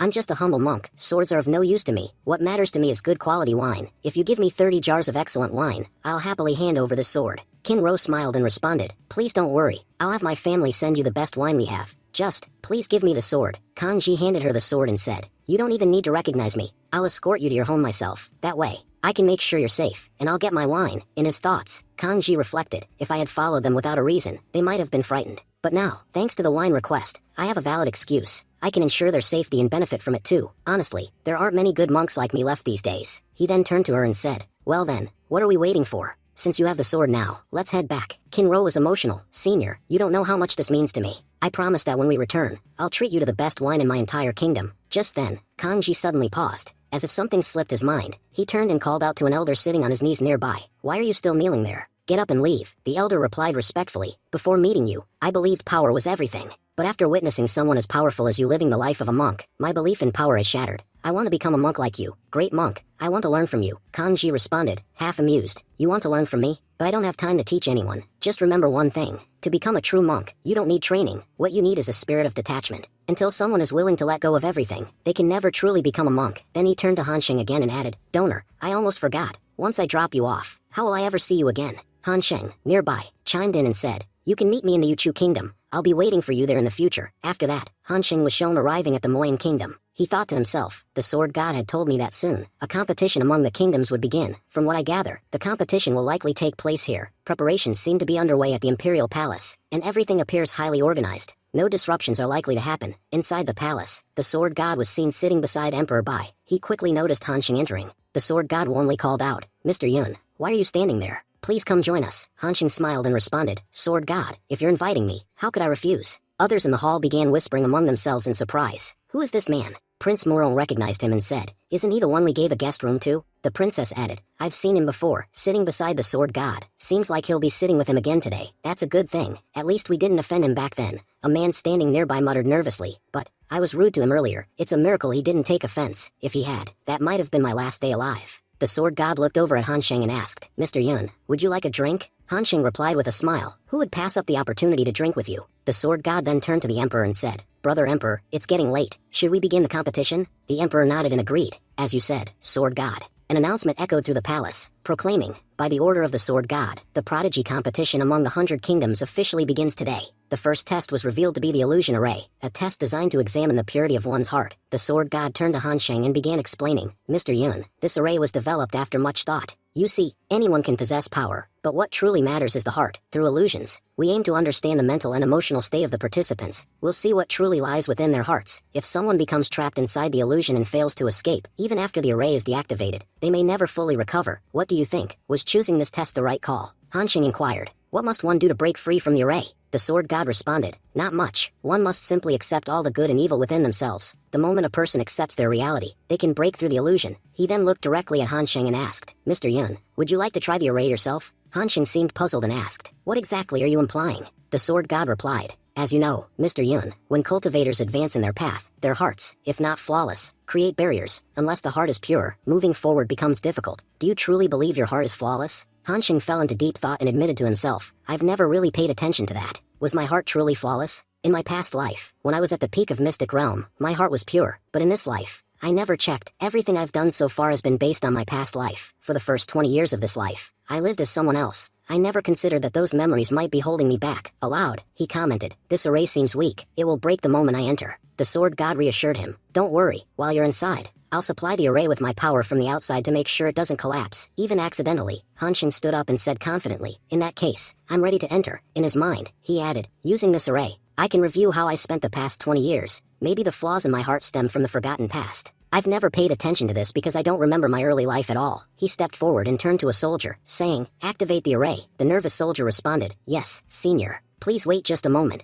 I'll activate it right away." Meanwhile, other participants whispered among themselves, confused and curious about what was happening. One person said, "That senior sitting beside the sword god, he's actually entering the array?" Another speculated, "Maybe he's just bored and wants to have some fun. But will this array be able to handle his power?" The sword god stepped forward and reassured everyone, "There's no need to worry. As long as I'm here, nothing will go wrong." As soon as Hansheng entered the array, visions of his past began flooding back. The illusion revealed the day he was born. He saw his father, Gucheng Chun, joyfully exclaiming, "Come on, my child, call me dad." Hansheng, now reliving the memory, thought, "I've become a baby again. This must be the moment I was born." Just then, the butler informed his father, "Master, the third young master has just been born. How can you expect him to speak so soon?" Gucheng Chun laughed and replied, "I'm just too happy right now. My mind isn't working properly." Hansheng's mother, Sheng Yan, then appeared, asking, "Please, let me see my child." Hansheng was stunned. "So this is my mother. This is the first time I'm seeing her in this life." His two older brothers asked, "Uncle, what will our baby brother's name be?" Gucheng Chun responded, "Your grandfather is currently outside the kingdom. He'll decide the name when he returns." At that time, the Tianfang kingdom was not in good condition. The Nanyuan kingdom, a powerful mid-tier kingdom, constantly attacked, leading to frequent clashes. When the grandfather, Gu Kan, learned that Hansheng was about to be born, he sent his son and the butler home to protect the family, taking full responsibility for defending the border alone. The border conditions were worsening. The Nanyuan forces were launching increasingly aggressive attacks, posing a severe threat to both the Gu family and the Tianfang kingdom. Nanyuan, being a mid-ranked but powerful kingdom, was feared throughout the land. No one in Tianfan believed they stood a chance against such strength. As the kingdom braced for destruction, a miraculous report arrived. Gokhan was stationed at the border with an army of 100,000 soldiers. At that moment, a devastating attack began. Nanyuan launched a full-scale assault with 1 million troops. Everyone believed that Gokhan's army of 100,000 soldiers stood no chance against an opposing force of 1 million. But Gokhan's courage and tactical brilliance changed everything. Despite being vastly outnumbered, he never gave up and continued defending the border relentlessly. His determination deeply impressed the emperor, and even Emperor Nanyuan himself praised Gokhan's valor. In fact, Emperor Nanyuan went so far as to invite Gokhan to join his nation. In exchange, he offered command over a 1 million strong army. But Gokhan firmly refused. He declared, "My name is Gokhan, and I belong to the Gu family of the Tianfan kingdom. As long as I live, I will serve as its general. Even in death, I will carry the name of Tianfan with me." Moved by Gokhan's unshakable loyalty, Emperor Nanyuan made a promise. If Gokhan could withstand 10 attacks from one of the powerful elders sent by the empire, then he would agree to permanently end the war. Gokhan accepted the condition without hesitation. He knew he couldn't defeat an army of 1 million, but he was confident he could stop them. With immense bravery, he faced the elder, who was far more advanced in cultivation, and successfully endured all 10 attacks. True to his word, Emperor Nanyuan kept his promise. He ordered his army to retreat, and since that day, the wars between the two nations ceased. The peace that Gokhan established blossomed into a lasting friendship between their people, a legacy that endures to the present day. After the incident, everyone began to believe one thing. As long as there was even a single member of the Gu family in Tianfan, the kingdom would never fall. The Gu family's reputation soared to new heights. When Gokhan finally returned home, he was welcomed as a hero. That was the beginning of the legacy of the Gokhan, a name that still commands awe and reverence. Gokhan returned 2 months after Hansheng's birth. He was badly injured at the time, but he remarked that ever since Hansheng was born, things had taken a turn for the better. He called the child a symbol of hope, a beacon upon which the future of the entire Gu family could rely. And that's how the baby was named Gu Hansheng. Hansheng, watching this unfold through the illusion, realized, so that's how I got my name. Outside the array, strange phenomena began to emerge from within. Onlookers murmured among themselves, "This array was meant for us, but now a master of immense power has entered it. We can only hope the sword god can maintain it. If it breaks, the released energy could cause serious harm." The sword god stood watchfully and thought to himself, once inside, Hansheng will gain many benefits. Inside the illusion, time advanced. Hansheng was now 5 years old. Since his birth, the Tianfan kingdom had seen remarkable prosperity. People believed he was both lucky and destined for greatness. However, during a talent assessment, it was discovered that his body was crippled internally. He was unable to circulate his ki properly. At the same time, Gokhan, already weakened from battle 5 years ago, had become too frail to progress in his cultivation. He kept this news secret for as long as he could, but eventually, the truth surfaced. Gokhan was no longer the powerful figure he once was. As a result, tensions began to rise again at the borders. Unable to manage everything himself, Gokhan passed leadership to his son, Gu Chengchun, who, like his father, proved to be a brilliant general and stabilized the borders for a time. Unfortunately, good times didn't last. One of Chengchun's trusted men betrayed him, leaking vital information to the enemy. This led to a surprise attack. In an attempt to protect civilians during the ambush, Chengchun was gravely injured. Though he fought valiantly and saved many lives, he ultimately succumbed to his wounds. Hansheng was only 12 when his father died. To maintain the kingdom's defenses, his 2 older brothers were sent to support the front lines. But within just 6 months, both were killed, victims of further betrayals. The Gu family, once a pillar of strength, was now in ruins, having lost 3 of its most powerful members. The tragedy deeply affected Hansheng's mother, who couldn't bear the grief. Struck by shock and sorrow, she passed away soon after. Within a single year, Hansheng lost his entire immediate family, his mother, father, and both brothers. The pain was immense, yet, because his current body did not retain the emotional memories of that suffering, he had never truly mourned. Now, reliving the truth through the illusion, Hansheng broke down in tears. "I didn't even realize how many flaws my heart held. I lost my whole family, and not a single tear came from me. But now that I've seen it all, now that I know, I feel terrible." The illusion shifted again, showing a memory from when Hansheng was 15. At that time, Uncle Guyuma had met with a tragic accident that left both his legs permanently crippled. Gokhan had grown very old by then. His life seemed to be sustained only by his bond with Hansheng. Without it, he likely would have lost the will to live. Seeing no future in military power or legacy, Gokhan placed all his hopes in Hansheng. He no longer cared about cultivating strength or defending the empire. He simply wished for Hansheng to live a good life. That's why he constantly urged the boy to study and grow in wisdom. Gokhan looked at Hansheng and said, "How many times do I have to tell you? You need to join the academy and start working hard." But Hansheng responded honestly, "Grandpa, to be honest, I don't want to go. I find it incredibly boring." Gokhan, visibly frustrated, warned him, "If you don't learn anything, what will you do with your future? I'm telling you clearly, if you don't study, I'll break your legs." Hansheng, without hesitation, replied sharply, "Just like my uncle's legs? Will you make me useless like him?" These words struck Gokhan like lightning. He stood stunned, hearing such bitterness from the very boy in whom he had placed all his hopes. But despite everything, Hansheng didn't care. He continued to live life as he pleased, causing trouble in the city, mocking noble clans, and engaging in reckless behavior. While witnessing all this within the illusion, Hansheng thought to himself, "I've seen so much now. Honestly, it's becoming painful to keep watching." Yet, he reminded himself, "No, I need to see this through. If I don't accept my reality, how will my heart ever become flawless? Determined, Han Xing continued watching his memories. He said to himself, this is who I am. I accept myself, with all my flaws. Now that I've embraced my truth, I can finally move forward from the shadows of my past. He then declared, at last, my heart has become flawless, and honestly, I feel like a massive weight has been lifted off of me. Meanwhile, outside the array, the others noticed the energy fluctuating wildly. They questioned among themselves, what's happening now? More energy is pouring out of the array again. Someone reassured the group, the array won't be destroyed. The sword god is continuously channeling his energy into it to keep it stable. Another added, it's already been an hour since the senior entered. Anyone would be exhausted after that long. Why isn't he coming out? Just then, Han Xing finally emerged from the illusion array. As he stepped out, he thought, now, I can truly say I have a flawless heart. But, it still doesn't feel complete. Not until I meet my family. Only then will I feel at peace.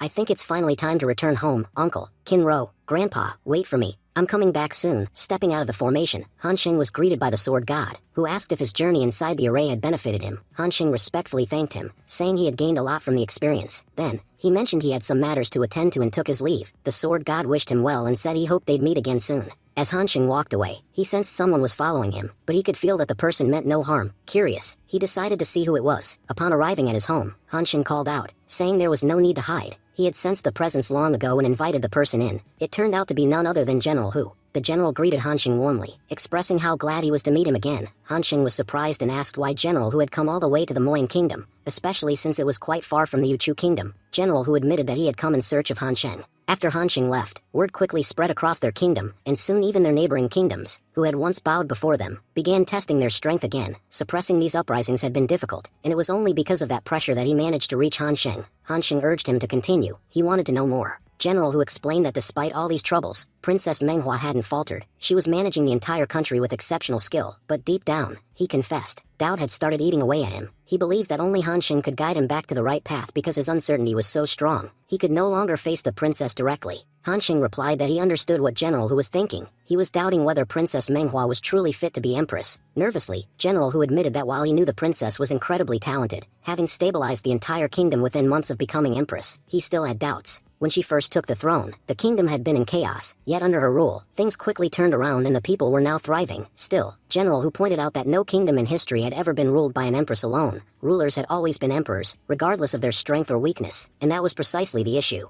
If their kingdom continued to break tradition by being ruled by a woman, it could draw hostility from other nations. They were doing something no one had ever done before, and because of that, there was a risk all other kingdoms might turn against them. Han Xing calmly told him to relax. He reassured General Hu that it was his decision to support Princess Manhwa as empress. As a general, who should focus on doing his duty, there was no reason to doubt the princess's capabilities. Hearing this, General Hu seemed relieved. He admitted that he had come all this way just to hear those words from Han Xing. Han Xing chuckled and asked if that was really all he came to say. With a smile, General Hu revealed that he also had good news. Before Han Xing left the kingdom, he had requested some rare herbs. People had been searching for them for quite some time, and recently, they had actually found one. This discovery had happened about a month ago, on the border between the Nan Kingdom and their own. A valley had suddenly appeared in a place where there hadn't been one before. It was as if it emerged out of nowhere. They had sent multiple soldiers into the valley to find the herb Han Xing had described, but strangely, the entire group was wiped out. Only one man survived long enough to return and report that he had seen a strange flower inside. According to him, the flower had 3 petals, one red, one white, and one black. Right after delivering that message, he died. Hearing this, Han Xing immediately recognized it. A flower with red, white, and black petals. It could only be the legendary underworld flower, but that raised more questions. If such a rare flower existed in this world, then how could this still be considered a low-level realm? After all, it was well known that the underworld flower only bloomed when an immortal died, its red petal forming from the immortal's blood. Han Xing thought it was extremely rare. He had seen it only once in his life. If the underworld flower truly existed here, that meant immortals once lived in this world. But how could a realm that once housed immortals have fallen so low? Regardless, now that the flower had reappeared, Han Xing was determined. No matter what it took, he would obtain it. With it, he could fully restore his soul, and he could even use its properties to help Cheng as well. General Hu asked what they should do next. If Han Xing gave the order, he said, he would prepare a troop and begin the search immediately, but Han Xing stopped him. He firmly said that no one else should go there. If so many soldiers had died trying, then the valley was clearly too dangerous. For that reason, he would go alone. General Hu agreed, though reluctantly. Before leaving, he informed Han Xing that a carriage had been prepared just outside the city, and that he would personally escort him there. Han Xing was deep in thought. questioning whether the presence of immortals in this world meant that it wasn't a lower realm after all. He speculated that perhaps this was the very reason the Heavenly Tao didn't want anyone here to become too powerful. If the people discovered the true limits of their world, they might create major problems, even for the Heavenly Tao itself. After all, immortals possessed enough power to rival gods. If someone became immortal, they would become a real threat to the heavens. But then Hanxing shook off those thoughts, realizing they were pointless for now. What mattered most was the flower. He had to confirm whether it was really the underworld flower. If it was, he would retrieve it and return home immediately afterward. Meanwhile, General Who reported that they had arrived at their destination. Hanxing asked why the general had brought so many soldiers along, reminding him that he had said he could handle this alone. General Who calmly explained that since the valley was located right on the border, and Hanxing had previously refused to appease their neighboring kingdoms, those countries held a serious grudge against him. If they found out he was at the border, there was a real chance they might launch a surprise attack. The soldiers were there purely for his safety. He added that Sword God had recently returned and issued orders to all the nations forbidding them from fighting. Any nation that dared break that rule would face Sword God's wrath directly. That fear alone was what kept the neighboring kingdoms from attacking them. If not for that fear, they would have been at war already. Hearing this, Hanxing acknowledged that bringing the troops had indeed been a wise decision. Suddenly, a scout rushed in and informed General Who that a large force of soldiers from the Nan Kingdom had blocked their path ahead. It appeared they intended to stop them. The scout asked if they should proceed, noting that it might spark a battle. General Who turned to Hanxing for guidance. Hanxing ordered them to move forward without hesitation. He said they didn't need to stop before reaching the valley, and if anyone tried to stand in their way, they should be eliminated without second thought. He added that he would personally handle the negotiations with Sword God if needed. General Who then shouted to the troops to advance, and warned them to destroy anyone who tried to stop them. With that, the entire force moved forward at full speed. Seeing them approach, the general of the Nan Kingdom shouted angrily, warning them that they were trespassing on his kingdom's territory, and that this was their final warning. If they crossed the border, there would be consequences. But General Who responded coldly, telling them to step aside. If they didn't move, they wouldn't hesitate to kill them all. One of the Nan Kingdom soldiers gasped in shock, recognizing General Who as none other than the great General Hu Qi in one of the Uchu Kingdom. Other soldiers murmured nervously that they had heard of his strength, how he had once defeated someone far more powerful than himself. Another soldier clarified that Hu Qi hadn't acted alone back then. He had been aided by the Great Confucian. Without him, the general would never have claimed victory. The Nan Kingdom general, feeling cornered, accused General Who of violating international borders and attempting to provoke war, implying that they were openly defying Sword God's orders. Hanxing, unfazed, told General Who not to waste time. He instructed him to keep moving forward and kill anyone who tried to obstruct them. With firm resolve, the general led his troops past the stunned Nan Kingdom soldiers. Watching them pass, the soldiers whispered amongst themselves, admitting they were powerless. If they had tried to stop General Who, they would have been slaughtered. They still didn't understand what this army was doing there, or who was inside the mysterious carriage that Who kept glancing at, almost as if he was awaiting someone's permission before taking action. Eventually, Hanxing and General Who arrived near the valley. General Who turned to him and said, "Great Confucian, this is the place. Let's pause here for a moment. I'll go in first to check whether it's safe." But before he could act, Hanxing began walking toward the valley on his own. General Who tried to stop him, warning that they didn't know what dangers lay ahead. If only he could check things out first, he could at least ensure Hanxing's safety. Hanxing, however, reassured him, saying there was no need to worry, he would be fine. Inwardly, though, Hanxing reasoned that if the valley did contain something truly dangerous enough to threaten his life, even 10 generals like Who wouldn't make a difference. As he stepped inside, he noted that while nothing seemed out of place, he could still sense something strange in the atmosphere. He kept walking but soon realized that no matter which direction he took, he kept returning to the same spot. Hanxing muttered to himself that he had been walking straight, yet somehow had ended up back where he started. He concluded that he needed to change his path. As he pressed onward, Hanxing admitted that General Who had been right. This valley hadn't existed before. Someone must have created it. Suddenly, something clicked in his mind. He exclaimed in astonishment that this wasn't just any place. It was the legendary Qian tomb. He was stunned that someone in this world had the power to create such a mystical tomb. In his past life, he had wandered for over 2,000 years without ever finding this place. He had only heard tales about it. But now, in this so-called lower world, he was witnessing the real Qian tomb with his own eyes. He had once thought it was a myth. Now, he realized it was very real, and if one existed here, there were likely 7 more in this world. Hanxing admitted to himself that he truly knew nothing about this world. It held things that never even existed in his previous life. He reminded himself that he needed to proceed with extreme caution. Each tomb had its own guardian spirit and master, and if those spirits were provoked, even escaping alive would become extremely difficult. Just then, Hanxing noticed something unusual. He spotted numerous underworld flowers nearby. He thought to himself that he had expected to find one flower here, but instead, he had stumbled upon an entire garden of them. However, there was a problem. The path ahead seemed strange and confusing. He considered the situation. Whoever the master of this valley was, they hadn't attacked him yet. It seemed like as long as he didn't touch anything and just wandered around, he would remain unharmed. But the moment he tried to pluck a flower, he was almost certain they would strike. Speaking aloud, Hanxing said, "Senior, I know you're here. May I ask, would it be alright if I take some flowers from your valley?" He waited for a response but heard nothing.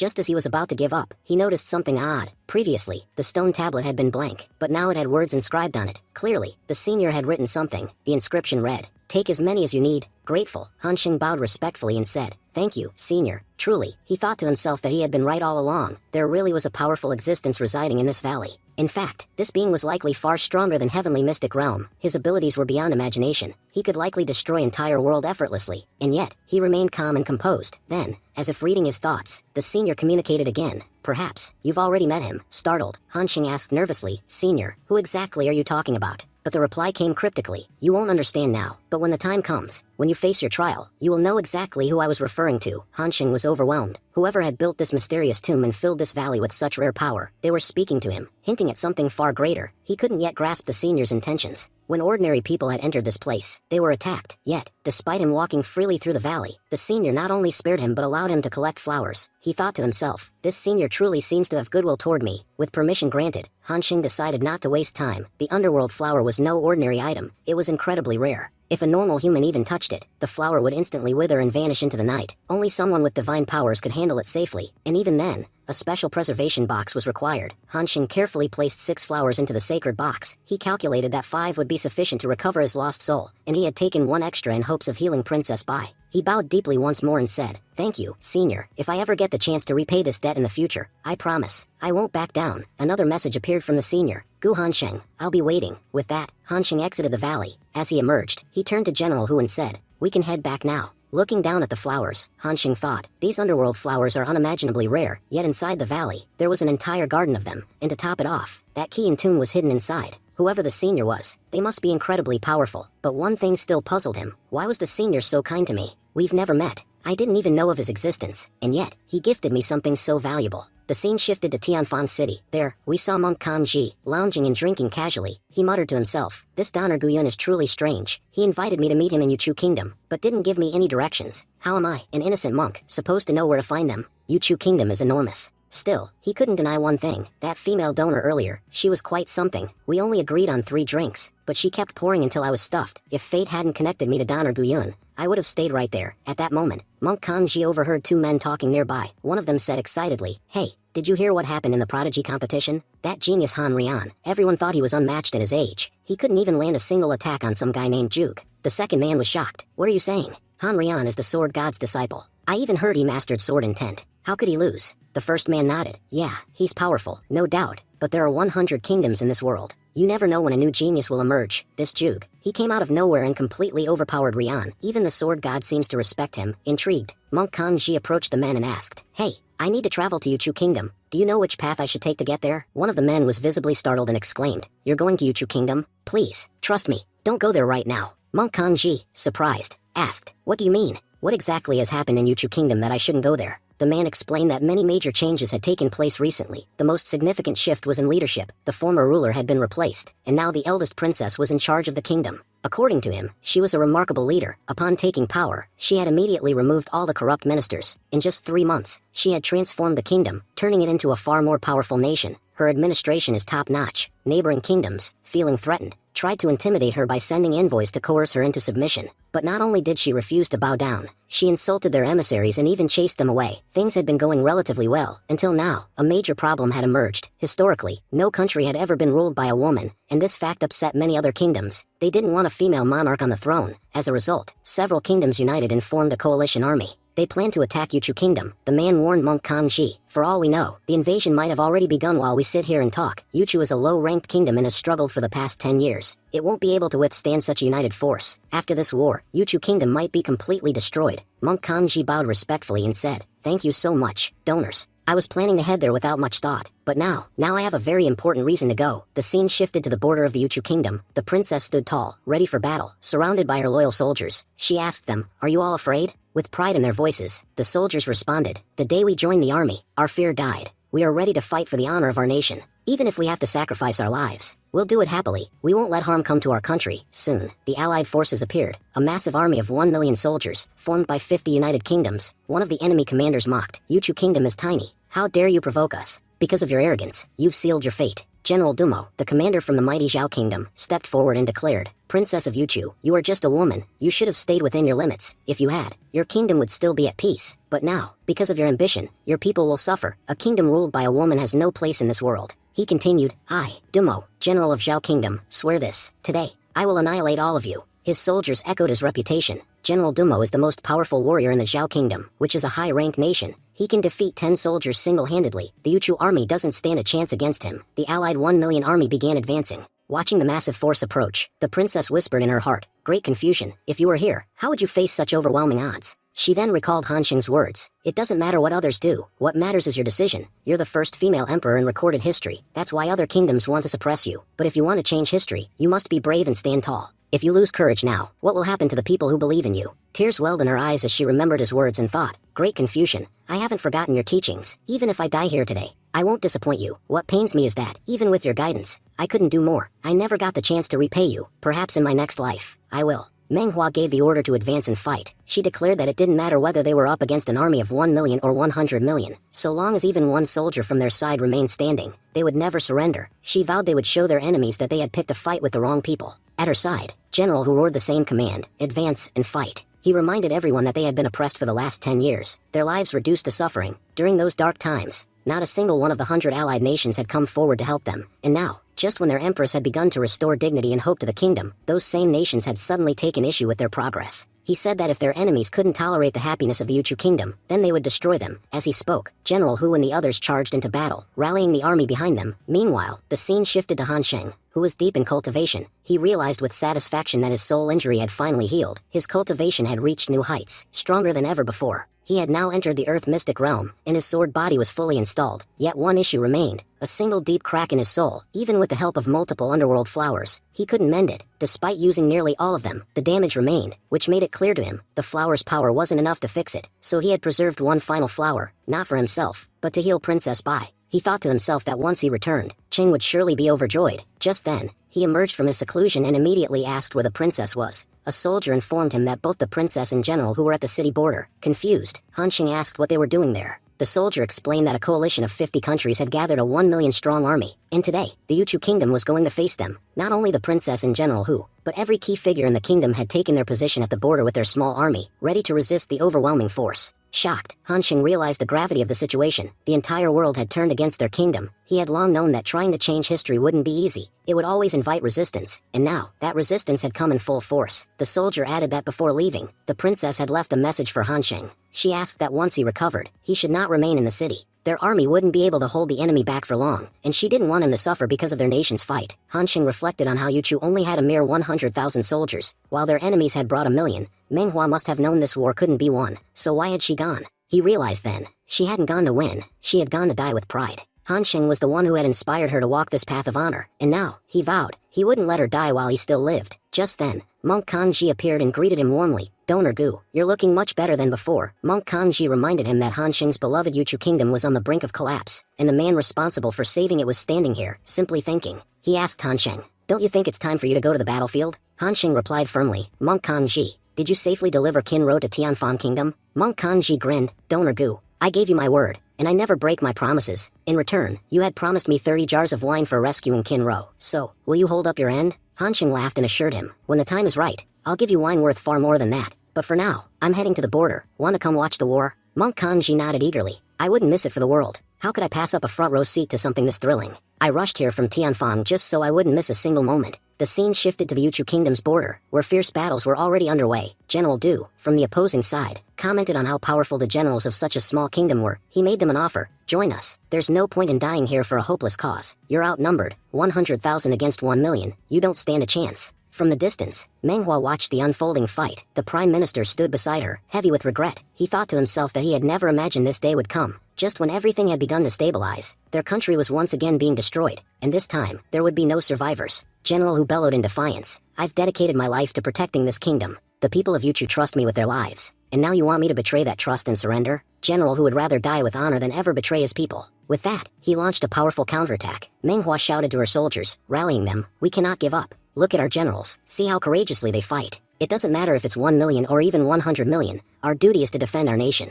Advance. Support the generals. Just then, the prime minister tried to stop her. Princess, Wait one moment. She turned sharply. Prime Minister, are you trying to stop me? Do you think what I'm doing is wrong? The Prime Minister replied solemnly. No, Princess, I'm not trying to stop you. In fact, I've spent my entire life thinking only about the well-being of our country, and now that I see it on the brink of destruction, I want to help too. As the battle raged on, the Prime Minister stepped forward and began calligraphy on the battlefield, with a solemn tone. He said that the great Confucian master had once gifted him a piece of calligraphy, in which only one word was written, nation. It was only after deeply studying that single word that the Prime Minister truly understood the essence of calligraphy. From that day onward, I realized that true calligraphy doesn't just shape letters, it shapes meaning. And now, after learning from the master himself, I too will write this word, nation. I will not use the power of words to destroy lives. Instead, I want to use my strength to protect my nation. Watching him, Manhwa realized the enormity of the sacrifice he was making. The Prime Minister was pouring all of his scholar power into this single act, to strengthen their army. She knew that once the word was written, he would lose all of his spiritual power, his scholar energy would be completely depleted. In her heart, she silently honored him. Prime Minister, the sacrifices you've made for our kingdom are immeasurable.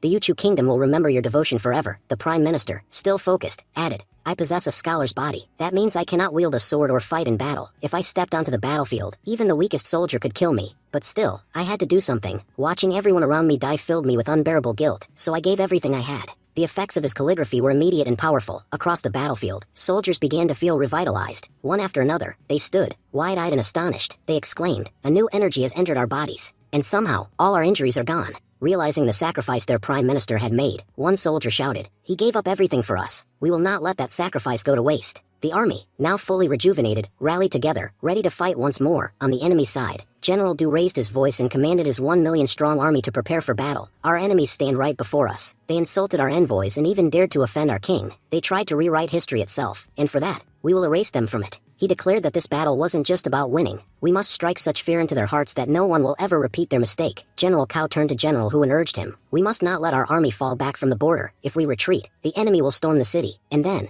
no matter how hard we fight, we won't be able to stop them. But just then, General Du mocked Cao, fool. How dare you look away while fighting me? That mistake will cost you dearly. He launched a devastating attack on General Cao's shoulder. Rushing to him, General Hu asked, are you all right? Cao, though wounded, remained resolute. General Hu, go to the border. The Yuchu army will survive without me. But without you, they will be destroyed. Your safety is critical. General Du, sneering, pushed forward. Enough of this drama. Step aside. I want to fight someone who can actually challenge me. Despite his injuries, General Cao smiled. My death is certain after that strike, but I can hold you off for 15 minutes, and that time will be invaluable for General Hu to strike down your soldiers. He added with pride, those 15 minutes will serve my country well, and that thought makes me proud of even my death. As General Hu fought with renewed fury, he thought of his friend. Cao, you've made a tremendous sacrifice. I swear I will avenge you. He pushed forward, cutting through the enemy ranks with determination. 15 minutes passed since the beginning of the battle. General Du, standing over General Cao's fallen body, spoke grimly. You gave your life just to buy 15 minutes. Was it worth it? He looked down at the brave soldier who had already died. Even if the Yuchu kingdom is weak, it hasn't raised generals, it's raised lions.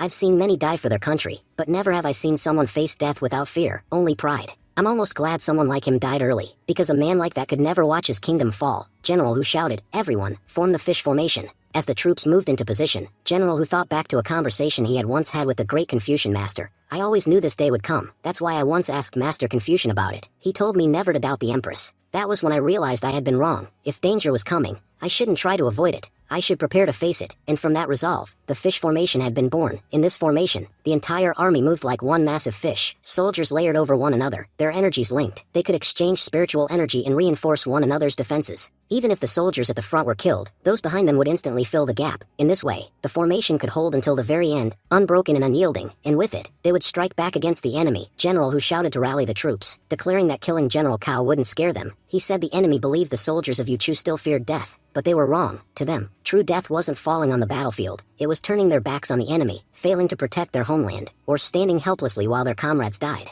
The general proclaimed they would rather die like lions than live like dogs. Today, they wouldn't fight as soldiers of Yuchu but as death itself, raining destruction upon the enemy to prove they no longer feared dying. And when fear of death is stripped away from a man, he becomes truly dangerous. Just then, the enemy's army of 1 million soldiers charged forward. Laughing mockingly, the enemy soldiers admitted the speech was inspiring but claimed there was a big difference between boasting about death and facing it directly. They taunted Yuchu's men, saying their end was near and death was staring them in the face. However, one Yuchu soldier stabbed an enemy dead on the spot. He said their general had told them that today, they would kill their own deaths, and that death itself stood before them in the form of the enemy. Princess Manhwa was watching it all unfold. She could sense how General Hu's speech had ignited courage in every soldier. She noted how fearlessly they fought, but she also knew the reality. The enemy far outnumbered them. No matter how bravely Yuchu fought, winning seemed nearly impossible. Still, the soldiers hadn't lost heart. Seeing their determination, she asked herself how she, as their empress, could afford to give up. She resolved that she had to show the same strength and move forward. Manhwa remembered the teachings of the Great Confucian, that only the brave can change history. Cowards lack the courage to shift the tides of fate. General who observed that his fish formation was working well. Every one of their soldiers was taking out at least 3 of the enemy. If the enemy had sent even 500,000 instead of 1,000,000, Yuchu might have had a real chance at victory. But unfortunately, they were vastly outnumbered. At that moment, Princess Manhwa unexpectedly arrived at the battlefield.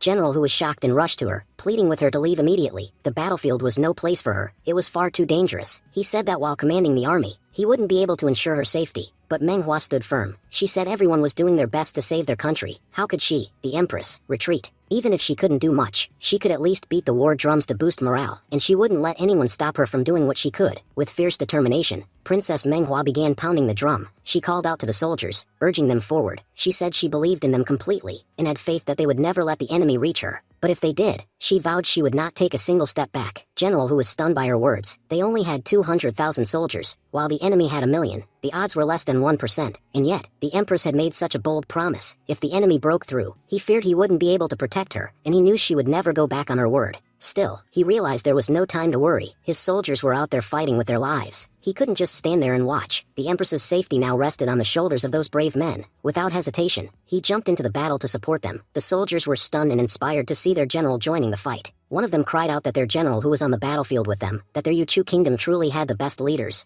Meanwhile, General Dumo of the enemy forces scoffed. He said Yuchu had only 200,000 troops. Did they really believe they could defeat 1,000,000? And even if they somehow pushed them back, just 100 miles away, 2,000,000 more troops stood ready. If needed, an even larger backup army would arrive. No matter how hard Yuchu tried, they would not survive. As the drums echoed, Princess Manhwa watched grimly. She noticed the enemy forces had sent not just generals but also powerful warriors from various kingdoms. These elite fighters were easily cutting down Yuchu's soldiers, while her own troops grew more exhausted by the second. The battlefield was stained red, and tragically, it was their blood painting it. Bit by bit, Yuchu's forces grew weaker. Within moments, they had lost hundreds of soldiers. The prime minister, overwhelmed, admitted that even if the heavenly Tao itself appeared, it wouldn't be enough. Yuchu was finished. Princess Manhwa broke down in tears. She blamed herself for everything. Her stubbornness, she believed, had led to the kingdom's destruction. Her single decision had cost countless lives. She cried out, asking the Great Confucian why he had encouraged her to become empress. Why hadn't he told her she wasn't worthy? Because of her, too many had died today. Just then, Han Xing arrived at the scene and firmly declared that everyone should stop where they were. But despite hearing his command, neither side heeded his words. Both armies continued clashing fiercely on the battlefield. Seeing this, Han Xing's voice grew colder. He said, "It seems none of you understood me the first time. I said stop, all of you, right now." As he spoke, Han Xing launched a terrifying attack toward the battlefield. With one mighty strike, he split the earth in two, creating a massive fissure between the armies.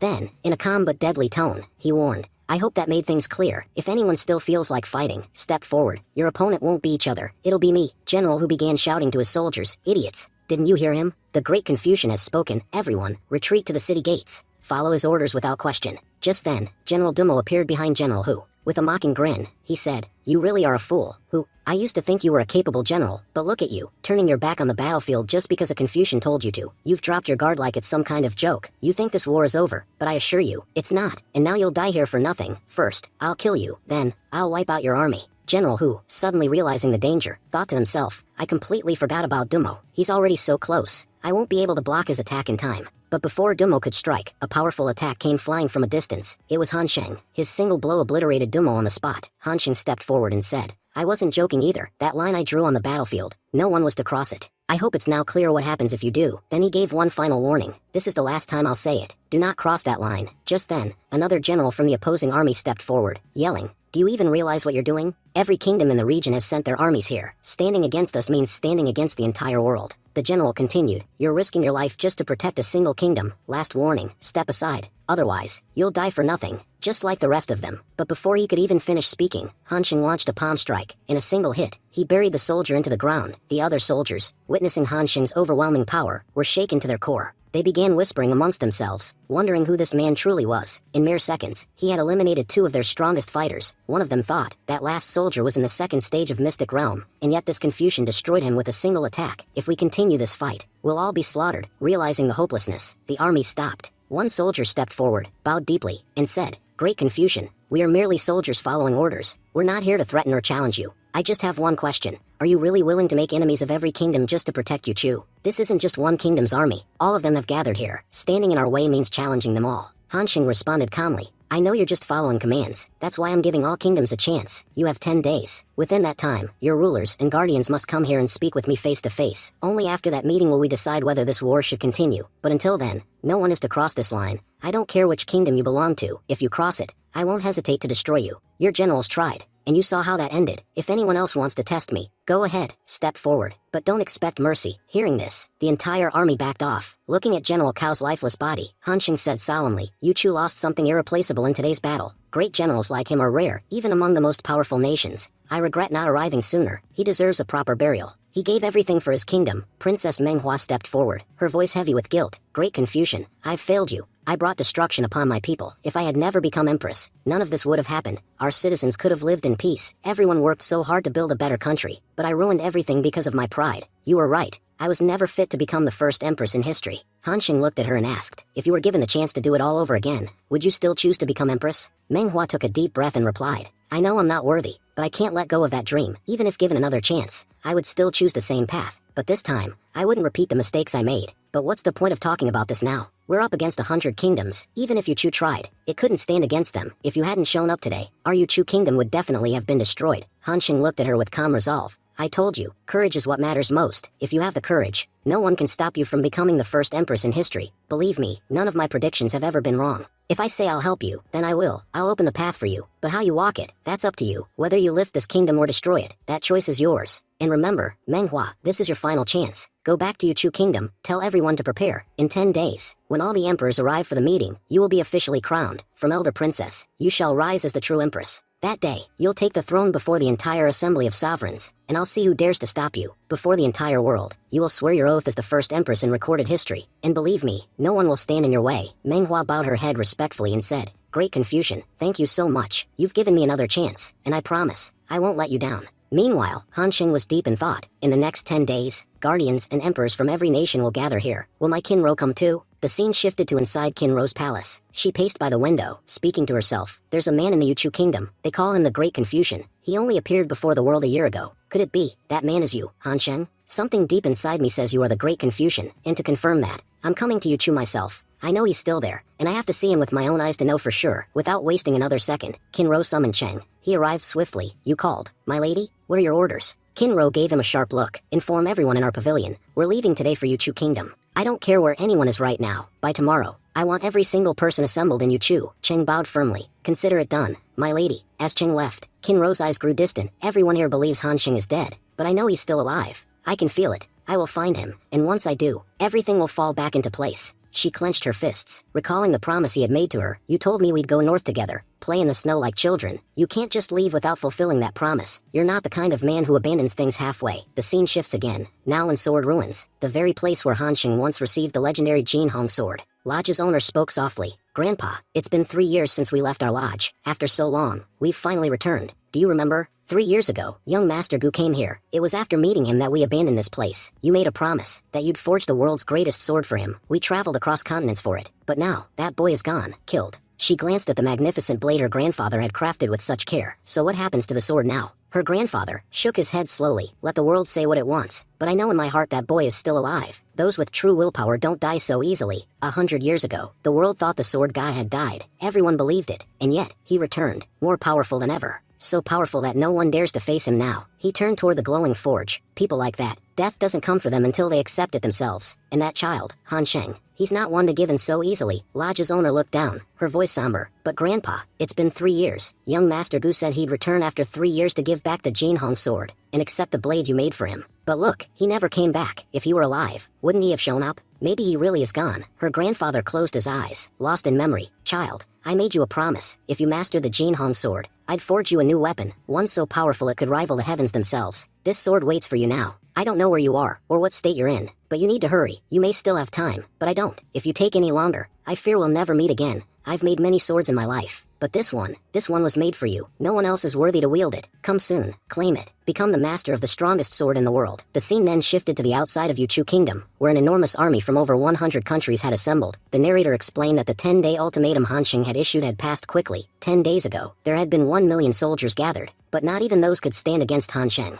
That's why, after regrouping, the allied nations had brought in 3 million soldiers, a combined force now led personally by their emperors. This colossal army was a clear message. None of the nations were going to listen to Hansheng, and they were fully prepared to fight. In fact, so many soldiers had gathered that their number exceeded the entire population of Yuchu Kingdom. This wasn't just an army, it was a force created to annihilate an entire kingdom. The narrator explained that if this army had been deployed against even the powerful high-ranked kingdom, they would have stood no chance, so defeating Yuchu was considered a trivial task by comparison. Watching this overwhelming force, Monk Kanji turned to Donor Gu and said that he was truly impressive. It was because of his summons that so many had gathered here. He admitted that Yuchu's situation had become dangerously dire, and there was no way to underestimate this army. What will you do now? Do you have any kind of plan to handle them, or am I about to witness complete destruction? Hansheng calmly replied that he truly wished the matter could be resolved through diplomacy. But judging by the scale of the army standing before them, it was clear that no one had come here to talk. He added that if a battle could be avoided, that would be best for everyone. But if, by mistake, even one blow was exchanged, then unfortunately, he would destroy them all. Hansheng was very clear about his path, and he made it known that anyone who tried to stand in his way would not survive. As he stepped forward, one of the commanders addressed him. He said they had heard a lot about the Great Confucian, that he was incredibly well-versed in literature and had already accomplished much for Yuchu Kingdom. The commander then asked for clarification. A few days ago, were you in the Moyang Kingdom, sitting as an equal beside the Sword God? We paid close attention. It was definitely you. A person who sits on par with the Sword God cannot be a normal person. This is the reason why emperors and guardians from 100 nations have come here, so that we can respect your words. We cannot do anything more for you than this. We have no problem with you, so we are requesting that you stay out of this matter. Please, don't make us attack someone of your stature, especially not for a worthless country like Yuchu. The narrator then revealed that this man was a guardian from Jiaqing Kingdom, one of the high-ranked nations. In fact, there was no one in the entire kingdom stronger than him. Hansheng responded, acknowledging that the man had brought up the Sword God. He admitted it was true. He had indeed sat beside him. However, he clarified that this didn't mean the Sword God would interfere in his affairs. He emphasized that the Sword God had nothing to do with the current conflict, and if the allied nations were worried about his involvement, they could rest easy. Hansheng would personally ensure the Sword God did not interfere. This matter is between us. There's no need to drag him into this.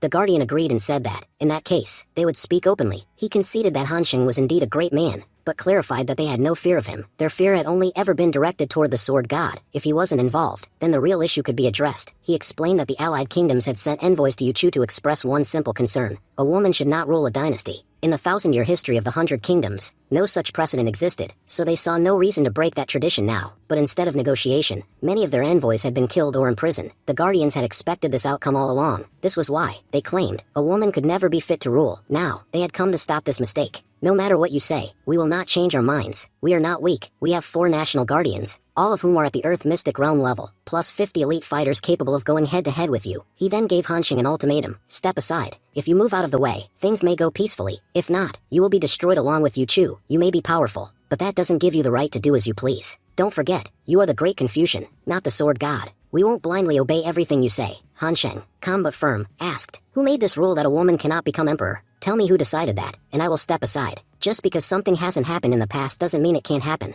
As for their belief that they could defeat him, I will rid you of that illusion very soon. I want to see where this confidence to challenge me is even coming from. The guardian shouted defiantly, saying that if Hansheng really wanted to see power, then he was more than ready to show it. As he said this, he unleashed a powerful spiritual palm attack aimed directly at Hansheng. But Hansheng casually brushed his hand aside, stopping the attack effortlessly. He looked at the guardian and asked, was that it? The guardian was shocked. He couldn't believe what had just happened. How did he stop such a powerful move so easily? Realizing Hansheng's strength, he shouted for backup. Everyone, attack together. None of us can match him alone.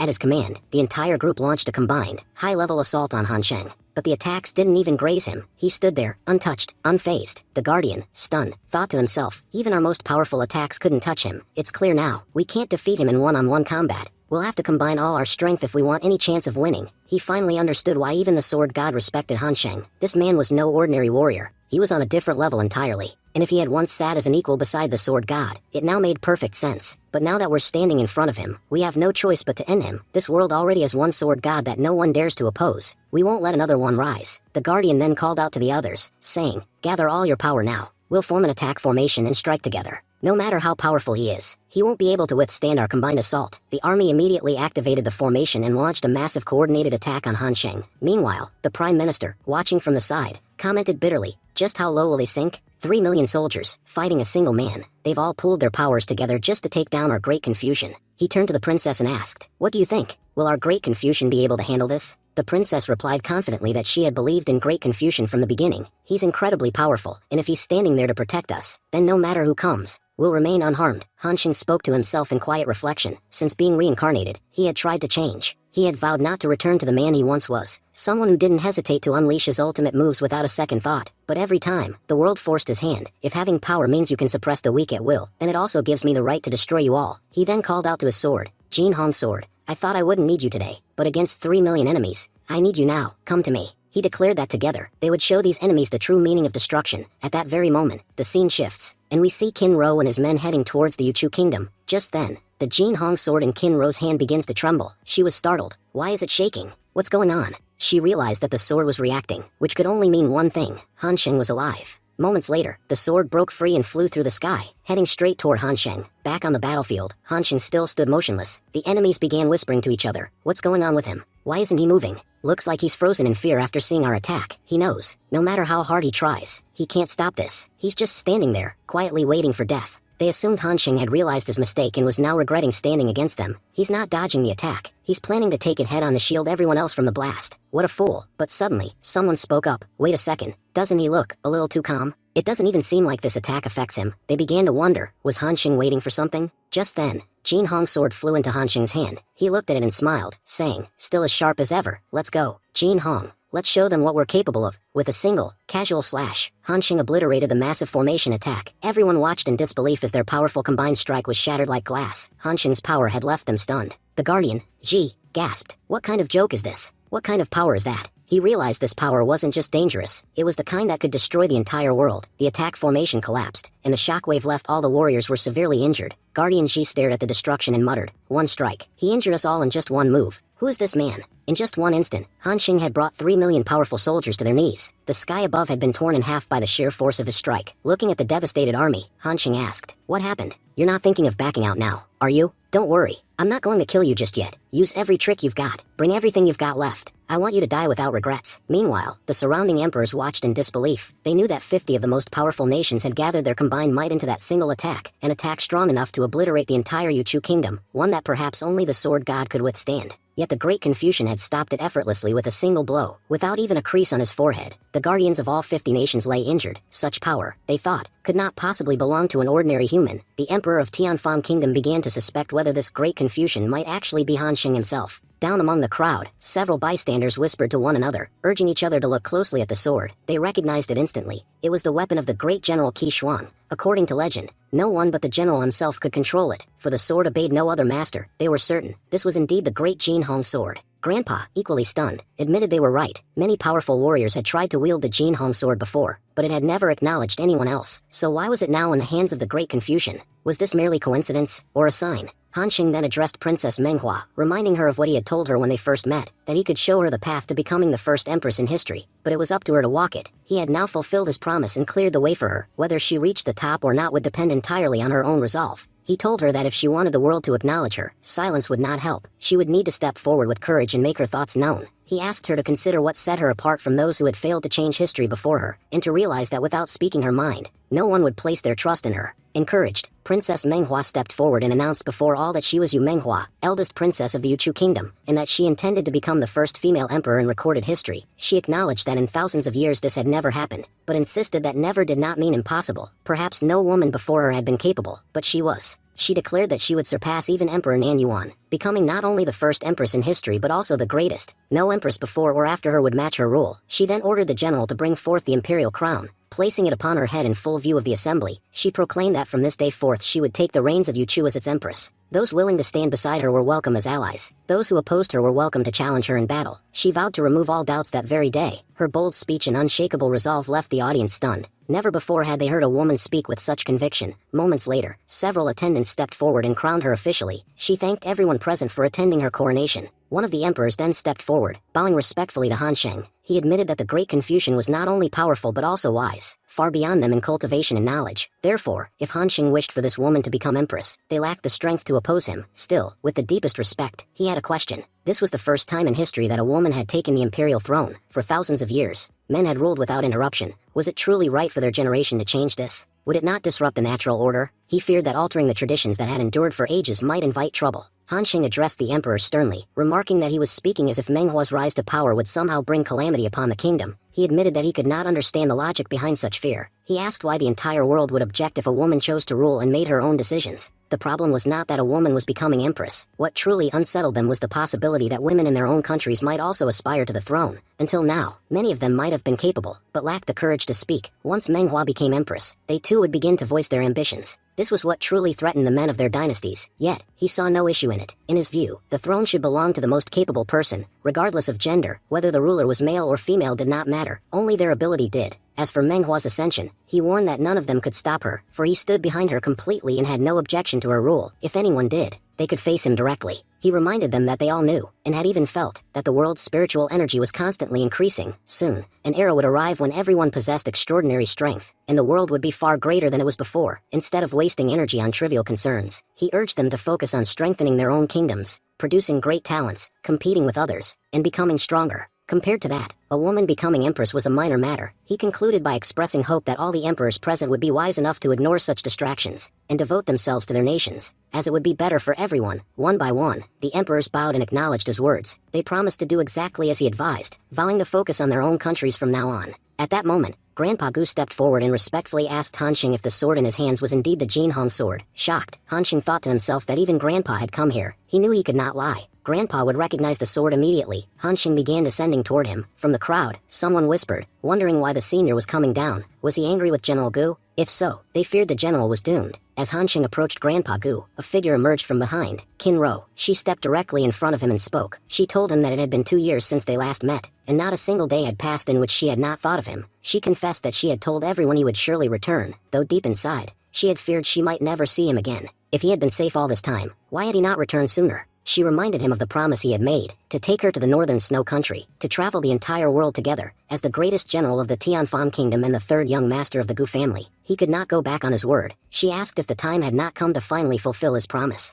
Grandpa and Uncle, listening nearby, were stunned. Could this man truly be their Han Sheng? Without warning, Kinro reached up and removed Han Sheng's mask. Han Sheng looked at her and admitted she was absolutely right. He revealed himself as Gu Han Sheng and vowed that he would never break his word. If he had promised, he would see it through. Then he embraced Kinro, whispering, "Please forgive me. I know that because I didn't return home, you and the entire family must have gone through great hardship. You've all worried about me constantly, but I had my reasons, which kept me away. I can't say much here, except that I'm truly sorry. Please, Kinro, don't cry." Kinro smiled through her tears. "These are tears of joy. You don't know how hard the entire family searched for you. There's no corner of the world where we didn't look. Just seeing you alive today makes me happier than I can say." Meanwhile, shocked by what she sees, Manhwa thought to herself, "As far as I remember, there was a famous general years ago, so powerful he even challenged the heavens. Even Emperor Nanyuan couldn't defeat him. That legendary figure, it's him. No wonder when I first met him, he confidently told me he would help me walk the path to the throne. He said if I followed his guidance, no one could stop me from becoming empress." At that time, his words felt impossibly bold, but now I understand. Someone who survived a battle against the heavens wouldn't see changing history as any great feat. Manhwa continued in silent admiration.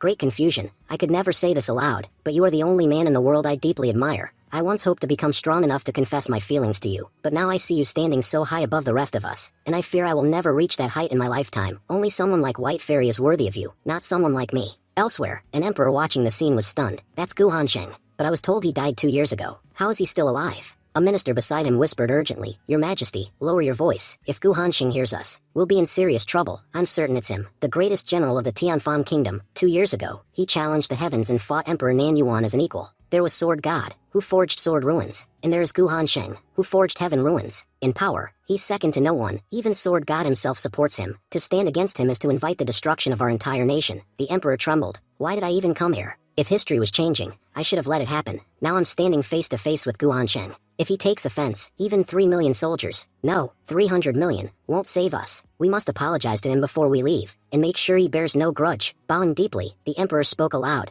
I am Bai Haoji, Emperor of Moyen, Senior. My ministers and I sincerely apologize if we have offended you. We had no idea you were the one supporting Yuchu's empress. Had we known, we would never have stood against her. If anything we have done displeased you, I beg your forgiveness. Hanxing simply replied, everyone, rise. I hold no ill will toward any of you. You may go. All the rulers bowed again, saying, thank you, Senior. Turning to Kinro, Hanxing said, I need to go and apologize to Grandpa and second uncle. I can't imagine how much pain they must have endured because of me. Kinro nodded. Yes, you should see them. They didn't just bear the pain of your absence. They also managed the entire family in the country. Even without you, they took great care of me. Having a family this strong is truly a blessing. Hanxing went to meet his grandpa and second uncle. As he approached, he thought, it's only been 2 years, yet they look so much older. My disappearance has aged them terribly. I don't even have the words to apologize. Grandpa called out, my child, come closer, let me see you properly. Hanxing said softly, Grandpa, second uncle, I have something to say. But Grandpa interrupted, my child, you don't have to explain anything. If you stayed away for 2 years, I know you must have had very serious reasons.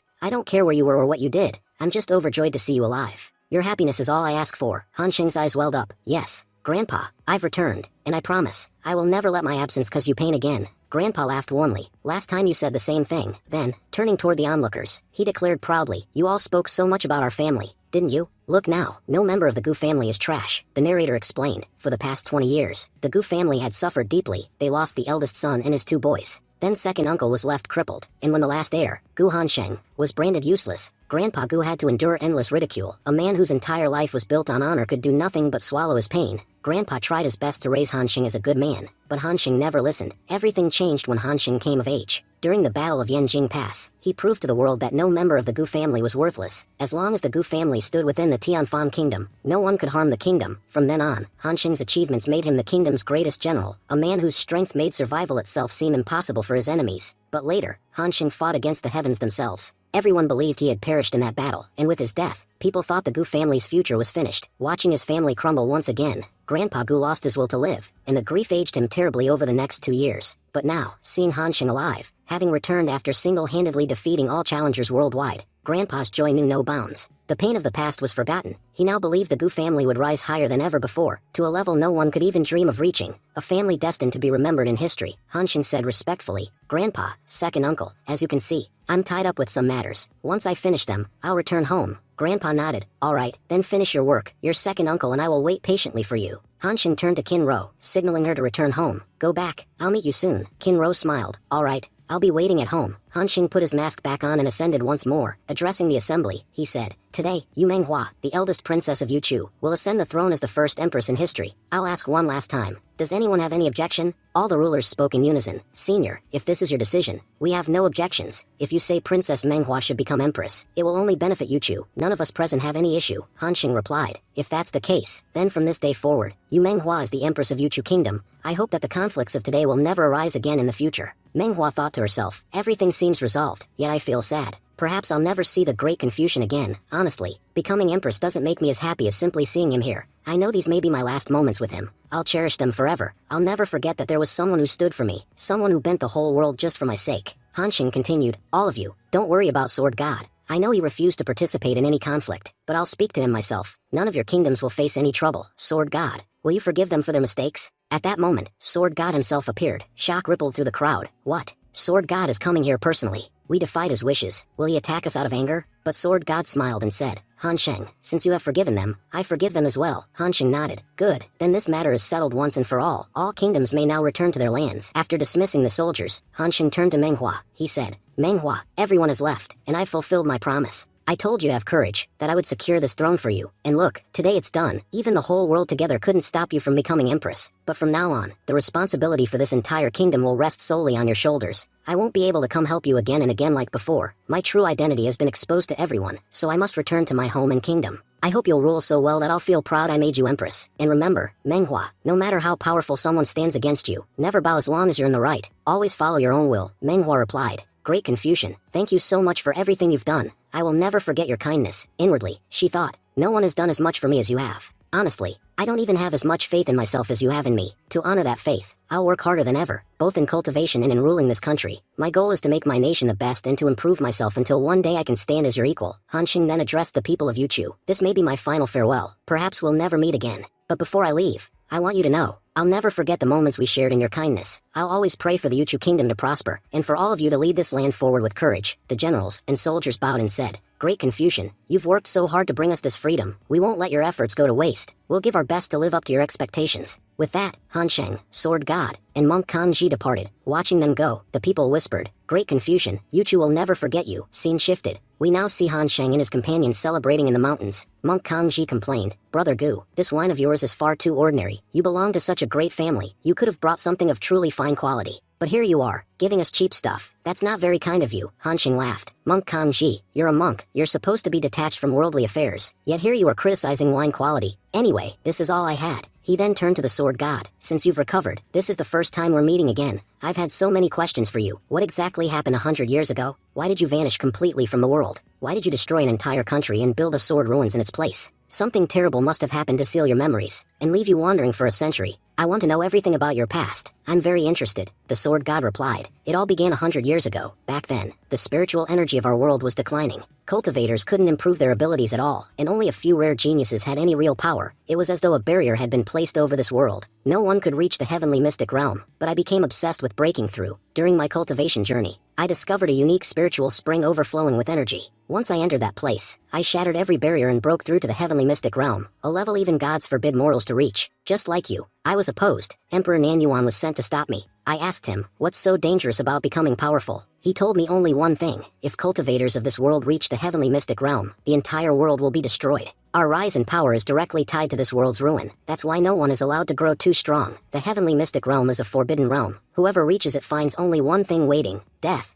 I refused to accept that, and a fierce battle broke out between us. Our fight was deadly. During the clash, we reached the South Sea, and one of my attacks accidentally shattered an invisible barrier. Beyond that barrier, I saw another world, a realm completely different from ours. Curious, I moved closer to see it more clearly. I almost crossed into that world, but I didn't dare to enter. Honestly, I didn't have the courage to abandon this world entirely. I feared that if I went there, I might never return, and if I couldn't come back, I would never see her again. So the fight continued until I was gravely wounded. The glimpse of that other world drove me nearly insane. My body was weak, my mind filled with countless questions. That was when Monk Kanji came to help me. I asked him to hide my cultivation and seal my memories, so I could forget everything I had seen, until I perfected this body. After that, I wandered for 100 years, always hoping to meet her again. But even after a century, I couldn't find her. 2 years ago, when I saw your battle with Nanyuan, my past memories came flooding back. Because the same thing happened during my fight with Nanyuan. Hanxing asked, who is so important to you that you'd give up everything just to find her? The sword god replied, all you need to know is that she means more to me than anything. 100 years, 1,000 years, I'll search as long as it takes. Even a sip of wine from her hand makes me feel as if I've found everything I ever wanted, Hanxing said. Even I met the Emperor Nanyuan when I reached the heavenly mystic realm. But why do they fear us becoming powerful? What danger does our strength pose to this world? The sword god answered, I don't fully know either. But I remember Nanyuan also saw that other world, and he was terrified. It felt as if something dangerous was lurking there, something that should never come here. Hanxing thought aloud, it seems the South China Sea is hiding many secrets. Someday I'll go there myself to see what lies beneath its depths. The scene shifts, and we see Hanxing has come to meet Heiji. Hanxing thought, Heiji, your big brother have come to see you today. Before I left, I gave you books on pharmacy, and from the looks of it, you've mastered them completely. You're now a doctor treating people. Brother, seeing you succeed makes me truly happy. Placing a hand on Heiji's head, Hanxing smiled. Overcome with emotion, Heiji began to cry. Through tears, he said, Brother Guyun, thank you so much. I'll never forget what you've done for me. I promise you, I'll become the best author in this entire world, and when that day comes, I'll return to see you. Laughing, Hanxing replied, all right, Heiji, I'll be waiting. When you come back to meet me, you'll have the grandest welcome ever. Scene shifts to the Gu family estate. Everyone was waiting eagerly for Hanxing's return. A minister exclaimed, look to the sky, someone's coming. It's him. That's our Hanxing. The moment Hanxing arrived, everyone bowed. Welcome back, General. Hanxing said warmly, you are all my own people. There's no need to bow before me. Grandpa laughed. Finally, this troublesome kid has come home. Go inside, son. Kinro is waiting for you. Hanxing entered and was stunned to see Kinro wearing a wedding dress. Kinro said, 2 years ago, our wedding was left unfinished, so we'll complete it today. Hanxing lifted her into the air and soared into the sky. He declared, I am Hanxing, and I want to announce something to the whole world. Almost 2 years ago, my marriage to my wife could not be completed. 2 months from now, I will finish that incomplete wedding, and I want all of you to share in my happiness. 2 months from today, I will be married, and on that day, the whole world will celebrate. Everyone will drink and rejoice with us because there is no longer any place for war in this world. In our era, there will only be peace. After this announcement, Hanxing arrived at the sword pavilion. He called out, Cheng, you can come out now. Cheng appeared and said warmly, Lord, it brings me great joy to see you return. Tell me, what can I do for you? Hanxing replied, Cheng, you've already done a great deal. While I was away, you managed the entire pavilion well, and Kinro told me you also helped my grandfather immensely. Now, we must immediately set out for the Moyne Kingdom. You surely remember that 2 years ago. I mentioned the underworld flower. I have finally obtained it. Now, we can save Princess Bai. I hope you've gathered the remaining items I asked for, because I've already secured the main ingredient. Ching answered firmly, even if everyone else lost hope, I always believed you would return. After all, if you could fight against heaven itself to save me, there's no way the heavens could kill you. That's why the prince and I gathered all the other materials. Han Sheng nodded. Good, then there's no reason to delay. Soon after, they arrived at Prince Mayant's mansion, where they were greeted by the prince and his father. The prince's father said respectfully, Great General Gu Han Sheng, it's an honor to meet you. Your visit to my home greatly increases my family's prestige. Han Sheng replied, Finally, we meet in person. The last time I came here, you were in seclusion, and unfortunately we couldn't meet, but now we have. Perhaps this is a sign that Princess Bai will indeed be healed. The prince's father agreed. With you by our side, we can surely accomplish this. Their journey then took them to Snow Mountain. The prince's father explained, Great General, as you ordered last time, I've been transferring my energy to my sister every month. Thanks to this, even while sealed in the ice coffin, her body has remained stable. Han Sheng praised him. That was very well done. It will make reviving her much easier. I must say, Princess Baihua is an extraordinary woman. The pain she endured is greater than anything even the sword god or Qing ever faced. While others forgot everything, she remembered it all. Narrator explained, 100 years ago, Qing's soul was accidentally trapped in sword ruins. For a century, his soul wandered there, unable to return. Fortunately, Qing was lucky enough to meet Han Sheng, who saved him and turned him into a powerful ghost cultivator, able to defy heaven itself and continue living. But when Princess Baihua lost Qing, she was completely shattered. For a very long time, she waited for him, even as her body grew weaker by the day. Knowing she could not wait forever, she sealed herself inside an ice coffin, believing that one day, Qing would return, and she would meet him again. She endured all that pain, holding on to nothing but hope. In the present, Qing pleaded, Lord, Baihua has suffered so much. Please save her. Han Sheng said, Give me all the items you brought. I'll combine them to prepare the medicine she needs. He immediately began refining the ingredients. As he worked, Han Sheng thought to himself, Princess Baihua has slept for a full 100 years. Most of her life force is already gone, only a small spark remains. Honestly, saving her would have been far easier 2 years ago. Now, after this additional time, it has become much more difficult. I'm taking enormous risks to rescue her. I just hope everything goes smoothly. Han Sheng poured all his energy into Princess Baihua. The process went on from morning until evening. Cheng, worried, thought to himself, Lord has been transferring his energy for 6 straight hours. What's happening here? Is everything okay? Han Sheng finally said, I've stabilized Baihua's soul. Her life force has increased significantly compared to before. If you want, you can open the coffin now. Immediately, Cheng rushed forward to open it. Han Sheng added, Let's see if she wakes up today. Just then, Princess Baihua opened her eyes. Cheng exclaimed, Baihua, you're finally awake. But the princess looked confused. What? Who is Baihua? And where are we? Prince Moyan's father and Cheng were stunned. What's going on? Why doesn't she even recognize her own name? Cheng asked anxiously, Baihua, have you forgotten? I'm Jiayu. You always called me Jiayu with such affection. Princess Baihua replied blankly, So you're Jiayu? If you're Jiayu, then who am I? I can't remember anything about myself. How did I even get here? Cheng whispered, alarmed. She remembers nothing, not even her own name or ours. Han Sheng explained, Princess Baihua has been sealed for 100 years. Throughout that time, her soul never gave up, which is why I was able to wake her using my power. But I have no way to unseal her heart. Her memories are locked inside it, and only she can open it. Whether her memories return or not depends on her alone. Right now, she's in the same state the sword god once was, though thankfully, she hasn't gone mad like him. That means there's still a strong chance she'll regain everything. Cheng said sadly, I see, so that's how it is. Han Sheng thought to himself, I have to do this. For Cheng's sake, it's the right thing. Then he declared loudly, Cheng, from this moment on, you are completely free. You may do whatever you wish. I am no longer your lord, and you are no longer my servant. Stay here in Prince Moyan's mansion. Take care of Baihua. Remind her of the past. Maybe hearing your stories will help her recover her memories. From now on, spend all your time with her and focus on her recovery. Falling to his knees, Cheng said emotionally, Lord, thank you. I have no idea how I could ever repay your kindness. First you gave me my life back, and now you've given me my heartbeat back as well. Even one's own family wouldn't do as much as you've done for me. If you ever need me in this lifetime, just say the word. Even if I must cross an ocean, I'll come to you. I will never forget your kindness. As Han Sheng prepared to leave, he said calmly, You've already done more than enough for me. You don't owe me anything. Just live your life well. And remember, the doors of the Gu family will always be open to you if you ever wish to visit. As he walked away, Han Sheng reflected, that's how life works. Whether you like it or not, you have to leave things behind to keep moving forward. Today, I'm leaving behind a friend from my past. I just hope he'll live happily from here on. The scene then shifts, showing us events 2 months later. Today is the wedding of Han Sheng, and rulers from every kingdom have gathered to attend. Everyone is talking amongst themselves, saying, this is the first wedding in history that all 100 kingdoms are attending. Not even an emperor's wedding has ever drawn such an audience before. The emperors themselves agreed, saying, of course this wedding had to be special.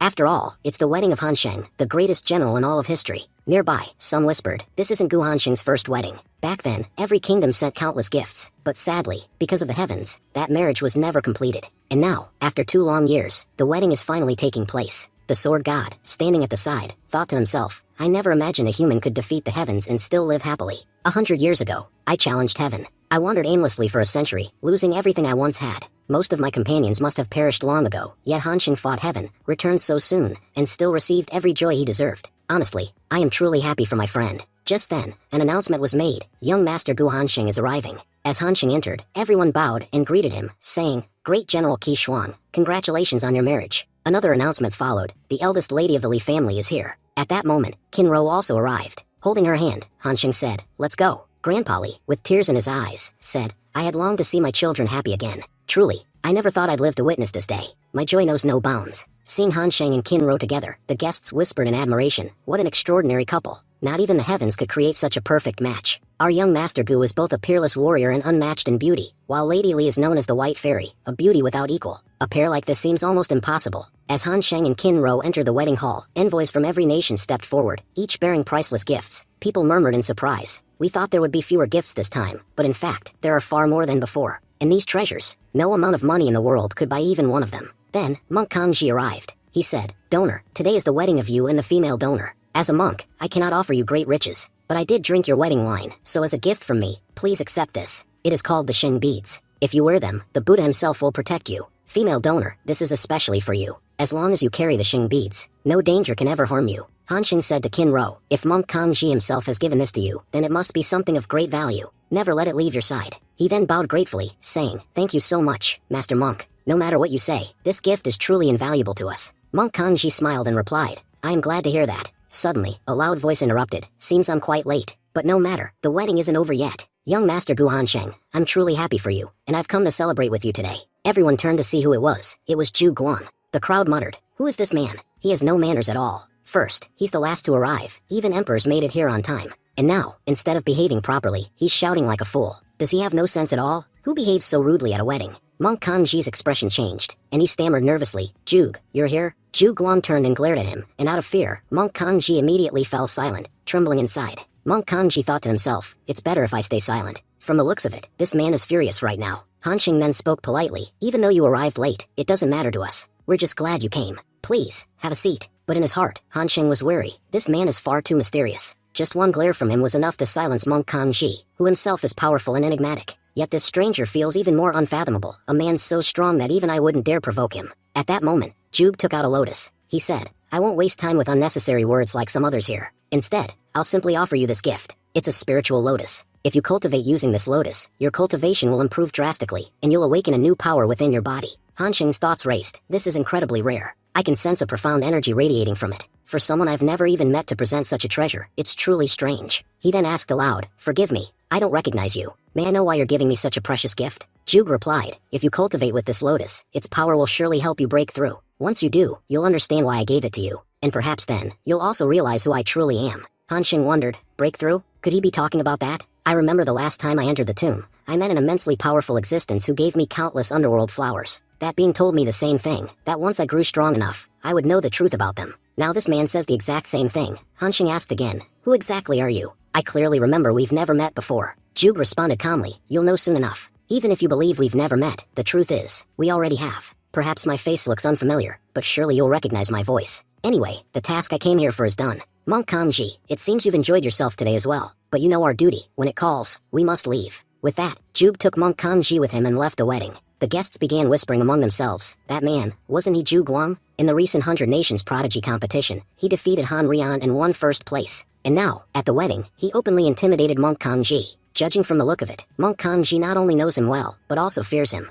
Just what is happening in this world? After the Sword God and young Master Gu Hanxing, could there be yet another terrifyingly powerful figure about to rise? The Sword God, sitting quietly at the side, thought, Zhu Guang is truly strange. In this entire world, he's the only one whose powers I cannot see through. Because of that, even I cannot tell exactly who he is or how powerful he might be. The scene then shifts, the wedding concludes successfully, and everyone eventually returns to their homes. Back in their chamber, Kinro said with relief, Finally, everything is complete. I'm so happy that nothing went wrong. That's when a spicy moment sparked between Gu Hanxing and Kinro. The next day, we saw something shocking. Inside the sword ruins, a terrifying energy burst out. Overjoyed, Grandpa exclaimed, Finally, I did it. The sword I've worked on my entire life. A sword for which I never cared whether it was day or night, spending every moment trying to perfect it. Today, it is complete. And the surprising thing is, it turned out even greater than I ever imagined. This sword is far more powerful and terrifying than my wildest dreams. I can say with confidence, whoever wields it will be able to change their destiny, and perhaps even gain the power to control the entire world. Meanwhile, from his home, Hansheng also noticed the frightening energy. With a sly smile, he muttered, "Looks like Grandpa has finished his work. Just wait a little longer. I'm coming to you soon."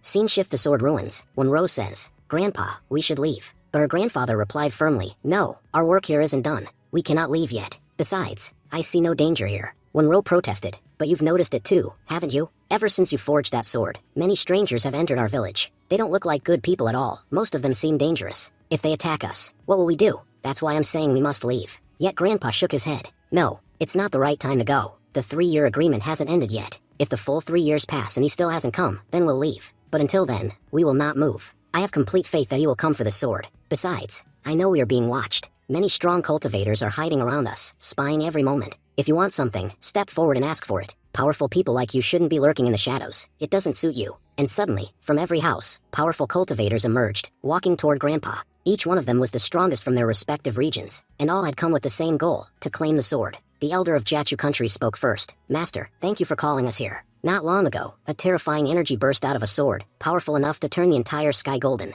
Never before have we witnessed such a weapon. That energy signaled that one of the greatest weapons in this world has been born. And looking at you, it's clear, you're the one who forged it." Another cultivator stepped forward with suspicion. "But something confuses me. You are a refining master, capable of creating powerful artifacts. You knew we were all waiting for this sword, yet you said nothing to us. Surely, if you've created such a divine weapon, you expect something in return. You wouldn't simply seal it away forever, would you? So I'll say this, make your decision soon. We are ready to pay any price, or perform any task, for that weapon. But you must speak." A third cultivator added, "Exactly. We are righteous cultivators. That's why we've waited patiently instead of fighting for it. But imagine if an evil cultivator were to come here. He wouldn't ask for the sword. He'd simply take it by force. And he would be so strong that you couldn't stop him. That's why I advise you, sell the sword now while you still have the chance. If you keep it here, you'll gain nothing. At least if you sell it, we can protect you in return. This is your best opportunity." Grandpa calmly replied, "Thank you all for coming after sensing my sword. But forgive me, this sword cannot be given to any of you. I did not forge it to sell or for anyone's order. I made it for one person, and only he will receive it."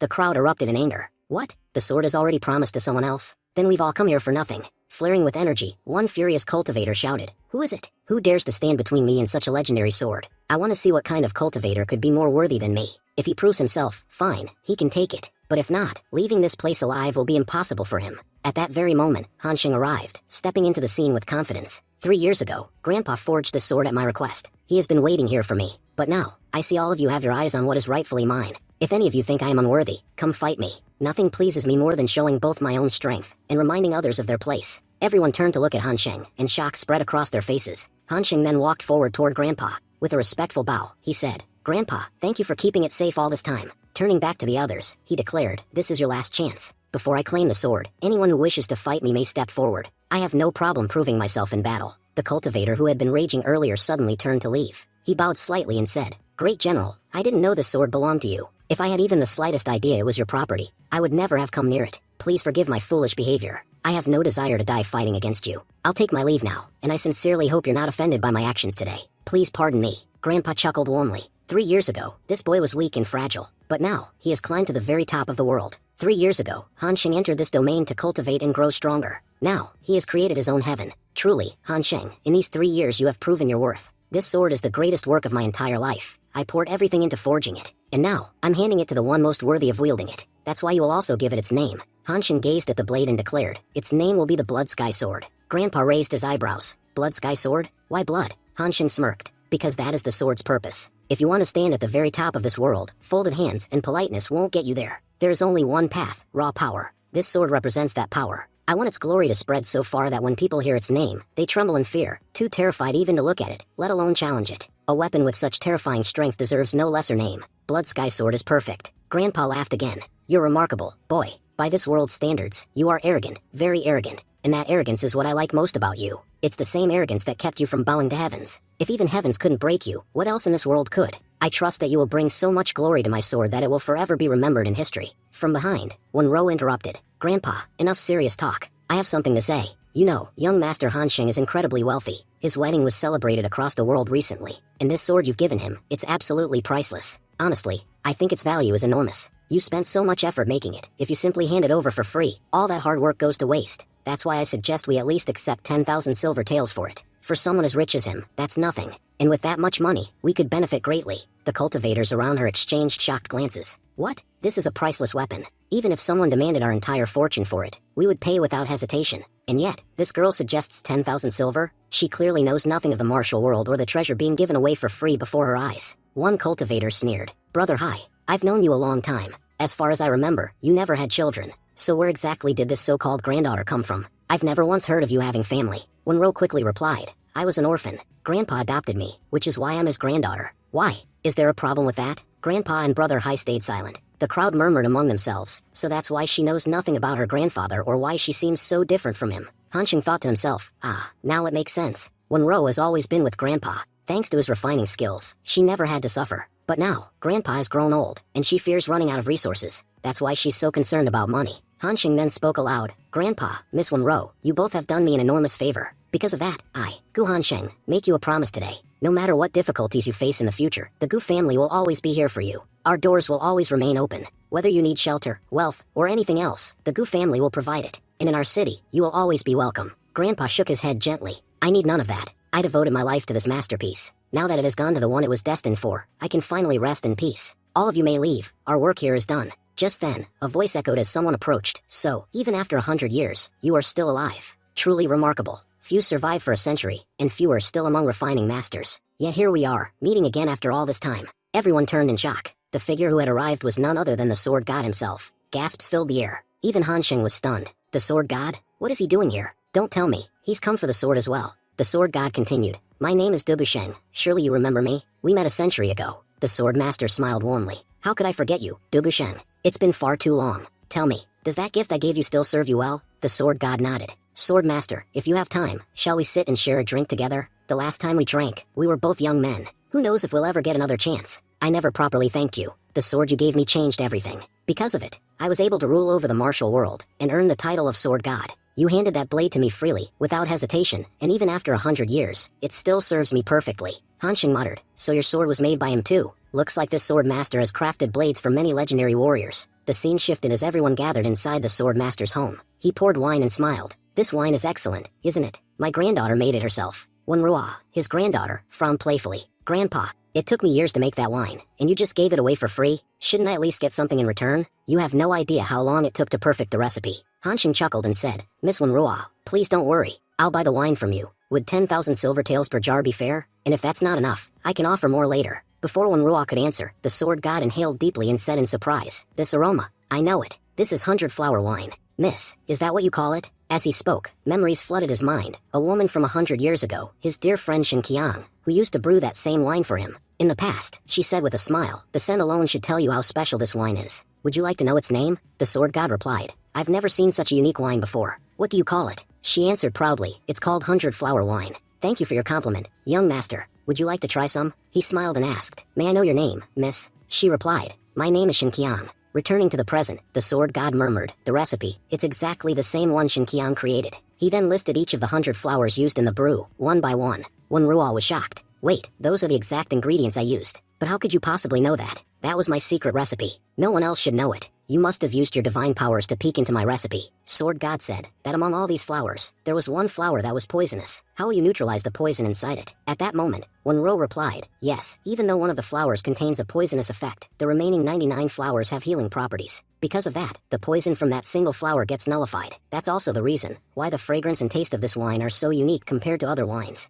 The sword god shook his head slightly, lost in thought. Her reaction, her tone, even her explanation, they were exactly like Shin Qiang's. Wenrua continued, annoyed, you're the sword god, you have countless powers. I bet you used them to spy on my recipe, and now you're pretending to recite it in front of me. Hansheng, watching the scene unfold, thought, what's going on here? Why is he acting so strangely? Hansheng, who had been silent, finally spoke. Sword god, do you remember when I once asked you whether reincarnation was possible in this world? I think I found my answer. The sword god's expression turned serious. Could it really be true? Could reincarnation exist in this world? Two people being exactly the same, even by coincidence, is impossible. It seems, Hansheng was right all along. Reincarnation is real, Sword God nodded. Yes, I agree, and I think the proof of that is standing right in front of us. Hansheng smiled faintly and said, Sword God, to be honest, I've known for a while, but I've never seen you this happy before. It seems you finally found what you've been searching for all these years. So tell me, will you set off on another journey, or will you stay here, where your long quest has finally led you? Sword God said quietly, the thing I searched for 100 long years. Now that it's standing right before me,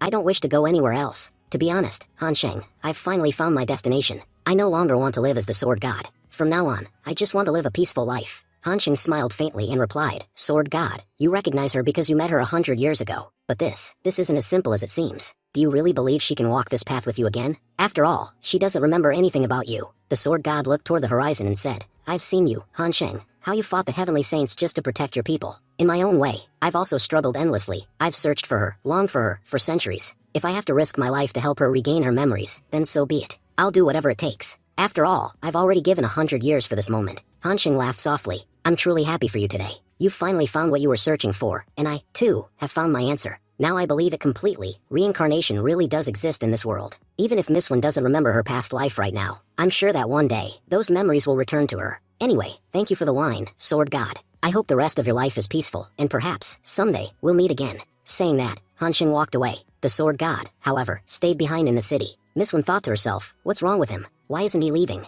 The Sword God approached her gently and said, by the way, I forgot to ask, what's your name? Surprised, Miss One replied, my name is Wenrua. The Sword God smiled softly. Wenrua, what a beautiful name. Tell me, Miss Wenrua, do you have any rooms available here at your lodge? I'd like to stay here for a few months. Narrator explains. After 100 years of wandering, the Sword God has finally found his destination. Meanwhile, far away in the northern sea, the invisible barrier surrounding the sea suddenly began to crack open. From within that crack, a mysterious artifact began to emerge, a relic unlike anything ever seen or even heard of before. It tore through the skies with immense power, and from that same rift, a surge of pure, radiant energy poured out, so immense that even if the energy of 100 kingdoms were combined, it still wouldn't compare to what was emanating from that fissure. Because of this, powerful cultivators from all across the world began rushing toward the northern sea, hoping to absorb that energy and become even stronger. Soon, mighty sects and great dynasties turned their eyes to the artifact, believing that whoever obtained it would gain the power to change the fate of the world itself. Scene shift to a great sect hall. The butler bowed and reported, Leader, we've received an extraordinary report. A rift has opened in the skies above the northern sea,